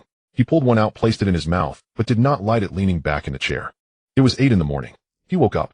After lying down for less than 2 hours, he stirred awake with the dawn light, opting not to sleep again. He sat up and rubbed his face. The stab-resistant vest was still there by his pillow. He picked it up, flipped it over, folded it neatly, and tucked it into the drawer of the nightstand. After washing up, he walked down the corridor of the unit where Zi-Jie was already in the duty room. Steam was rising from the teacup, and the morning paper lay spread out on the table, with Zi-Jie biting the cigarette, but seemingly lost in thought. You're awake. Zi-Jie didn't look up. Yeah. He pulled out a chair and sat down. Zi-Jie pushed the newspaper toward him and tapped a spot on the page. At the bottom of the front page, there was a small section with the headline, Large Drug Trafficking Group Broken at West District Dock, Narcotics Team Raids at Dawn. About 200 words with no photos, briefly outlining the operation: several packets of heroin seized, main suspect Liu Yifan, and over 10 gang members captured. No mention of PTU. Zi-Jie said this in a flat tone, making it hard to tell if he felt regret or indifference. Zi-Jie glanced at him. That's normal. Yeah. Zi-Jie took the newspaper back, folded it, and placed it in the corner of the table. For cases like this, the headlines will definitely go to the narcotics team. We blue hats do things that no one knows about. His tone was as flat, as if discussing the weather. Zi-Jie took a sip of tea, set it down, stretched his back, and said, but as long as the higher-ups know, that's enough. Around 9, the few who had caught up on sleep last night gradually woke up. Liang Weiqing had taken a long break, and they hadn't gone to morning exercises. Zi-Jie also woke up, coming out of the dormitory in a tank top and shorts, his hair a mess, rubbing his eyes as he walked. Morning. Zi-Jie sat on a plastic stool in the corridor, holding a cup of tea. Zi-Jie sat down beside him and yawned. What time is it? It's 9:20. Oh. He yawned again, tilting his head to look at him. What time did you wake up? Not much. Zi-Jie did not ask further. The two sat side by side, watching the sunlight seeping in through the corridor windows as it slowly crept across the floor. Zi-Jie leaned halfway out of the duty room. Hey, the unit meeting is at 10. Sir Liang will say a few words. Zi-Jie turned to Zi-Jie. What will he say? We'll find out by going. At 10 in the unit's meeting room, the personnel from Team 3 Group 2, along with those who participated in the operation last night, filled half the room. Liang Weiqing stood at the front, holding a document, his collar button undone. It was a letter of commendation from the wording was standard, stating that Team 3 of E Company had performed excellently in supporting the narcotics team's operation with seamless cooperation and execution, and thus received a written commendation. After reading it, he closed the document and scanned the seated personnel. That's all, he said. The audience was momentarily stunned. Regarding last night's operation, the district has given a written commendation, and that's all there is to say. Liang Weiqing placed the document on the table, but I have 2 additional comments. He paused. The drainage ditch route was not provided by the narcotics team. It was discovered by our own people, he said. This is not the narcotics team's achievement. It was your efforts standing by the dock, braving the sea breeze all night, that led to this. The commendation letter will be posted on the unit's bulletin board. You can take a look when you pass by. After finishing, Liang Weiqing picked up his teacup. Meeting dismissed. After the people dispersed, Zi-Jie was the last to leave. Zi-Jie. He turned back. Sir Liang. Liang Weiqing stood beside the meeting table, his teacup steaming, watching him, without speaking immediately. After a few seconds, he said, the district has inquired about the details of your last pursuit last night, the part in the drainage ditch. Who will write the report? I will write it. All right. Let me see it when you're done. Sure. He turned and walked towards the door. He stopped, turned back. Sir Liang. Liang Weiqing looked at him and said 4 words, "Well done." As he exited the meeting room, the sunlight in the corridor had already spread across half the space. Chen Jiejun was leaning against the wall waiting for him. When he saw him come out, he straightened up. "Let's go, the canteen is serving food." The two walked side by side, their shadows following at their feet. People were already in the canteen. Chong sat by the window, a plate of char siu rice in front of him, chopsticks sticking out of the rice, steam rising. The 2 members of Team 3 sat beside him, eating and occasionally chatting about last night's events. He sat down opposite Chong with a tray. Char siu rice with a fried egg, the edges of the egg, crispy soy sauce drizzled over the rice, seeping into the grains. "Write the report," Chong mumbled with his mouth full. "Yeah. For the drainage ditch part, write less." He took a bite of rice, chewed a few times and swallowed. "Why? The more detailed you write, the more they'll ask." Chong picked up a piece of char siu and stuffed it into his mouth. "The more they ask, the more trouble it is. As long as our people know, that's enough." Chen Jiejun sat down next to him, holding a plate of curry beef rice. Chong is right. Last time I wrote a whole page for the report, they told me to rewrite it after reading, saying too much detail was unnecessary. Li Xin did not respond, continuing to eat. The sweetness of the char siu mixed with the saltiness of the soy sauce warmed his stomach with each mouthful of hot rice. Last night he had soaked in the drainage ditch for most of the night, the cold nearly cramping his stomach. After a few bites, he set down his chopsticks, staring at the rice in his bowl. Speed 5. 5. Combat LV. 2. The stab-resistant vest lay beneath his pillow. He picked up the piece of fried egg, took a bite out of half of it, and the yolk flowed out, mixing with the soy sauce and seeping into the rice. At 2 in the afternoon, in the dormitory, sitting on the edge of the bed, holding a pen with a standard notebook spread out in front of him, he flipped open a new page and wrote the date at the top. He stared at the blank page for a while before putting pen to paper. He was not writing about the pursuit in the drainage ditch, but rather the license plate of the cold chain truck, the times it appeared, and the parking location. Dry and monotonous, like filling out a form. When he reached the part about the drainage ditch, he paused. He finished 4 lines, not bothering to flip the page. He put down the pen, closed the notebook, leaned back in his chair, and let his gaze drift outside the window. The shadows of a few old trees in the yard lay across the ground, distorted by the afternoon sun, their edges swaying gently in the wind. He reached into his pocket, found the pack of cigarettes, took one out, and placed it in his mouth unlit. Sitting in front of the window, he watched the sunlight gradually slant downward. In the evening, he went to the dock. It wasn't for patrol or duty, he just wanted to take a look. The iron fence at the ditch entrance had been replaced with a new one, the bars thicker, welded with dense points, secured with a brand new lock that gleamed brightly in the evening light. There were still footprints left on the concrete, many traces of footsteps, chaotic and messy, already mostly dried by the wind. He stood at the edge of the ditch, glancing down. The tide had risen. The water's surface glimmered a dark gray in the twilight, much deeper than last night. The moss on the concrete wall swayed gently in the water. The wind blew in from the sea, carrying a salty, fishy scent. He stood for a moment before turning to leave. By the time he returned to the unit's entrance, the sky had darkened. The corridor lights were on, casting a warm yellow glow from the windows. Chong stood at the door smoking, and when he saw him return, he flicked the ash off his cigarette. "Did you check the dock?" He nodded. Chong took a puff of his cigarette, letting the smoke roll out from the corner of his mouth. "The new lock is in place. From now on, no one will pass through that ditch." He remained silent, standing next to Chong, watching the last traces of twilight sink below the horizon. The lights at the distant dock began to flicker on one by one. At 10 o'clock at night in the dormitory, he leaned against the bed, flipping through an old book he had casually picked from the unit's library corner. After flipping through a few pages, his eyes felt a bit dry, and he closed it. Before turning off the light, he pulled open the drawer of the nightstand and glanced at the folded stab-resistant vest. In the dim light, the black nylon fabric was nearly indistinguishable, just a mass of shadow. He reached out to touch it. The fabric was coarse, and the Kevlar lining felt solid and heavy. He withdrew his hand and closed the drawer. Lying down, he closed his eyes. The splashes of water from the ditch. The piece of iron wire loosely tied on the iron fence. The beam of the flashlight creating a circular area of light in the darkness. The muddy, fishy smell from the drainage ditch mixed with the salty sea air. And finally, that slightly plump figure floundering in waist-deep water. Then there was Jiang Dawei squatting beside him, passing over that cigarette. "Next time, let's change the location. This ditch is both stinky and foul."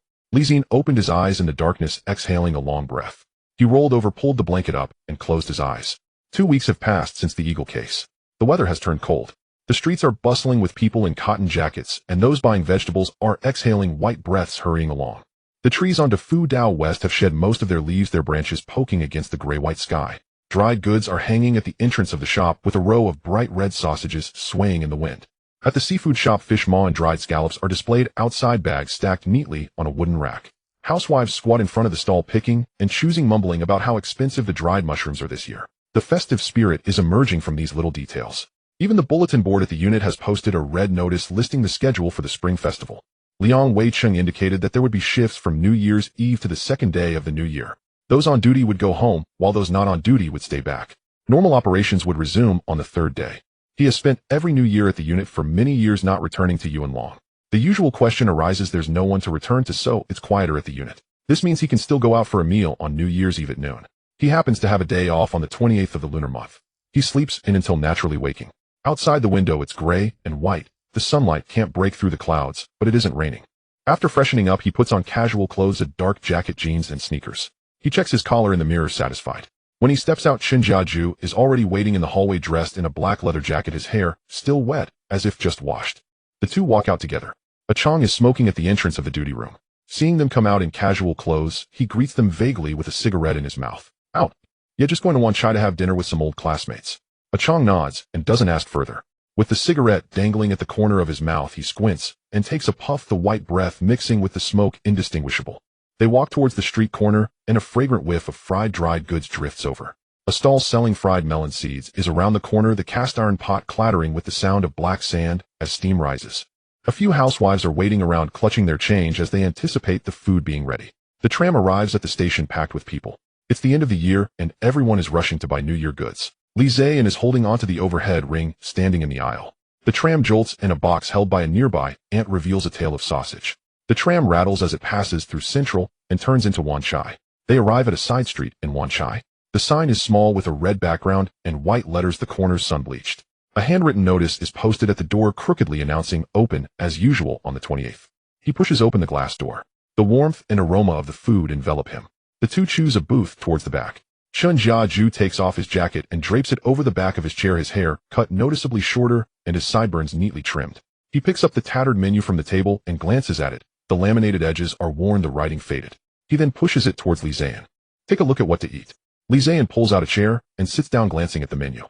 The specialties of the restaurant are poon choy and clay pot rice, which are perfect for this weather. Where's Zi-Jie? He said he's on the way, he'll be here soon. Zi-Jie takes a sip of iced lemon tea. You know that guy, he always says he's close, but it will take at least another 20 minutes. Just as he finishes speaking, the glass door swings open and a gust of cold wind rushes in. Zi-Jie walks in wearing a loose gray sweatshirt, the collar pulled up to his chin, hunching as he strides in a red plastic bag in hand. Seeing the two of them, he breaks into a grin. Hey, you two got here before me. He places the plastic bag on the table and pulls down the collar. His face is flushed from the cold. It's freezing outside.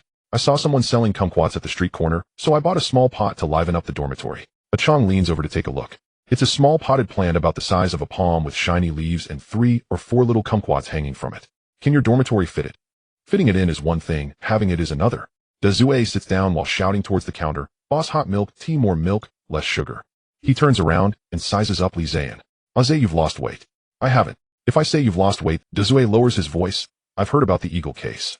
Chasing someone through the drainage ditch, soaking in seawater for half a night, losing a few pounds is normal.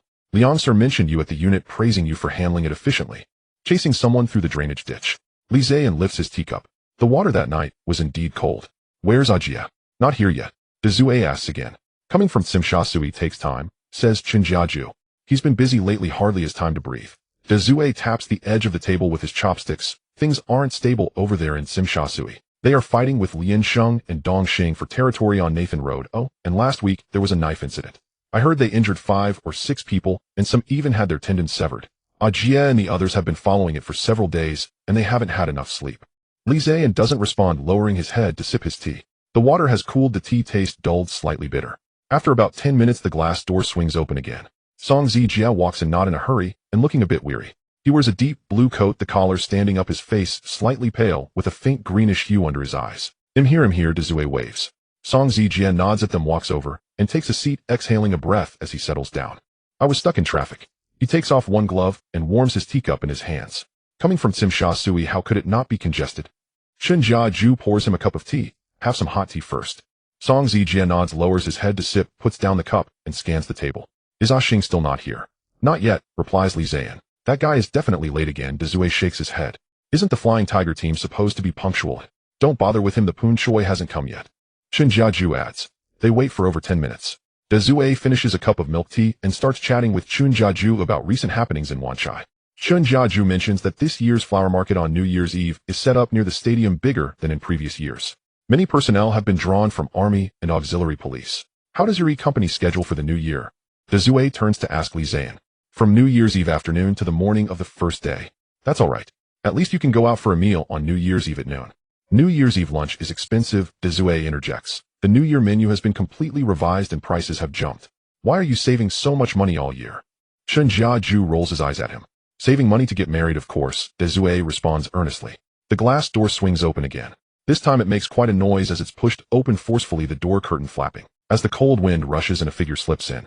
It's Zhou Xingxing wearing a black jacket, the zipper not fully zipped, revealing a white t-shirt collar. His hair has grown a bit longer since the last time, with bangs falling over his brow, holding a toothpick in his mouth. Yo, everyone is here. He walks over, pulls out a chair, and plops down, moving the toothpick to the other corner of his mouth. Late again, Zi-Jie comments. Being late is to give you face, Zhou Xingxing replies nonchalantly. As a member of the Flying Tiger team, there must be a show when I appear. You see how many girls turned to look at me as I walked here. They were looking at your crooked toothpick, Zi-Jie retorts. The toothpick is also part of my style. Zhou Xingxing takes the toothpick out and puts it on the table, rubbing his hands together to warm them. Boss, give me a bowl of soup, anything will do. He turns and scans the table, his gaze lingering on Zi-Jie's face. Zi, I've heard about the eagle chasing someone through the drainage ditch, impressive. Your Flying Tiger team has quite the ears for news, Zi-Jie replies. Of course, Zhou Xingxing crosses his legs. What connections do I have in the police force? From the senior management to the cafeteria aunties, there's nothing I can't find out. Come on, you might as well call 114 for directions. Zi-Jie takes a sip of milk tea. Zhou Xingxing's mouth twitches slightly, not denying it. The boss brings out the poon choy, a large round iron basin layered with ingredients. On top is roasted goose and white-cut chicken with winter mushrooms, black moss, bamboo shoots, and pigskin in the middle, and the bottom layer has radishes and taro. The sauce is bubbling, steam rising, and the fragrant aroma fills the air. All five of them fall silent for a moment. Then Zi-Jie is the first to pick up his chopsticks. Come on, let's eat while it's hot. Stuffing roasted goose into his mouth, he starts mumbling about their Wanchai police station's Indo-fire troubles. The number of theft cases has doubled, and there are several wage dispute cases. A contractor ran off with the workers' money, leaving over a dozen people sitting in front of the police station without budging. They have been blocking the entrance for 3 days, Zi-Jie gestures, sitting in a line at the entrance, quiet, just sitting there, their eyes staring straight ahead. The higher-ups said they couldn't be chased off. It wouldn't look good to drive people away during the new year. They also couldn't let them sit there indefinitely. If the reporters caught it, it would be even worse. In the end, CID intervened to mediate, and the contractor's family scraped together half the money to pay them some relocation fees before they dispersed. Does your police station manage wage disputes? Zi-Jie asks. Even if we can't manage, we still have to, Zi-Jie replies. They're blocking the entrance. Zi-Jie takes a sip of milk tea. You haven't seen the looks in their eyes. It's the 28th of the lunar month, they haven't gotten their money, and they don't even dare to go home. He puts down the cup. You see, this time of year. Zi-Jie doesn't say much, occasionally picking up a piece of food or responding with a few words. Zi-Jie notices that while he's eating, he also keeps an eye on the surrounding movements. When someone enters the door, he glances up, and when the phone rings at the counter, he tilts his head slightly. Zi-Jie, eat first, Zi-Jie says. Zi-Jie pauses for a moment, looks down at his bowl. I'm eating. Zhou Xingxing sips his soup, smacks his lips, and starts complaining about the Flying Tiger team's New Year's schedule. On the first day of the new year, we have to stand by, he says. They say some high-ranking officials are coming to inspect. Guess on the first day of the new year, early in the morning, the entire team gathers for equipment checks, standing straight, waiting for some unknown high-ranking official from who knows what department to come take a look, say a few words of thank you for your hard work, and then leave. He puts down the soup bowl, his expression serious. Let me tell you, this kind of situation is the most torturous. You stand there waiting for someone whose arrival is uncertain, waiting all morning for them not to show up, only to have it canceled in the afternoon. And then it continues the next day. So you won't be able to go home for the new year this year? Zi-Jie asks. Go home. My home is in Kowloon, and on the first day of the new year I have to stand by, and I can't leave on the second day either. Zhou Xingxing leans back, crossing his arms. Anyway, no one is at home, it's empty. It's the same whether I go back or not. Well, at least there's no one pressuring you to get married. Zi-Jie chimes in. Zhou Xingxing thinks for a moment. That's true. The poon choy is halfway eaten when the New Year celebration program starts playing on the TV. Several performers in red outfits are singing and dancing on the screen, with a large Fu character in the background and subtitles reading Happy New Year. The boss turns up the volume a bit. The people in the shop glance up a few times before returning to their meals. Zi-Jie picks up a piece of white-cut chicken, dips it in ginger scallion sauce, takes a bite, and puts down his chopsticks. He watches the performers on the screen, suddenly speaking up.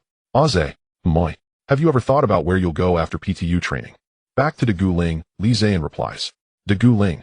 Zi-Jie frowns. That place is desolate. Isn't it better to be assigned to Wanchai?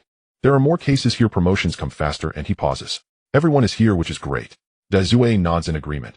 That's right, if you're in the new territories north, aren't you bored by yourself? Come to Wanchio, we're close, and if anything happens, just give us a shout. Zi-Jie doesn't respond, immediately picking up a piece of radish to chew. The radish is cooked thoroughly soft and tender, the sweet and salty sauce bursting on his tongue. Transferring duties. He chews the radish. It's still far from settled. PTU still has over half a year, and let's talk about it later. By then it will be too late. Zi-Jie leans forward. Transferring duties requires advance applications. If you're not attentive now and wait until the last minute, the paperwork will take too long and the opportunity will pass. Zi-Jie is right. Zi-Jie rarely drops his playful demeanor. If you really have thoughts about it, let your superiors know early. This side of one shot. He trails off, glancing at Zi-Jie and not continuing.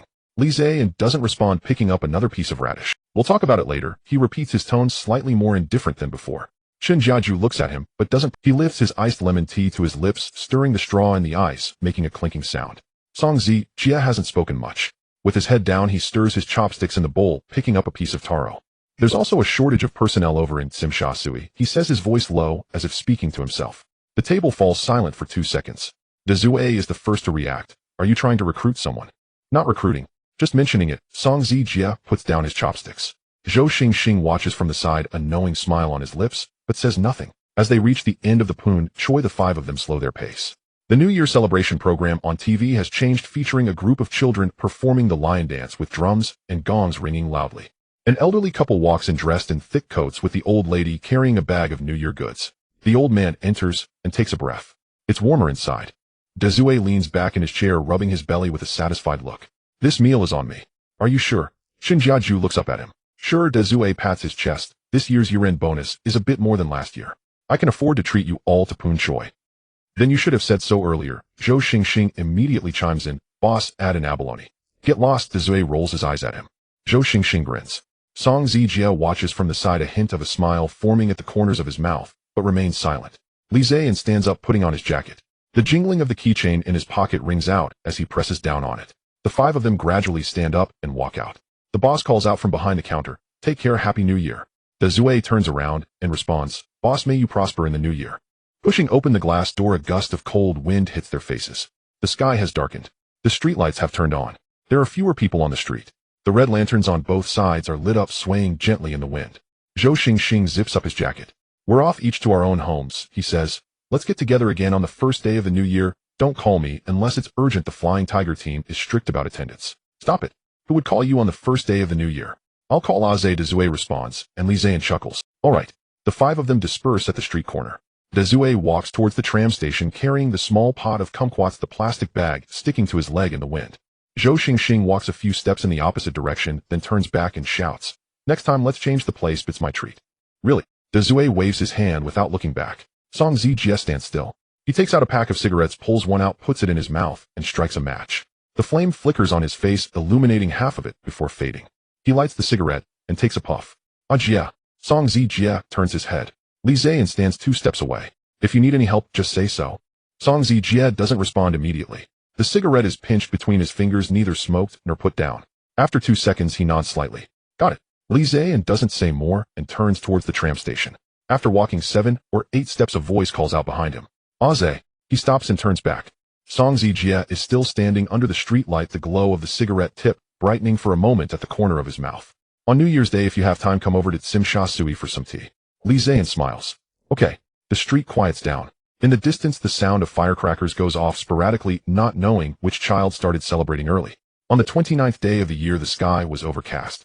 If it weren't for the numerous red lanterns adorning the streets, one could hardly feel that the new year was approaching. Along the sides of Queens Road West, dried goods shops were festooned with cured sausages and ducks, their red and white colors swaying in the breeze. The wooden racks of the seafood store were nearly spilling onto the sidewalk, with bags of flower mushrooms, dried scallops, and oysters neatly stacked. Temporary stalls had sprung up along the roadside, selling citrus trees, couplets, and red lanterns. Such a spectacle was uncommon on normal days. An elderly man squatted behind a stall, red paper spread across the ground, with one corner held down by a stone against the wind. The handwritten brush strokes still bore fresh ink. The charm of these handwritten characters was different from those printed next to them. Zi-Jie squatted down to take a look. He picked out a couplet: "May the good scenery arrive with the spring, and may the 4 seasons bring prosperity and ease." He also grabbed 2 sheets with the character Fu Fortune. $5. After paying, he rolled up the paper and tucked it under his arm. He also bought a pound of peanuts and half a pound of melon seeds. Only then did he head towards Lockhart Road. When he reached the foot of the Tang building, Mr. Yang from the shoe repair shop was still sitting at the entrance using a awl on a shoe sole. Upon seeing him, he grinned. "Ah, sir, Happy New Year." "Happy New Year, Mr. Yang." Mr. Yang glanced at the items tucked under his arm. "Bought some couplets, huh? The girl upstairs cleaned the hallway a few days ago, saying it should be tidy for the new year." He paused. "She's been looking after it lately, even changed the light on the third-floor corridor." Zi-Jie nodded, pushing open the iron door. The corridor indeed felt brighter than the last time he had been there. The broken glass at the corner of the staircase had been replaced with new. The terrazzo floor had been mopped with no dust in the corners. He ascended to the third floor. He knocked twice on the door. Footsteps could be heard from inside, followed by the sound of the lock turning. Click. The door opened. Gangxing stood behind it wearing an apron and with her sleeves rolled up. The cuffs of her washed-out sweater had a small patch neatly sewn with tight stitches. Her hands bore several cracked lines. When she saw Zi-Jie, she smiled slightly and nervously grasped the corner of her apron. "You're here." He raised the arm holding the rolled paper. "I bought some couplets to put up." The room was different from the last time. The coffee table had been tidied up. On the windowsill sat a small citrus tree. The stack of cardboard boxes in the corner had been replaced by a rattan chair covered with a cotton cushion. Zi-Jie glanced around. "Did you buy it?" Someone was selling them at the street corner, $10 a pot.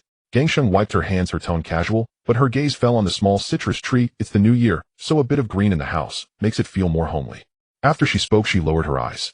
Zi-Jie didn't respond, placing the couplets on the coffee table. Gangxing turned to the kitchen to bring out a bowl of glue, still warm, with steam rising from the bowl's edge. "The glue sold outside doesn't stick well, it'll fall off with a gust of wind." As he stood on a stool to paste the couplets, Zi-Jie stepped on the stool, while Gangxing handed him the glue from below, checking the height. The character Fu was pasted upside down on the front door. "Fu Dao, Fu Dao." She said, her voice softer than before. "When we celebrated the new year at home, it was always my dad on the stool, and I would hand him the glue." She paused.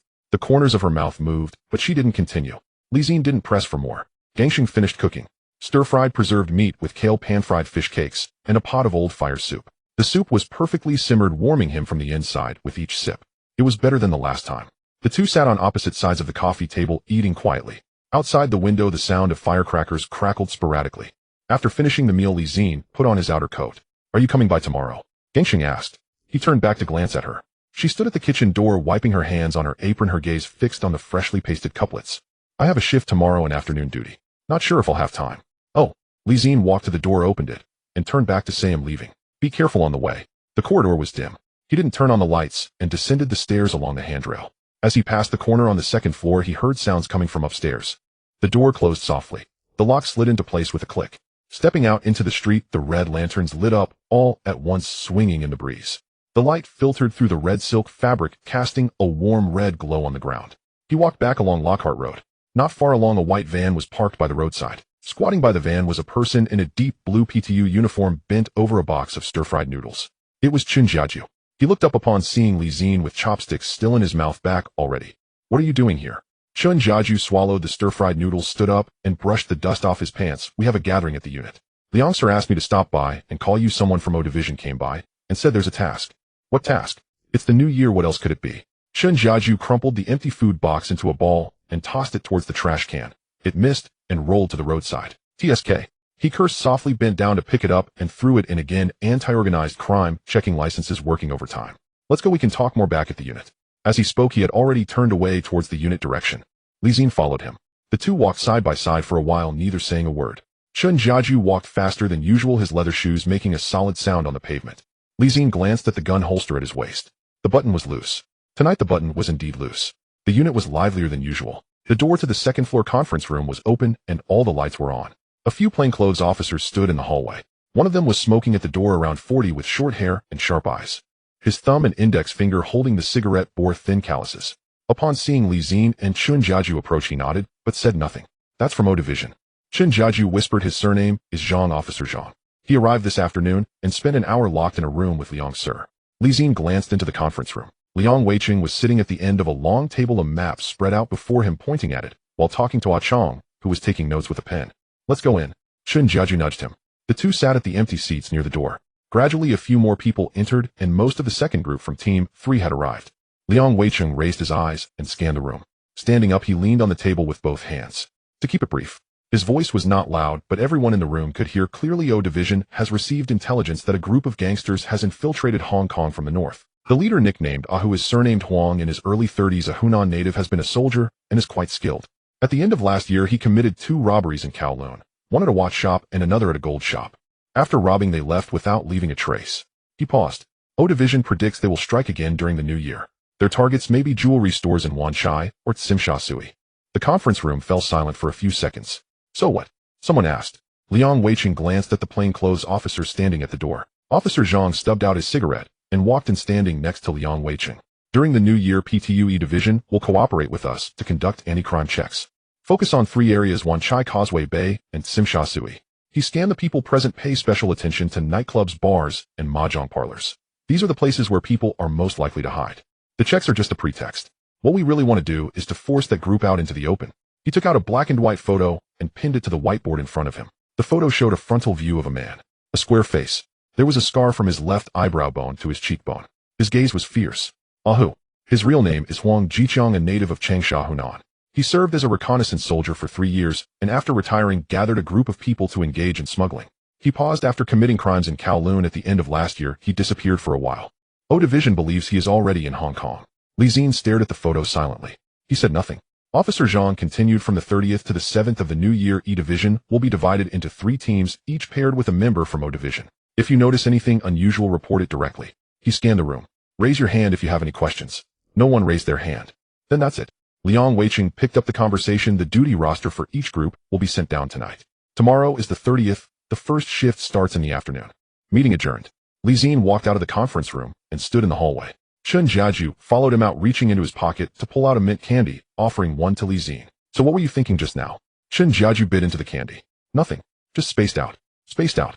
Chen Jiaju chuckled, clearly skeptical. When has Li Xin ever spaced out during a meeting? Li Xin remained silent, placing the candy in his mouth without chewing.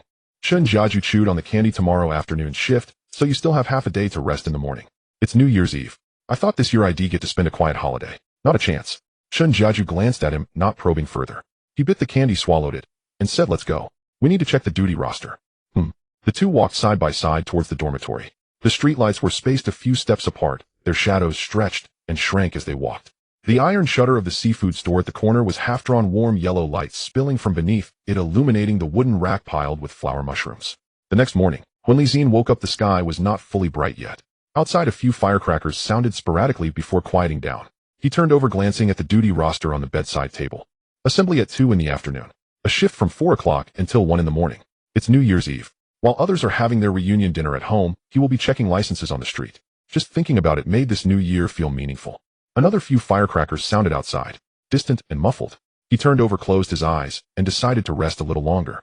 At 1:30, the assembly whistle sounded and footsteps echoed in the corridor. Dressed in uniform with a stab-proof vest tucked into the lining concealed beneath his coat, Chen Jiajun flipped down from the upper bunk, a half-eaten piece of bread clenched between his teeth as he chewed while buttoning up. Feeling uncomfortable with 2 buttons fastened, he decided to unbutton and redo them. Haven't had lunch? Li Xin asked. I ate early, just got hungry again.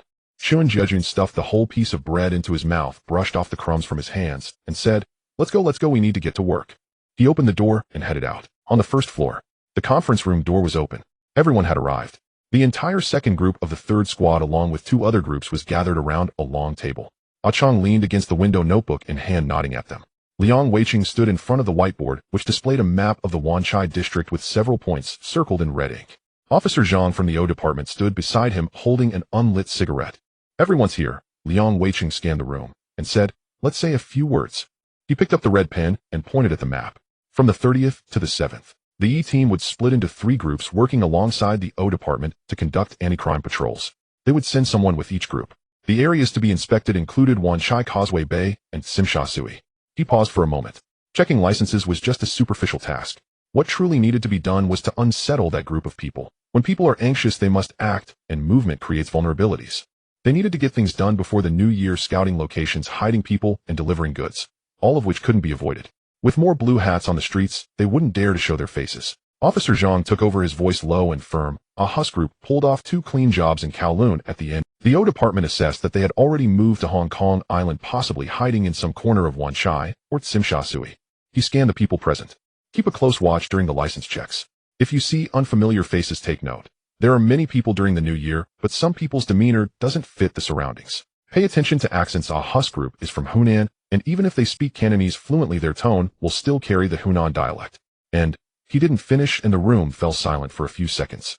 If you do encounter them, don't confront them directly. Note their features and report back. No one spoke. Liang Weiqing divided the groups. The second group of the third squad would take the Wanchai route starting from Lockhart Road, sweeping through to Sai Yung Choi Street and Luyat Road. The O Department undercover officer was surnamed, he in his 30s, tall and thin, wearing a dusty gray trench coat. He stood quietly, his eyes scanning the surroundings. Officer He Li-Zin nodded. Officer He's gaze lingered on his face for a moment. All right, let's go. Chen Jiejun was already waving at the door. His jacket was not fully zipped, and the wind puffed it up. The sooner we finish the sweep, the sooner we can wrap up for the day. At 2:30, 3 police cars departed from the station. Li Xin sat in the back seat of the second car, next to Chen Jiejun, while Officer He was in the passenger seat. The car window rolled down halfway, cold wind pouring and carrying the smoky aroma from the roasted meat shops on the street. Wanchai on New Year's Eve was quieter than usual. Those who should be home had returned, and some shops had already pulled down their shutters. The shelves of dried goods were mostly empty, with only a few pieces of char siu left hanging on the hooks of the roasted meat shop. There were still a few stalls selling New Year goods by the roadside, selling kumquats and couplets, but the vendors were also starting to dismantle their stalls and pack up. The car stopped in the middle of Lockhart Road. We've arrived. The first stop, the Golden Fortune nightclub. Officer He glanced back. Li Xin got out of the car and looked up at the sign. The neon letters formed the name, though several letters were not lit. By day it looked dull, but at night it revealed its colors. The iron gate was half rolled down. A man in a black suit stood at the entrance, in his 30s, holding a cigarette. Upon seeing the uniformed officers approach, the cigarette slipped from his mouth, and he instinctively reached out to catch it. Hey officers, Happy New Year. He bent slightly and smiled, sizing up the 3 of them from head to toe. Chen Jiejun ignored him and walked straight past, standing to block the side passage after entering. Inside the nightclub, the lights were not fully on, only a few wall lamps were left lit, making it so dark that one could hardly discern faces. A woman in a qipao was leaning on the bar, raising her head upon hearing footsteps. Her makeup from last night still partially intact, with her eyeshadow smudged. Routine inspection. Is the boss around? Officer He flashed his badge. The qipao woman remained still at the bar, merely raising her chin and gesturing towards the back, in the office, sleeping. He'll go wake him up. She said she'd go wake him up, but her body didn't move. She first put out her cigarette, then slowly stood up. Li Xin stood at the door, his gaze slowly scanning the hall. There were over 20 tables, and the stage was small, with speakers piled in one corner. Colorful confetti from last night still littered the floor. Li Xin withdrew his gaze. The boss emerged from the back, smoothing out his wrinkled suit as he walked his tie askew. The door behind him was still ajar, and Li Xin saw a calendar on the desk inside with the 3rd circled. Officer, you're working even on New Year's Eve. Hard work, the boss remarked. Chen Jiejun did not respond, extending his palm ID card. The boss froze for a moment, quickly pulled it out from his pocket and handed it over. Officer He took it, glanced at it, and did not hurry to return it, first looking at the boss. Have you seen any unfamiliar faces around recently? Unfamiliar faces. The boss scratched the back of his head. Officer, we don't open during the new year. Where would unfamiliar faces come from? Not open during New Year. We close from the 30th to the 3rd. The staff also need to celebrate the new year. After a year of hard work, these few days are their only rest. Officer He handed the ID card back without further questioning and turned to leave. Li Xin followed behind and looked back as he exited. The boss was standing by the bar, lowering his head to light a cigarette. He said nothing. The second stop was at Sai Yung Choi Street, the Blue Moon Bar. The facade was not large and the sign was old. During the day, one would not give it a second glance. Officer He said this place was under the control of the Hung Hing gang, collecting protection fees, selling drugs, and involved in all sorts of dirty work. The iron gate was not pulled down, the door slightly ajar.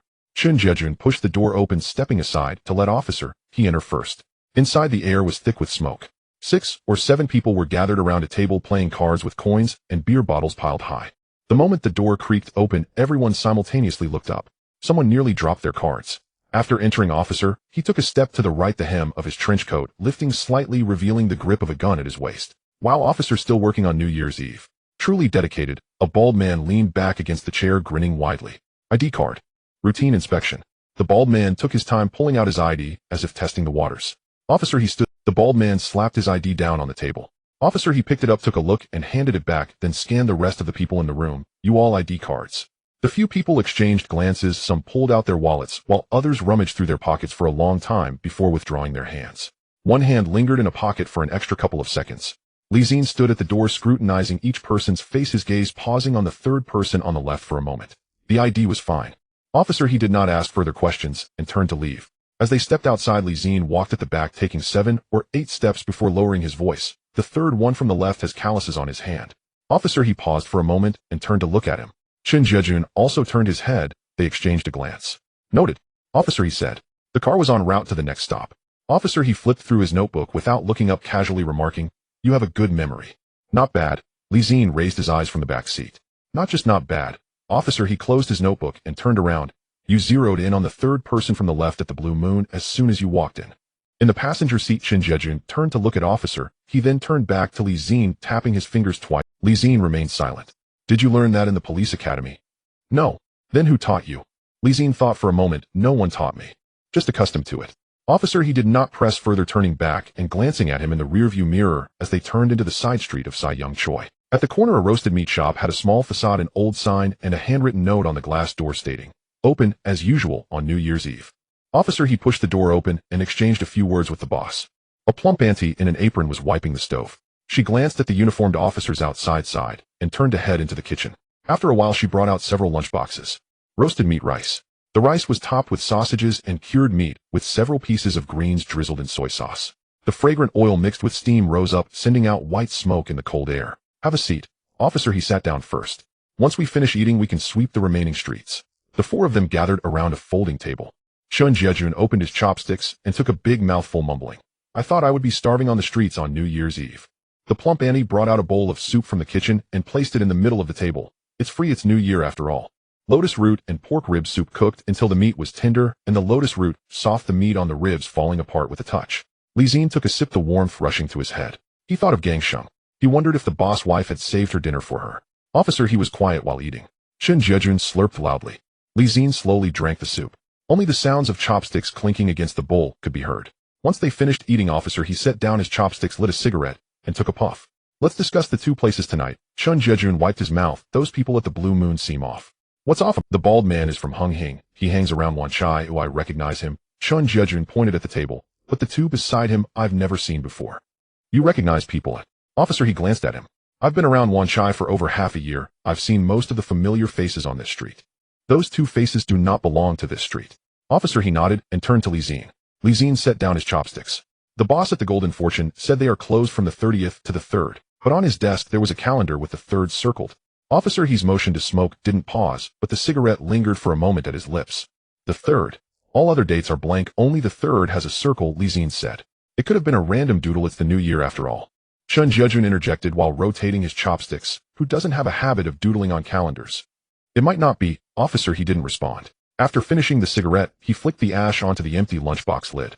When extinguishing it, he pressed down firmly twice. Noted, he said, pressing the butt into the lid, glancing at Zi-Jie.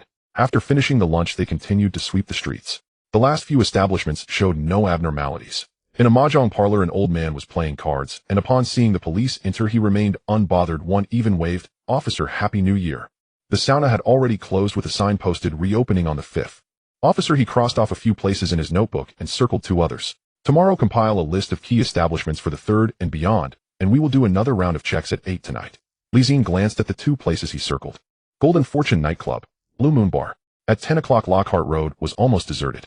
Zi-Jie stood at the street corner, removed his gloves, and rubbed his fingers. The night wind of the 12th lunar month pierced through the bones, and after standing for a while his fingers went numb. The uniform coat couldn't shield against this cold. He relied on the stab-proof vest pressed against his back to retain some warmth. Zi-Jie leaned against a lamppost, rubbing his hands together, exhaling white breath, squinting at the empty street. Hey, do you think that group will act tonight? No. How can you be so sure? Zi-Jie pulled his gaze back from the distance. The streets are filled with patrols. PEU military uniforms and the traffic department have all increased their personnel. Anyone with a normal mind wouldn't choose today to act. Then why are Officer he and the others so anxious? It's not anxiety, Zi-Jie replied. They want to force them out. Before the 7th, they definitely had plans, but plans can't keep up with changes. With us putting pressure on them, they will either retreat or act prematurely. Force them out. Tighten the encirclement, and the prey will run out on its own. They'll expose vulnerabilities once they start moving. Zi-Jie didn't respond, glancing at Zi-Jie. Just after midnight, distant firecrackers sounded intermittently. The operation was concluded. Police cars drove. Through the car window, Zi-Jie saw warm yellow lights in a Tang building by the street. A family gathered around a table, some laughing, others raising their cups. As the car turned a corner, that window vanished. Returning to the station, it was nearly 1 in the morning. The cook served a bowl of sweet rice balls. Zi-Jie took a bite. The glutinous rice stuck to his teeth, sweet to the point of cloying.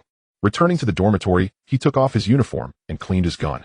Outside the window, distant firecrackers went off again sporadically. The new year had arrived. He turned off the lights. A phone rang at the end of the corridor. 3 rings. Someone picked it up and spoke a few words, their voice hushed. The door pushed open and light from the corridor spilled in. Liang Weiqing stood at the door, already dressed in his coat. Li Xin, Chen Jiejun. There's a situation. Assemble downstairs. The room fell quiet for 2 seconds. Move quickly. The door shut.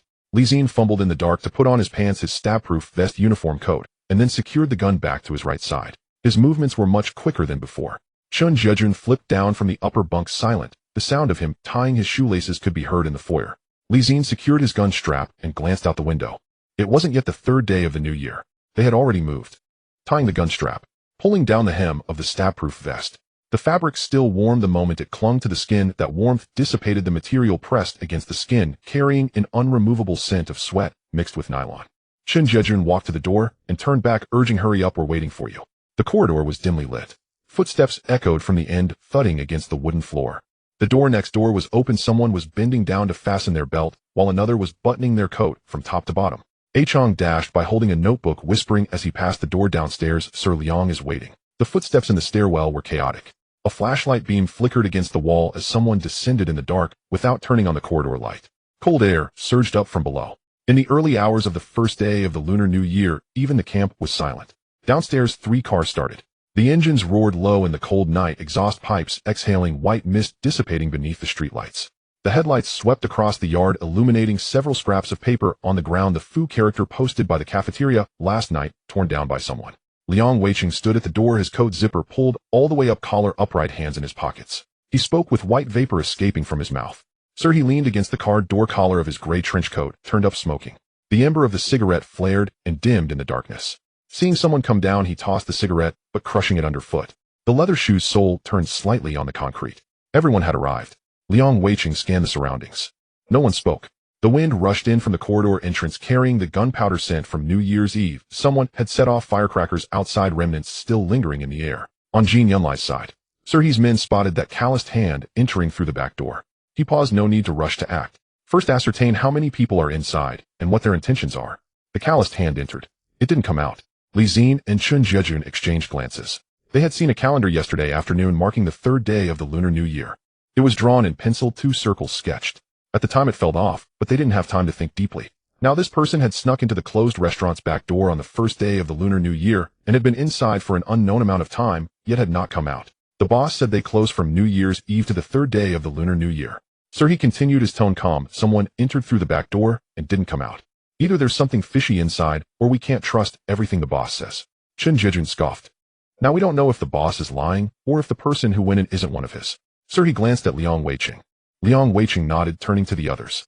Team 3 Group 2 follow Sir He's car and park outside the intersection of Lock Road. Don't get too close. First ascertain the situation inside. He looked at Chong. Chong, you stay at the base. Let the other groups remain on standby nearby. Signal if there's any issue.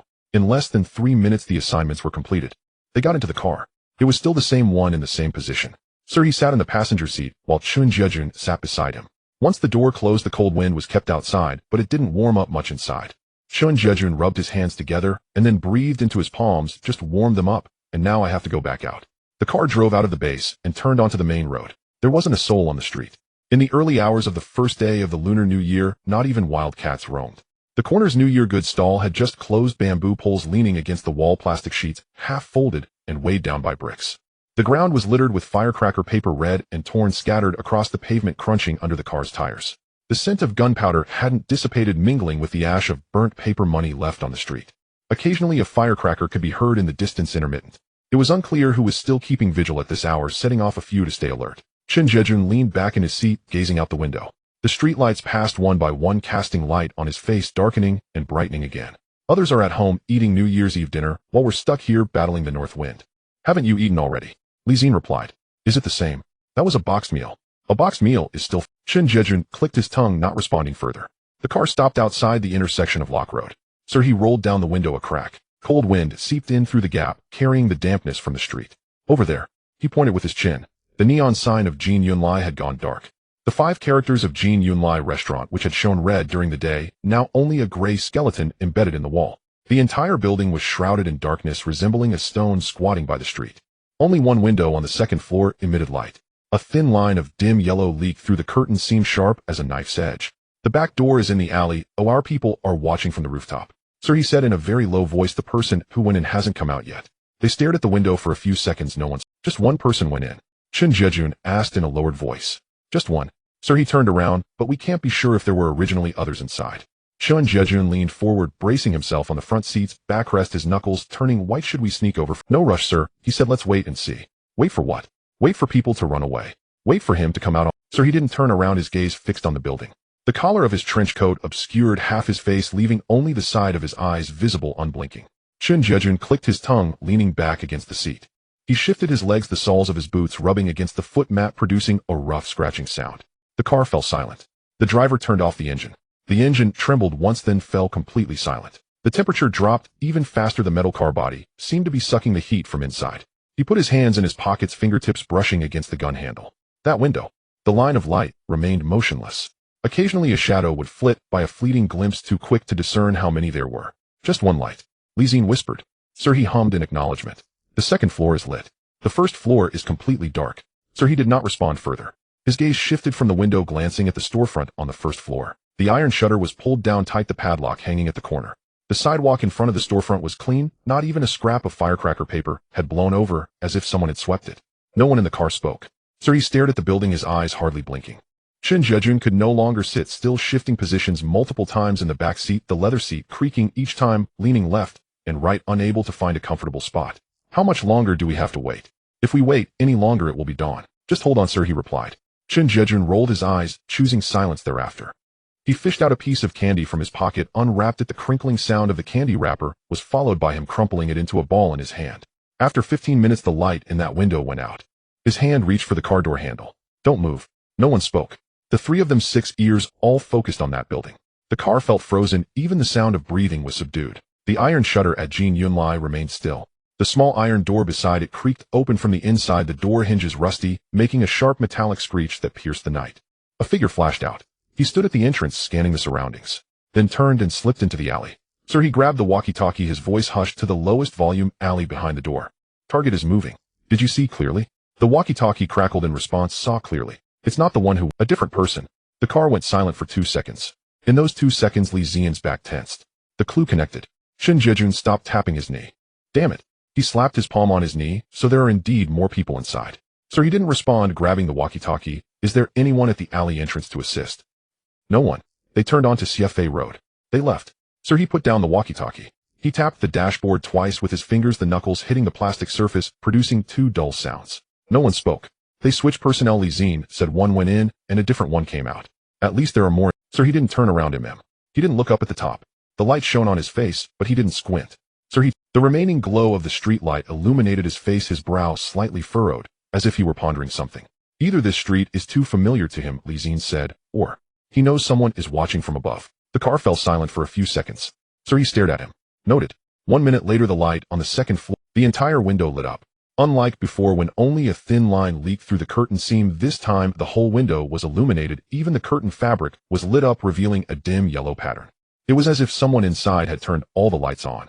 Sir, he grabbed the walkie-talkie. Rooftop. What's the situation? No response came from the other end of the walkie-talkie. Rooftop. A crackling sound of static. Then, complete silence. That silence was heavier than any moment before, as if something had been cut off. Sir, he put down the walkie-talkie, sat up straight. The rooftop is unresponsive. No one in the car replied. Zi-Jie bit down on the candy in his mouth. The sound echoed faintly in his teeth, a small noise, but in that silence it was crystal clear. No more waiting. Sir, he twisted the key, seal the back route first. We'll approach from the front. The engine revved. The car body trembled slightly. Zi-Jie stared at that window. In the curtain seam, a figure stood still, facing out, looking out onto the street. Across a street's distance through the car window glass through the night, but Zi-Jie could feel that person's gaze. That person stood in the bright light of the second floor, watching them in their direction. Motionless. In the early hours of the first day of the new year, the engine was still running, but the car did not move. Sir's hand rested on the steering wheel, his foot on the accelerator, neither releasing nor pressing it down completely. The exhaust pipe emitted white smoke, dispersing under the streetlight. That window was still lit, and the shadow behind the curtain moved, shifting to the left and then to the right, moving back and forth, waiting for something. Sir's gaze remained fixed on that window, not shifting away. He knows we're here. Zi-Jie crushed the candy in his mouth with a crunch. His knee bounced twice. He swallowed and rubbed his fingers back and forth on his pants. What are we waiting for? If he runs, won't we have wasted all this time? Where could he run to? Sir grabbed the walkie-talkie, his tone flat. Is the back alley clear? The static on the other end crackled. It's clear. The back door is sealed. Both exits are blocked. What about the rooftop? There was a pause on the other end. He put down the walkie-talkie. He tapped his knuckles on the steering wheel, twice a soft sound, but in the quiet car, it was clearly audible. No more waiting. He clipped the walkie-talkie back to his waist. Without looking back, he tossed a comment to the back seat. I'll circle around from the back alley. You handle the front door? Give me a minute to wait for a signal before moving. Zi-Jie nodded.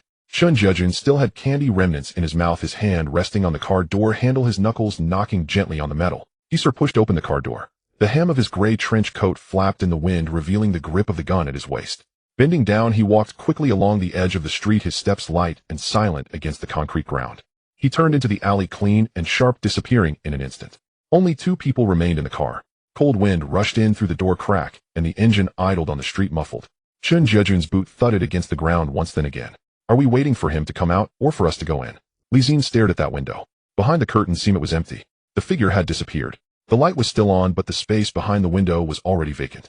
He left. Zi-Jie saw it too. Not necessarily.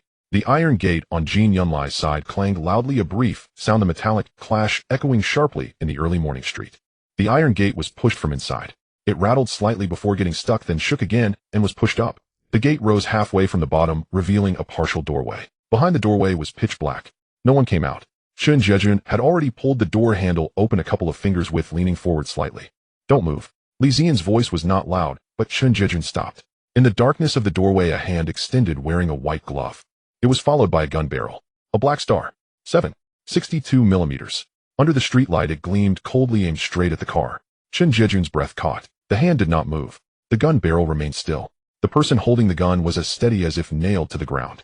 A voice came from behind the iron gate, speaking in a rough Cantonese laced with a Hunan accent, the tone fierce. So you're not taking a break on the first day of the new year? No one inside the car responded. The iron gate pushed up a bit more, revealing the upper body. A man in a dark gray jacket, in his 30s, with a square face and thick black eyebrows. The gun in his hand remained steadily aimed at the car, unmoving. He saw the 2 people in the car, and the corner of his mouth moved slightly, as if confirming something. Move further away. The voice was low, commanding, without room for negotiation. Zi-Jie's hand tightened. Zi-Jie caught a glimpse of his other hand, already reaching for the grip at his waist. Don't move. Zi-Jie repeated, his voice dropping lower. He stared into the man's eyes. That man was also looking at him. Across a distance of 20 meters, separated by the half-open doorway, their gazes clashed in the cold air of the first day of the new year. A sound came from the back alley. A dull thud, like a sandbag dropping onto the concrete. The armed man did not turn around, but the gun barrel shifted towards the direction of the back alley. Just 1 second. That second was enough. Zi-Jie pushed open the car door and darted out. Zi-Jie. He did not stop directly in front of the iron gate, but sidled a couple of steps towards the edge.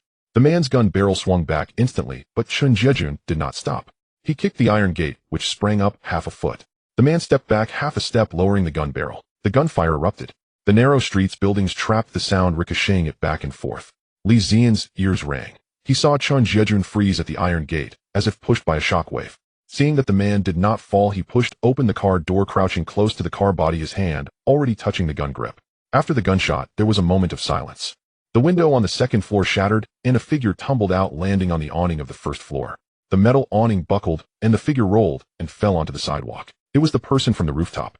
Alive but unable to move. He lay sprawled on the sidewalk, one leg bent at an odd angle, the pant leg torn, exposing swollen flesh. He emitted a low, hoarse groan. Zi-Jie ran around the front of the car. Behind the iron gate, the armed man had disappeared. The doorway was pitch black, as if nothing had happened. But several bullet casings lay on the ground, glinting under the streetlight. Zi-Jie stood at the entrance, his chest heaving, the gun already in his hand, aimed at the doorway. He went in. Were you injured? No. Zi-Jie pressed himself against the wall beside the iron gate, aiming his gun at the doorway. There was no sound inside. No footsteps. Nothing at all. It was quiet. In the early hours of the first day of the new year, there was not a single car on Ka-Kui Road. Light leaked from the shattered window on the second floor, cutting diagonally onto the street, illuminating the scattered glass shards. The person lay on the edge of the light column in a dark uniform, a member of the PTU. The badge on his shoulder reflected light. A member of the third squad. The one who had been watching from the rooftop. Zi-Jie glanced at Zi-Jie. Should we go in? Zi-Jie did not answer. He was listening. Behind the iron gate, there were sounds in the lobby on the first floor. Very faint. Very rhythmic. Tick-tock. Tick-tock. Like a faucet that wasn't turned off, dripping drop by drop. But the rhythm was too even, as something was off. What does it sound like to you? Zi-Jie asked. Zi-Jie listened for a few seconds. Doesn't sound like water. The two exchanged glances. The sound came from a mechanical device. Precise. Even. The intervals between each tick were almost perfectly measured. The second hand was still moving. Tick-tick. Sir's voice came through the walkie-talkie low and muffled. The back alley is clear. No one. The back door is open and the tire tracks are fresh. Zi-Jie pressed the walkie-talkie. Static crackled. There are armed men at the front door. The iron gate is half open. Gunfire occurred. Did they go in? They went in. What about you? We're at tick-tock. Tick-tock. The sound continued. Sir fell silent for 2 seconds. What sound? Zi-Jie stared at the doorway on the first floor. Something is making a sound. Like a timer. There was no immediate response on the other end. Only the static of electric current remained in the walkie-talkie. Sir's voice came again, a bit lower than before. I'm coming in through the front door. Don't go in yet. Footsteps approached from the alley, growing closer. Sir turned the corner of the street quickly, his trench coat flaring at his sides. He ran to the front of the car, glancing at the person lying on the ground, who was still groaning, his leg bent at an unnatural angle. Sir crouched down to check the man's eyelids and felt his pulse. He's alive. His leg is broken. Other injuries are hard to tell. Standing up, he moved to the side of the iron gate, listening intently. Tick-tock, tick-tock. After listening, Sir said nothing. He stepped back 2 paces and looked up at the second-floor window. The broken window still leaked light, and the curtain was blown outside by the wind, then stuck back against the window frame. The back door is open and the tire tracks are fresh. The tread is deep from a truck or a van. Sir's tone was even. The person on the rooftop has already been taken down. Someone upstairs is cleaning up. He pushed the person and he cleaned up the items. Both left through the back door. He glanced at Zi-Jie. What did you see earlier about that armed man? Square face, thick eyebrows, around 30. Wearing a dark gray jacket. Black star. Cantonese with a Hunan accent. Sir nodded. He made no comment. He listened again to the ticking sound. Tell me. Zi-Jie recounted the events. The man with calloused hands entered through the back door. A different person came out the rooftop. Went dark. The front door was cut off and fresh tire tracks at the back door. The people inside have already withdrawn. Exiting in shifts means the first to come out is a scout. The second is to... The people inside left through the back door, leaving an armed person to cover. What about this sound? Sir raised his chin, pointing towards the doorway. A delay tactic. Sir looked at him, not responding. If it were a bomb, they wouldn't leave anyone behind while withdrawing. Zi-Jie said leaving someone to cover is to take a live captive, not to go down together. Zi-Jie snorted beside him, slapping his thigh. You're quite optimistic. What if that thing really blows up? Sir remained silent. He listened for another 2 seconds. The ticking sound was steady, the sound of a mechanical clockwork without the signal sound of electronic components. Only then did he draw his gun, pointing it down, moving 2 steps towards the iron gate. I'm going in. You 2 stay 3 steps behind me. Zi-Jie took a step forward. You alone? Shut up. He did not even turn around when he said these 2 words. He sidled quickly into the doorway of the iron gate. Once inside, he flashed left, pressing against the wall, standing still. There was no sound inside. The ticking sound continued. After a few seconds, Sir's voice came from inside. Come in. It's safe. Zi-Jie and Zi-Jie slipped into the doorway, one after the other. The first-floor lobby was pitch black. Only the light leaking through the window cut a diagonal beam in the darkness. Several tables and chairs were overturned. There was shattered glass on the ground, crunching underfoot. In the center of the lobby's floor lay a small object. Black. The ticking sound came from there. Sir walked up to the object, crouched down to take a look, and reached out to pick it up. Zi-Jie shrank back a step. Don't move. Sir ignored him. He flipped it over and weighed it in his hand. It was tied with several wires with nothing connected at the junctions. A vintage clock, white plastic casing, black tape, binding several wires. The ends of the wires revealed copper strands with nothing connected. The second hand was still moving, tick-tock, tick-tock. A false alarm. But Sir did not immediately put it down. He examined it back and forth twice, then handed it to Zi-Jie. Take a look. Zi-Jie received it. The back of the clock had a label reading Sanwa brand, made in China. The tape was neatly wrapped, the wire cut evenly, and the copper was twisted into small loops. It was clearly prepared in advance. This person knows electrical work. The wires are neatly bundled, and the junctions have been treated to prevent short circuits. This isn't a hasty binding. Sir took the clock back, weighed it again in his hand. He stuffed the clock into his trench coat pocket and stood up, scanning the lobby. Let's check upstairs. The 3 of them ascended the stairs. The wooden steps creaked underfoot, the sound echoing in the empty building. The lights on the second floor were still on. A private room with the door ajar, all lights on. Inside the private room, there was a round table and several chairs. A few newspapers were spread out on the table, and an ashtray filled to the brim with cigarette butts. There were a few empty beer bottles lying on their sides, uncollected. The curtains by the window had been torn halfway, likely pulled down by that person when climbing out. Cold wind blew in through the broken window, causing the curtain fabric on the floor to billow, resembling a crumpled, dirty cloth. Sir walked up to the table and flipped through the newspapers. They were daily papers from a few days ago with torn corners.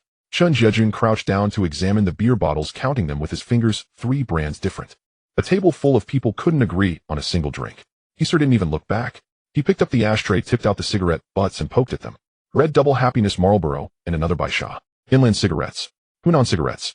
Sir picked up that, but turning it towards the light, brought over from the mainland. It's hard to find on Hong Kong Island. Zi-Jie leaned in to take a look. How do you know it's from Hunan? I've seen it in other cases before. He tossed it onto the table, dusting off his hands close enough.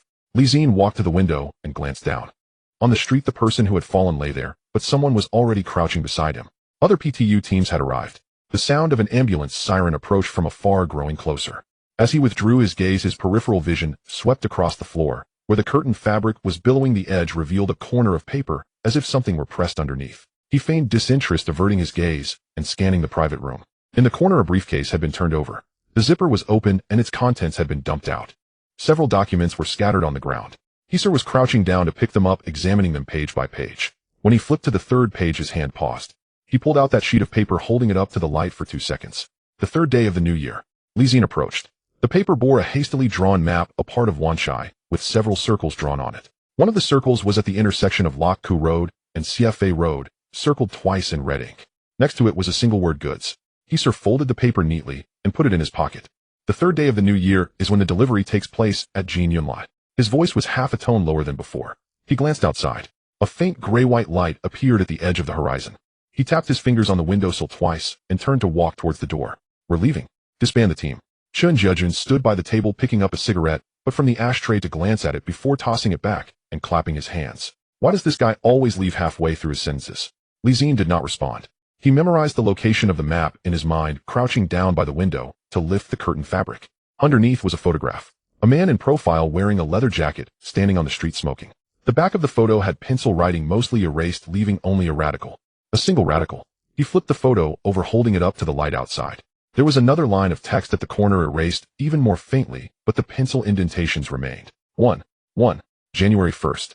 Today. His fingers paused. Someone had stood across the street while they were watching, taking a photo of this leather jacket man. They had also captured a photo of them. He tucked the photo into his pocket, pressing his fingertips against the paper surface. Standing up. As he turned, he saw Zi-Jie standing in the corridor. Across the open door, a few steps away, his gaze fell on the hand that had just returned to his pocket. Zi-Jie said nothing. Zi-Jie also remained silent. At the end of the corridor, the wind from the stairwell blew up, causing the hem of Zi-Jie's trench coat to flutter slightly. Zi-Jie turned and walked down the stairs. As he descended, he glanced at the street. The person had been carried away on a stretcher and shards of glass were scattered everywhere. Get in the car. Close the door. Zi-Jie shifted into gear and the car began to move. Zi-Jie did not answer. He looked out the window. On the corner of the street, a figure in a leather jacket was turning the corner towards CFA Road. Stop the car. Zi-Jie slammed on the brakes. Zi-Jie pushed open the car door and had already dashed out. The car had not come to a stop when Zi-Jie had already pushed the door open and dashed out. He'll drive around. You follow. Mister. His voice thundered from the driver's seat. The engine was still running. The steering wheel turned violently to the right. The car jolted and then roared away. Zi-Jie jumped out of the car, his shoes scraping against the asphalt, and he was already several meters away. He chased for a few steps, but it was too fast. That kid ran like he had no regard for his life. Cursing under his breath, he slowed down and turned towards another side alley. CFA Road. The first day of the lunar year, 4 in the morning. The street was empty. The night rain had just stopped, and the asphalt still shimmered with water illuminated by the street lights. The air was damp and cold, mixed with the smell of leftover firecrackers. A figure in a leather jacket was about 50 meters ahead. He quickened his pace, his steps steady, breathing evenly. After chasing for several streets, there was not a hint of burning in his lungs. The figure in the leather jacket turned into a right-side alley. Zi-Jie followed closely, nearly crashing into a wall. The alley was ridiculously narrow, with old building exhaust pipes and air conditioning brackets densely lined up on both sides. Clothes hung overhead and droplets of water dripping down. A drop landed on his neck, icy cold, sliding down his collar. The air was filled with a damp laundry detergent smell mixed with the overnight cooking fumes lingering in the narrow alley. Footsteps echoed back and forth in the narrow alley, mingled with his heavy breathing, making it hard to distinguish front from back. Chasing to the end of the alley, he burst out onto CFA Road again. The figure in the leather jacket was very familiar with this area, running forward without hesitation. Zi-Jie emerged from the alley, catching a glimpse of a shadow flickering on the left side of Lock Road. He stopped abruptly and turned to look. The Lock Road side was empty. Under the streetlight, not even a cat could be seen. He frowned. Did he see it wrong? There was no time to think further. Turning back, the figure in the leather jacket had already run to the middle of CFA Road, darting into the stairwell of an old building. The iron door was unlocked. He pushed it open, and it slammed against the wall, bouncing back, the sound echoing in the empty street for quite a while. Zi-Jie rushed to the door, pulling it open. The stairwell was pitch dark. The motion sensor light was broken. Only the green sign at the emergency exit on the top floor was lit, casting green light on the walls. Suddenly, there was a loud clang as metal hit the stairs, probably around the 3rd or 4th floor. He stepped onto the stairs, taking 2 steps at a time. The sound of his leather shoes echoed loudly on the steps, bouncing back and forth in the narrow stairwell, the noise uncomfortably sharp. He reached the 2nd floor, turned the corner, and continued rushing upwards. On the 3rd floor, the window at the end of the corridor was wide open, the curtains flapping loudly in the wind. Peering outside, he saw a fire escape hanging on the outer wall, the iron frame rusty and leading straight down to the alley below. The alley was cluttered with junk, empty iron barrels, rotten vegetable leaves, and discarded newspapers mixed together. Someone had gone down from here. He leaned on the windowsill, climbed out, and stepped onto the fire escape, which creaked slightly. Next to a pile of broken furniture in the corner, there were fresh shoe prints on the ground extending towards the other end of the alley. Footsteps could be heard coming from that direction, gradually fading away. He chased a few steps, but then stopped. It was too far. He couldn't catch up. The footsteps faded away, leaving only his own breathing echoing in the alley. Only he remained in the alley. His breathing was still uneven. He stood for 2 seconds trying to calm himself down. The sky shifted from black to deep blue, and the distant skyline began to brighten. In the distance, the sound of firecrackers could be heard. On the morning of the 1st day of the lunar year, someone was setting off fireworks. The popping resonated in the empty street. He retraced his steps back to the old building. As he passed the corner on the 2nd floor, his foot kicked something, a piece of paper. He bent down to pick it up, bringing it under the green light to look. It was a ticket stub from the Wan Chai Theater, the date faded and blurry, likely from a few days ago. The ticket stub was crumpled and had curled edges, feeling icy to the touch. Turning it over, he saw 3 numbers written in ballpoint pen, 203. The handwriting was messy, the strokes crammed together. He paused for a moment. 203. He swept his gaze across the ground under the green light. The corner of this floor had chaotic shoe prints, some as some others, all mixed together. The ticket stub lay amidst a sea of shoe prints, its corners clean, the paper untouched by footprints, unlike something that had been trampled or kicked. The figure in the leather jacket had just passed through here. He folded it neatly and tucked it into his pocket. Stepping out of the stairwell, he stood again on CFA Road. A car turned from Lock Road, stopping at the intersection. It was Mr. He's car. The window rolled down and he leaned out. Did you catch him? He got away. He jumped out of the 3rd floor window. Zi-Jie ran out from the side alley, his pace slowing, supporting his knee as he gasped for air. He kicked an empty can on the ground, which clattered and rolled across the street. Damn it. Where did he run off to? He jumped out of the 3rd floor window. The alley behind connects to the old building area. He turned a few corners and disappeared. Mister. He leaned on the windowsill and glanced at him. What about his face? I didn't see it clearly. I only saw his back leather jacket, about 1.75 meters tall. He drags his right foot a bit when he runs. Mister. He did not respond. He paused for 2 seconds. The right foot. Yeah. He looked at Zi-Jie again, not asking further, and pushed the car door open. Get in, let's talk. Zi-Jie opened the car door and sat in the back seat. Zi-Jie followed in, slamming the door shut, causing the car to sway slightly. Mister. He shifted gears and released the clutch, driving along CFA Road. The tires rolled over the wet surface, making a rustling sound. Zi-Jie twisted open a bottle of water and took a sip, wiping his mouth. How many streets did you chase? 1.5. CFA Road turned into a side alley, went through an old building, and ran into the back alley. Mister. He tapped the steering wheel twice with his finger, but did not speak further. Zi-Jie felt in his pocket, touching the ticket stub, pulling it out, and handing it to the front seat. I found this in the stairwell. It's a ticket stub from the Wan Chai Theater, dated the 28th, with 3 numbers on the back. Mister. He took the ticket stub, bringing it to the window, glancing at it under the streetlight. 203. He flipped the ticket stub over, confirming it once more. What about the photo from the private room? Zi-Jie pulled the folded photo from the other pocket and handed it over.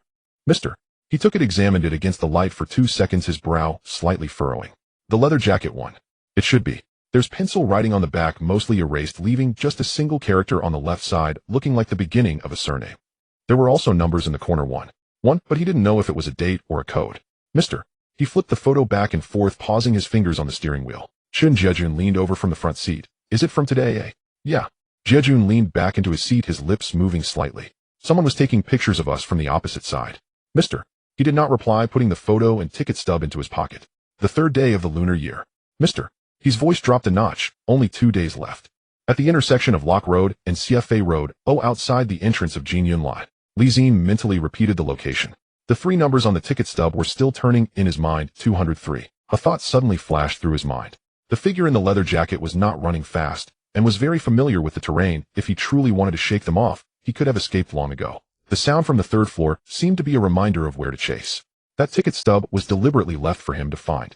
He raised his head, looking into the rearview mirror. In the shadow at the street corner, a car, without headlights, was parked at the intersection where they had just turned. The car was a dark mass, the windows reflecting the streetlight, obscuring the view inside. Completely motionless. The shadow seen at the alley entrance earlier must have come from this car. In the early morning of the 1st day of the new year, The sky has not yet fully brightened. The car at the street corner is nestled in the shadows. The orange glow from the street lamp floats on the window, the halo spreading out, making it impossible to see inside. Ka-Kui's car glided 2 meters on CFA road before coming to a halt. The engine remained running. His hand rested on the steering while staring at that car in the rearview mirror. I see it. Zi-Jie leaned over to the rear window, one hand supporting the front seat back, twisting his neck to look back. Should I go take a look? Ka-Kui did not respond. His thumb brushed against the edge of the steering wheel. That car still did not move. It remained there, merging with the shadows at the street corner. Zi-Jie stared at the rearview mirror. There was a shadow at the end of the alley flashing for a moment before disappearing. When we were chasing, a shadow flickered at the alley entrance, and just now it appeared again and got into that car. It should be the same one keeping an eye on us. Should we move or wait? Ka-Kui glanced at him in the rearview mirror. Yes, I see it. He shifted gears and pressed the accelerator, guiding the car along CFA road. In the opposing car, the figure in the driver's seat moved slightly. Ka-Kui focused on it. The distance closed. 30 meters, 20 meters. That car suddenly turned on its lights. The engine roared, the car jolted, and it shot out from the roadside, brushing past their car, turning into a side alley, its taillights flashing before vanishing from sight. In the moment the two cars passed each other, Zi-Jie caught a glimpse of the rear license plate. Ka-Kui did not chase. The car slid to the corner and stopped. He took out his phone and reported the license plate number. He hung up. Let's go. Zi-Jie retracted his neck, not chasing anymore. What's there to chase? They saw us. We can't catch up. The car turned the corner. The streetlights along Lock Road retreated in rows. After passing 2 intersections, the phone rang. Ka-Kui answered, listened for a few moments, then hung up. Fake plates. The car fell silent for a few seconds. The shadow at the alley entrance got out of that car. There were at least 2 people in the car, one keeping watch and the other waiting inside. The lookout saw us chasing and got in the car. So he has been watching us. Zi-Jie twisted open a water bottle in the back seat, took a sip and wiped his mouth. What about the photo? Was it taken by someone in the car or someone else? Ka-Kui took out the photograph from his pocket and handed it to the back seat. The streetlight light streamed in through the car window, illuminating the side profiles of 3 people in the photo, and the license plate number was also clearly visible. It was taken from above. That building across the street, above the 2nd floor. Zi-Jie took the photo, looked at it against the light once more. The angle was from above, and their parking position was directly opposite, facing the windows from the 2nd to the 3rd floor of that old building. He lowered the photo. The spot we staked out that night was not chosen randomly. Ka-Kui's hand paused on the steering. Someone knew in advance that we would come. The car fell silent for a few seconds. The engine hummed beneath the hood, vibrating. The tires rolled over the pavement with a rustling sound. Zi-Jie tightened the cap on his water bottle and set it aside. What about the events on the 3rd day? As usual. Ka-Kui's tone remained unchanged. They know we are coming as usual. Either they have to do it, or leading us there, Zi-Jie interjected. Ka-Kui did not respond. His fingertips traced an arc along the edge of the steering while changing the subject. That ticket stub 203. The location you found it is along the route taken by the person in the leather jacket. Yes, at the 2nd floor corner under the green light. It should have been left there on purpose. Zi-Jie felt his pocket. That person didn't run quickly. The noise from the 3rd floor seemed to intentionally guide him on where to chase. The ticket stub landed exactly at his feet. He calculated that he would pass by. Zi-Jie snorted. Not to mention, he ran away, but left clues. What's the point? Ka-Kui did not answer. The car turned into a narrow street and stopped by the roadside. He turned off the engine. Open the car door. Get out. As he pushed the door open, the morning of the 1st day of the new year was biting cold. The sky had shifted from deep blue to grayish white, with a hint of pale yellow breaking through the distant cloud edges. They stood in front of a building midway down CFA Road. The facade was narrow, squeezed between a roasted meat shop and a grocery store. The iron shutters pulled down, with a small door beside it left ajar. The 1st floor of this building was the back door of the Wan Chai Theater. The main entrance of the theater was on another street around the corner. Ka-Kui pushed open the small door and slipped inside. Zi-Jie followed. Zi-Jie was last. The hallway was narrow and the motion sensor lights were broken.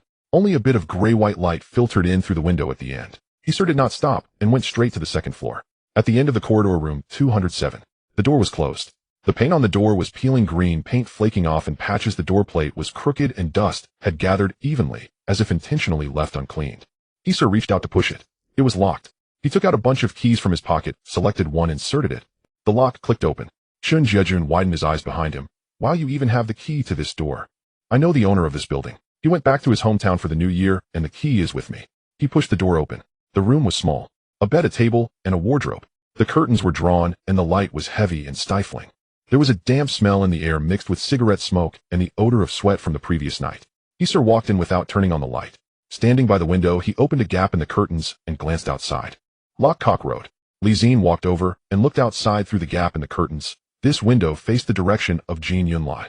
The street opposite where they had been staking out last night was fully visible. The person who took the photos last night was right here. Hisar lowered the curtain and turned around to scan the room. The bedding on the bed was tossed aside, and there were indentations on the pillow. There were several cigarette butts in the ashtray on the table. Next to it was a box of matches from the Wanchai Theater. A few empty beer cans were lying on the floor, and a plastic bag was thrown in the corner containing leftover food containers. Zi-Jie squatted down and rummaged through the cigarette butts Marlboro from last night. Hisar walked to the table, picked up the box of matches, examined it, and then put it back. He opened the drawer, empty. There was nothing in the wardrobe. The person left early. Zi-Jie stood by the window and opened the curtain to take another look. From this angle, he could count the textures of the fire hydrants at the street corner of Jin-Yun-Lai. 207. He wanted me to find it on purpose. Hisar did not respond. He walked out of the room, stood in the corridor, glanced at the door plate number, turned around, walked to the end of the corridor, and pushed open the stairwell door. The rooftop door was locked. He examined the lock, reached out to twist it. It was new. He crouched down and felt along the bottom of the rooftop door frame. His fingertip touched a protrusion taped over. He peeled it off, revealing a key stuck to the bottom of the door frame with tape. Hisar used that key to unlock the door and pushed it open. The rooftop was empty, with a few pieces of clothing hanging in the wind, making the clothes rack creak. Behind the drainage pipe by the door, there was a folded white paper ball stuffed in. He pulled it out and unfolded it.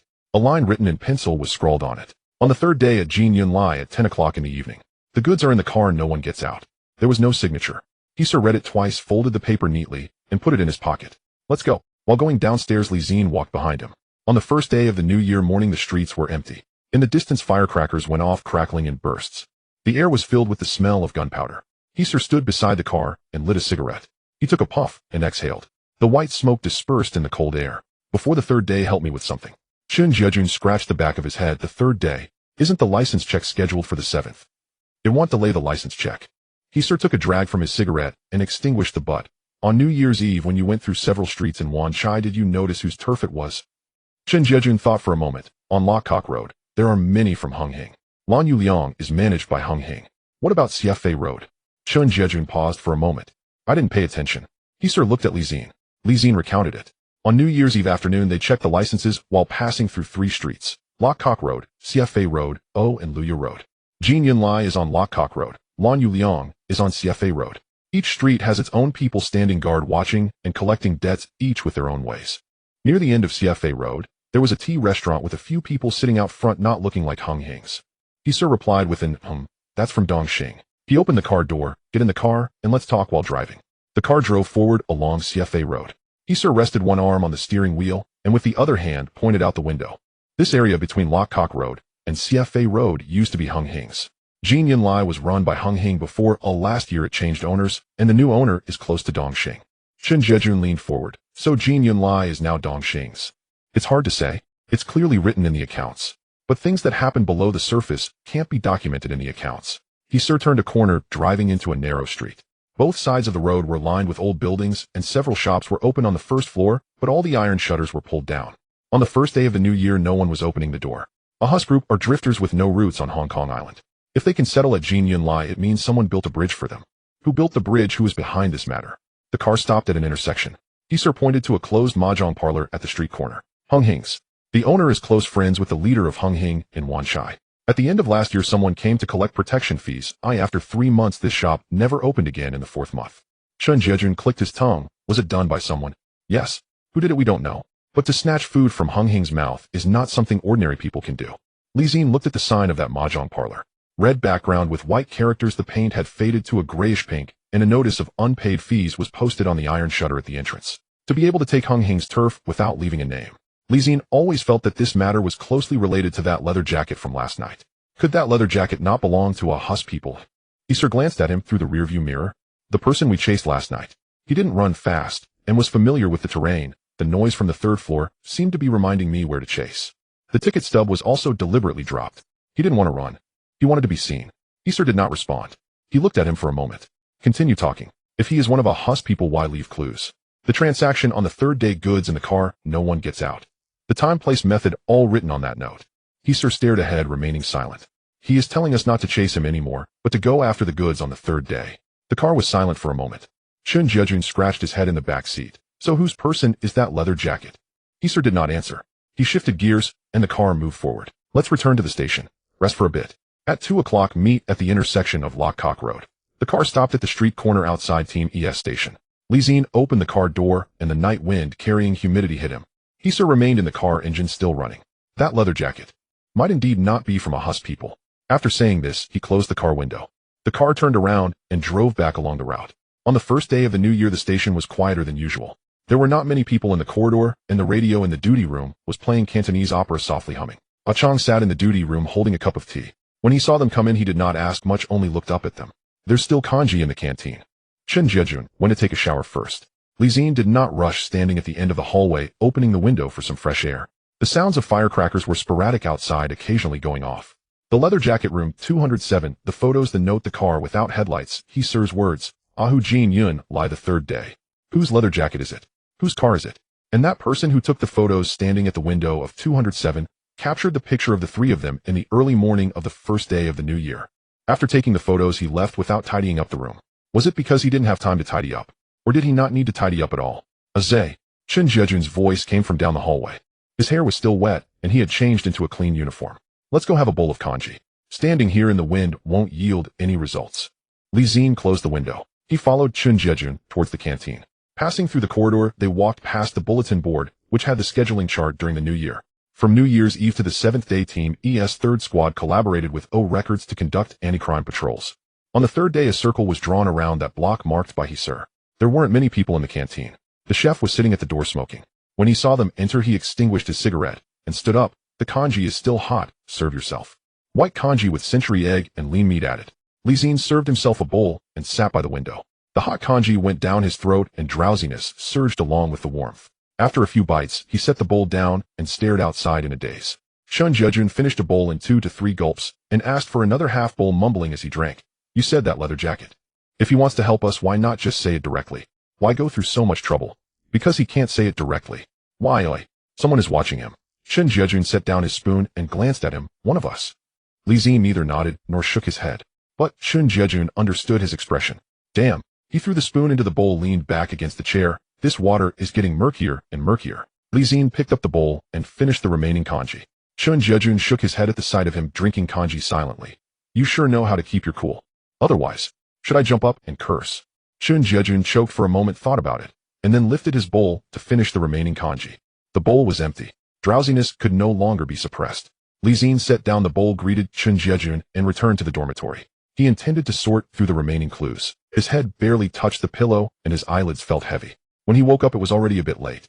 Sunlight streamed through the window, landing at the foot of the bed. Outside, car sounds could be heard on the street, and occasionally a firecracker would go off.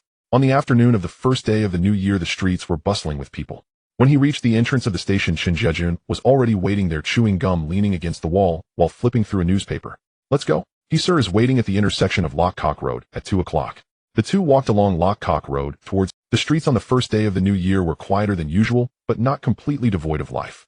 A few tea restaurants had their doors open with roasted meats displayed outside and red papers, with congratulations and prosperity stuck to the glass windows. Children dressed in new clothes ran down the street, holding small firework sticks. Li Xin walked down the street, his gaze scanning the shops on either side. Hunghing's turf, Dongxing's turf. Previously, when he walked through these streets, all he saw were storefronts and signboards. Walking through again today felt different.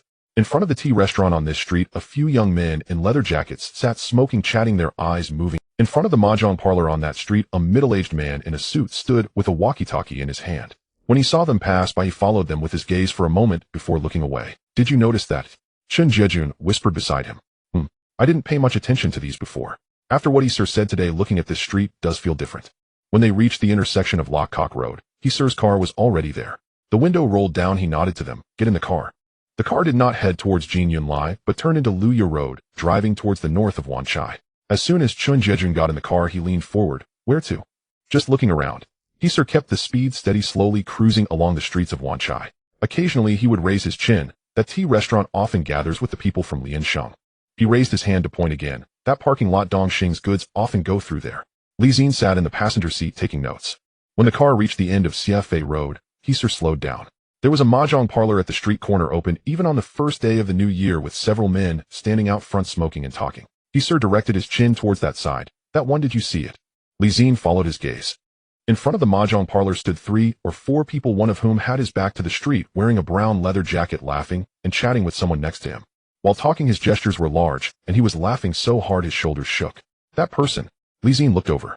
That man turned around just in time, in his 30s, of ordinary appearance, laughing amiably, showing a set of white teeth. His attire was also unremarkable, the kind that could easily blend into a crowd. But he noticed those eyes. They were laughing. But the gaze didn't stop, scanning from the street corner to the street, in from the second floor down to the ground. Sir's car, the people inside, those two were watching him. He noticed all of it. He glanced over this way briefly, then turned back and continued speaking with the person beside him, as if he merely glanced at a passing car. Sir pressed the accelerator, and the car moved forward. What's that person's name? Li Zi asked. Gao Qiu. Sir's tone was even. From Hung Hing. On the surface, yes. He signaled and turned into the right lane. He helps Hung Hing watch a few places, collects debts, keeps an eye out, and occasionally runs errands. He takes on jobs from anyone. Dong Xing has approached him, and Lian Sheng has also looked for him. Shun Jiejun leaned forward from the back seat. So which side is he really on? Sir did not respond. After passing an intersection, he finally spoke. O Records has monitored him, but found no incriminating evidence. He paused. He has done a lot of work, but his trail is very clean. The car turned into a narrow alley. Sir stopped the car, turned off the engine, and turned to face them. On the third day, Ahus people will deliver goods at the entrance of Jinyun Lai. The goods are in the car, and no one gets out. Sir opened the car door, and the night wind rushed in through the gap. He stepped 1 foot onto the ground, then turned back to add, tomorrow revisit all the places we passed today, noting every person and vehicle on each street. We will need it for the third day. After Sir finished speaking, he walked ahead. Li Zi remained in the car, not moving. He looked across the street to the second floor. The window they had just seen, the curtain, was drawn shut. From the moment they arrived on this street, someone had been behind that window.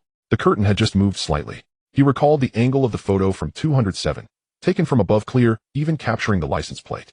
That kind of photo was not meant for record keeping. It was meant for someone else to identify a face.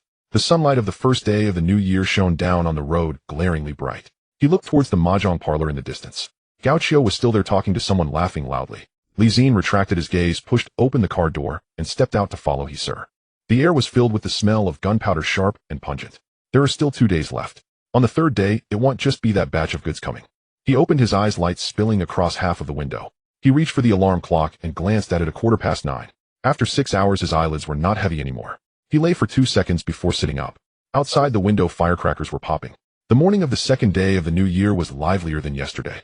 The sounds of cars and voices came from several rows of old buildings, muffled. He washed his face and changed into a dark coat. In the corridor, he ran into Chang. He was leaning against the wall with a cup of tea, and when he saw Li Zi come out, he tilted his head toward the dining hall. The porridge is still hot. Zi-Jie has already eaten 2 bowls. He doesn't pick the time to eat. When he's hungry, he doesn't care when it is. Chang took a sip of tea. Sir called early in the morning, said to meet at the old place at 2 in the afternoon. Told you guys not to wander around this morning, just stroll around nearby. Li Zi nodded. In the dining hall, only Zi-Jie was there. He had 3 empty bowls stacked in front of him, and was holding the 4th bowl, shoveling it into his mouth. Seeing Li Zi come in, he didn't take his mouth away from the bowl, but greeted him with his eyes. Did you sleep well? Li Zi went to serve himself some porridge. He sat down and took a sip that was hot. After drinking 2 more sips, he set the bowl down and gazed out the window in a daze. Zi-Jie finished his 4th bowl, put the bowl down, and wiped his mouth. Sir is only coming in the afternoon. Oh, what should we do in the morning? Go for a walk.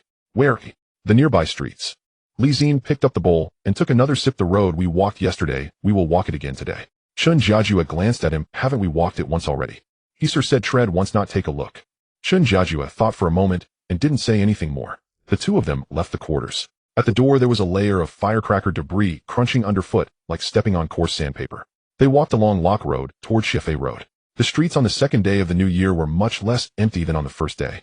Half of the shops were open. Tea restaurants, grocery stores, and barbecue shops had all lifted their shutters. The streets were bustling with people dressed in new clothes, carrying New Year goods, families in tow, with children darting through the crowd, holding fireworks sticks, adults calling out behind them. Firecracker debris was swept into piles on the roadside. Li Zi walked, his gaze never stopping. At the corner of the street, 2 young men in jackets were sitting at the entrance of a tea restaurant. One was smoking while the other was reading a newspaper, but his eyes were not on the paper, they were scanning the street. Across the street at the entrance of the grocery store, a middle-aged man in an old suit was holding a red plastic bag, as if waiting for someone. This position allowed him to catch a glimpse of the 2 men at the tea restaurant. Did you see that? Zi-Jie, the 2 at the tea restaurant, or the one at the grocery store? Both. Zi-Jie clicked his tongue. Are there eyes everywhere on this street? It's the new year. Li Zi replied flatly. The more people there are, the easier it is to blend in. Who doesn't visit relatives during the new year? Anyone standing around for a while on the street doesn't stand out. As they passed the mahjong parlor in the middle section of Chefei Road, Li Zi slowed his pace. The mahjong parlor had its doors open. On the second day of the new year, all the tables were full.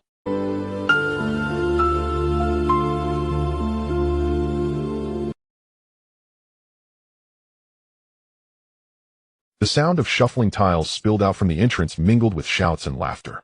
A tall, lean man in a black leather jacket leaned against the door frame with a dragon tattoo on his arm.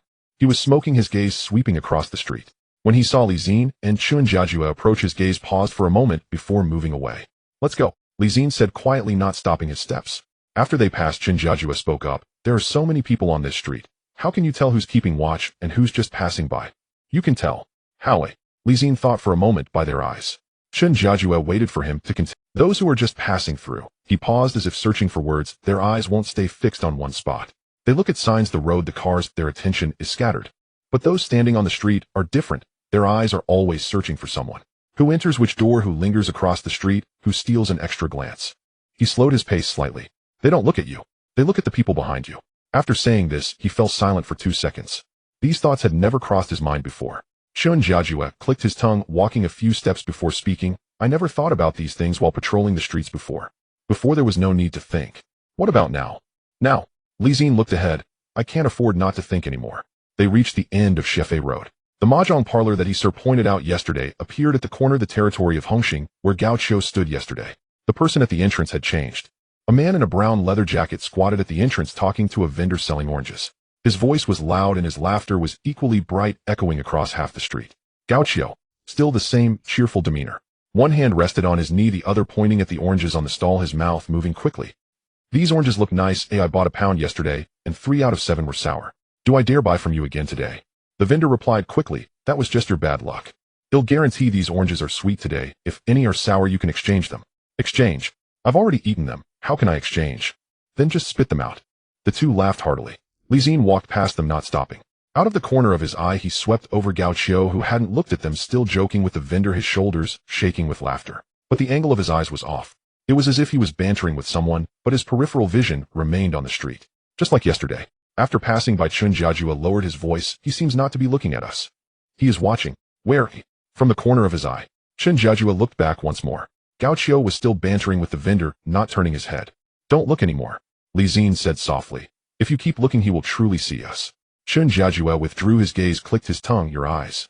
"Let's go." At the intersection of Lock Road and Shefe Road, Zi-Jie stopped. Jin Yunlai was right ahead. The iron gate was closed. On the second day of the new year, it was closed. The entrance was swept clean. Not even a trace of firecracker debris was visible, and one couldn't tell that a few shots were fired from here the night before. He stood across the street watching for a few seconds. "Who do you think that man in the leather jacket is? What does he want?" Zi-Jie asked beside him. "What he wants isn't important. Then what is the things he left behind?" Zi-Jie looked at the facade of Jin Yunlai. "That ticket stub, that room 203, that note." He withdrew his gaze and turned back. Zi-Jie caught up. "Do you have an idea?" "No." "Then why are you walking so fast?" "I finished walking and need to sort it out." They retraced their steps. There were more people on the street than in the morning. In the afternoon of the second day of the new year, the atmosphere began to heat up. People, visiting relatives, squeezed through the crowd, carrying gift boxes. There was a line at the tea restaurant, and several children squatted by the roadside lighting firecrackers. A spark flew, and with a bang it startled the nearby adults. They returned to the quarters before 11. Chong was still sitting in the duty room, having replaced the teapot. When he saw them return, he didn't ask much, just nodded toward the phone. "The phone. He, sir, is looking for you." Zi-Jie walked over and picked up the phone. "Hello. Have you finished walking?" He, sir's voice came through the receiver. "I've finished walking." "What did you see?" Zi-Jie recounted the events of that morning: the young man in the jacket at the tea restaurant, the middle-aged man at the grocery store, the tattooed tall guy at the mahjong parlor, and Chow. He, sir, on the other end of the line, said and after a few seconds spoke up. "Where was Chow today?" "At the end of Shefe Road, in front of the mahjong parlor of Hongxing. Talking to the orange vendor." "Alone?" "Yes." The sound of a lighter flicking came through the receiver, followed by a long exhale. "What do you think he is watching?" Zi-Jie thought for a moment. An orange vendor. But from that position, he can see half of Shefe Road's incoming route. Who comes, who goes, who stands across the street, for how long. He can see it all. There was a moment of silence on the other end. He could hear the sound of ash being tapped off, very light, a soft thud. After a moment, sir's voice sounded again. "You're right." The sound of a cigarette but being extinguished was clear even through the receiver. "By the way, Jiajue shouldn't come with you in the afternoon. Have him change into military uniform and take a trip to the back of Jin Yunlai to familiarize himself with the back door's location, drainage direction, and observation points of nearby buildings. We need it for the operation on the third day." "Okay. Have him be discreet. Don't let anyone realize he is going there intentionally. Understood. At 2 in the afternoon, the old place. All right. He hung up the phone. Zi-Jie leaned against the doorframe and looked at him. What did he sir say? At 2 in the afternoon. Also, he sir wants you to change into military uniform in the afternoon and take a trip to the back of Jin Yunlai to note down the back door's location, drainage direction, and nearby buildings' observation points. We need it for the operation on the third day. Zi-Jie was taken aback. Am I going alone? Wearing military uniform on that route won't stand out. Zi-Jie clicked his tongue. Okay. Zi-Jie didn't respond, turned to walk toward the dormitory. Aren't you going to eat? Zi-Jie called out from behind. Not hungry. Then I'll bring you a portion. All right. He returned to the dormitory and closed the door. The lights were not turned on. A sliver of light peeked through the curtains onto the floor. He sat down in the chair after looking for a few seconds, casually took out a tactical flashlight from his pants pocket and turned it around in his palm. A note from the man in the leather jacket. The ticket stub from room 203. The person who took their picture from behind the window. The flashlight paused in his palm. The metal casing still held warmth. Not only they were watching Jin Yunlai. He didn't know whose people they were. The flashlight was shoved back into his pants pocket. He looked at the long crack on the ceiling, tapping his fingers on his knee. There was a knock on the door. Zi-Jie pushed the door open, carrying a lunchbox. Char siu rice. Eat it while it's hot.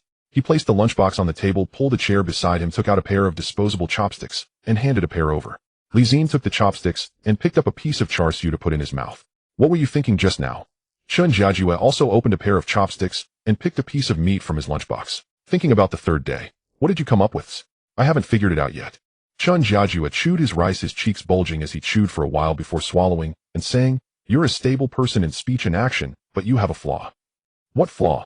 Thinking too much. Zi-Jie put down his chopsticks. When chasing someone, your reactions are quick and your movements are nimble, no problem. But when you have a moment to spare, your mind keeps turning and it doesn't stop. Doing this will tire you out. Zi-Jie chewed his rice, not responding. Zi-Jie glanced at him, seeing he didn't speak, he didn't press further, finished his meal, and stood up. All right, I'm going to change clothes now. Be careful this afternoon too. Zi-Jie looked at him. Don't let anyone realize you're going there intentionally. Understood.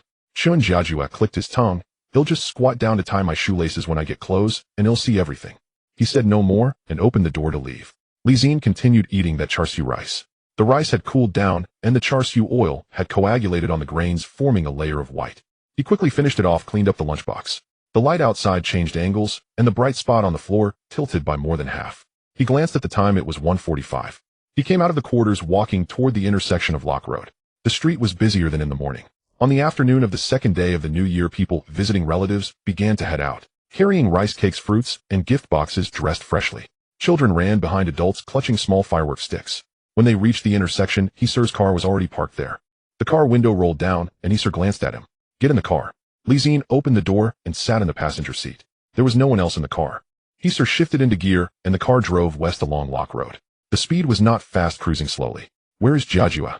As you said, he went to check the back of Jin Yunlai. Sir nodded, not asking further. The car turned into a narrow street, slowed down, and he pointed his chin toward the roadside. Did you see that? Zi-Jie followed his gaze. A gray van was parked by the roadside, its windows tinted dark, making it impossible. The engine was still running, and the exhaust pipe was puffing white smoke. Where's it from? I don't know. Sir replied flatly. It was there this morning when I passed by twice. It hasn't moved. Zi-Jie glanced at it again. On the second day of the new year, a car was parked by the side of the street. It didn't turn off. Interesting. Should we check it out? No need. Sir pressed the accelerator, and the car passed by. If we check it, will expose our intentions. Before the third day, let them think we haven't discovered anything. The car brushed past the van. Zi-Jie turned his head. The windows were tinted dark, making it impossible to see inside. But someone was behind that layer of glass. A shadow flickered, as if adjusting their sitting position. Zi-Jie felt that the person was watching him. Sir remained silent, and the speed of the car did not change. The car turned out of the narrow street and back onto Lock Road. On the third day, team, he will be responsible for the perimeter. Sir spoke up. Your people will seal off several roadways around Jin Yunlai. Zi-Jie turned his head. What about OS side? We have people watching from the front. His tone remained unchanged. The people from O will be in place before the third day. Some you've seen, some you haven't. At that time, I will contact you all. Zi-Jie nodded. Which intersections? The intersection directly across from the main entrance of Jin Yunlai, the alley that leads out the back, and the fire lane under the opposite building.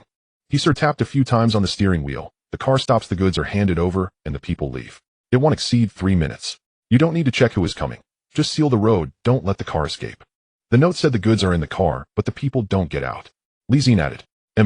So when the car arrives and the transaction is completed, that car will definitely leave. What you need to do is to ensure they can't leave. What about inside? That is someone else's concern. He sir did not elaborate, his gaze fixed ahead. Li Xin withdrew his gaze. The shadow of the man in the leather jacket flashed through his mind, the one who left the note. What he sir was reluctant to point out was likely related to him. So on the third day we wait for the signal. When the car arrives the goods are handed over. Once the signal comes we block the road and intercept the people. Correct. What about the one taking pictures? The one who filmed us from 207. He sir's knuckles tapped the edge of the steering wheel. They will come too. How do you know? Because they are waiting for the third day. The car stopped at an intersection. He sir turned to look at him. On the third day what we're catching is not that batch of goods. I told you yesterday. And that batch of goods is bait. What we really want to catch are the people coming to collect the goods. After this statement the car was filled only with the low rumble of the engine. Li Xin looked into he sir's eyes. He sir's gaze did not waver. So the reason you want us to block the road is because the car can't run away and neither can the people. When the collectors arrive and the goods are in hand, they will need to leave. If you seal off the intersection, they won't be able to escape. Li Xin withdrew his gaze looking at the windshield ahead. After a few seconds he spoke, and you? He sir pressed down. I'll be inside. The car turned a corner. Li Xin leaned back against the seat, his gaze casually sweeping over the rearview mirror. In the mirror the gray van parked all day in the narrow street lit up its taillights just as he sir drove away. It wasn't heading in their direction. It was going toward Chiefei Road. On the afternoon of the second day of the new year a car that had been parked all day in a narrow street moved just as he sir left. Some people couldn't wait. Mr. His car was parked by the roadside, engine still running. The exhaust pipe emitted white vapor dispersing under the streetlight. Wait for the notification tomorrow. We'll talk when we get there. All right. The window rolled up. The car slowly drove away, the taillights flashing around the corner before disappearing. Li Xin stood by the roadside. The taillights at the street corner went dark. The ground illuminated by the streetlight appeared dim, shadows of buildings stretched to the base of the walls. On the afternoon of the second day of the new year those who visited for New Year greetings had stepped out, and those returning home were already on the road. The air was filled with the smell of cooking oil as sounds of frying wafted from an open kitchen window. He stood for about 10 seconds then turned and entered the side street leading to Chiefei Road. A gray van was coming in this direction. He quickened his pace chasing after it. The side street was narrow with old buildings squeezing the light into a slit. The ground was wet, having been splashed with water and swept clean with water flowing down the curb. He walked slowly, keeping an eye on the parked cars on both sides. None. Reaching the end of the side street, he turned onto Chiefei Road. The street widened, the streetlights were not yet on, and the sky had darkened significantly. There were few cars, occasionally a bus rolled by its cabin lights illuminating a few shadows that swiftly passed. He stood at the street corner glancing down both ends of the street. Still nothing. The van was lost. He didn't know which alley it had turned into, or if it had never stopped in this area at all. A van that had been loitering in the narrow street all day moved just as Mr. He left. He chased after it, but it had long vanished. Out of the corner of his eye he caught sight of a figure. At the entrance of a tea restaurant stood a middle-aged man in an old suit. He was still there. It was the same face he had seen during the morning reconnaissance. Holding a red plastic bag, he stood at the entrance of the tea restaurant facing the street. His position and posture had not changed, and the way he held the plastic bag was identical. From the morning until now several hours had passed. Li Xin walked straight along Chiefei Road for dozens of meters, stopping at a roadside newsstand to flip through the newspapers. In the brief moments of flipping through the newspapers, he glanced back with his peripheral vision. The red plastic bag had switched hands, moved from the entrance of the tea restaurant to lean against the nearby utility pole, and the man lowered his head to light a cigarette. It was less than 3 meters from his previous position, but the angle was different. From this position, he could see a larger area of the street, even the intersection of the side street. Li Xin withdrew his gaze. He rummaged in his pocket, pulled out 2 dimes to buy an evening paper, stuffed it into his coat pocket, and turned to walk in the direction of the station. He quickened his pace, the evening paper in his coat pocket thumping against his thigh as he turned sharply around the corner. Upon returning to the station, the corridor was lit. The radio in the duty room was playing Cantonese opera, extending its notes into the air. Ah Chong leaned halfway out of the duty room, holding an unlit cigarette. When he saw Li Xin, he was about to retract himself into the room. Chong-gu. Li Xin called out to him. I saw a gray van on the way back, chased it for a bit, but lost it. If there's news in the duty room, please keep an eye out for me. Ah Chong didn't ask further and retreated inside. Zi-Jie had already returned. Sitting in the duty room chair, he had his legs stretched out on another stool, holding a cup of tea. When he saw Li Xin come in, he lowered his legs. You're back. Come take a look. On the table lay a piece of paper, torn from a notebook, a horizontal grid paper. A rough sketch was drawn in pencil on it. Li Xin pulled up a chair and sat down. The sketch was crude, but all the necessary markings were made. The position of the back door, where Jin-Yun came in. The direction of the drainage ditch. The outline of the old building across the street.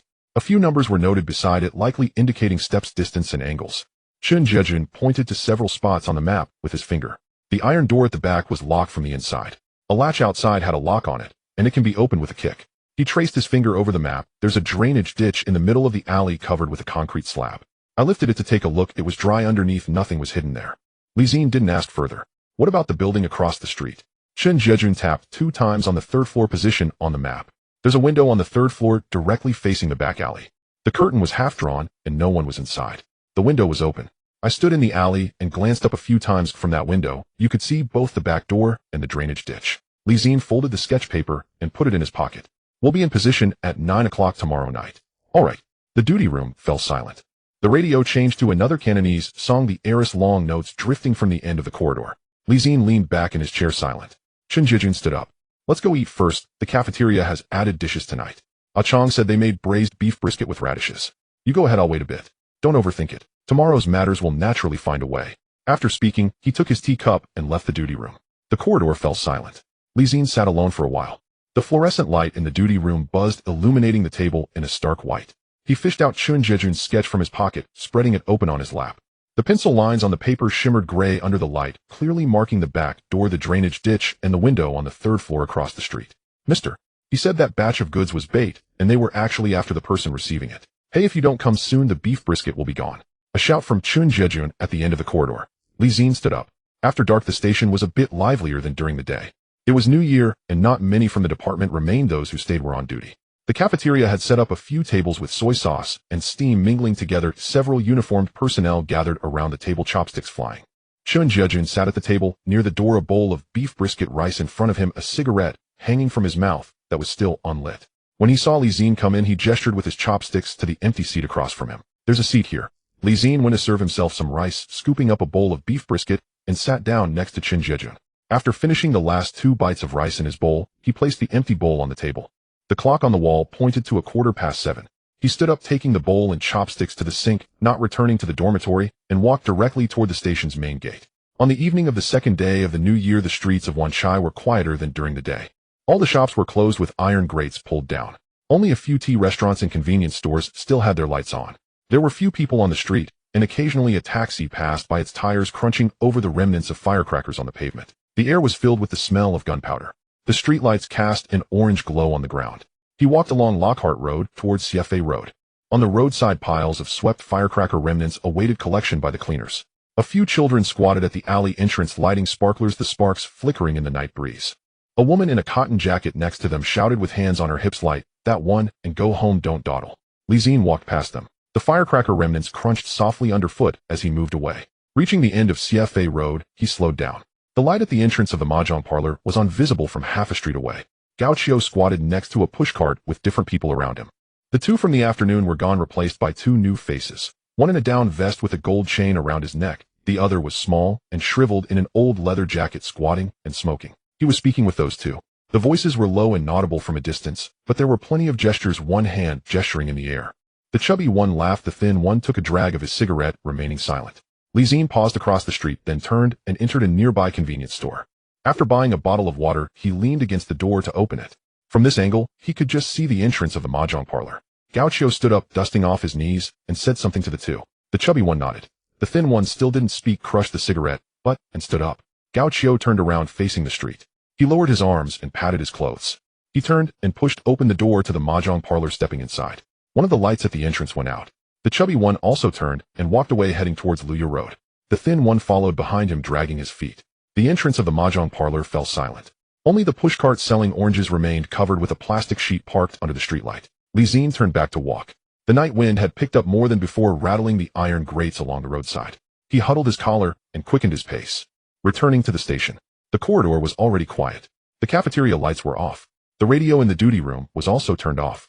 Ah-Chong sat in the duty room, a cup of jasmine tea in front of him, the newspaper opened to the horse racing section. Zi-Jie remained silent as he walked into the corridor. Upon returning to the dormitory, he had just closed the door. The lights were not on. A line of streetlight filtered through the curtain seam, falling onto the concrete floor. Bending down, he took off his shoes and sat on the edge of the bed. He draped his coat over the chair and lay down. The 2nd day of the new year had passed just like that. The dawn light has not yet penetrated, and the phone rang at the end of the corridor. Zi-Jie opened his eyes. Outside the window was a gray-white scene, unusually quiet on the morning of the 3rd day of the new year. The previous days had at least a few firecracker sounds, but today it was completely still. Glancing at the alarm clock, it was 6:15. He sat up and put on his clothes. In the corridor, Achong poked his head out to see him coming out. "He sir called. He wanted you to call back." Li Xin walked over, picked up the receiver, and dialed he sir's number. The line connected. There was a brief pause on the other end, and when he sir spoke, his voice was heavier than usual. "Are you awake?" "Yes. Achong said you were looking for me. I just received news. Ahu changed the plan. A group of people will come to scout the venue this afternoon." Li Xin held the receiver. "Earlier. What about the 10 o'clock tonight?" "As usual. Scout in the afternoon, main event in the evening." "How do we arrange it?" "As usual. Be there by 9 net at 10. You don't need to worry about the afternoon." He hung up. Chun Jiejun came out of the dormitory, his hair disheveled like a bird's nest. Seeing him standing at the duty room door, he yawned. He yawned halfway when he saw Li Xian's expression, the yawn caught in his throat. "He sir, what happened?" "Ahu's people will arrive at Jin Yun Lai at 3 this afternoon." Chun Jiejun was momentarily stunned. 3 in the afternoon. They're coming to scout this early. "Yes. It won't affect tonight, 9 o'clock as usual." He rubbed his face. "Is there any movement outside now?" "I don't know. Let's finish eating and go take a look." The cafeteria was much emptier than the previous 2 days.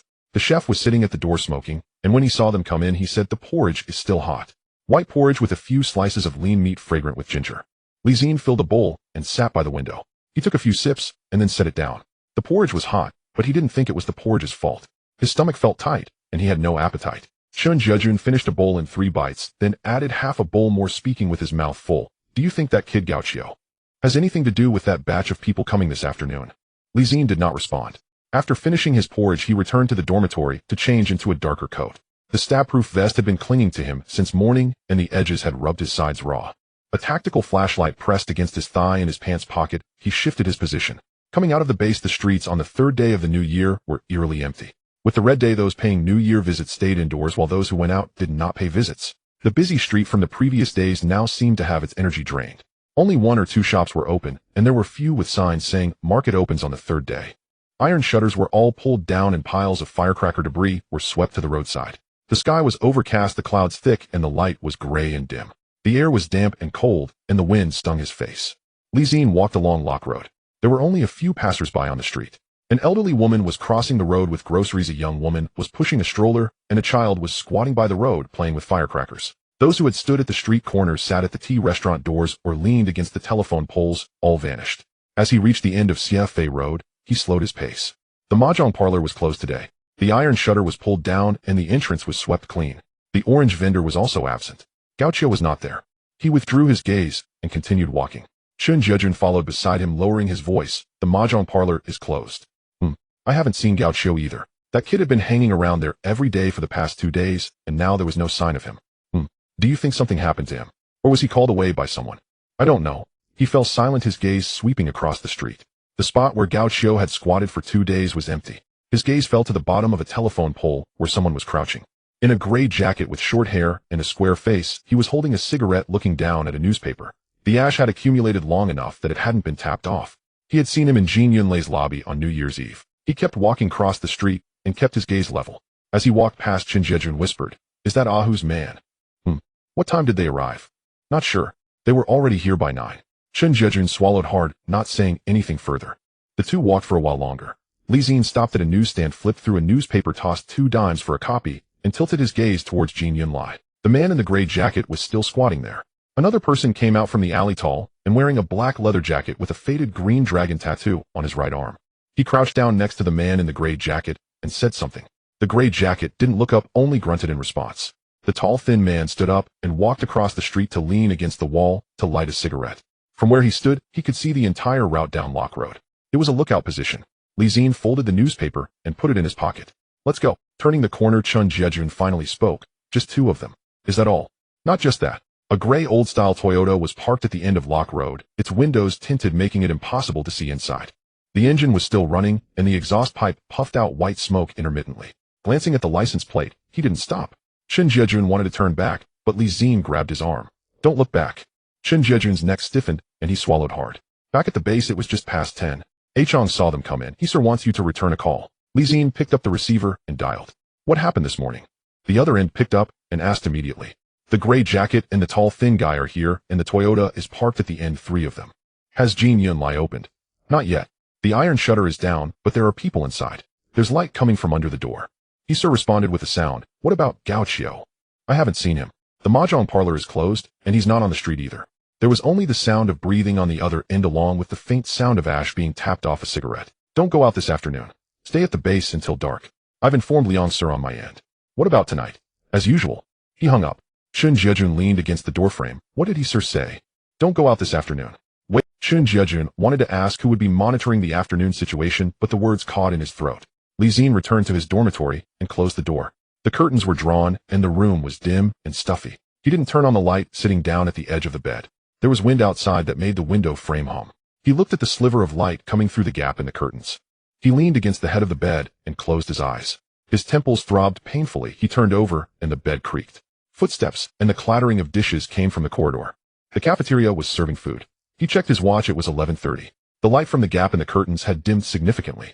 He got up, washed his face, and pushed the door open. Zi-Jie was already sitting in the cafeteria, a plate of char siu rice in front of him.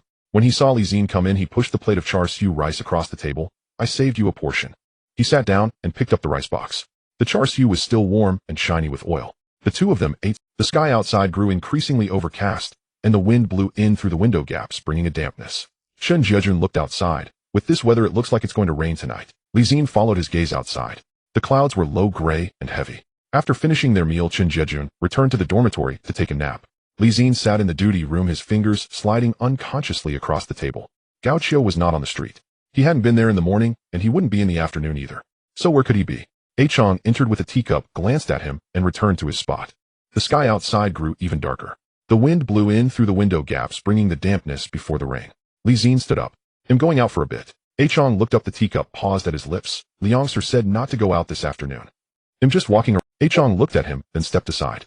He exited through the side door of the base. The wind had picked up, rattling the iron shutters by the road. He circled around to Xie Fei Road, approaching Jin Yunlai from the other side. His gaze swept across the street. The gray jacket was still squatting under the telephone pole, having switched to a new cigarette. The tall, thin guy was across the street, leaning against the wall, looking down at the ground. The door of Jin Yunlai was still closed. Light was shining from under the door. He stopped behind an old newsstand. From this angle, he could see the side door of Jin Yunlai and the alley beside it. At 2:20 in the afternoon, footsteps came from the alley. Gao walked out from the alley in a leather jacket with a gold chain, holding a cigarette. Two people followed behind him. The short and stocky one in the floral shirt had a thick neck and walked with his feet turned out. The one in the black coat had a long face, hands in his pockets, and a cigarette tucked behind his ear. Gao was in front, his right hand hanging by his side, fingers still curled, as if just releasing something. The three of them stopped at the alley entrance. The one in the floral shirt said something, and Gao nodded.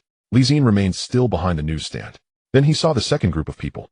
A gray van drove over from the end of Lock Road, without signaling, and directly stopped at the alley entrance beside Jin Yunlai. The door opened, and three men got out. The leader was a crew-cut man in his 30s, wearing a black leather jacket, walking with a slight forward lean, like someone used to fighting. Behind him were two younger men, both wearing dark jackets, scanning the area. The crew-cut man walked to the alley entrance and exchanged glances with the man in the floral shirt. The man in the floral shirt didn't move. Gao stood in the middle, cigarette in hand, smiling slightly. The crew-cut man spoke. The wind was strong, making it hard to hear the words, but the stance clearly indicated he was interrogating. Gao was responding. The man in the floral shirt stood by silent, but his gaze was fixed on Gao face. The pause felt unusually long, too long to be normal. The crew-cut man looked at Gao, then glanced at the man in the floral shirt.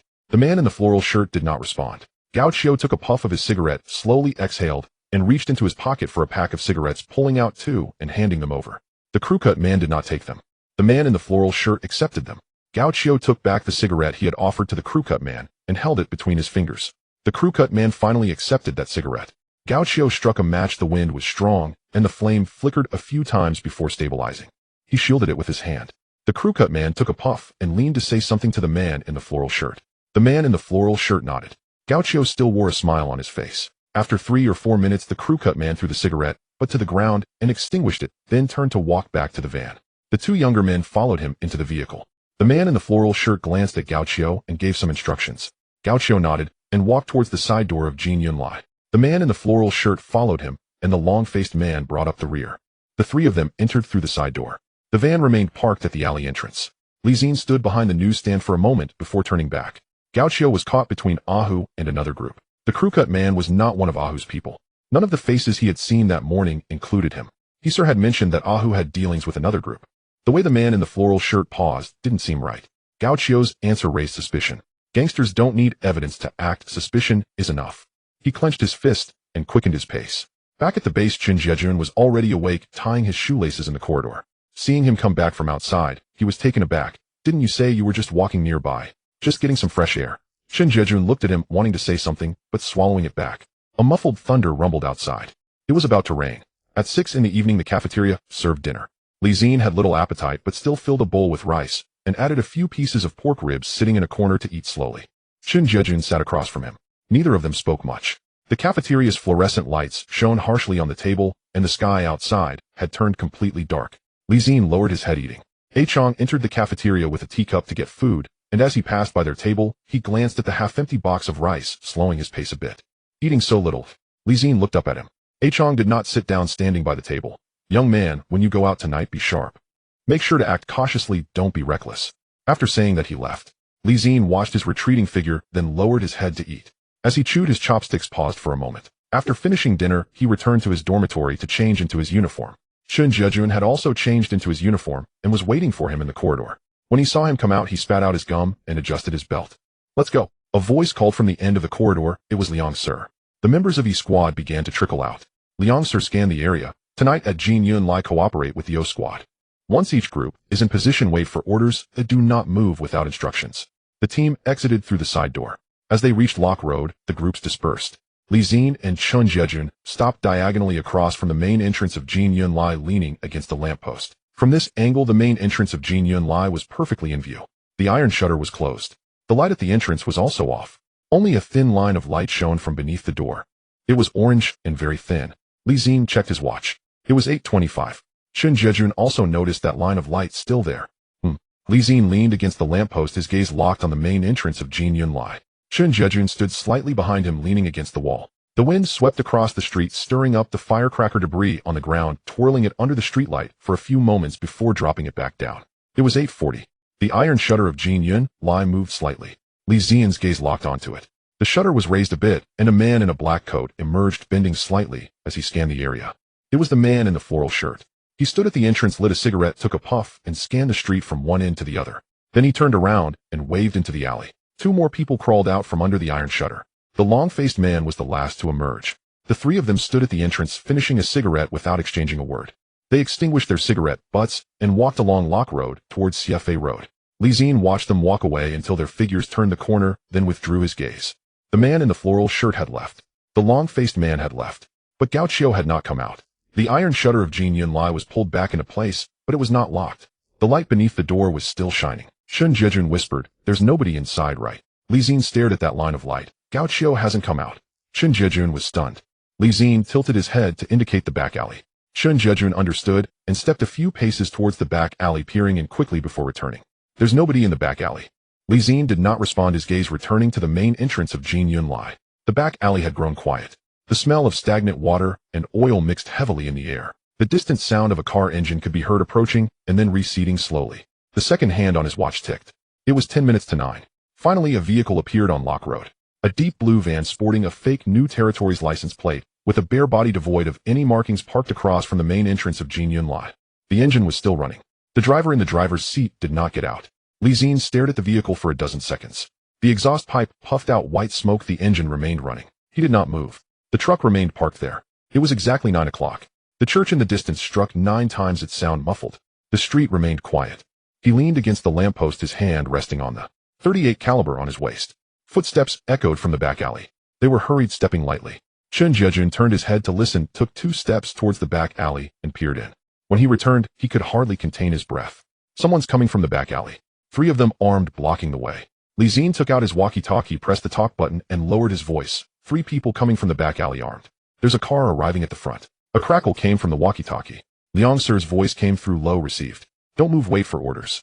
Zi-Jie released the button, his gaze returning to the van. The driver's side door opened. The driver stepped out. He walked around the entrance of Jin Lai, heading in Zi-Jie's direction. His finger tightened on the .38 caliber, then slowly relaxed. Had they been discovered? The driver pushed open the car door and stepped out. Zi-Jie's fingers were locked tightly around the trigger of the .38, the grip slick with the sweat of his palm. Behind him, Zi-Jie's breath was so light it barely registered, the only sound being the wind rustling through the discarded papers at the alley's entrance. The driver walked over the heels of his dress, shoes clicking on the asphalt, tap tap. They were only 10 feet away from the garbage bin where they were hiding.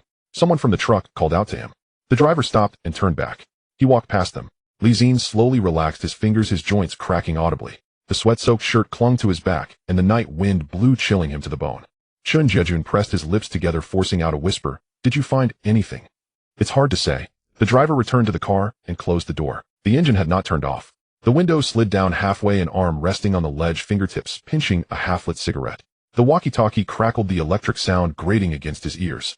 What's the situation up front? Blue truck. The driver got out and walked around, but was called back halfway. Zi-Jie spoke into the microphone, his voice barely above a whisper. What about the back alley? The voice from the walkie-talkie replied. 3 are still there, leaning against the wall, smoking. Received, remain in place. The walkie-talkie went silent. It was 10:10. Suddenly the iron gate from Jin Yunlai moved slightly, scraping against the concrete ground with a piercing sound. Zi-Jie looked up. The iron gate lifted 3 inches, clicking into place. The thin line of orange light beneath the door vanished.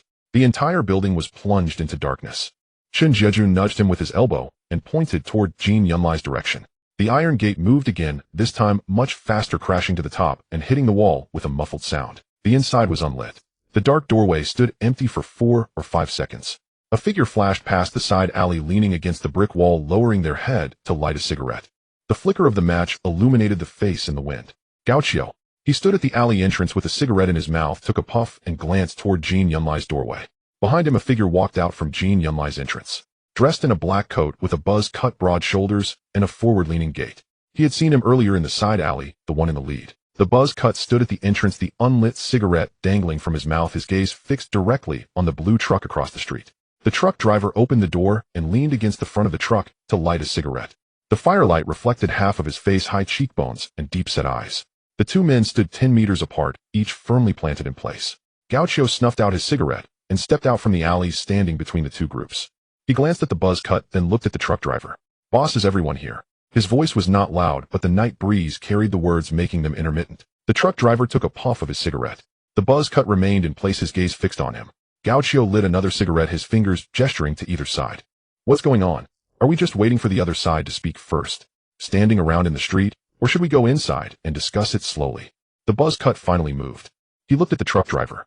The truck driver turned and opened the back door of the truck. Inside were 7 or 8 bulging snakeskin bags. He opened the top bag, revealing a greenish-gray canvas corner. Military-grade woven bag. The buzz cut walked over, reached out to pat the bag's surface, producing a dull thud. Ka-Kui stood at the back of the truck, raised his hand to pat the bag, and turned back to smile at the buzz cut. The goods are on point, boss. Whether to check the goods or the money first, it's up to you. The buzz cut stared at him for 2 seconds. During those 2 seconds, the street was so quiet that even the wind seemed to stop. Let's check the money first, the buzz cut spoke, his voice low. Ka-Kui nodded, took 2 steps toward Jin Yunlai's entrance, and raised his hand to knock on the doorframe. Brother, who the goods have arrived, come out for an inspection. The entrance to Jin Yunlai suddenly lit up. A 100-watt incandescent light hung from the door frame, dazzling to the eyes. Someone walked out from inside. The person stood under the light at the entrance, their gaze scanning the street. Ahu.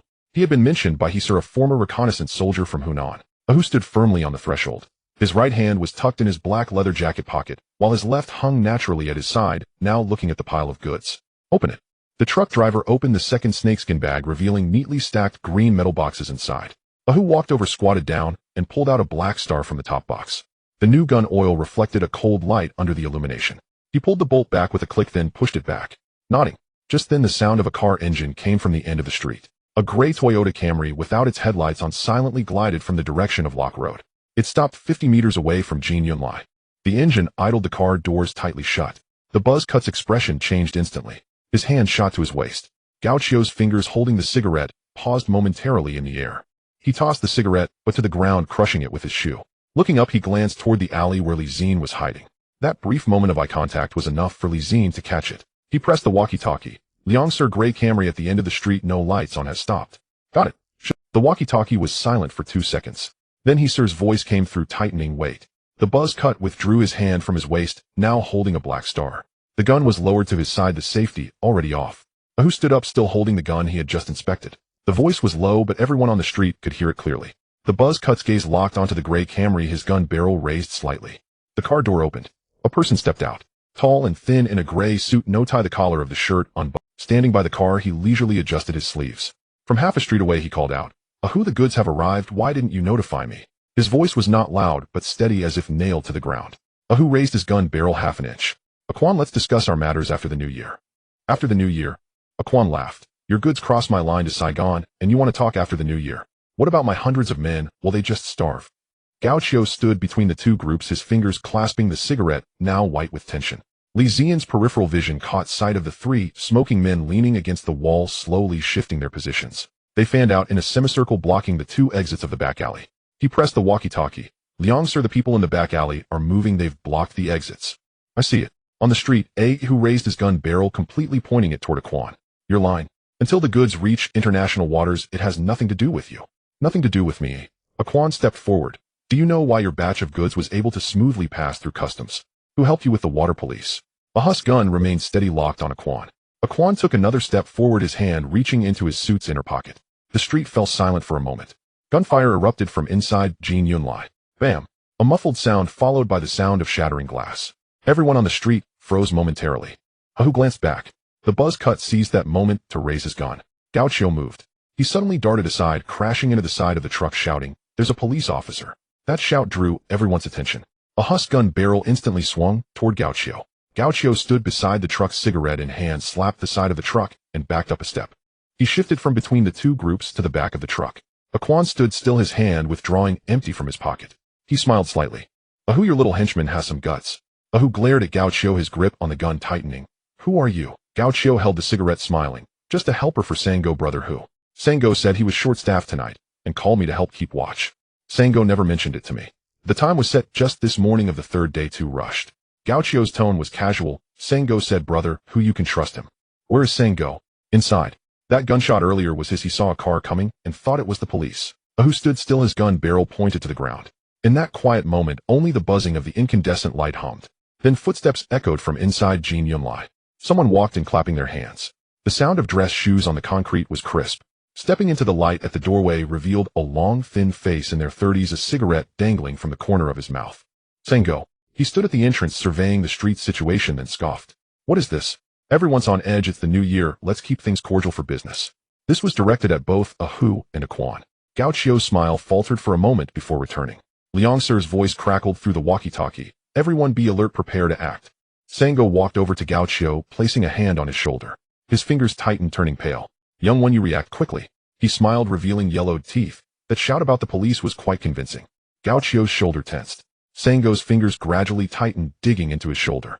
Unfortunately, you played your part too well. He leaned closer to Gaucho's ear, his lips moving silently.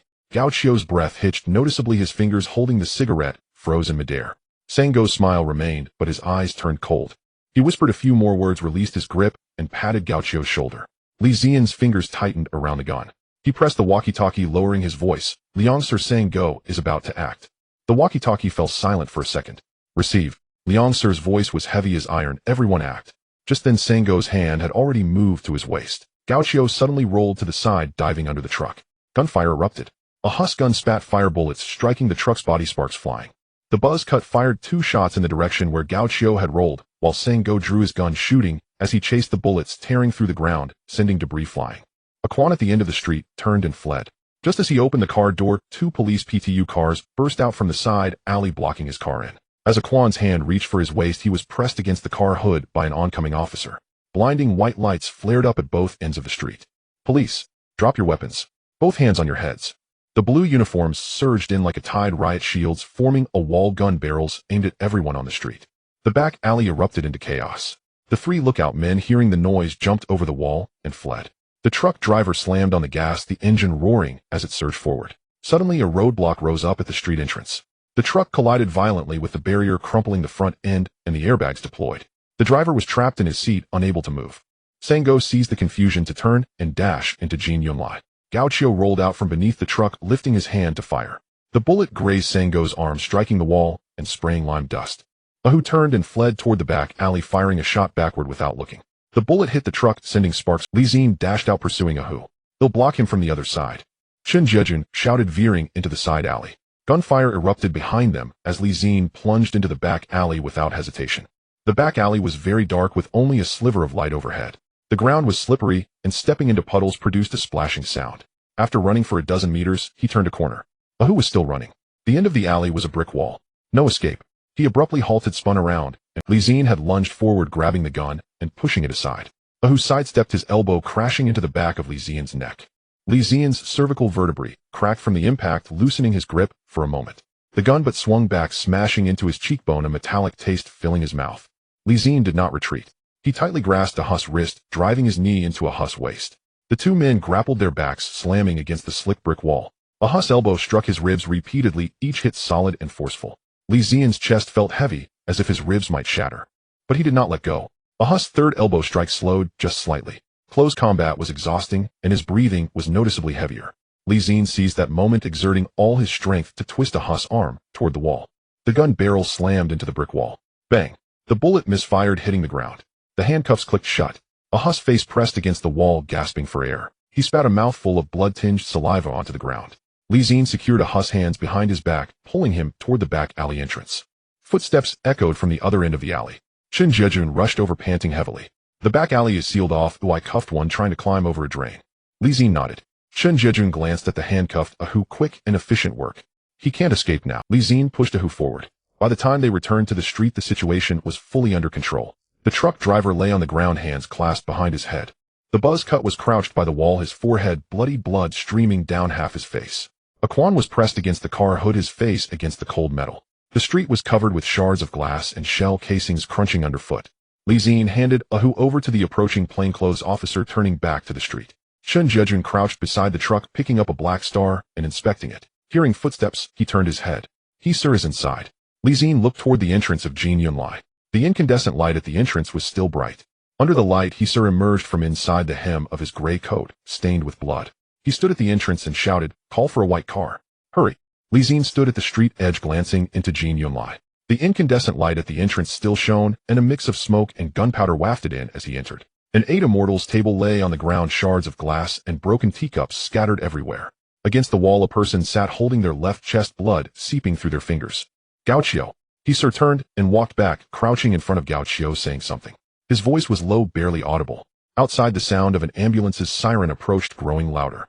Paramedics rushed in with a stretcher, soon emerging with Gauchio on it. He lay on the stretcher, sweat covering his face, his lips as pale as paper. Blood spread across the stretcher, droplets falling to the ground. As he was carried out the door, the light at the entrance shone on his face. He squinted and then opened his eyes. On the street, all the lights were on. Blue uniforms formed a human wall. The police car's lights flickered red and blue at the street entrance, casting shifting shadows on everyone's face. A row of people crouched on the ground, hands clasped behind their heads, mouths tightly shut. Gauchio fixed his gaze on the swirling red and blue lights, his expression frozen. The stretcher was loaded onto the ambulance. A middle-aged man in a gray suit walked briskly from across the street, reaching the ambulance door, bending down to whisper something into Gauchio's ear. Gauchio lay on the stretcher, looking at him, blinking once.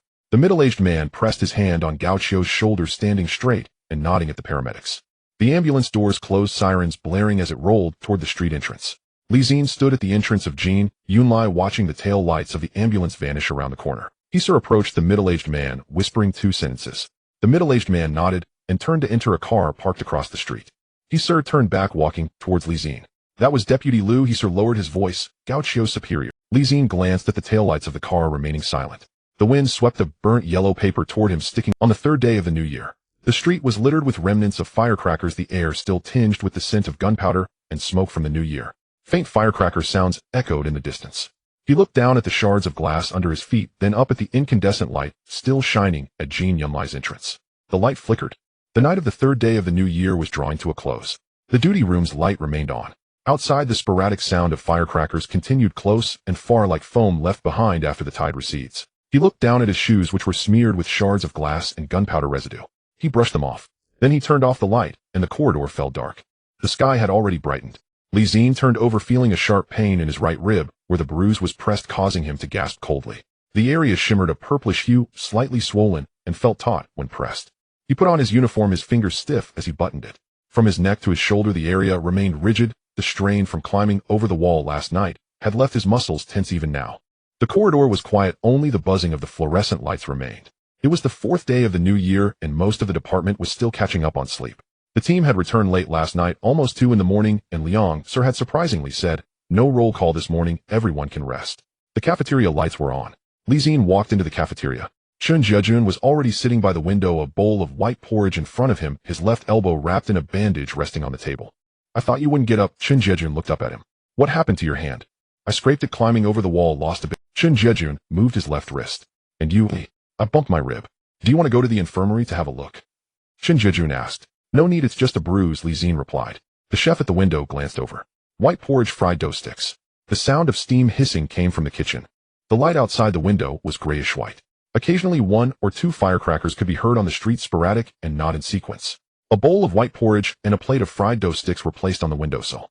Zi-Jie stood up and brought them over. He lowered his head to take a sip of the porridge, scorching his tongue, and set the spoon down to wait for it to cool.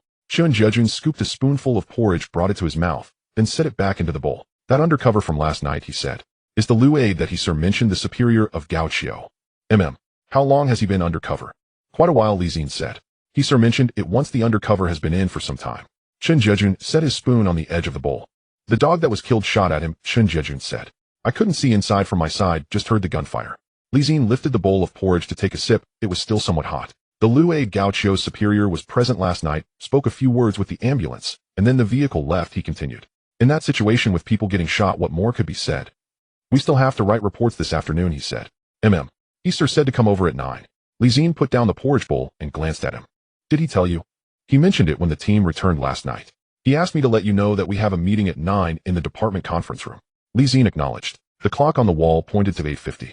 He finished the remaining porridge and set the bowl on the table. The two of them exited the cafeteria. They turned 2 corners in the corridor, and the lights of the department conference room were already on. Zi-Jie had barely sat down when the sound of leather shoes approached from outside. He sir arrived right on time. Wearing a gray trench coat with the collar up, he had the worn-out look of someone who had been awake all night, his eyes bloodshot. He entered, pulled out a chair, and lit a cigarette. Finished the report and submitted it to Liang sir for signature. The court hearing is coming up, and you might be called to testify. He stood up, preparing to leave. He sir, Zi-Jie called out. He sir paused. Was that Gao last night the same undercover who has been feeding us information? He sir's fingers holding the cigarette hesitated in midair. The conference room fell silent for a few seconds. He brought the cigarette to his lips and took a puff. You weren't supposed to know this, he said. But since you discovered the clue, it must be him. He's the only one in this. I don't have any more details. He extinguished the half-smoked cigarette in the ashtray. All right, don't let this information leak outside. He sir opened the door and left. The sound of leather shoes gradually faded in the corridor. The conference room remained quiet for a moment. Zi-Jie leaned back in his chair. This, he sir wouldn't even say a few more words. Zi-Jie didn't respond. The bruise on his right rib still throbbed, subtly aching. Someone shouted for food in the corridor. Zi-Jie responded and stood up, patting his trousers. Well, right in the afternoon, the cafeteria was filled with people. Yong and Zi-Jie were sitting at the wall table with 2 plates of rice already half-eaten. Zi-Jie and Zi-Jie sat down with their trays. Zi-Jie was still chewing his food. When he saw the two approach, he paused, his chopsticks hovering over Zi-Jie's bandaged left elbow, then glanced at Zi-Jie. I heard it was quite lively for you last night. Zi-Jie swallowed his food, set down his chopsticks. We were assigned to guard the back alley with Team 2 standing from start to finish, only hearing gunshots, but seeing nothing. Yong remained silent, sipping his tea, his gaze momentarily resting on Zi-Jie's face. Are you guys all right? Zi-Jie asked again. We're fine, Zi-Jie responded, picking up a piece of char siu. Just a bump. I just have a scrape. Zi-Jie pointed to his elbow. A layer of skin got rubbed off. Zi-Jie nodded, picking up his chopsticks again. Glad to hear that. I heard it was intense on the 3rd night. We heard gunfire in the back alley, more frequent than firecrackers. It was fierce inside too, Zi-Jie said. Those dogs were going crazy, firing at will. Yong paused his chopsticks. I heard someone got shot. Zi-Jie nodded. An undercover got hit. Yong didn't ask further and focused on finishing his. Zi-Jie shoved another piece of meat into his mouth, chewing a few times. You two should take good care of your injuries for the next 2 days. We should be back to normal patrol by the 5th day, Zi-Jie acknowledged. The 4 of them focused on eating for a while, and the chatter in the cafeteria gradually faded. Zi-Jie set down his bowl, patted his stomach, and stood up to clear the plates. You guys take your time eating, I'll go take a shower first, though I was drenched in sweat last night. Yong also stood up, carrying his teacup. After the meal, the report was half finished. He set down his pen, and the translucent panel floated in the depths of his consciousness. Strength 5, Speed 5. 5, Endurance 9, Reaction 5. 3, Fighting LV. 2, Firearms LV. 1. In the lower right corner of the panel, there was a new icon. It gleamed silver-white, not yet fully solidified. The outline of a silver chest floated behind a layer of thin mist. Faintly visible. It wasn't time to open it yet. He opened his eyes and buried himself back into writing. The light outside dimmed gradually. By the time he set down his pen, the corridor lights had already turned on. After dark, the street quieted down significantly. Zi-Jie left the department alone. The streets on the 4th day of the new year were much emptier. Fragments of firecrackers littered the ground, and there was a lingering smell of gunpowder mixed with the damp scent of charcoal. At the corner a grocery store hung a red lantern outside, and the puddles by the roadside reflected a layer of red light. He stopped for a moment at the intersection of Zi-Jie Road. The iron gate of Jinyun was closed. The incandescent light at the entrance was still hanging, but unlit. A red paper was pasted on the iron gate written in black ink, "Market opens on the 8th. He stood before the iron gate, his fingertip brushing over the black characters on the red paper, gray dust adhering to his fingertips. The wind wafted through the gap in the gate. Last night, Gao Qiu's cigarette-laden hand, the light from the stretcher, that bloodless pale face, alternated in his mind. Li Xin turned around and walked back. After a few steps he stopped again. The buyer, surnamed Kai, had not shown up. The chest remained unopened, and Gao Qiu was still lying in the hospital. The night breeze on the 4th day of the new year swept in from the street corner, carrying the scent of firecracker ash and damp earth. In the distance a faint dog bark echoed, quickly dissipated by the wind. He tugged at his collar and walked back towards the department. The corridor lights were on. Ah Chong leaned against the duty room chair, flipping through a newspaper, while the radio played commentary on horse racing. As Li Xin passed by the door, Ah Chong turned a page of the newspaper. "Have you eaten yet?" "Yes, I have." Ah Chong turned another page. The horse racing commentary flowed softly, mingled with the buzzing of static from the radio. Li Xin returned to the dormitory and closed the door. Outside it was completely dark. Tomorrow is the 5th day, and the PTU patrol will resume normal operations. The red lanterns will hang for a few more days, and the orange trees will stay until the Lantern Festival. He pressed on his right rib. It still hurt slightly. At 6 in the morning the sky was not fully bright yet. The fluorescent light in the corridor flickered twice before stabilizing. Li Xin adjusted his uniform, fastening the buttons up to his collar. His right side still felt a bit swollen from the bruise, though it was slightly better than yesterday. A few people were scattered in the cafeteria. Chen Jiejun was already sitting in his usual spot with the bandage on his left elbow removed and replaced with a fresh piece of gauze. "Good morning." "Morning." The chef at the window glanced up and, without waiting for them to speak, said, "2 servings of plain porridge and fried dough sticks." Steam wafted up from the window. Li Xin sat down with the porridge, lowered his head, and took a sip. Outside a few sporadic firecracker sounds echoed in the street. "I heard the informant has spoken," Chen Jiejun said. Li Xin looked up at him. "Liang Sir mentioned it this morning. The informant revealed someone with the surname Kai, and the O unit is following the leads." Li Xin paused his chopsticks, dipped the fried dough stick into the porridge, and waited until it was soaked before taking a bite. The sound of a broom sweeping the street echoed. Cleaning workers were clearing the remnants of the firecrackers. After finishing their meal, the 2 men gathered at the entrance of the unit. Members of Team 3 arrived one after another. Liang Weiqing stood at the entrance holding a notebook, scanning the crowd. "The new year is over. We will resume regular patrols. The route and schedule remain unchanged." After saying this, he turned and went back to the office. Ah Chong leaned against the duty room door, a cigarette dangling from his mouth, flipping through a newspaper. Li Xin led the team out for patrol. The street was much the same as yesterday. The tea restaurant was open, the newsstand was open, and the stall selling fish balls had rolled out its cart. However, the young people in new clothes who used to squat on the street smoking were gone. The children setting off firecrackers at the shop entrances were gone, and the figures carrying tangerines back and forth were also absent. The wet street was left with nothing but scraps of red paper, mostly trampled into the ground. They walked along. Li Xin walked in front with Chen Jiejun on his right, while Fei Zirong and a Yong followed behind. The street was livelier than it had been yesterday. At the entrance of the tea restaurant, someone was standing with a cup of milk tea, while the newsstand owner was replacing yesterday's yellowed newspapers with new arrivals. Fei Zirong yawned from the back. "From the 1st to the 3rd day of the new year, we patrolled, taking a day off on the 4th, then continuing on the 5th. What do you want to do?" Chen Jiejun didn't look back. "I don't want anything. I just feel like this new year was more exhausting than patrolling." A Yong laughed softly from behind. Li Xin remained silent and did not slow his pace. When passing the intersection of Zi-Jie Road, he glanced at Jin Yunlai's direction. The iron gate was still closed. The seal at the entrance flapped in the wind, revealing the rust-colored iron gate beneath. Chen Jiejun's gaze lingered on that seal for a moment. "The seal has been posted," Fei Zirong said from behind. "I saw it last night when I passed by."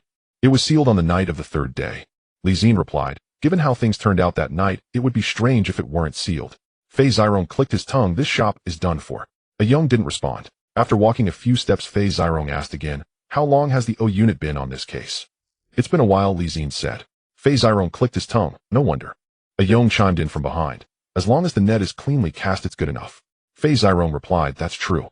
They continued walking forward. When they reached the West Ring Pier, it was nearly 9 o'clock. Cranes were clanging, and workers were unloading cargo.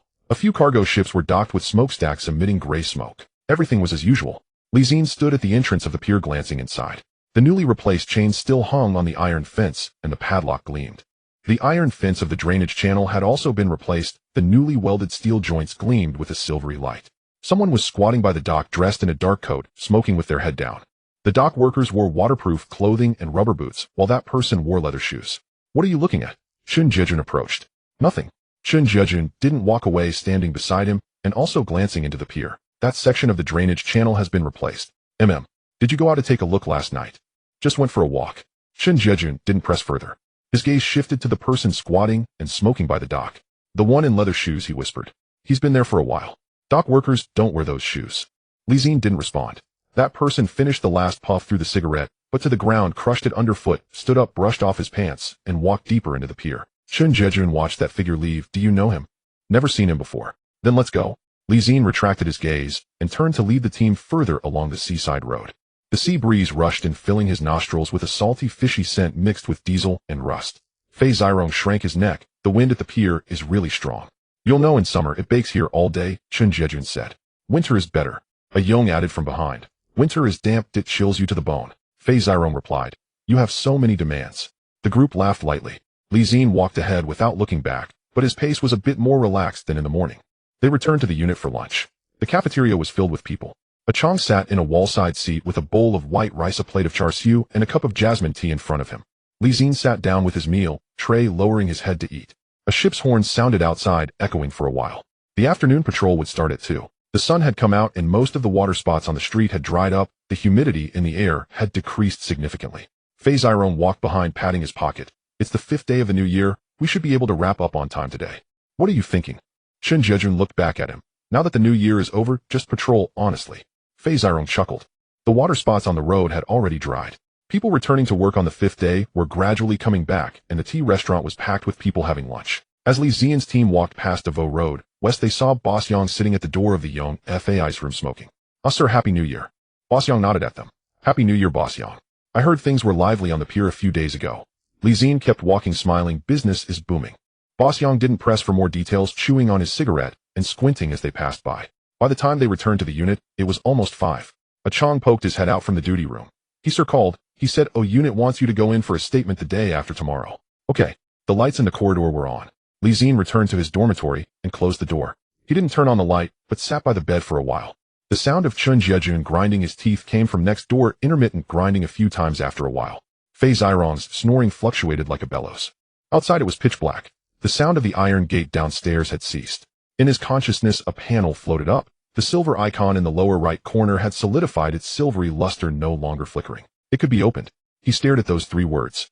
He stood up and walked to the cabinet, pulling open the top drawer. 3 incense sticks and half a box of matches lay at the back of the drawer next to a police handbook and a broken pencil. The seal of the incense paper was torn open, revealing the reddish-brown incense head inside. He tucked the incense and matches into his pants pocket and turned to walk out of the room. The corridor was empty and the fluorescent light at the end buzzed. The main hall of the unit was still lit, and he could hear a Chong flipping through the newspaper from the duty room. In front of the main hall stood a statue of Guan, red-faced with a long beard, holding a green dragon crescent blade by his side, with the incense burner still containing the leftover incense sticks from the daytime. Zi-Jie approached, holding the 3 incense sticks to the candles on the offering table to light them. The blue smoke rose straight up, dispersing into a thin mist before Guan. He held the incense at eyebrow level and bowed 3 times. May Guan bless me with good fortune. The incense was inserted into the incense burner, and 3 strands of blue smoke intertwined and rose under the fluorescent light. He stood at the offering table for a few seconds before turning back to his dorm. When he reached the door, he glanced back. The outline of Guan was obscured by the blue smoke, making it indistinct. He entered, closed the door. The panel displayed.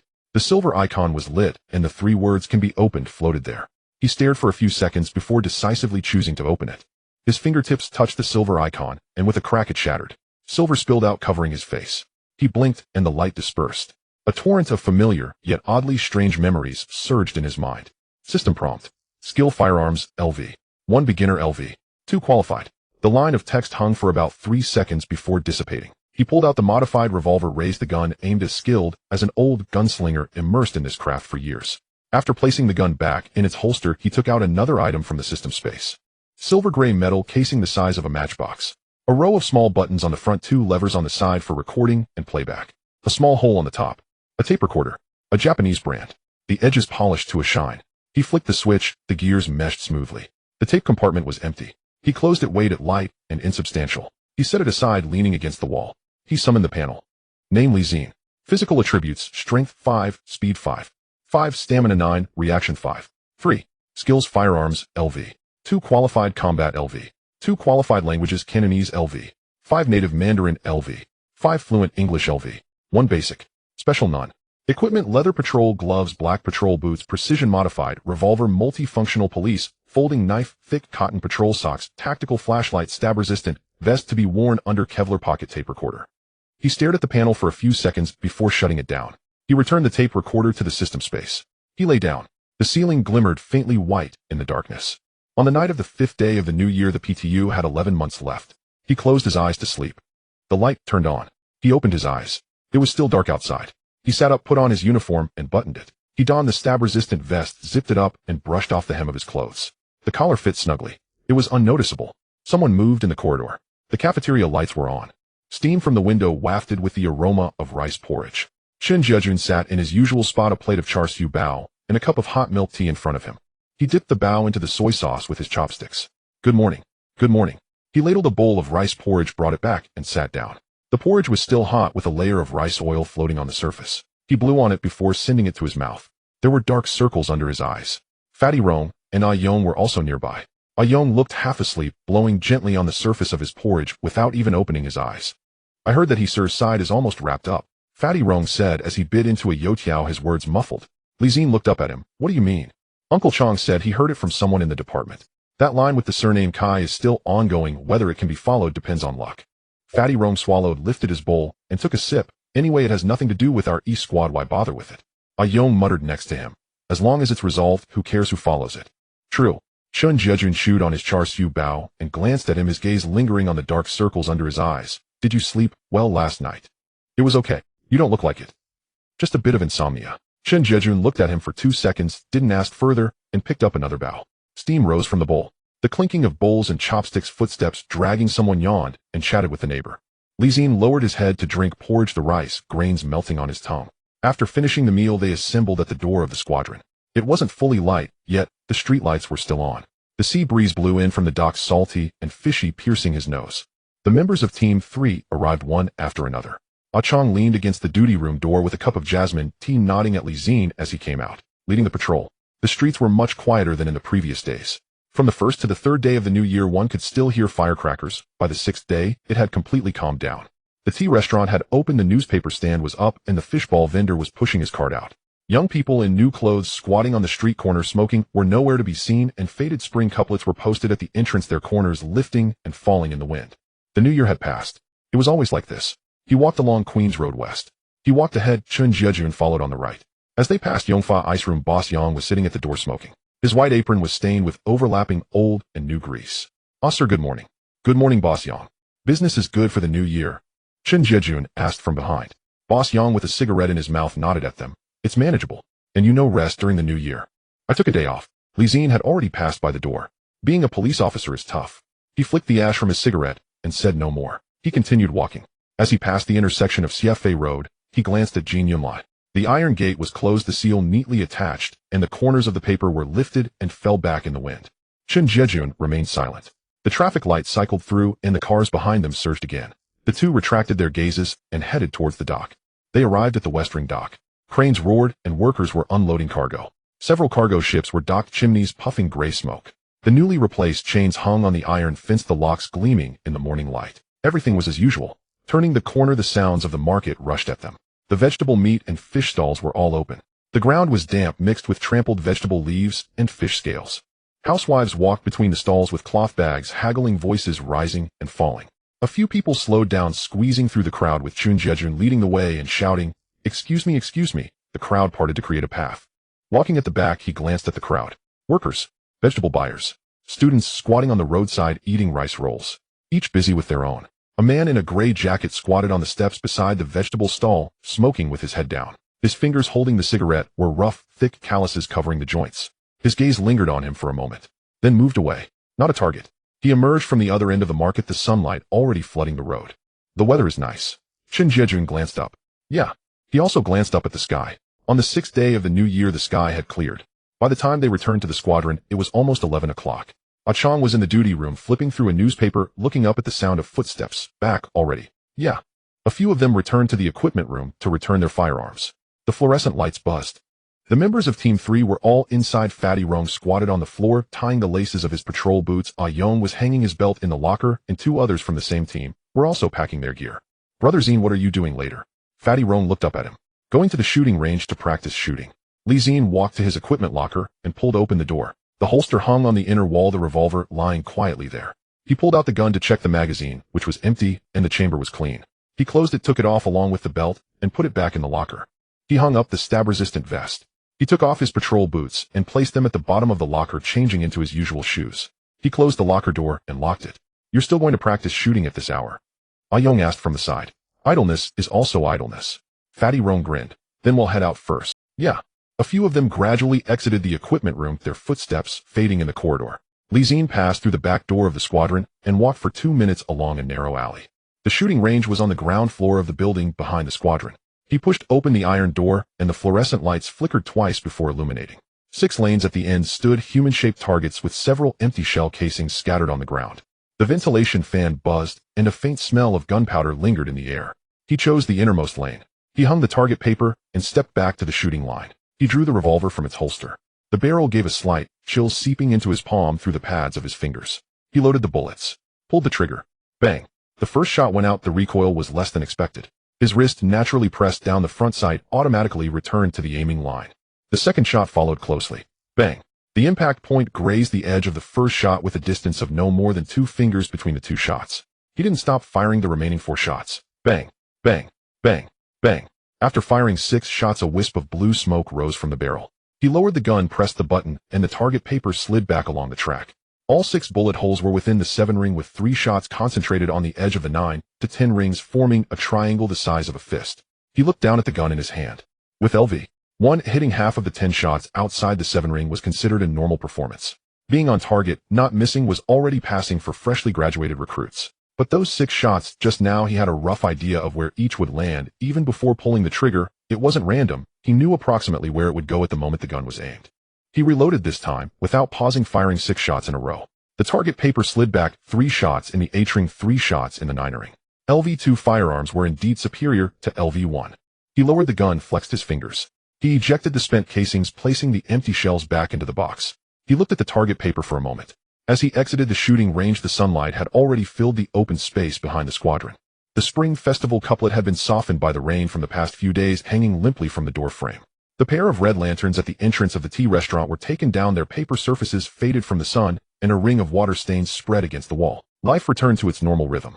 At 6 in the morning, the assembly took place at the department entrance. Liang Weichen called the roll as the sea breeze brought in a salty scent. Today, Team 3 Group 2 would patrol along the western section of Davao Road, starting from the Western District Pier all the way to the Shangwan boundary. Uncle Chong signaled the team to spread out. He and Fatty Rong walked in front, about 20 steps ahead, with Li Zine and Chun Jiejun following behind. As they passed Yongfa Ice Room, the owner was crouched at the entrance smoking a cigarette. His white apron was stained with grease, and ashes fell at his feet. Upon seeing the patrol team approach, he lifted his hand in greeting. Li Zine nodded in response without stopping his pace. The streets along Davao Road West began to bustle. Vegetable stalls, meat stalls, and fish stalls were all open, with housewives carrying cloth bags bustling to and fro. The ground was wet with vegetable leaves and fish scales squished underfoot. Ahead, Uncle Chong slowed his pace to weave through the crowd, while Chun Jiejun shouted, excuse me, excuse me."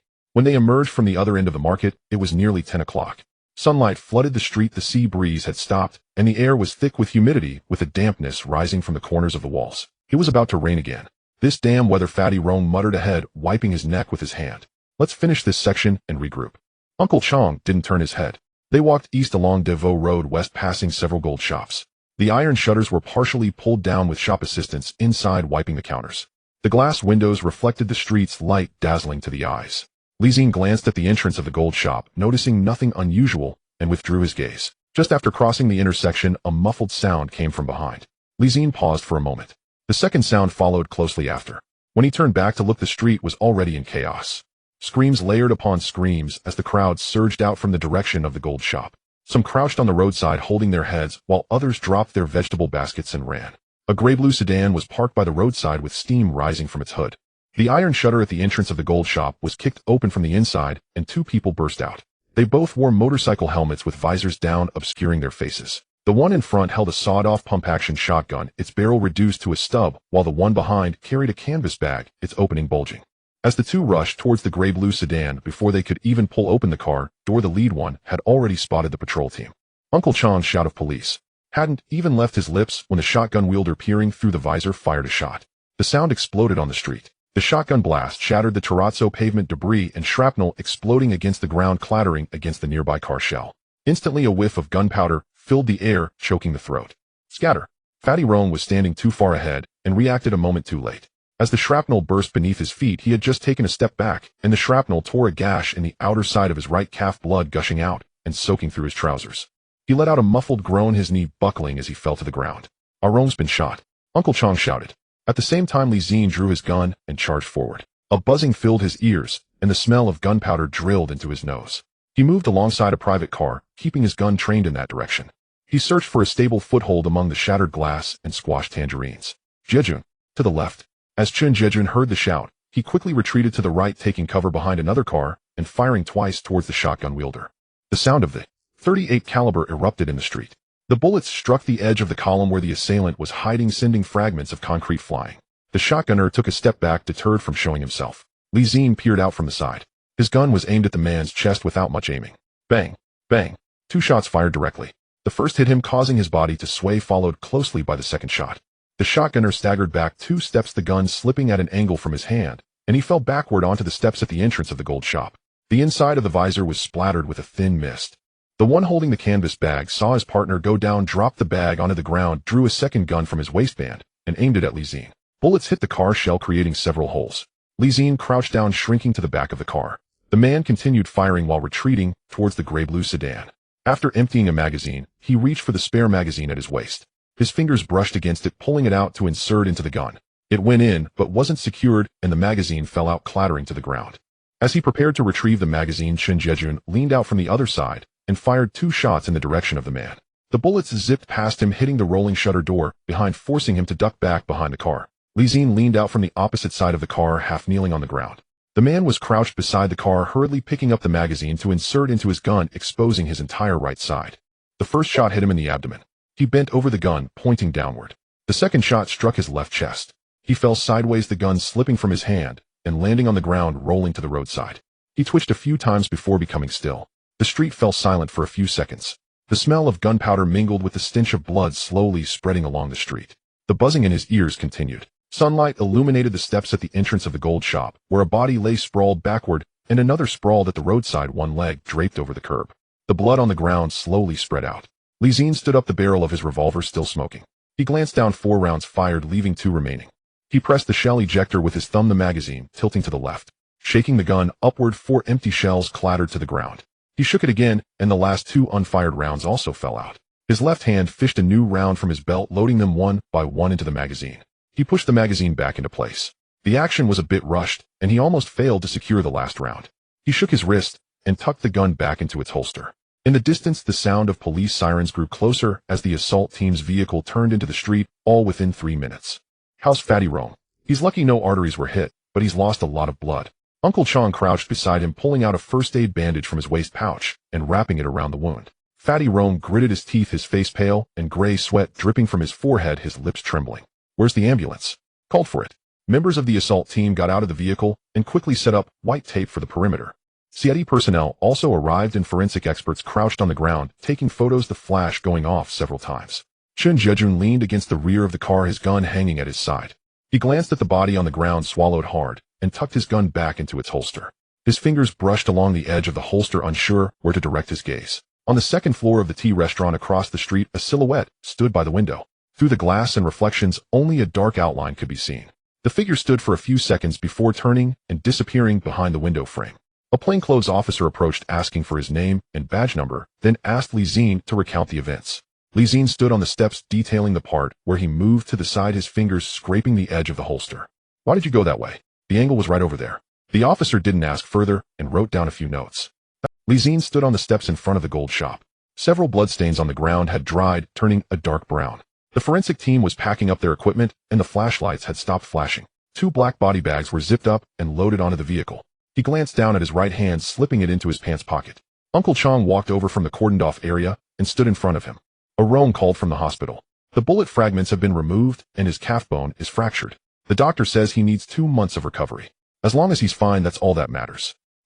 Uncle Chong patted him on the shoulder and turned to leave.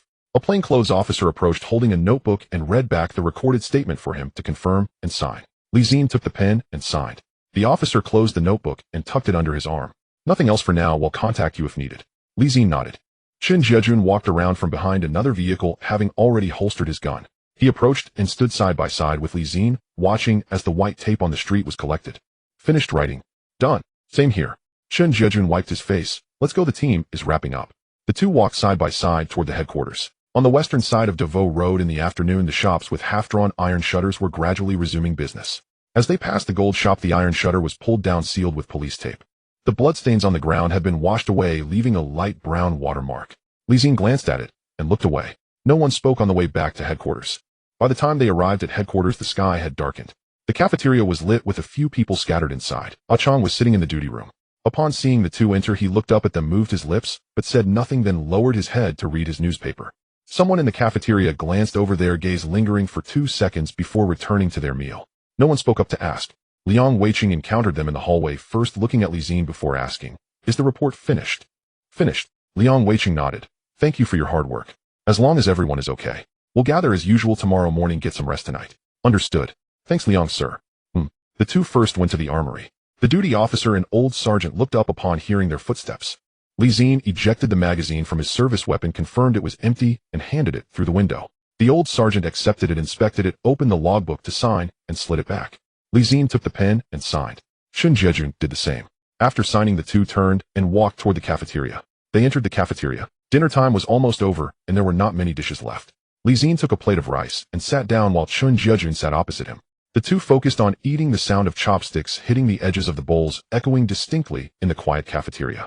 After finishing their meal, they returned their bowls and plates to the collection point before heading back to their dormitory. Once the dormitory door closed, Zi-Jie sat down on his bunk, supporting himself on the bed's edge, and said nothing. Zi-Jie took off his coat and hung it by the collar at the head of the bed. His fingers lingered on the hanger for 2 or 3 seconds before he let go. He sat on the bed, leaning his back against the wall. His right index finger bent slightly on his knee before straightening again. His hands rested on his knees. The fingertips still carried the scent of gunpowder that had not been completely washed away while cleaning his hands in the armory. He looked down at his hand, turning it over.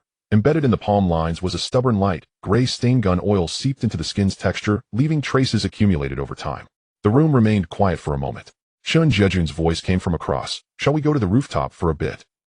The wind on the rooftop was strong, blowing their clothes tight against their bodies. The lights of distant cargo ships slowly moved across the sea surface, the sound of diesel engines carried on the wind, faint and elusive.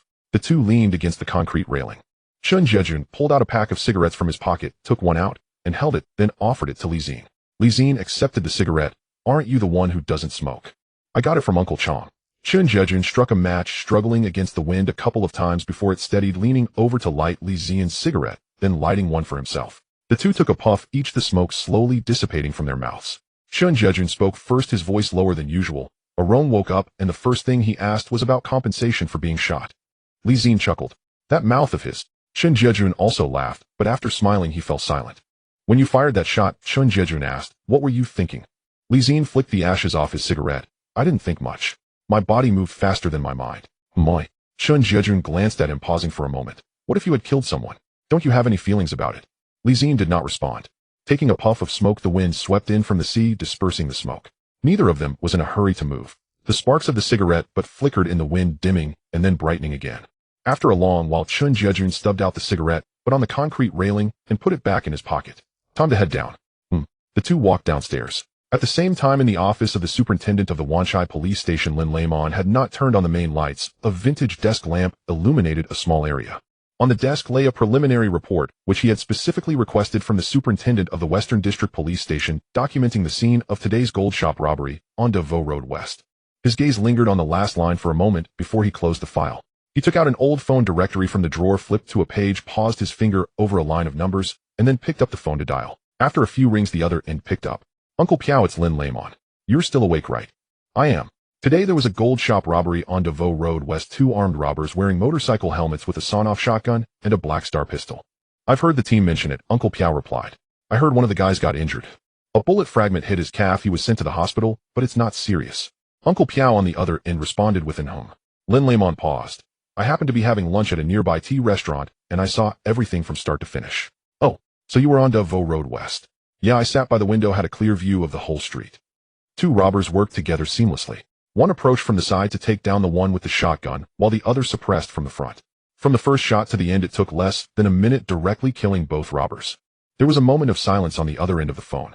Who were they, oi? Uncle Piao asked. I asked for the report from the Western District. One of them is Zi-Jie, who was transferred to PTU training from Wanchai last year. Zi-Jie, that young fellow has good physical abilities, but tends to be hot-headed. He was not impulsive at all today. Quite steady, Lin Lamon replied. The other one is Zi-Jie, who is in the same team as Zi-Jie. He hadn't finished speaking when Uncle Piao's tone changed. Who did you say? Zi-Jie. What? Do you know him? Silence lingered on the other end for a few seconds. Uncle Piao's voice came through slowly with a hint of significance. That kid Zi-Jie. I had dealings with him 2 years. You know him? There was a case I worked with him on at Drum Mountain. At that time I felt this kid was not ordinary. Uncle Piao paused. You say he and Zi-Jie coordinated well. In less than a minute they took down 2 armed robbers without uttering a word to each other. Their coordination was as if they had practiced hundreds of times. Uncle Piao was silent for a while. Superintendent, do you have something in mind? Lin Lyman's fingers lightly tapped on the table twice, then he picked up a cup to take a sip of water. I'm thinking about how to bring them over after their PTU training. Uncle Piao chuckled on the other end. Then you need to find a way to secure a spot for them. One is impulsive while the other is steady. They complement each other perfectly. That's exactly what I was thinking. Then I'll wait for you to get it done. After hanging up, Lin Lamon sat in his office. He opened the first page of the report, paused at the name column, then closed the file. He reached out to turn off the desk lamp. The office fell into darkness. At the end of the hallway the sound of a walkie-talkie crackled, and someone said something in the duty room. The voice was distant, fading to a vague echo as it traveled over. Zi-Jie turned over in bed. He closed his eyes. On the panel the treasure chest icon flickered. In the early morning assembly the sky had not yet fully brightened. The cafeteria's lights had just come on, and the night shift police chief was placing a kettle of hot water on the table. Uncle Chang glanced at the list while calling the roll, then looked up at them. You two taking a half-day off today? Zi-Jie stood beside Zi-Jie. Uncle Chang, we want to visit a room. Uncle Chang did not ask further, made a note on the list, and tucked the pen back into his chest pocket. Go on then. Return to the company before 2 in the afternoon. Zi-Jie replied, got it. The two of them exited the company gate. The streetlights had not yet been turned off. Zi-Jie walked a couple of steps ahead, the soles of his shoes making a sound on the pavement. Passing by a fruit stall that had just opened, he stopped, grabbed a plastic bag, and picked up a few oranges and apples. Zi-Jie stood beside him and watched for a moment. Is that all you're buying? Zi-Jie didn't look up. Are you paying for it? Fine. Zi-Jie looked up at him, placed the plastic bag on the scale.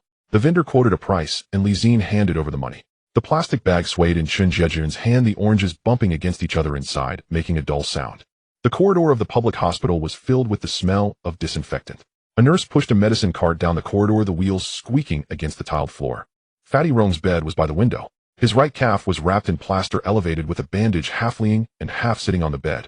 On the bedside table lay an empty bowl, next to which was half a finished pineapple bun. Seeing the two enter, he was momentarily taken aback, then broke into a grin. Wow, why are you two here today? Don't you have to work? Zi-Jie tossed the fruit bag onto the bedside table. We came on leave, eat this. Fatty Rong reached out to peek into the plastic bag, clicked his tongue. Just oranges and apples. It's one thing to come empty-handed for a hospital visit, but bringing these things. Shut up. Zi-Jie pulled up a chair and sat down. How's your leg? Fatty Rong looked down at his right leg, knocked on the plaster twice with his hand, making a dull sound. The doctor said, just enough time to rest properly, no need to work. It's a fracture, 2 months is considered quick. Zi-Jie leaned against the nearby cabinet. I know it's quick. Fatty Rong smacked his lips, looking at Zi-Jie. You two had a great fight that day, or I didn't even get a chance to fire a shot. When the shotgun went off my leg. He gestured. The shrapnel came flying at me. Zi-Jie remained silent, leaning back in his chair. Fatty Rong glanced at him, his tone softening. Hey, I was just joking. You don't have to be like that. Zi-Jie lifted his head, the corner of his mouth twitching into a semblance of a smile. I know. The nurse pushed the door open, holding a tray of medication. Fatty Rong waved at the two. Go, go, go, don't be a nuisance here. Zi-Jie stood up straight. All right then, rest up. Next time bring char siu. Fatty Rong shouted at their retreating figures. I have oranges and apples at home already. The voice trailed off behind them, echoing down the corridor. Zi-Jie did not turn back, merely waved his hand. Outside the hospital gates the sunlight had brightened a bit. Zi-Jie stood at the bottom of the steps, hands in his pockets, not heading in the direction of the company. Let's walk a bit. Zi-Jie caught up. The two of them went around the side of the hospital, crossing 2 streets until they reached the seaside. The smell of diesel mixed with the wind hitting their faces. In the distance the shadow of a cargo ship slowly moved along the horizon, leaving a gray trail behind. Zi-Jie leaned against the railing, pulling out a pack of cigarettes from his pocket, which was already half flat.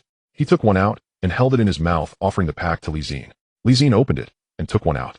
Zi-Jie struck a match, struggling against the wind before he could light it. He lit Zi-Jie's first, then his own. The two took a puff each. Smoke wafted from their mouths, shattered by the wind. They sat in silence for a while. Zi-Jie held the cigarette between his fingers, gazing at the distant sea surface, Arong's leg. Zi-Jie hesitated. I was right behind him. There was nothing I could do in time. I just watched him go down, blood gushing out right away. Zi-Jie flicked the ash off his cigarette. Zi-Jie brought the cigarette to his lips, taking a drag. The sea breeze blew, carrying the ash away from his fingertips. After a while, Zi-Jie spoke. With shotgun shrapnel, there's no escaping no matter where you stand. He just had bad luck. If you were in his position, you would have been hit too.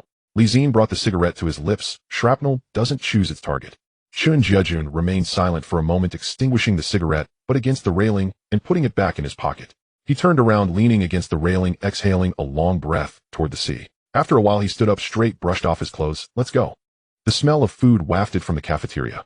The two returned to the company where Chong was sitting in the duty room, flipping through a newspaper. Hearing their footsteps, he looked up for a moment before lowering his head again. The two got their meals in the cafeteria. While eating halfway through, Liang Weiqing walked over from the corridor, stopping by their table and glancing at them. After lunch, you two come to my office for a bit. They both replied in acknowledgement. Liang Weiqing nodded, turned, and left. Zi-Jie lowered his head to shovel in a few bites of rice, mumbling. It's definitely about the report again. After dinner, the two of you knocked on Liang Weiqing's office door. Come in. Liang Weiqing was sitting behind the desk, a document spread out before him. He glanced up at the two, did not stand, and tapped his fingers on the edge of the desk twice. The main district has reviewed your shooting reports. The two stood in front of the desk. Zi-Jie had his hands in his pockets, standing beside. Liang Weiqing glanced at the open document, closed it, and pushed it to the edge of the desk. Preliminary assessment is that it complies with the police guidelines. The report is fine. The firearms can be collected from the armory tomorrow. Zi-Jie nodded. Thank you, sir. Zi-Jie also nodded. However, you two were decisive in your shooting, and your cooperation was smooth. Liang Weiqing looked at the two. Just make sure to write shorter reports next time. You wrote 4 pages, and the major crimes unit was dizzy by the 3rd page. Zi-Jie made a sound of agreement. Zi-Jie replied, yes, sir. During the afternoon lull, Zi-Jie returned to the dormitory and closed the door. The room fell silent. Light from outside filtered through the curtains, casting a slanted shadow on the floor. He sat on the bed, leaning against the wall. He glanced down at his hand. On the panel, the treasure chest icon was no longer flickering a dull silver color. He leaned against the head of the bed, lost in thought for a while, then reached out to click it open. White light spread out before him. System notification. Physical fitness reaction 5. 35. 5. He looked down at his hand. The van stopped at the entrance of the department, and the sky had already brightened for some time. Chong got out of the driver's seat and walked around to open the door on the other side. Fatty Rong leaned on a crutch as he got out of the car, his right foot suspended in the air without touching the ground. He steadied himself with his left hand on the door frame before standing straight. He had tanned a bit, his chin slightly slimmer, but he still looked quite spirited. Uncle Chong walked out of the department, standing on the steps as he glanced at him from top to bottom. Are you okay? Fatty Rong grinned. I'm okay, just the leg is still a bit off. Uncle Chong, I missed you so much. Cut the crap, Uncle Chong said as he turned to walk inside. They saved you a meal in the canteen. Fatty Rong limped inside, leaning on his crutch. Chong followed beside him, carrying a plastic bag containing personal items from the hospital. Zi-Jie and Zi-Jie came over from the end of the corridor. Fatty Rong saw the two of them and tapped his crutch on the ground twice. Wow, the big shots are here to greet me. Zi-Jie walked over and glanced at his right leg. What did the doctor say? The bone has healed, but I still need to wait for running and jumping. Walking is fine, Fatty Rong replied, tapping his right leg with the crutch. The plaster was removed this morning, the doctor said. I just need to rest for another month. Then you can just sit in the department and watch us patrol, Zi-Jie said. Sit. Please spare me, big shot, Fatty Rong said with a bitter face. I've been lying in the hospital for so long that I could recognize the ceiling. Sitting down will just make me moldy. A Yong peeked out from the canteen door, saw Fatty Rong, and hurried over in a few quick steps, patting him on the shoulder. You're back. Be gentle, an injured person is here. A Yong laughed and withdrew his hand. There were 2 more dishes than usual on the canteen table, soy sauce chicken and boiled prawns. Chong placed a dozen glass bottles of soda on the corner of the table. Fatty Rong sat down, picked up 2 chopsticks of soy sauce chicken first, and then spoke. You guys have no idea about the food in the hospital. It was plain congee every day, so bland that it tasted like nothing. Isn't that just clearing your stomach? A Yong said. Clear your head. I've lost 10 pounds, can't you see it? A Yong looked him up and down. I can't see it. Your eyesight is the problem. The chopsticks on the table started moving. Chong talked about how he had also broken his leg when he was younger, being carried to the hospital and lying there for a month and a half. It was because I was chasing a thief. I fell and ended up lying down first without catching the thief. Uncle Chong chimed in, saying he was also present that time when Chong climbed over the wall right into a pit at the base. Chong waved his hand. Don't mention it. That year I lay in the hospital until I wanted to vomit just from staring at the ceiling. Fatty Rong raised his soda bottle. Come on, thanks to all the big shots for not forgetting me. The glass bottles clinked together with a crisp sound. It was the weekend off, and Zi-Jie and Zi-Jie changed into casual clothes as they exited the department's main door. The streetlights had just turned on, and a layer of ash blue remained on the horizon. Tonight Zi-Jie was promoted to CID and was treating them to dinner in Wanchai. The two of them took the train to Kowloon, then transferred to a tunnel bus to cross the sea. By the time they reached Wanchai, the neon lights were already shining brightly. There were quite a few people in the Chongji Cha Chan Tong, where Zi-Jie had occupied a booth, a glass of iced milk tea in front of him, and the menu had dog-eared edges. Zi-Jie saw them come in and waved, over here, over here. The two walked over and sat down. Zi-Jie asked, where's Zi-Jie? He's not here, yet said he finished late. Zi-Jie pushed the menu over, take a look at what to eat. Zi-Jie flipped through the menu, but had no appetite, ordering dry-fried beef ho fun. Zi-Jie ordered a plate of rice. The door was pushed open. Zi-Jie walked in his coat, draped over his arm, the other hand carrying a plastic bag. He scanned the restaurant and walked over to the booth.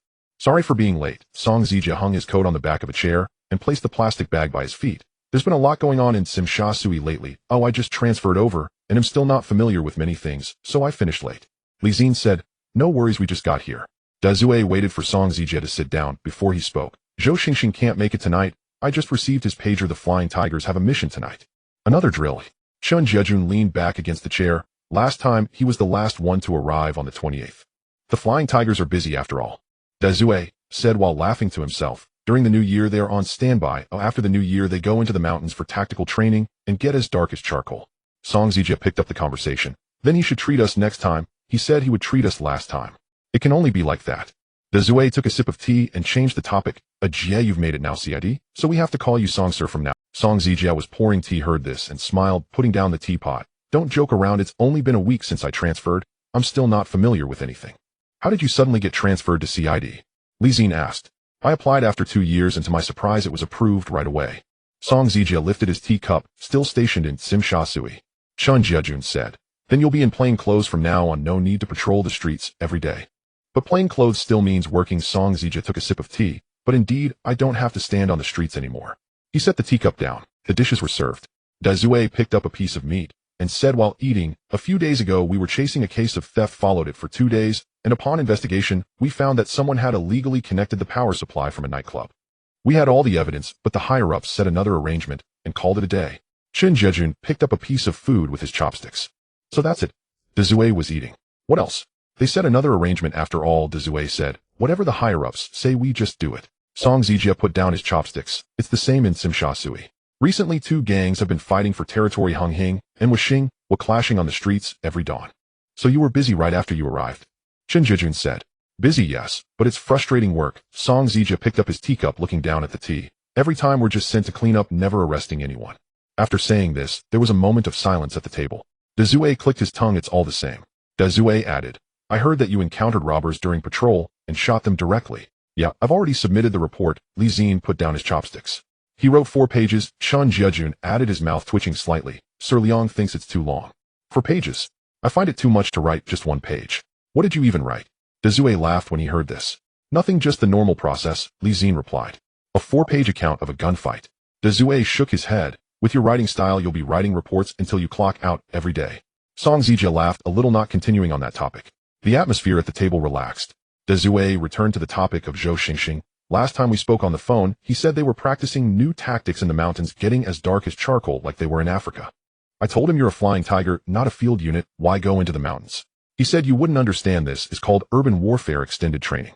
Urban warfare extended to the mountains. Zi-Jie picked up a piece of meat. I really don't understand the flying tigers business. That's why they are the flying tigers, and we are just patrolling the streets. Zi-Jie spread his hands, different roles. The dishes were nearly finished. Zi-Jie waved to the waiter, check please. The waiter came over and reported the bill. Zi-Jie took out money from his pocket and placed it on the table. Zi-Jie glanced at him. Next time it's my treat. Zi-Jie smiled, sure. The 4 of them stood up and exited the Cha-Chan Tong. The streetlights were on and the neon signs across the street glowed in red and green, casting colors onto the wet pavement. The night breeze blew, dispersing some of the food smells from the shops. Zi-Jie walked east, saying he was going back. Zi-Jie stood by the street, lit a cigarette, took a puff, and said he was going to catch the last boat across the sea. Next time let's all be together. He said, the smoke dispersing from his mouth. Chen Jejun patted his shoulder. It'll happen eventually. Zi-Jie smiled, holding the cigarette, and turned towards the pier. Chen Jejun stood by the street, pulling out a cigarette to light. Zi-Jie stood beside him as the night breeze blew in from the street corner. After standing for a while, Chen Jejun flicked off the ash. Let's go. The two walked towards the tram station, the tram clattering from afar, its headlights casting two yellow beams on the road.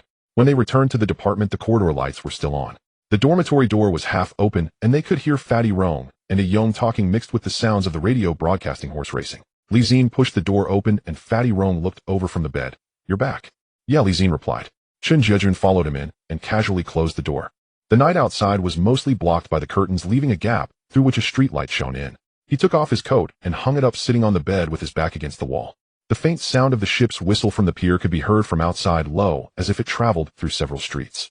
Leaning against the wall, he looked at the police regulations for a while. Chen Jejun next to him lay down, and the iron bed creaked. Fatty Rong's radio was turned down a bit, the sound of horse racing fading into a blurry background noise. Should we turn off the lights? He asked. Turn them off, came Fatty Rong's response. He reached up to pull the light cord, and the room darkened. As he lay down, the mattress springs creaked. At 5:30 in winter, the sky was still dark. The corridor lights flickered to life, and light seeped through the crack of the door, drawing a bright outline on the floor. Zi-Jie opened his eyes, and the breath he exhaled formed a small cloud of white mist in front of him. On the island of Port in December, the iron-framed bed felt like a block of ice. On the adjacent bed, Chen Jejun had already sat up, putting on a sweater. When the collar snagged on his ear, he tilted his head and mumbled something that was hard to hear. Footsteps echoed from outside the corridor. It was a Chong. The soles of his boots tapped on the cement floor, neither fast nor slow. Get up, last round. The voice came through the door, and the footsteps gradually faded away. Zi-Jie threw off the covers and sat up. The moment the cold air hit him, the hairs on the back of his neck stood on end. He quickly donned his uniform, moving more swiftly than usual.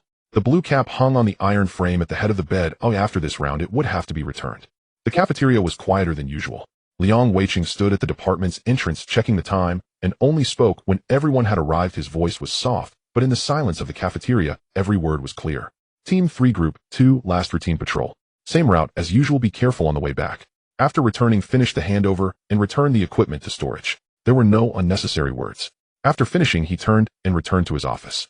Fatty Rong, biting into half a bun, mumbled, Man, sir, it's the last round, no need to be so serious.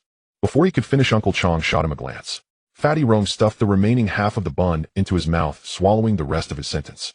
It was just dawn when they went on duty. The wind blew in from the dock, carrying the salty, fishy scent that seeped under their collars and onto their skin. Most of the shops on Queens Road West had yet to open. Only the tea restaurant had its lights on, and the staff were outside moving steamers with wisps of white steam rising into the air. The four of them walked in step with the same rhythm. After a while, Fatty Rong could no longer hold back his words. It's the last round. He smacked his lips. First 16 months, every day on this route. If we really leave, I might feel a bit reluctant. Then stay and continue. Chen Jejun replied. Do you think I'm stupid? Fatty Rong retorted. Then why do you say you're reluctant? That's what Chen Jejun said. A yawn walked behind, the corner of his mouth twitching. Zi-Jie walked in front, listening to the two behind him banter back and forth. The streetlights were still lit, casting light on the wet asphalt glimmering with moisture. He was familiar with this road. Passing by Yongfa Ice Room, Boss Yang was cleaning the sign at the door. Hey, sir. Boss Yang waved. Why are you out so early today? Last round, Fatty Rong answered quickly. Boss Yang, you won't see us again. Boss Yang paused for a moment, putting down the cloth. You being reassigned. Back to the original district. 16 months are up. Oh. Boss Yang's gaze swept over the four of them, nodding. Next time you pass by, come in for a cup of tea. Definitely. Boss Yang waved them off again. The four continued walking. The wind at the alley's mouth was much stronger, blowing into their sleeves, making them shrink their necks back. Zi-Jie shoved his hands into his pockets, his fingers brushing against the outline of a multifunctional police folding knife, the anti-slip pattern on the handle recognizable, even without looking. As they passed the drainage ditch, a new lock hung on the iron gate. After months of sea winds, rust had spread all over the iron bars with patches of brown rust on the joints. Remember that drainage ditch? Fatty Rong said from behind. That night you jumped in and got completely soaked. Zi-Jie glanced back. The water level in the ditch was not high, revealing the moss-covered concrete walls on both sides. The water that night had been waist-deep, much colder than now, the kind of cold that seeped from the bones, numbing his fingertips. He chuckled. I still remember how cold it was.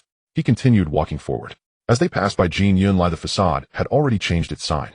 The original gold-painted characters had been taken down, and the new sign had yet to be hung up. Piles of sand and cement bags sat at the entrance. The iron gate was half-drawn, with the sound of a drill echoing inside, thumping back and forth in the alley. It's been under renovation for a month here, Fatty Rong said. I wonder what shop will open. Who cares what shop it is? Chen Jejun replied. Zi-Jie glanced at the entrance of Jin Yunlai. The iron gate had been replaced, and all the original bullet holes and scratches were covered up. The position of the doorway from that night on New Year's Day showed no signs of what had happened. Reaching the western end of Devoe Road, the sky was fully bright now. The sunlight slanted across the street. Fatty Rong and Zi-Jie were still bantering back and forth without pause. A young finally spoke up, his voice not loud. In the future, I won't have to see you two every day, and my ears will be much clearer. Fatty Rong stared blankly for 2 seconds before reacting.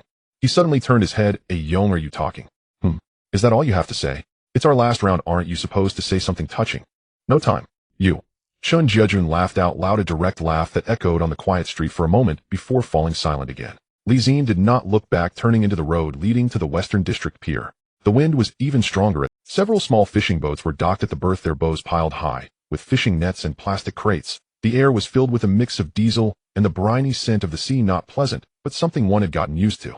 In the distance, the water police boat was anchored on the other side, its white hull glaring in the winter sun. That white was not a painted white, but a slightly grayish white after being weathered by the sea winds. Zi-Jie stood still, scanning the pier. There was nothing unusual. Fatty Rong walked over, standing beside him, and glancing at the pier. There's nothing today. It's as if they're giving us face for the last round. What do you want to see? Zi-Jie asked. I don't know, but it's the last round and nothing has happened. Fatty Rong thought for a moment, his tongue twisting in his mouth. I can't say. A young stood behind, his hands in his pockets. We're done. His tone was the same as when he usually said wrap it up. Fatty Rong glanced at his watch, and then at the way they came. So, this is the last round. Zi-Jie turned and walked back. The soles of his boots tapped against the cement floor of the pier, the sound scattered by the sea wind. The shadows of the four of them stretched out on the ground side by side, just like when they came, only the direction was reversed. Returning to the department, people were already packing up in the corridor. The equipment room for Team 3 Group 2 was open, and several people were counting items, the clinking of metal sounding crisp. Zi-Jie walked into the equipment room, took off his blue cap, and placed it on the table. He also removed his stab-resistant vest, tactical flashlight, and quick-draw holster, neatly stacking them into his backpack. Zi-Jie was also unloading his gear nearby. They were separated by one person's space, and neither spoke. In the cramped space, only the sounds of metal clashing and fabric rubbing could be heard. Chong leaned against the door, a lit cigarette in his mouth, watching for a while. All set. All set. Chong walked over, glanced at the equipment on the table, picked up the blue cap, and rubbed his thumb across the brim, as if checking for dust. Work hard when you get back. Chong placed the blue cap back down, and turned to leave. After finishing with the gear, Zi-Jie stepped out into the corridor where the sunlight was just right. Uncle Chong was smoking at the entrance of the department, and upon seeing the four come out, he flicked the ash off his cigarette. The cafeteria still has food. Uncle Chong, we're not eating. Fatty Rong said, we're going out to eat. Uncle Chong didn't ask, we're just nodded all right. They changed into casual clothes and exited the department building. At the corner street stall, the four sat at a round table against the side. The plastic tablecloth flapped in the wind, making a flapping sound, and the boss pressed down a sauce bottle to hold it down. What would you like to eat, sirs? 4 plates of rice, Zi-Jie said. The boss acknowledged. What dishes do you want? You recommend. The boss smiled. I recommend the pork with black bean sauce. The pork is great today. Good. Fatty Rong added 2 plates of greens and a soda. The boss noted it down and turned to leave. For a moment, no one spoke at the table. The four of them just sat there waiting for their food. Finally, it was Zi-Jie who spoke first. When are you leaving? Zi-Jie looked down and snapped his disposable chopsticks. This afternoon by bus. Back to Guling. Zi-Jie leaned back in his chair. I'm leaving the day after tomorrow to report in Wanchai. I'm also leaving the day after tomorrow. Fatty Rong said back to Sham Shuepa. Ayong had remained silent. Zi-Jie looked at him. What about you? Ayong said, taking the night shift back to the Western District. The four fell silent again. The boss brought out the rice plates, the steam rising up, carrying the aroma of soy sauce, and meat wafting directly towards them. Fatty Rong picked up a piece of meat and stuffed it into his mouth, chewed twice, and suddenly said, when's the next time we'll sit together again? You decide. Zi-Jie replied. I decide. Fatty Rong mimicked Zi-Jie's tone from earlier. If I decide, then it'll be next week, but are you all free? If you treat us, we'll be free, Ayong said. Fatty Rong was momentarily stunned before bursting into laughter. Wow, Ayong spoke a lot today, breaking records. Ayong didn't respond, focusing on his food. Zi-Jie picked at the meat in his rice plate, eating slowly. The taste was average, a bit too much soy sauce. The meat was a bit tough with the edges slightly burnt. But he had been eating this place's rice plates for over half a year. He had found it salty the first time he came with Zi-Jie, but after eating it for so long, he had grown accustomed to it, and no longer found it salty. He lowered his head, finishing the rice in his plate. After they finished eating, the boss collected the bowls, placing a cup of tea in front of each of them. The tea was free, and the color from the tea bag was so light, it was almost like boiled water, clear and bright. Fatty Rong glanced at his watch, finished the tea in one gulp, and stood up. Let's go. The four of them walked back together. The department was on the other side of the street. It only took a few minutes to walk over, and no one spoke. At the entrance, Fatty Rong patted a Yong on the shoulder. Call me when you have time. A Yong nodded. Fatty Rong turned to Li Xin and Chun Jejun. Big brothers, let's keep in touch. Li Xin. Chun Jejun said, alright, let's go. Fatty Rong grinned widely, revealing his large back teeth, and turned to walk in. A Yong followed behind. Only Li Xin and Chun Jejun were left at the entrance. Chun Jejun didn't rush to enter, leaning against the wall at the door, pulling out a pack of cigarettes, taking one, and putting it in his mouth, then offering another to Li Xin. Li Xin took it, not lighting it, instead rolling it between his fingers. What are your plans after you go back to the Guling? Li Xin held the cigarette between his fingers, just waiting for the higher-ups to arrange. Have you thought about getting reassigned? Thought about it. Chun Jejun flicked the ashes off his cigarette. The ashes fell onto the ground, scattered by the wind. Then think of a way. The two stood at the entrance, one smoking, the other holding a cigarette that hadn't been lit. The sunlight stretched their shadows long, one heading east, the other west. Chun Jejun flicked the butt of his cigarette onto the ground, crushing it underfoot. Let's go. Chun Jejun turned and entered the department. After taking a few steps, he paused, looking back at Li Xin for a moment, then turned and continued walking. Li Xin stood at the door, finally putting the cigarette he had been holding into his mouth. He struck a match, lit it, and took a puff. The taste of tobacco mixed with the oily smell from the street corner, the damp air rising from the sewer, and the cold wind of December all rushed into his lungs. He stood there finishing the cigarette, then crushed it underfoot before turning and entering the department. Inside the corridor, people were talking, footsteps moving in and out of various rooms. Li Xin pushed open the dormitory door where his backpack was sprawled on the bed, his stab-resistant vest, tactical flashlight, and quick-draw holster stacked neatly on the pillow. He zipped up his backpack and lifted it to weigh it. There was still time before the afternoon bus. At 2 in the afternoon, the minibus bumped along Pingzai Road. The cabin had only a few passengers. 2 construction workers in the back seat were dozing off, while the driver with a cigarette in his mouth listened to Cantonese opera on the radio, humming along. Li Xin sat by the window, his backpack resting at his feet. The scenery outside slowly changed after the Sha Tu Jiao Highway turned onto Pingzai Road. The village houses on both sides replaced the sparse farmland of vegetables, and salted fish were drying by the roadside, and occasionally villagers squatted on the ridges smoking. The scent in the air also changed, with less automobile exhaust, and the greasy smell from street stalls replaced by the earthy scent mixed with dried grass. The air in December at the Guling was colder than when he last left. A thin layer of mist covered the car window. The minibus stopped at an intersection, and Li Xin picked up his backpack and got off. The door closed behind him, the sound of the engine gradually faded away, and the surroundings grew quiet with the wind rustling through the dried grass on the ridges. The Guling police station looked the same as before. Gray walls, green windows, and the fine-leaved banyan trees at the entrance had shed most of their leaves, with bare branches reaching out. A yellow dog lay on the steps, glanced up when it saw someone coming, then laid back down. Li Xin pushed open the iron gate and walked in. The corridor still had the same few fluorescent lights, with one flickering producing a faint buzzing sound. The notice board on the wall had new announcements laid out just like before. The window of the duty room was open, and a young officer inside was looking down at a newspaper. Li Xin walked over and pulled out the transfer order from his inner pocket to hand it over. PC 4396, Li Xin reporting back after PTU training. The young officer glanced at the transfer order, nodded, and said, "You can go in." "Thank you." Li Xin took back the transfer order and walked inside. The director's office door was ajar, and he could hear the sound of documents being shuffled. Li Xin knocked on the door. "Come in." He pushed the door open. The director looked the same as before, the top button of his uniform unbuttoned, and his tie hanging loosely around his neck. A porcelain tea mug sat on the corner of the desk, steaming. He leaned back in his chair, holding a document. Upon seeing Li Xin enter, he set the document down. The director's gaze lingered on Li Xin for 2 seconds. "Didn't die in PTU, huh?" Reporting to the director, "I came back alive." The director grunted, picked up the tea mug for a sip, then set it down. "Did you submit your report to personnel?" "I just submitted it in the duty room." The director nodded. "You should go back and patrol with Ma Guoyang. Go report to him, and let him get you familiar with the current situation." "Understood, director." The director waved his hand, and Li Xin turned to walk to the door. The director's voice came from behind, somewhat lower than before. "The report about PTU firing has been sent over from the district." "Good job." When Li Xin turned to look back, the director had already lowered his head to flip through documents, his fingers tracing the paper surface. He closed the door behind him and walked out, the flickering fluorescent light in the corridor still buzzing. The patrol team office was at the other end of the corridor with the door open. Ma Guoyang was sitting behind the desk, leaning back in his chair, holding a porcelain tea mug, staring blankly out the window. Hearing footsteps, he didn't turn around. "Back already?" "Yes, back already." Only then did Ma Guoyang turn his head, giving Li Xin a once-over from head to toe. He set the tea mug down and stood up. "Have you seen the director?" "Yes, he sent me to find you to report in." Ma Guoyang picked up the hat from the desk and put it on his head. "The dorm key is with Uncle Chang. Go get it from the logistics room first. We'll talk about equipment tomorrow. Just settle in today." He then rummaged through the drawer of his desk and pulled out a piece of paper, handing it over. This is your original patrol route and schedule. See if there are any changes. Li Xin glanced at it, and noted it was indeed similar to what he had before. Let's go. Ma Guoyang walked to the door, removing the cigarette from his mouth. By the way, the cafeteria has braised beef brisket today. He stepped outside. The logistics room door was open. Uncle Chong was seated behind the window, his reading glasses perched low on his nose with a yellowed registration book spread out before him. He was writing something with a pen stroke by stroke. Li Xin walked over and knocked on the window frame. Uncle Chong looked up, adjusted his glasses, and squinted at him for 2 seconds. Li Xin. It's me, Uncle Chong. Uncle Chong set down the pen, took off his reading glasses, and studied him, back from PTU. I thought you wouldn't be coming back after being transferred there. How could that be?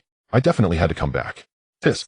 Uncle Chong smirked, turning back to the iron cabinet behind him to retrieve a set of keys, unclipping one to hand it over. The dorm is still in the same spot. Oh, I had someone clean your bed for you. You can pick up your gear tomorrow. For now, just rest. Li Xin accepted the key. Thanks, Uncle Chong. Alright, the cafeteria opens at 5, don't be late. Uncle Chong put his glasses back on and resumed writing in the registration book. Li Xin left the logistics room and passed by the CID office where the door was half open. Zhang Sir was sitting behind the desk, a stack of documents laid out before him, a cigarette held between his fingers. Hearing footsteps, he looked up, saw Li Xin, and paused for a moment at the doorway. Then he nodded. Li Xin nodded back. Zhang Sir didn't speak, lowering his head to continue reviewing the documents. Li Xin didn't stop either, continuing forward. Ma Guoyang was waiting around the corner of the corridor. Seeing Li Xin approach, he turned and walked towards the cafeteria. Let's eat first, we'll tidy up the dorm after eating. The aroma wafting out of the cafeteria was still the same as before. Ma Guoyang had already taken a seat at the window side table with a plate of char siu rice and a bowl of soup on the table. Li Xin went to the window to get his meal. The cafeteria uncle recognized him, pausing for a moment. Hey, you're back. I'm back, Uncle Zhong. Good. The cafeteria uncle scooped him an extra serving of vegetables and added a piece of char siu, saying, eat more. Li Xin carried his tray over to sit down at Ma Guoyang's table. Ma Guoyang didn't lift his head, continuing to eat, only speaking after Li Xin had taken a few bites. How was it at PTU? It was fine. Ma Guoyang picked up a piece of char siu and stuffed it into his mouth. Did you fire your weapon? I did. Ma Guoyang rested his chopsticks on the rim of the bowl before continuing to pick up food. He swallowed what was in his mouth, picked up the soup bowl for a sip. You fired your weapon at PTU, saw blood, and came back to patrol the Guling. Can you adapt? I'll get used to it gradually, Li Xin replied, shoveling rice onto his plate. Ma Guoyang didn't respond, continuing to eat. A few barks were heard outside from the yellow dog at the entrance. You know this place, to Guling. Ma Guoyang finished the last piece of char siu, set down his chopsticks. Nothing major happens, just the usual patrol work every day. However, since you fired your weapon at PTU, you've seen some real action now. The Guling won't be able to keep you for long. Let's wait and see. Ma Guoyang didn't say anything more, standing up with his empty bowl and soup plate to head back to the collection window. After walking a couple of steps, he stopped, turning back to glance at him.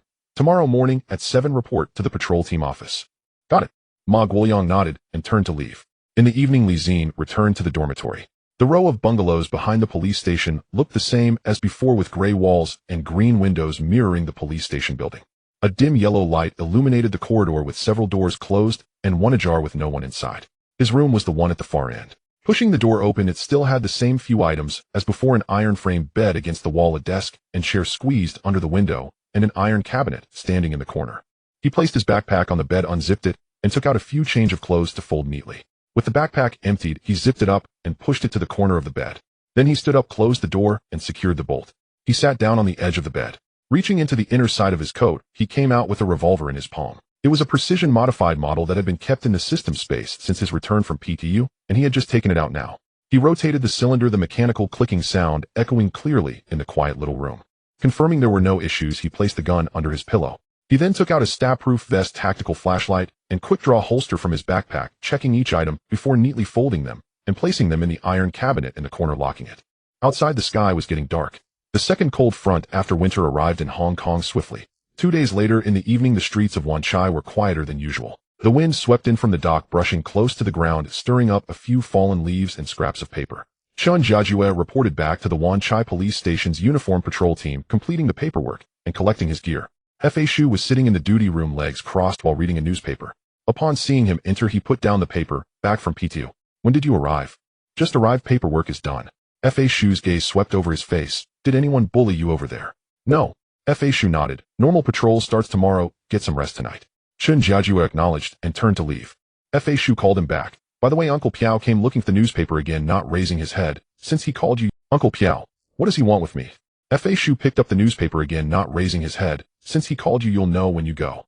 The office of the Serious Crime Unit in Wanchai Police Station was at the corner on the 3rd floor.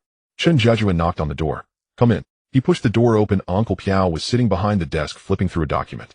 A thermos was on the desk next to 2 porcelain cups. Uncle Piao looked up, saw him enter, and smiled. Back already? Yes, back already. Have a seat. Uncle Piao pushed the porcelain cup across the table. Just in time, the soup is still hot. He said this while picking up the thermos, twisting off the lid, and pouring steaming hot soup into the porcelain cup.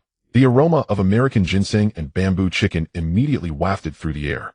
Chen Jiajue sat down looking at the cup of soup in front of him. Uncle Piao, did you specially make soup for me? Passed by the market and conveniently bought the ingredients. Uncle Piao poured himself a cup as well holding it up to blow on it. How was it at PTU? It was fine. Just fine. Uncle Piao chuckled, collaborated with classmates to take down 2 robbers, finished the fight in 45 seconds, and you call that just fine? Chen Jiaju's hand holding the cup paused. He set down the cup looking towards Uncle Piao. Uncle Piao, what do you mean by that? Uncle Piao didn't answer directly. He reached into the drawer and pulled out a piece of paper, placing it on the table and sliding it over. Chen Jiajue glanced down. It was an internal transfer application form. Wanchai CID is short-staffed. Uncle Piao said, his tone casual, as if discussing dinner plans. I've seen your performance at PTU, and so has Director Lin. Any thoughts? Chen Jiajue stared at the form on the table, remaining silent. Uncle Piao didn't rush him, leaning back in his chair, taking a sip of soup. Think it over carefully. However, let me give you a heads up. He paused, lowering his voice a bit. Your classmate Zi-Jie. Director Lin has taken a liking to him too. Really? Chen Jiajue lifted his head. Uncle Piao looked at him, a slight smile on his lips. If you both get transferred over together, you'll have a buddy. It's better than going to CID alone and struggling, right? Chen Jiajue looked down at the form, then back up. Alright. Uncle Piao smiled, standing up and poured a little more soup into Chen Jiajue's cup. That's the spirit. Just wait for the notice. Chen Jiajue stood up, taking a copy of the form, folding it, and putting it in his pocket. Thank you, Uncle Piao. Alright, off you go. Finish your soup before you leave. Chen Jiajue picked up the cup and took a sip. The flavor of American ginseng lingered sweetly. The wind from outside blew and lifting a corner of the papers on the table. At the end of January, the air at Daguling was bone-chillingly cold. A layer of white frost clung to the grass along the riverbank, crunching underfoot, leaving dark footprints on the grass. The breath he exhaled formed a cloud of white mist before being dispersed by the morning breeze. Zi-Jie and Ma Guoyang had been walking this route for over a month. The route had not changed. Exit the police station, head east along the main road, turn left at the intersection to ascend the riverbank, walk 2 kilometers along the boundary river to that crooked neck tree, then turn back, circle the village, and return to the police station. The entire journey took about an hour at a steady pace, just in time for the canteen to open. The brick kiln looked the same as always. So did the river. So did the trees. When he had just returned from the PTU, the field path crackled under his feet, just like on the asphalt road. After more than a month, his pace slowed, matching Ma Guoyang's. Ma Guoyang walked 2 steps ahead, a piece of dry grass stalk clamped between his lips, swaying up and down at the corner of his mouth. The sound of footsteps echoed on the field path, one ahead and one behind. Upon returning to the entrance of the police station, a yellow dog lay on the steps, its tail sweeping the ground twice. Zi-Jie crouched down and reached out to pat the dog's head. The yellow dog squinted its eyes and let out a low hum from its throat. Ma Guoyang watched from the side, his lips twitching slightly. Let's go in, he said, stepping through the door first. The aroma wafting from the canteen was exactly the same as it had been over a month ago. Uncle Zhong, seeing Zi-Jie enter, generously added an extra scoop of vegetables. After finishing the meal and coming out while passing the corridor, a young officer in the duty room called out to him, Zi-Jie, the chief wants to see you. What's the matter? Unclear, but he said there's something for you. Zi-Jie glanced towards the other end of the corridor, seeing Ma Guoyang heading towards the patrol team office, his footsteps unbroken upon hearing this. The door to the chief's office was closed. He knocked. Come in. Pushing the door open, the chief sat behind the desk, a porcelain teacup steaming before him. On the desk lay a brown paper envelope sealed with a red official stamp, next to which was a postal slip with some. The chief leaned back in his chair and pushed the envelope forward. This is from Wanchai, he said. Personnel file transfer order along with your transfer documents. Zi-Jie glanced at the envelope, but made no move. A few months ago, Sir Raymond called saying he wanted to transfer you. The chief took a sip from his teacup. I thought he was just mentioning it casually. Transferring personnel across districts. The personnel files were sent from New Territories North to the Hong Kong Island district, making several rounds, and now it's almost done. He nudged the envelope forward a little more. Open it yourself. Zi-Jie walked over, picked up the envelope, opened it, and pulled out the documents inside. The internal transfer notice was standard in wording. Department transferred to Wanchai Police Criminal Investigation Division. Reporting deadline within 14 days from the date of document issuance. After reading through it, he folded it back and placed it in the envelope. The chief held the teacup and waited for him to put away the documents before speaking. The documents have arrived. You can leave whenever you want. Understood, Chief. The chief did not respond, lowering his gaze to the tea in the cup, seeming to contemplate whether to say more, but then deciding it was unnecessary. Finally, he set down the teacup and raised his hand slightly. Daguling is a small place. His voice was a bit lower than before, but I've also been here for more than a year. Once you leave, just don't forget Daguling. Zi-Jie turned around, but the chief had already opened the documents in front of him. I won't forget. The chief did not look up, waving his hand to signal him to leave. Exiting the chief's office, the fluorescent light in the corridor flickered. Ma Guoyang leaned against the wall at the corner of the corridor, a cigarette clamped between his fingers. Seeing Zi-Jie come out, he flicked the ash off his cigarette, casting a glance at the envelope in Zi-Jie's hand. Transfer order arrived. It did. Ma Guoyang pulled out a cigarette from the pack and offered it to Zi-Jie while lighting one for himself. The two stood in the corridor smoking. The fluorescent light buzzed above them, occasionally flickering. Outside the corridor, the sound of the duty room's telephone ringing and the rustling of newspapers could be heard. Ma Guoyang took one last puff, extinguishing the cigarette, but in the metal ashtray in the corner. Wanchai CID is busier than you think, he said. There are many cases, the pace is fast, and you deal with higher-ups, often unlike the leisurely strolls on the field paths here. Once you get there, observe more, think more, and don't rush to stand out. Understood. You've got the basics down. He tucked the cigarette pack into his pocket. The PTU training may not all apply in CID, but with your foundation, it won't fall short. Just remember this. CID is not like in uniform. It's not about rushing at everything you see. Zi-Jie also extinguished his cigarette, but Ma Guoyang took 2 steps before stopping, not looking back. Once you get to Wanchai, come back for a meal when you have time. Uncle Zhong in the canteen still remembers you like char siu. After saying this, he walked towards the patrol team office, turning around the corner of the corridor. Zi-Jie stood in the corridor, picked up the smoked-out cigarette, and tossed it into the ashtray before turning towards the logistics room. The door to the logistics room was open. Uncle Chong sat behind the window, reading glasses perched on his nose, and a yellowed ledger spread out before him. Zi-Jie knocked on the window frame. Uncle Chong looked up, adjusted his glasses, and upon seeing the envelope in Zi-Jie's hand, reached out to take off his reading glasses. Are you leaving again? Yes. Uncle Chong flipped a few pages back in the ledger, searching for a moment, his fingers stopping on a line, taking up a pen to draw a line. Where's the dorm key? Zi-Jie placed the key on the wooden surface of the window. Uncle Chong picked it up, glanced at it, tossed it back into the drawer, and pulled out an equipment checklist, pushing it over. Have you brought back all the equipment? It's all in the dorm, not packed yet. Uncle Chong nodded, tapping his finger on the list twice. Later bring it over, and I'll check it in. Have you registered the firearm at the armory? Not yet. Go register the firearm first, then come back to hand in your equipment. The process must be completed. Zi-Jie took the checklist and folded it to put in his pants pocket.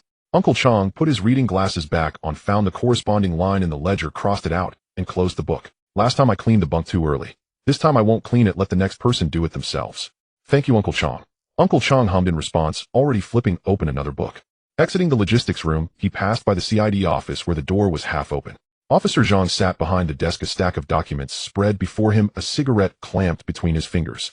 Hearing the footsteps, he looked up, his gaze lingering on Zi-Jie for a moment before sweeping to the envelope in his hand. The transfer order arrived. It did. Officer Zhang clamped the cigarette between his lips, freeing a hand to flip through the documents on the desk, pulling one out, and flipping through 2 pages. Reporting to Wanchai CID right. He took the cigarette from the corner of his mouth and tapped it against the edge of the ashtray. You know how it is with Uncle Piao? Once you get there, feel free to ask him anything you don't understand. Zi-Jie stood at the door. Thank you, Officer Zhang. Officer Zhang waved his hand, closing the documents and taking another drag from his cigarette. Daguling has produced quite a few good police officers, but not many have been able to leave. You're one of them. After saying this, he lowered his head and continued flipping through the documents on the desk. Zi-Jie did not stop, continuing forward. He pushed open the dormitory door where the bed sheet bore an impression of a person. He tore it open, placed it on the bedboard, and opened the metal cabinet. As the metal cabinet opened, a stab-resistant vest, tactical flashlight, and quick-draw holster were taken out one by one and stuffed into the backpack. His gaze swept around. The precision-modified revolver lay quietly under the pillow. He reached out to touch the grip, pulled it out, and twisted the cylinder. The mechanical clicking sound was particularly clear in the quiet little room. Confirming there were no issues, he flipped his wrist, slipping the gun into the inner side of his coat. Sounds of footsteps echoed in the corridor outside as someone exited through the back door. As the footsteps faded away, Zi-Jie turned to face the window, his hand pausing inside the inner side of his coat for 2 seconds. In his mind, the outline of the gun slot sank slightly. A precision-modified revolver vanished from his palm, entering the system space. He unzipped the backpack, stuffing in several changes of clothes and daily necessities. After securing the zipper, he lifted it and weighed it in his hand. The blue uniform on the bed was neatly folded. He picked it up, glanced at it for a second, folded it, and stuffed it into the backpack. Pushing the door open to exit, the corridor was empty. The dim yellow light was still on during the daytime, with a layer of dust settled on the bulb. First he went to the armory to register the firearm, signing his name. When he exited the armory, the corridor was deserted. Passing by the duty room, the young officer looked up at him, smiling and nodding his head. Zi-Jie nodded back and continued towards the exit. The iron gate swung open and the light at the end of January shone through with a hint of warmth. The yellow dog was still lying on the steps. Hearing the door sound, it lifted its head, glanced at the backpack in Zi-Jie's hand, then stood up, wagging its tail a couple of times. Zi-Jie crouched down and patted the yellow dog's head. The yellow dog squinted its eyes, extending its tongue to lick the back of his hand. He stood up, lifted the backpack, and walked along the road at the entrance of the police station. The leaves of the banyan tree swayed in the wind, damp with a hint of morning mist. In the distance, a minibus stopped at the intersection, its engine sputtering in the cold air. Zi-Jie walked over with his backpack and got on the bus. The doors closed behind him, the engine sound dipped before rising again. The bus was sparsely populated. An old man in the back row was dozing off, while the driver, clamping a cigarette, adjusted the radio.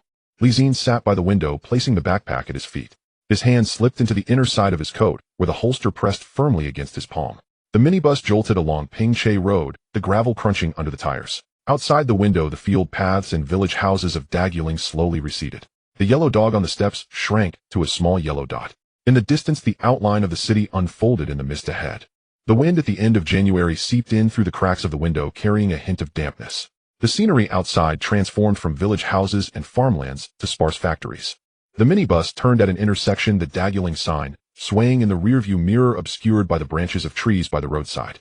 Cantonese old songs played from the radio, and the driver hummed along, tapping his fingers on the steering wheel. Zi-Jie leaned against the backrest, the backpack resting on his lap, the fabric of the backpack brushing against his fingers. As Pingche Road came to an end, the minibus stopped at Fanling Station. The driver turned around and called out, "End of the line." Zi-Jie lifted the backpack and got off the bus. There weren't many people on the platform, and the railway stretched out into the distance towards Hong Hong. The wind blew from the end of the platform, causing him to squint his eyes. The zipper of the backpack was not tightly closed, revealing the edge of the blue uniform sleeve. He reached out to secure the zipper and walked towards the end of the platform.